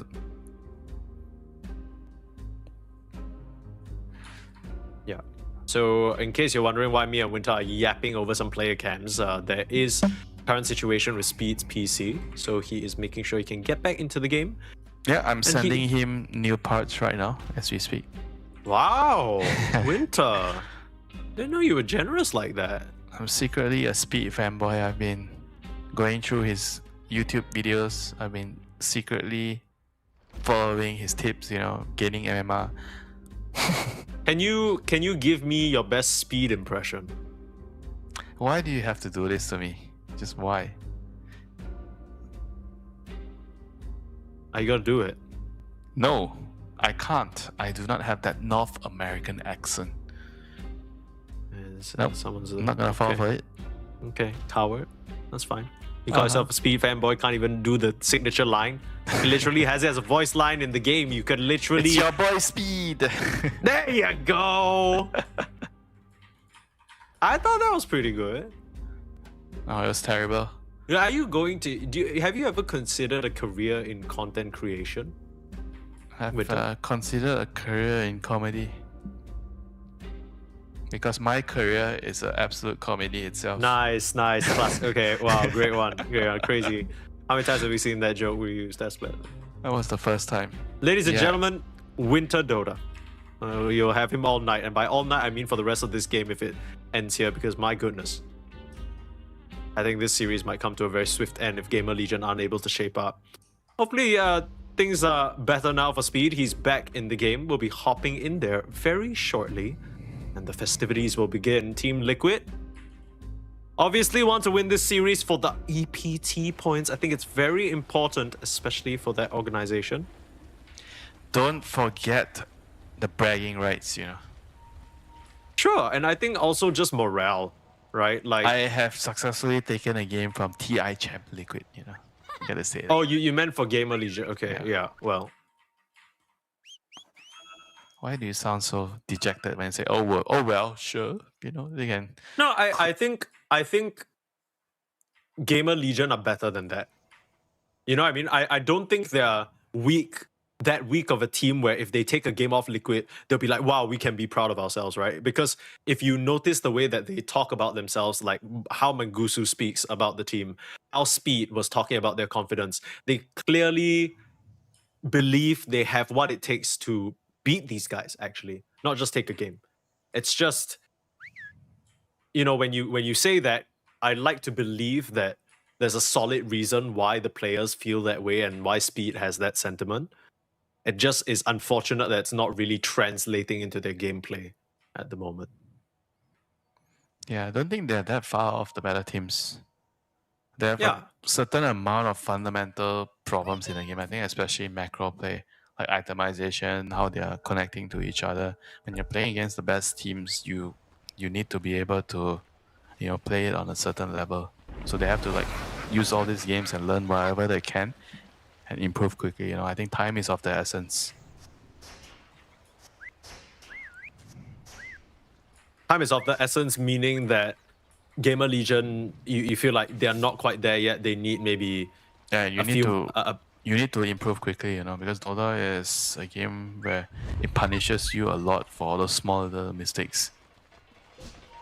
Well, and the bad results affects morale. Team morale and team belief, I think, can be temporary. Right now, your team believes that you are strong, but it can change very quickly. To be fair to GamerLegion, though, as we saw in their introduction video, they've been together for quite a while now, and they've been working together, and they seem happy to be working together, so Yeah. that's a good sign. Maybe a change is about to come, you know. Who knows? Well, speaking of a change about to come, actually, the point I wanted to mention Oh my god, is... this is an interesting angle to smoke gank from. Yeah, I mean, that potato is really going to scare Mickey. He doesn't Look at this. see him? Oh, they're Sees gonna catch now. him.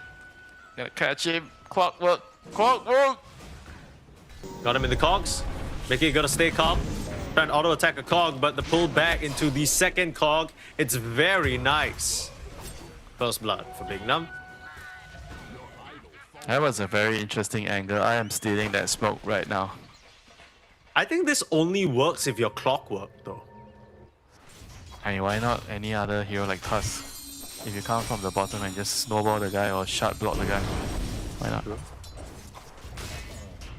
Well, even Bad Rider, right? For that matter, you just flame break him. Yeah. And it's just the angle you're coming from. I think the way you execute the smoke that matters. You know, don't think the heroes matter that much. True. Very nicely done by GamerLegion, put themselves on the board to start things off. Big Num is the one who gets that kill though, and interestingly, they put speed in the off lane to deal with the Naga on the Chen. And Big Num is actually in the top lane, trying to protect the Kez. I guess? I don't know. I'm not really sure what Clockwork can do into these two. I guess it's the mostly cogs... for the Chen, because Chen can get creeps easier on the off lane. Okay. I mean, obviously the Naga into Clockwork thing is also relevant. It's not that you're not being relevant with that reasoning. Naga can kill off the power cogs easily. I mean, the downside is this is like a double. I think Big Num is dead. Ooh, double melee they match messed top. up. They threw out a power shot and a spear at the same time that did not latch, but I believe Big Num will still be going down. Yeah, power shot is ready again. Power cogs. Nice. Execute is there, but Mickey in the bot lane, again going down. Speed and Fade just tag teaming up on that level 2 power spike. Yeah, this is like the benefit of having the Chen here. There's a lot more kill potential in the lane. You can do more damage, you can trade better, and as a result, they're killing the SF again.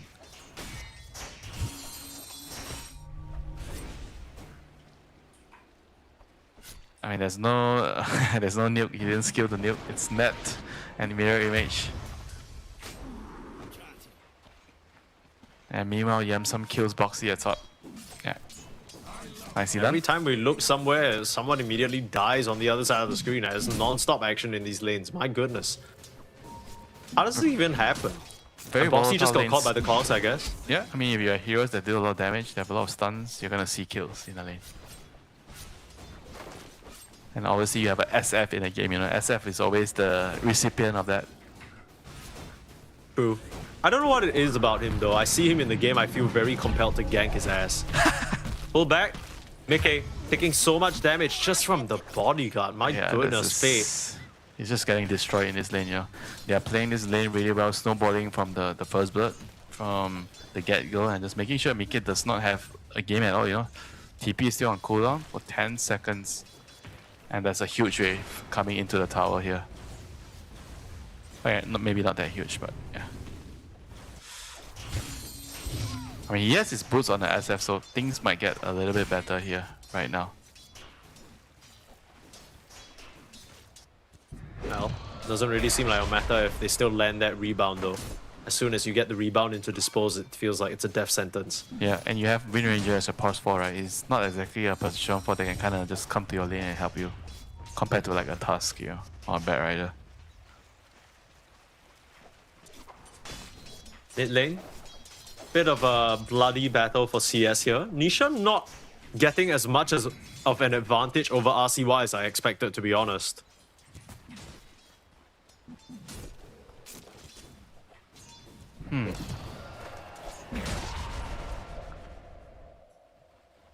I thought the Dragon Knight was supposed to counter the puck. Yeah, he's supposed to do a little bit better. I think the lane should be like 60-40 to Dragon Knight. I guess RCY is playing well.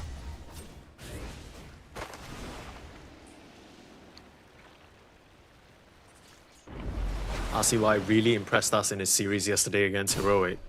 Superstar performances definitely standing out. Fortunately, has yet to find that form today. Maybe this game on the puck.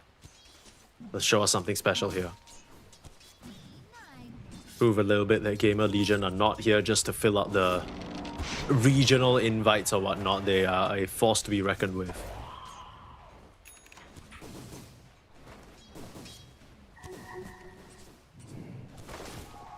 Mickey is definitely still continuously getting pressure. You see he's not really CSing very well in this lane. And now it's nighttime, right? You're also going to be very worried about a potential gate gang coming your way, you know. There's so much to worry. Razor's coming through, stopping Fate from chasing any further. Level 3 only on Mickey, and now speed dropping very low. The boots on the SF coming into play.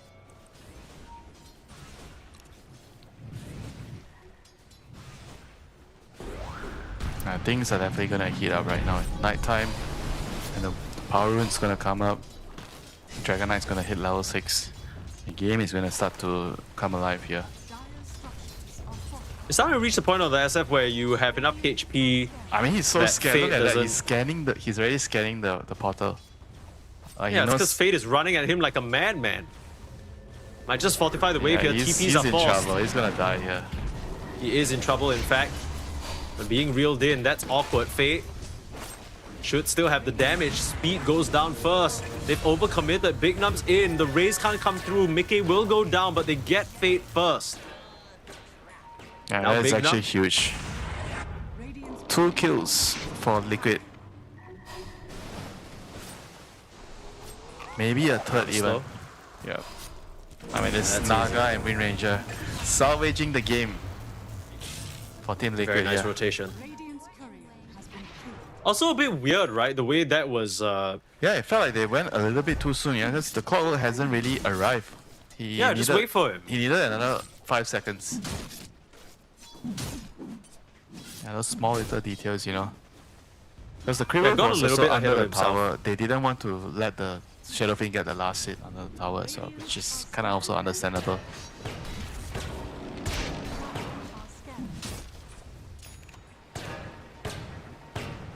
It's Trying to contest for the 7-minute Wisdom Shrine. Yeah, it's constantly fighting, both the supports here. Shrine is... Boxy's in a little bit of trouble. Shrine is going to go to the Mars. A worthy sacrifice from Boxy.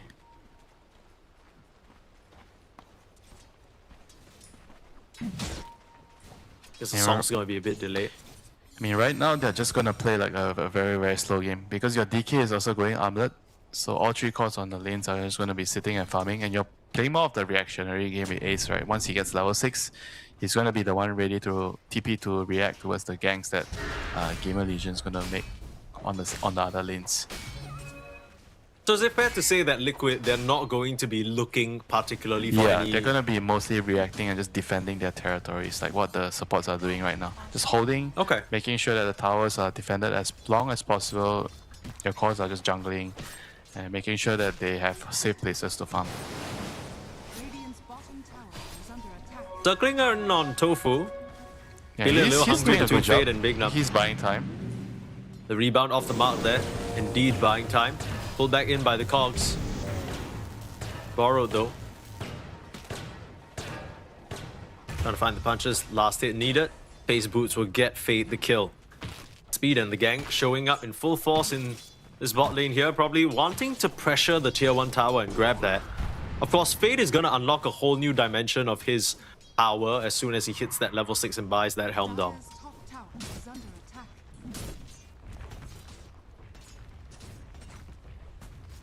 Radiant's bottom tower is under attack. Yeah, and right now Tofu is still... I like this move. I like that he's still coming down here to try and delay as much as possible, even though he might die. Yeah, because what else does he have to do? Yeah, he has right? nothing Like, you to don't do really... apart from just trying to delay. But I would like to see him actually pulling the wave behind, you know. That's some classic no-tail thing, you know. Like whenever he plays all these micro heroes, he just pulls the waves to stop the enemy from pushing. And he pulls the wave to his carry to farm. If you remember a lot of like highlight videos about his Chen Enchantress replays back in the day.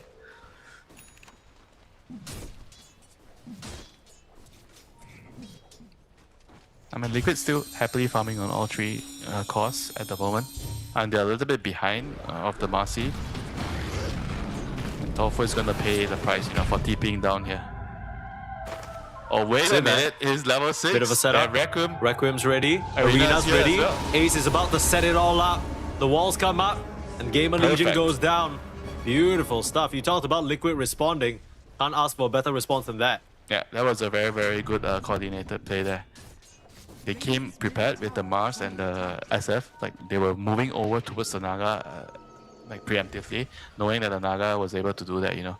Like, if the cores actually didn't make the TP and committed early, there was no way Tofu could have made that play there. Like, that was a very, very big turn of events in the game right now.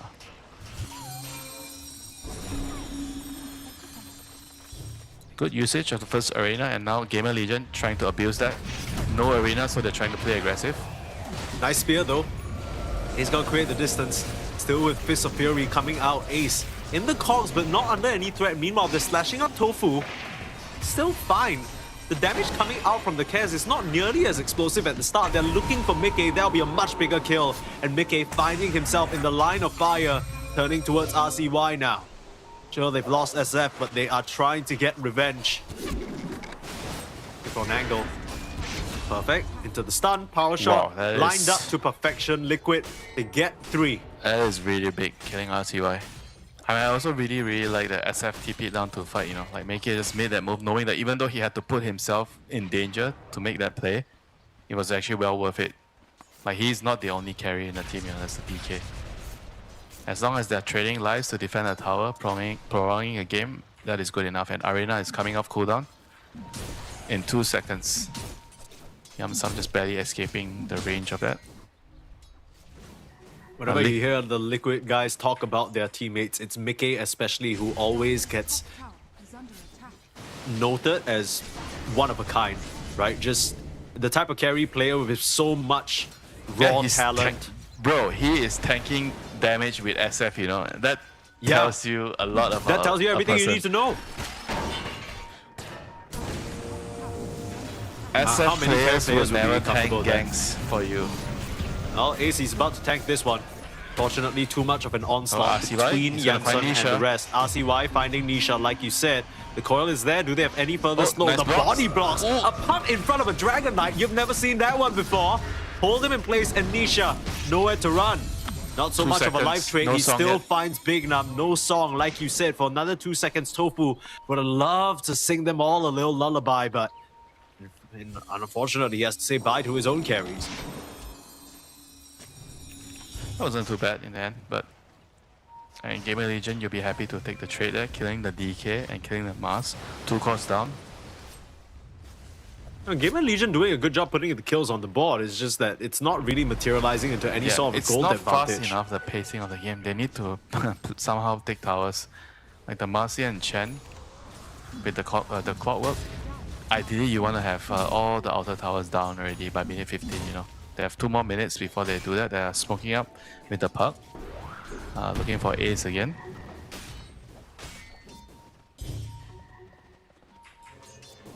Up to the top lane. Silence comes out. Ace still juking. Arena used. Nice little shackle shot onto 2. That's going to allow Ace to just walk this one off.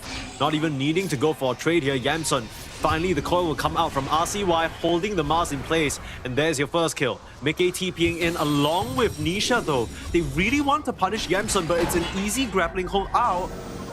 There's the song. Looking at the puck, you need to wind up the Requiem, but Big Num, he's being really annoying. There is no mana. The net is there, but RCY is still not able to play his way out of it. John's right into the DK. Out to the high ground. Do you have a net? Do you have anything to stop these channels? Shackle shot comes through. The connection is there. Mickey should be able to find the last hit on that kill. Making the TP's worth it. Liquid, the response again. That was really, really good for Liquid, you know. I think the initial chase just took too long, but the clock, he somehow didn't really want to hook, or he couldn't find an angle to hook the Mars there.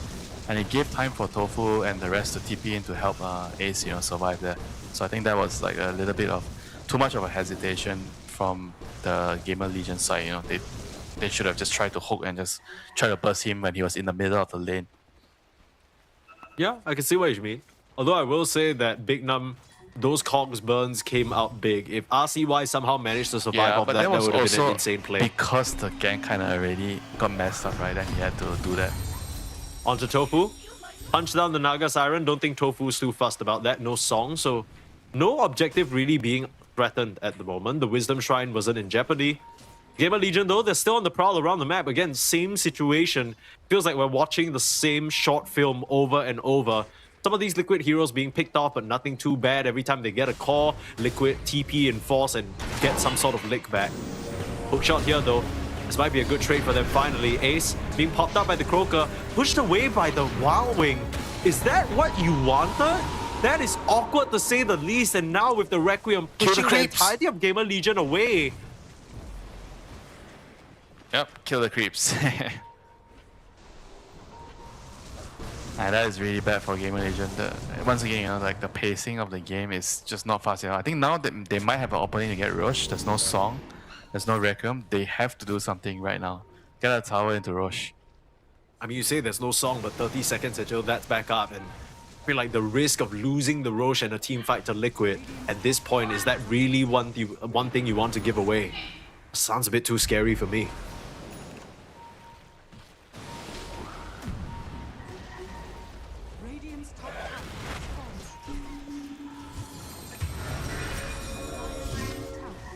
Still no song for 8 seconds. Managing to get in there and kill off Boxy, jump away, Fade will be safe, but RCY not quite as lucky. We'll get caught out. That's not good. That is very, very bad for them. Not done. Nisha in with the Blink Dagger, getting the catch onto Bignum. The TP starting to come back in. Fade in with the punches, way too much damage, but the song is there, allowing Nisha to TP out. Tofu getting good use out of it.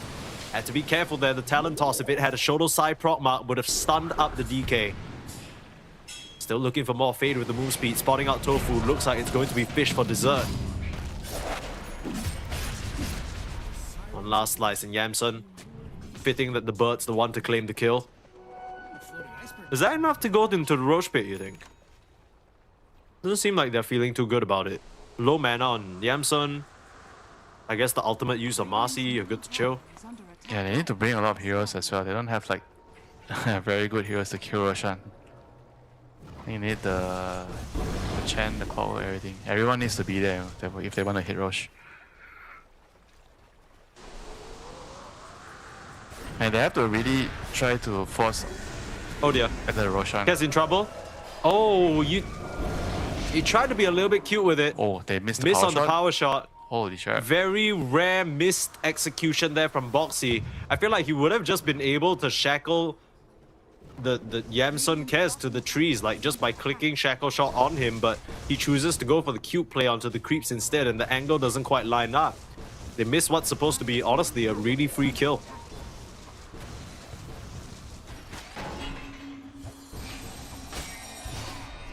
Yep, Clockwork comes in. You're gonna find Boxy here, punish him for his solar extension. It's way too deep into enemy territory. So trying to juke around though, wasting quite a bit of time. He's gonna die eventually. Yeah. I mean, all these kills are not really that important, you know, for GamerLegion. They need to find bigger kills. They need to find the objectives, you know, the Roshan and the Tormentor. 2 minutes before the Tormentor is up.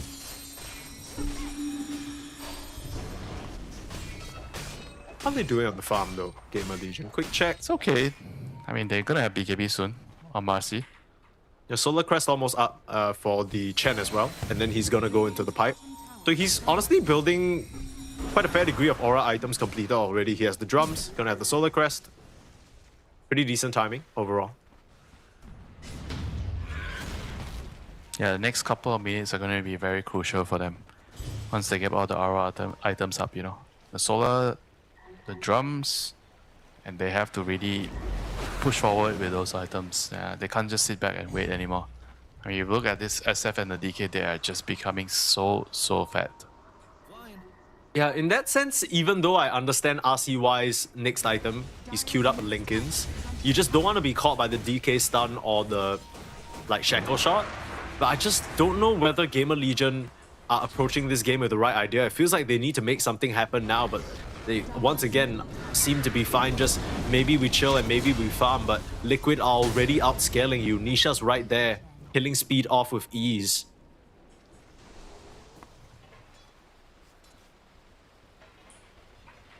Yeah, this is also really bad because of the Tormentor timing, right? Even a support kill could mean that you can't contest the Tormentor. Yikes. Unfortunately, in this case, it's gonna be all rough. with a global heal. So you'd want him there for sure. I think he should respawn in time if the side of GamerLegion choose to take a fight, but they don't bother at all. Not set up in that area, they'll have to somehow give the this one game over to just Liquid. slowed down too much, yeah. I mean, I understand that you need to hit certain timings, but I also feel like they can't wait, you know. They just need to go, keep going, you know. And you get to your item timings by making small little moves in the game, you know, include your supports. I think they're so Yeah, fat. this sounds very They're familiar, so doesn't fat it, on the Winter? Chen. Why are they not like trying to just move with the Chen, you know? Like you mentioned, the Puck is trying to find Lincolns, which is not really a cheap item. It takes so long to get there. And you can't really just, okay guys, I'm just going to sit back and farm my Lincolns here. You have to get there by making moves on the map. Yeah, go use a coil, go use a raptor dance or something. You haven't even had a reason to pop the God's Strength. Hand of God yet.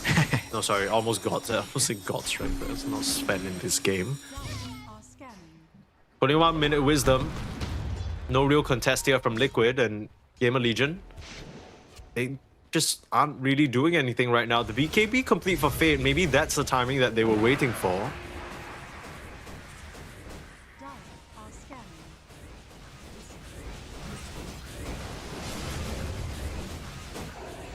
I mean, right now it's also very, very complicated because the waves are always constantly cut by Naga. And that's why they cannot afford to waste any more time. I think the next moment they get an opportunity again when the Chen shoves out one side and the Puck is also clearing another wave. You have to really go. I think either you force the Roshan or you have to make a smoke and invade enemy territory. If the game is keeping its status quo just like what's going on right now, it is really, really bad for them, for GamerLegion side. Liquid is just very happy. If you're just trading farm, they are happy to trade farm with you with this lineup. And look at how fat Mickey is right now, considering how bad the start he had. You know, he had he was dying in lane three and shit. deaths Like the first 4 minutes of the game.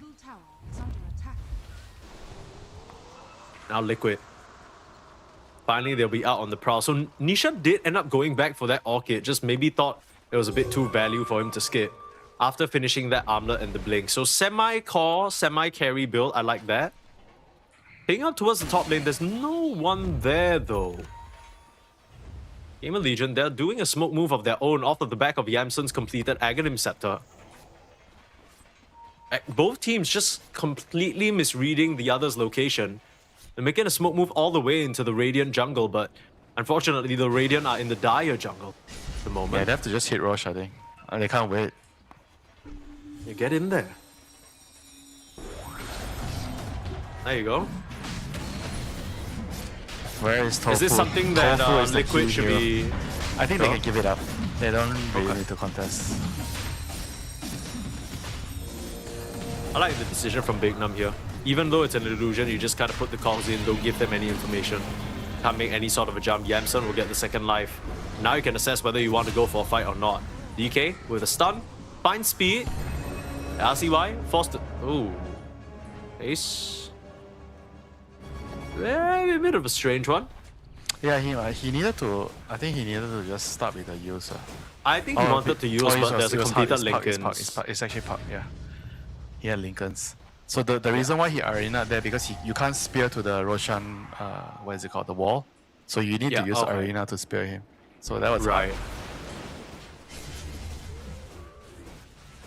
Anyone else he could have probably caught, just not the Puck.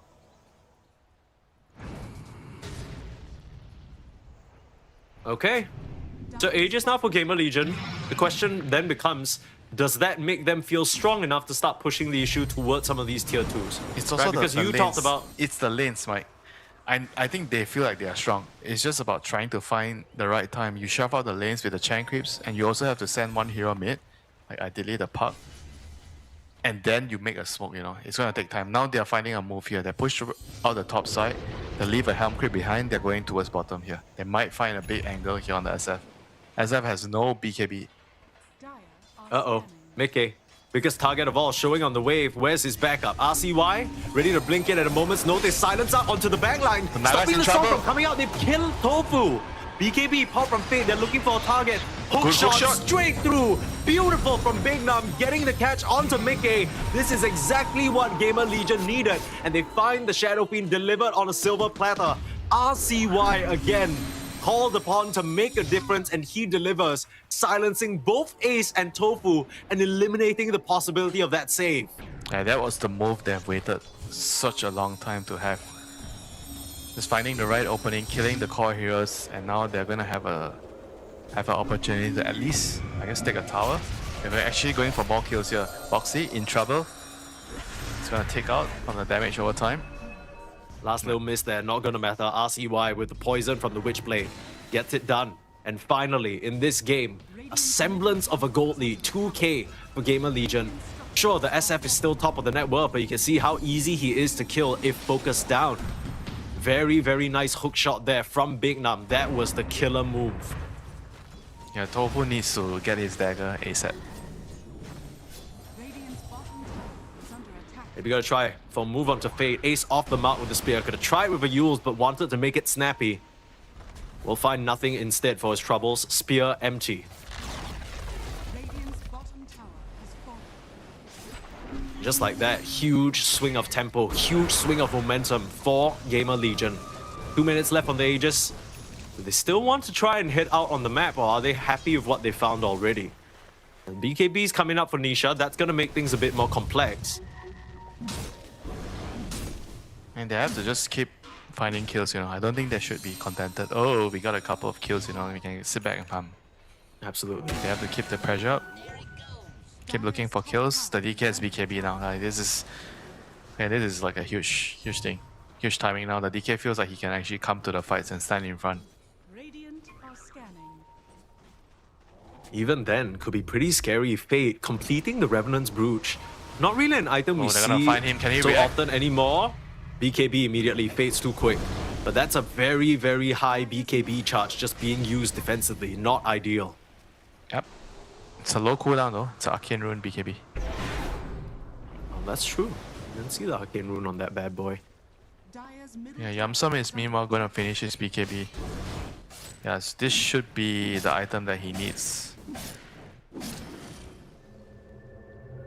Time to go soon. Is he gonna sell off some of his items to buy it? Nope. He needs one more wave. Radiant's top tower is under attack.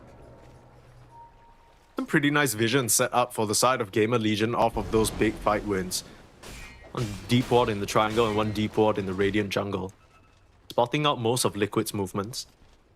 A Wisdom Shrine is coming up. Liquid are in the general area, but still tier 1 tower in their way.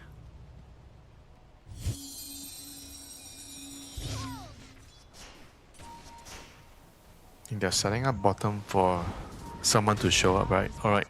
Right now, Nisha decides to swing top. Gonna try and punish. Got a Yules up on the park, in trouble, but jaunting back to safety too quick. Is RCY not going to lose the gem? They're still trying to chase out RCY. You can't afford to stick around, buddy. Get this one up for now.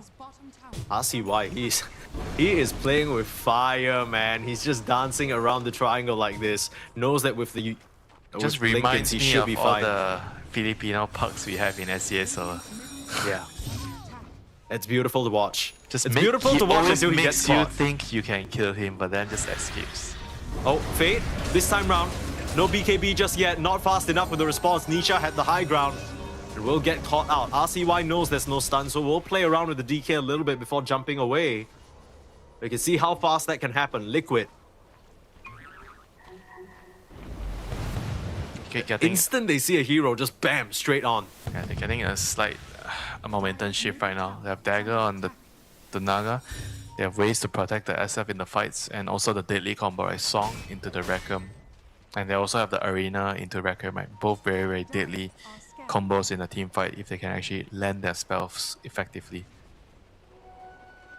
I mean, GamerLegion, they can't afford any more slip-ups, you know.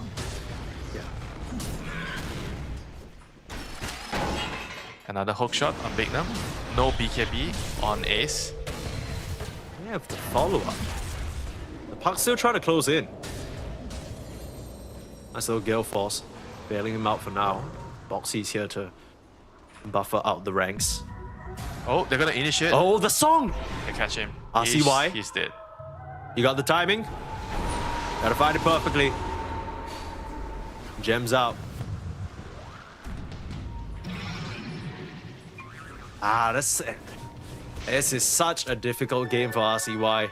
Fate now being clipped by the power shot, steals away the AD rune, but has to BKB just to get out. And I don't think they're gonna let him go free. He's in trouble. He's gonna die. He does not have any way out of here. He needs to make his way back towards the creep wave, but slowed again by the power shot. Trying to blink over to something, trying to dominate a creep for him to jump away to. Yeah, a fatal mistake not having a friend next to lost him. the game there. That was like such a crucial moment there. Losing the gem, you lose 2 cores there. They just didn't really force the issue enough, right? The Puck is creating so much problems for Liquid to solve, but they are not really connecting with the, I think, with the Kes and the team towards wherever the Puck is causing the problems, right? They're just being too split up, farming their items. And now Ace, he's looking for another pick here. Oh dear. Hook shot in. Trying to bail out Yamsa. Turn around, pop the BKB. Start to slash away onto Ace. We've seen what Kes can do with a bit of time and damage, but the victory feast, forcing the TP out. Kill onto the clockwork, basically resetting Ace's entire HP pool. And from there, you can't keep on going. Yep, Tormentor again, you know. Coming up, Liquid is gonna claim that. We see GamerLegion draft this lineup, and we say this is a very scary ball up run at you lineup. I have not seen GamerLegion ball up a single time. It's 30 minutes. They've barely played together, let alone in like trios or maybe even bringing 4 heroes. They're always struck out 1 or 2 on the map by themselves, trying to make something happen, waiting for RCY to deliver them a miracle. Yeah, it's always Liquid, you know, even with the slower draft, just striking a lot faster than GamerLegion. Now they're on the prowl again. Like if now this, BKB. If this gang connects, the game is just gonna be instantly over. There's no way they can play the game anymore. Raven's Veil, Bossy, you got the vision? BKB?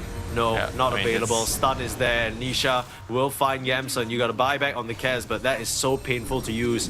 Big Num now being hunted down. Boxy with another shackle.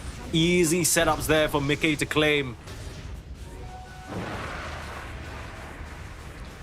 Yeah, Dota is just a very frustrating game, right? They just keep feeling like they have the edge, but Liquid is just so good that they're delaying the game with all the split pushing, the Manta style of SF, the Naga Siren illusions. And then finding the Puck when he was carrying the gem there with the song, that was like, I think, the biggest tide turner in the game. And they were so decisive, right? RCY showed for a brief moment, and then Tofu instantly realized they could just kill him with a song into reckon. Also good timing. Just not letting the nerves get to them, landing the timing perfectly, not allowing the Puck a chance to escape. And just like that, whole lane of Rax gone. It's that simple. GamerLegion? Yeah, I mean, look at Tofu's item. He even got a Blast, you know. He knows that they can already end the game. Yeah. Like, this is an item you buy whenever you think like the game is gonna be over soon. Huh? Yeah. If not, you rarely see this item at all. It's really good with SF and Dragon Knight. Yeah, for sure. Ramping up that damage. Liquid going through the motions here. It's a 6k gold lead. It's nothing flashy, it's nothing crazy, but they are very systematically dismantling their opponents here. This is what you kind of expect overall from this team, right? The sheer amount of experience, their baseline fundamentals of map play and running together and making things happen. This is a team that for a very long time was known for picking up a tempo that you just couldn't catch up to. So it's cool to kind of see them take this slower approach, right? They are not rushing, they're happy to trade with you, and then the moment they're strong, they blow up. Smoke from across the tree line, immediate arena, catches 2, and those 2 are done. My goodness, Ace. Big connection there. An AD rune to boot. Mickey says thank you very much. Time for my second life. Yeah, I mean, right now it's just the formalities, right? Finishing off the Roshan, slowly taking the outer towers and just ending the game. I mean, I don't see how GamerLegion can even find a way to come back into the game, you know. They don't have really good chances in the team fights. I mean, at this point they can just split push, but there's a Naga to catch you with the mouse. There's not much remaining for them. They can only doing hope what they do best here. Yeah, they can only hope Liquid fumbles on the high ground.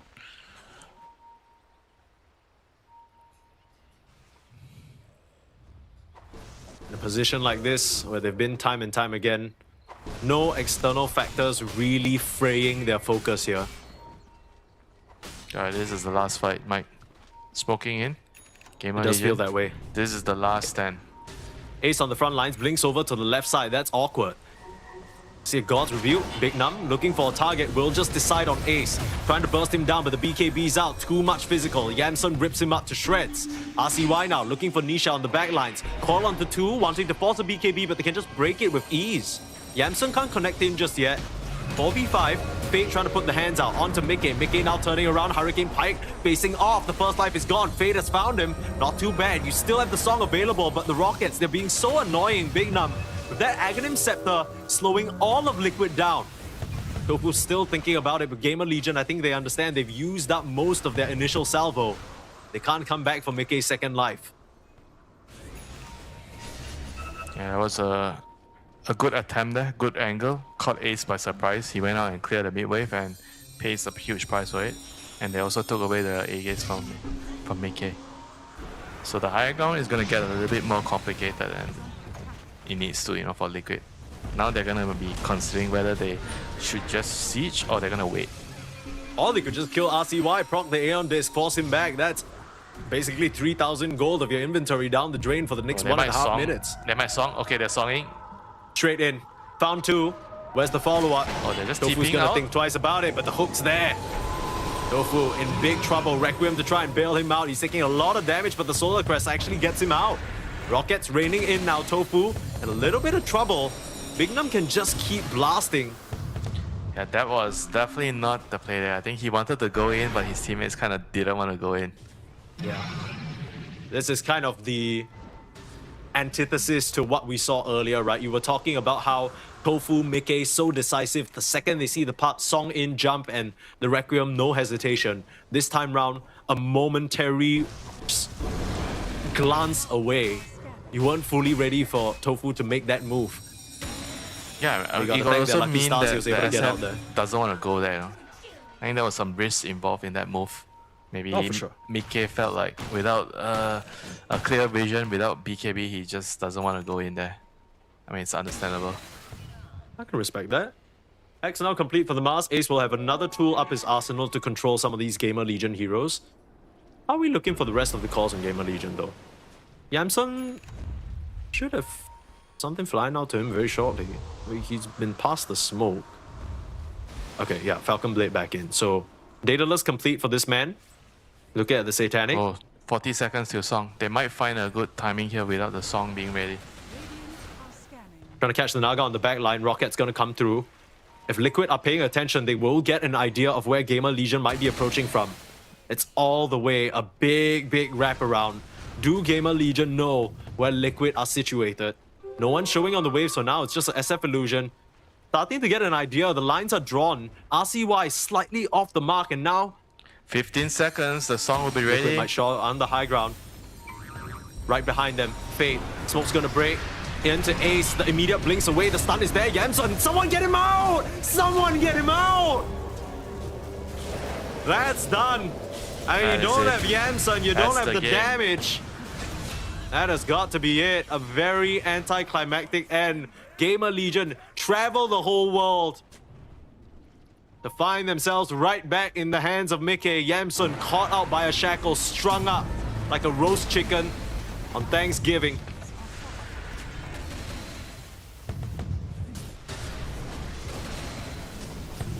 What can you do?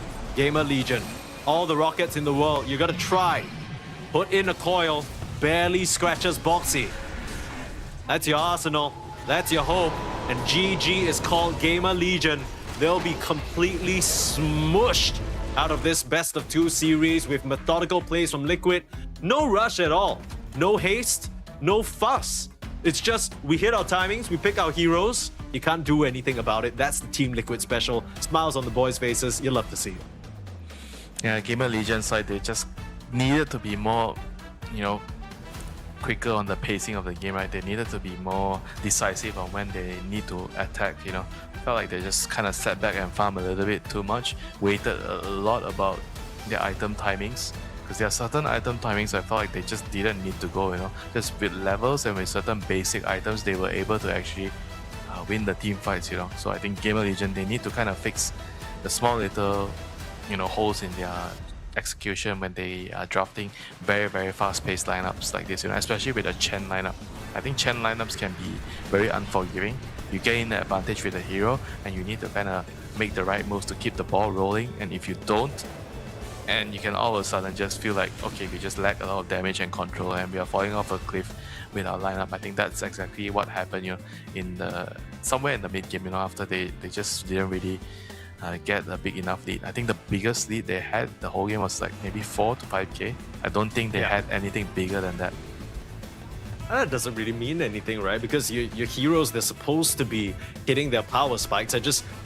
If you had to ask someone who wasn't very knowledgeable about Dota when the GamerLegion power spike was, I don't think they'd be able to identify it, right? Like GamerLegion, even in the moments where it felt like they were objectively stronger than their opponents, they just didn't want to go. And weirdly, Winter, that feels like the theme of our day. It even happened to Yandex earlier up against BetBoom, right? Maybe it's a bit of the fear. In Yandex's case, you can kind of understand because for their match, it was qualification for top 8 on the line. It's about proceeding in the tournament. There's a lot of real pressure there. But for GamerLegion and Team Liquid, both these teams are already out, right? This is just the final group stage match to wrap things up. You win, you get a nice cash prize, you get EPT points. But realistically, there shouldn't be such a high level of anxiety and pressure that you're doubting your own draft. Like you drafted to go fast and then you just hit the brakes. Yeah, it's gonna take some time, These are I think issues that you can't really fix just like that, It's gonna take a lot of replay session, discussion, and slowly ironing out all the small little details.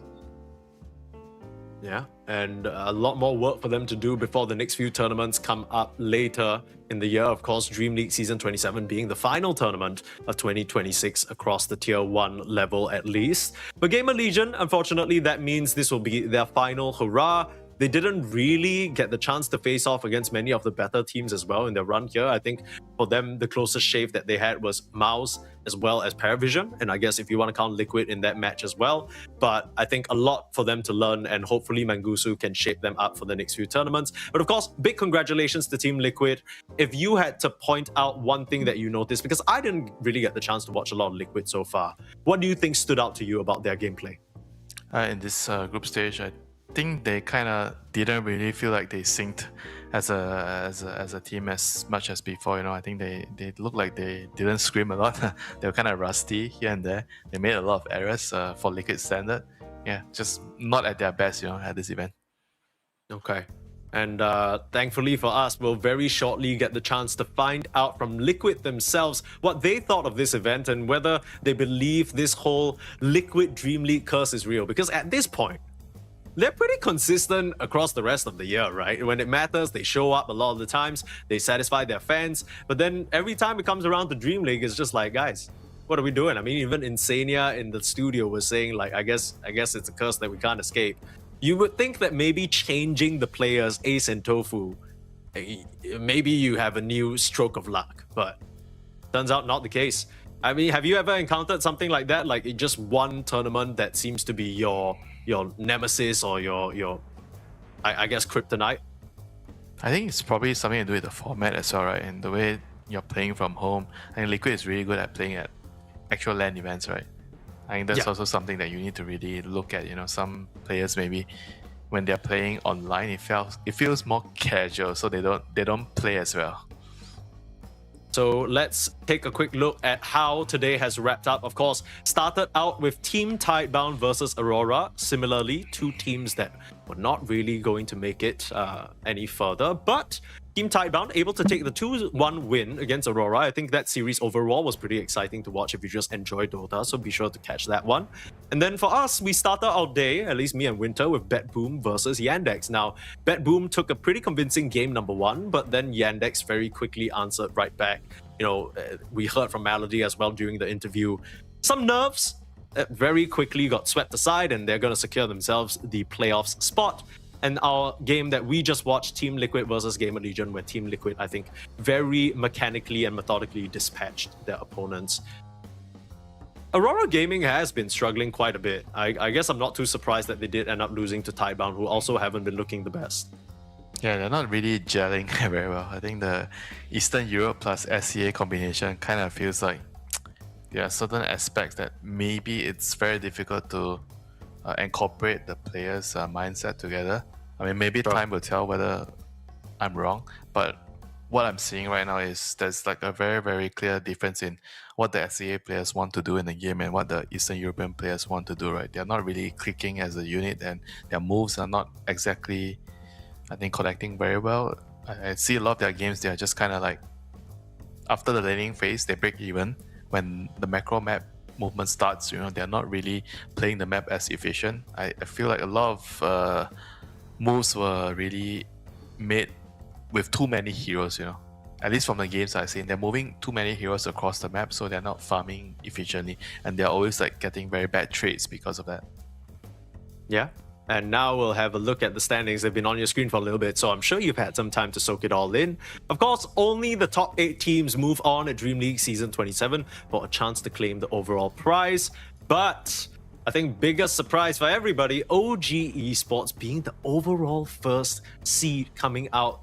I mean, only losing to Falcons and otherwise 2-0ing many of their other opponents. What a performance from them. But I think, for me personally, a little bit disappointed that Mouse didn't make it. I wonder if they're at a point where teams have figured them out.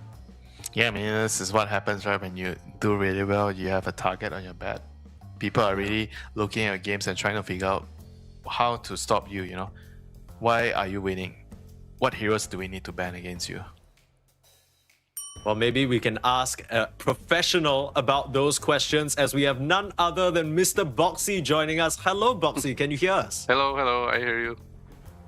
Amazing. Well, first and foremost, of course, I gotta congratulate you on your 2-0 win. Looked like another day in the office for you and the gang. But, of course, you know, speaking of another day in the office, it's another Dream League. It's another Liquid Dream League where maybe, you know, it's starting to kind of feel more like it's always going to be this way. I mean, Liquid has always been struggling in Dream League. I mean, even Insania's talking about it on the panel. Do you have any thoughts about this? Were you hoping that maybe with this new influx of Ace and Tofu would be different? Or just talk to me about how you're feeling. I mean, usually the way the schedule like lines up, we play Dream League from home, and I've kind of attributed that as to why it hasn't gone well, because we're like fresh off a break, people are rusty, we haven't practiced. Now we are playing from bootcamp. My coach is here if you want to say hi, William. So unfortunately, that did not save us playing from bootcamp. So I don't know. We were doing pretty well in scrims. I thought it was gonna go good. I think we're all a bit disappointed, and yeah, maybe Dream League is not our tournament. But I also refuse to believe that's the case. So like, I don't know. Yeah, but looking at the games, what do you feel, if you're comfortable to share with us, what do you feel like are the biggest problems the team is facing right now? I mean, the games that we played yesterday, I think were really bad. And I think probably in those games, we had pretty poor team play. I think I personally played pretty bad. Felt kind of disappointed in myself after that series. We kind of like die somewhere random, somebody else dies. It was just very discoordinated. I think today already, I mean, I wouldn't say we played perfect today, but I think that we played a lot better today than yesterday. Like everything is flowed more nicely. Maybe like different time slot of the day, people feel different. I don't really know, but I know that we played pretty bad. And it's like just across the board, the games didn't feel very, it didn't really click, I guess. Yeah.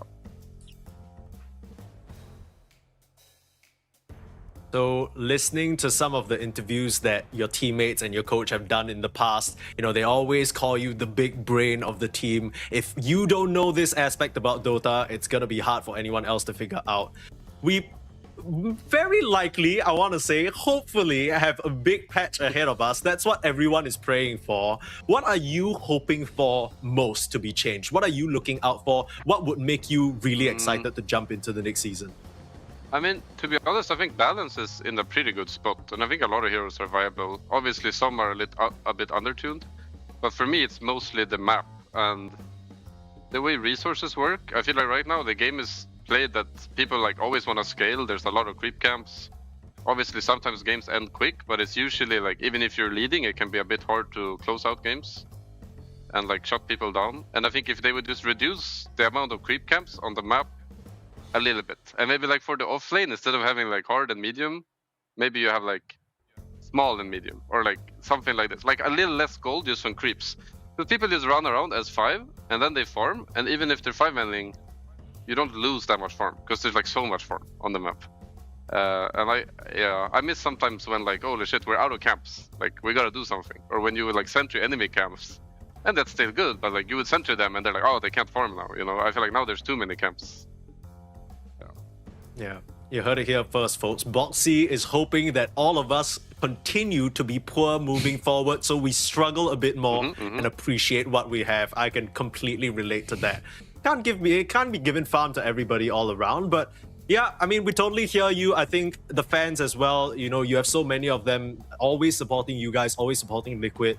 I think the real fans at this point probably expect, okay, Team Liquid, DreamLeague, maybe it's not meant to be, but it's nice to hear that you don't believe that and you're going to keep fighting to try and change that fact. Hopefully the next one ends up more in your favor. Thank you so much for joining us, Boxy, and have a nice rest of your day. Thank you guys. Have a good night.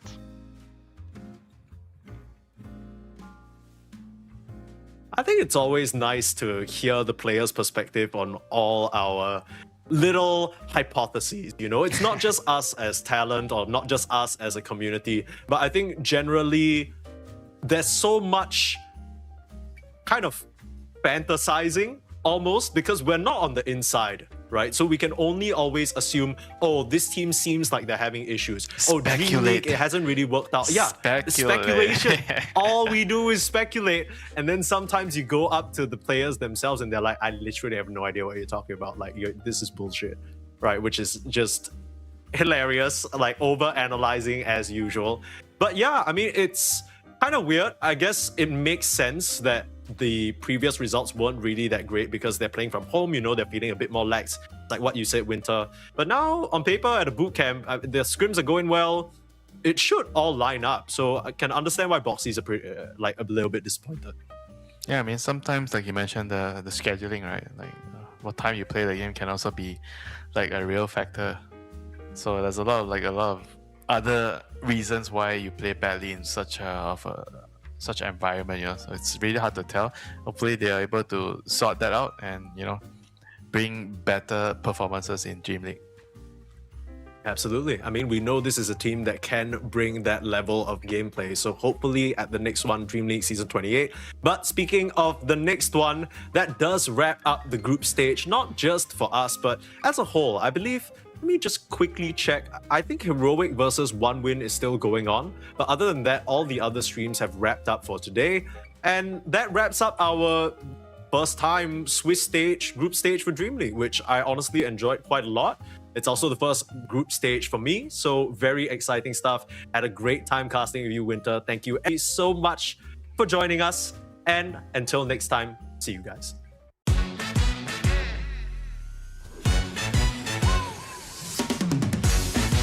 Nothing can stand in my way. I am a champion. Nothing can stand in my way. Opponents, I'ma damage them. Nothing can stand in my way. Competition's invisible. Nothing can stand in my way. I am invincible. Oh yeah. I got it. Nothing can stand in my way.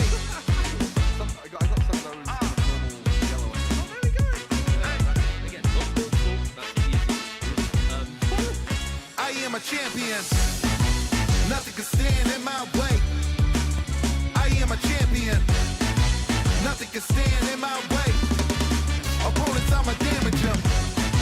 Nothing can stand in my way. Competition's invisible. Yeah, hey, I am invincible.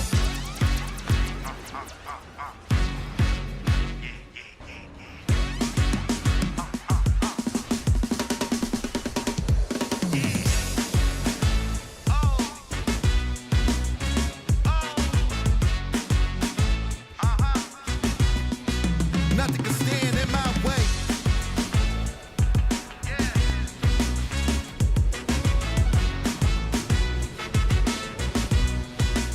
I am invincible. Nothing can stand in my way. I am a champion. Nothing can stand in my way. Opponents, I'ma damage them. Nothing can stand in my way.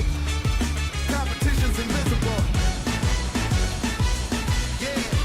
Oh, I am invincible.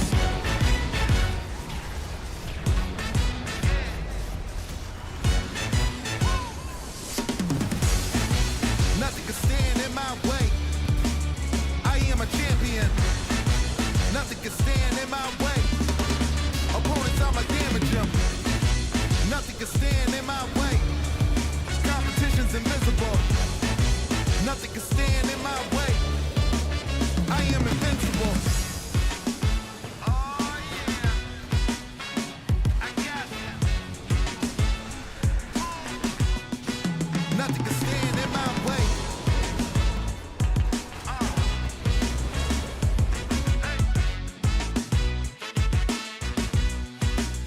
I am a champion. Nothing can stand in my way. 150 I am a champion. onions, huh? Nothing can stand in my way. There we go. Opponents, I'ma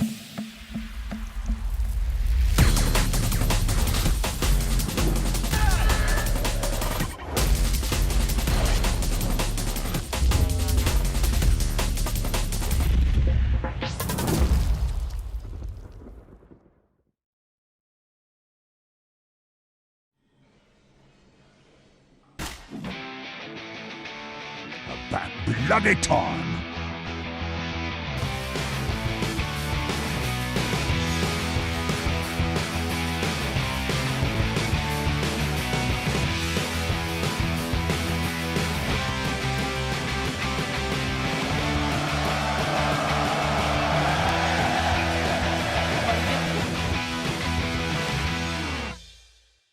Dream League Season 27 is brought to you by DHL.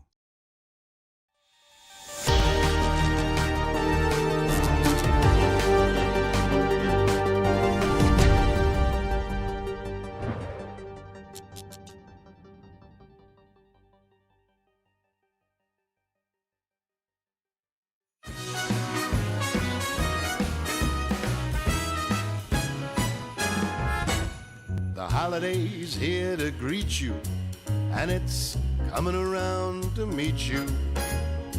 We'll let the holidays carry us away.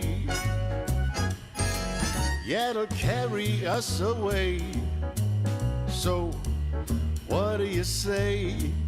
It'll make all of our wishes come true. We'll take a winter stroll, footsteps in the snow. Won't you take a winter stroll with me? We'll see the lights on display from Main Street down to the bay this holiday.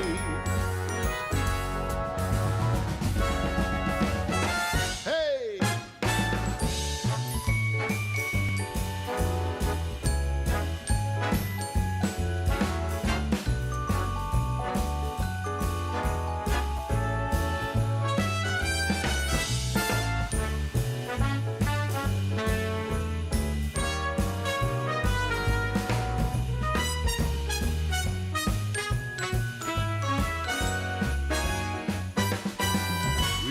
Take a winter stroll, footsteps in the snow.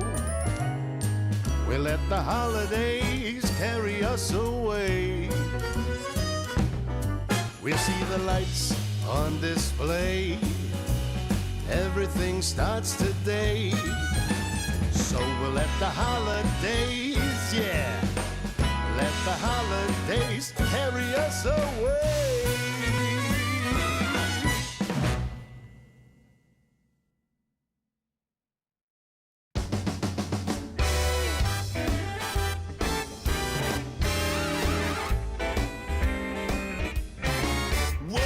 Christmas tree, oh Christmas tree, straight to our house we'll bring it. The Christmas tree, oh Christmas tree, your branches there swinging. It's the time of year Santa's bringing toys to all the good little girls and boys. Oh Christmas tree, oh Christmas tree, everybody's singing.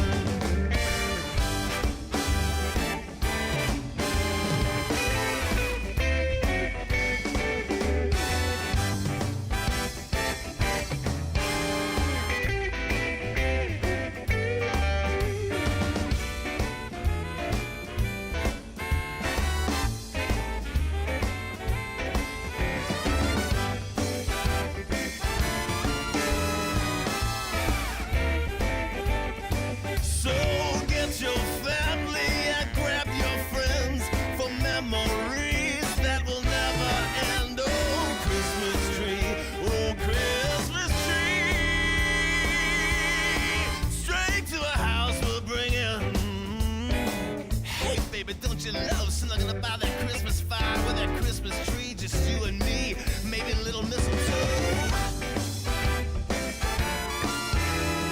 Straight to our house we'll bring it.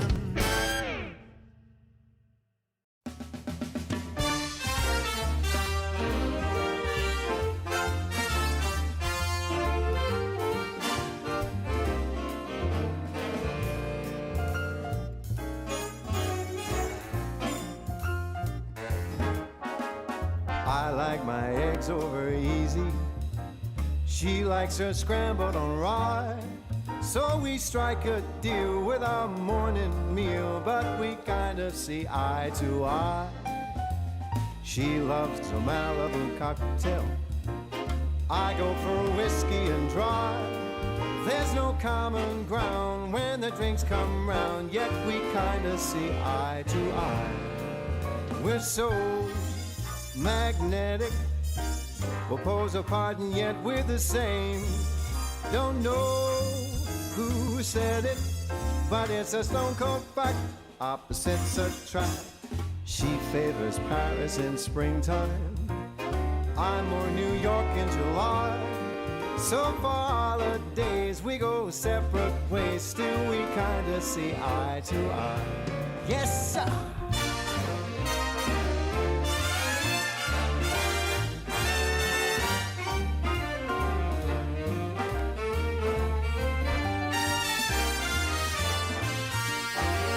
We're so magnetic, we'll pose apart and yet we're the same. Somewhere I read it, but it's a stone cold fact. Opposites attract.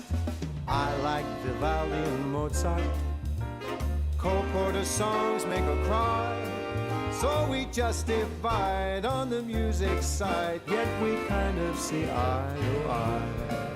We don't analyze, we just compromise, and we kinda see eye as we give it a try. Yeah, we kinda see eye to eye.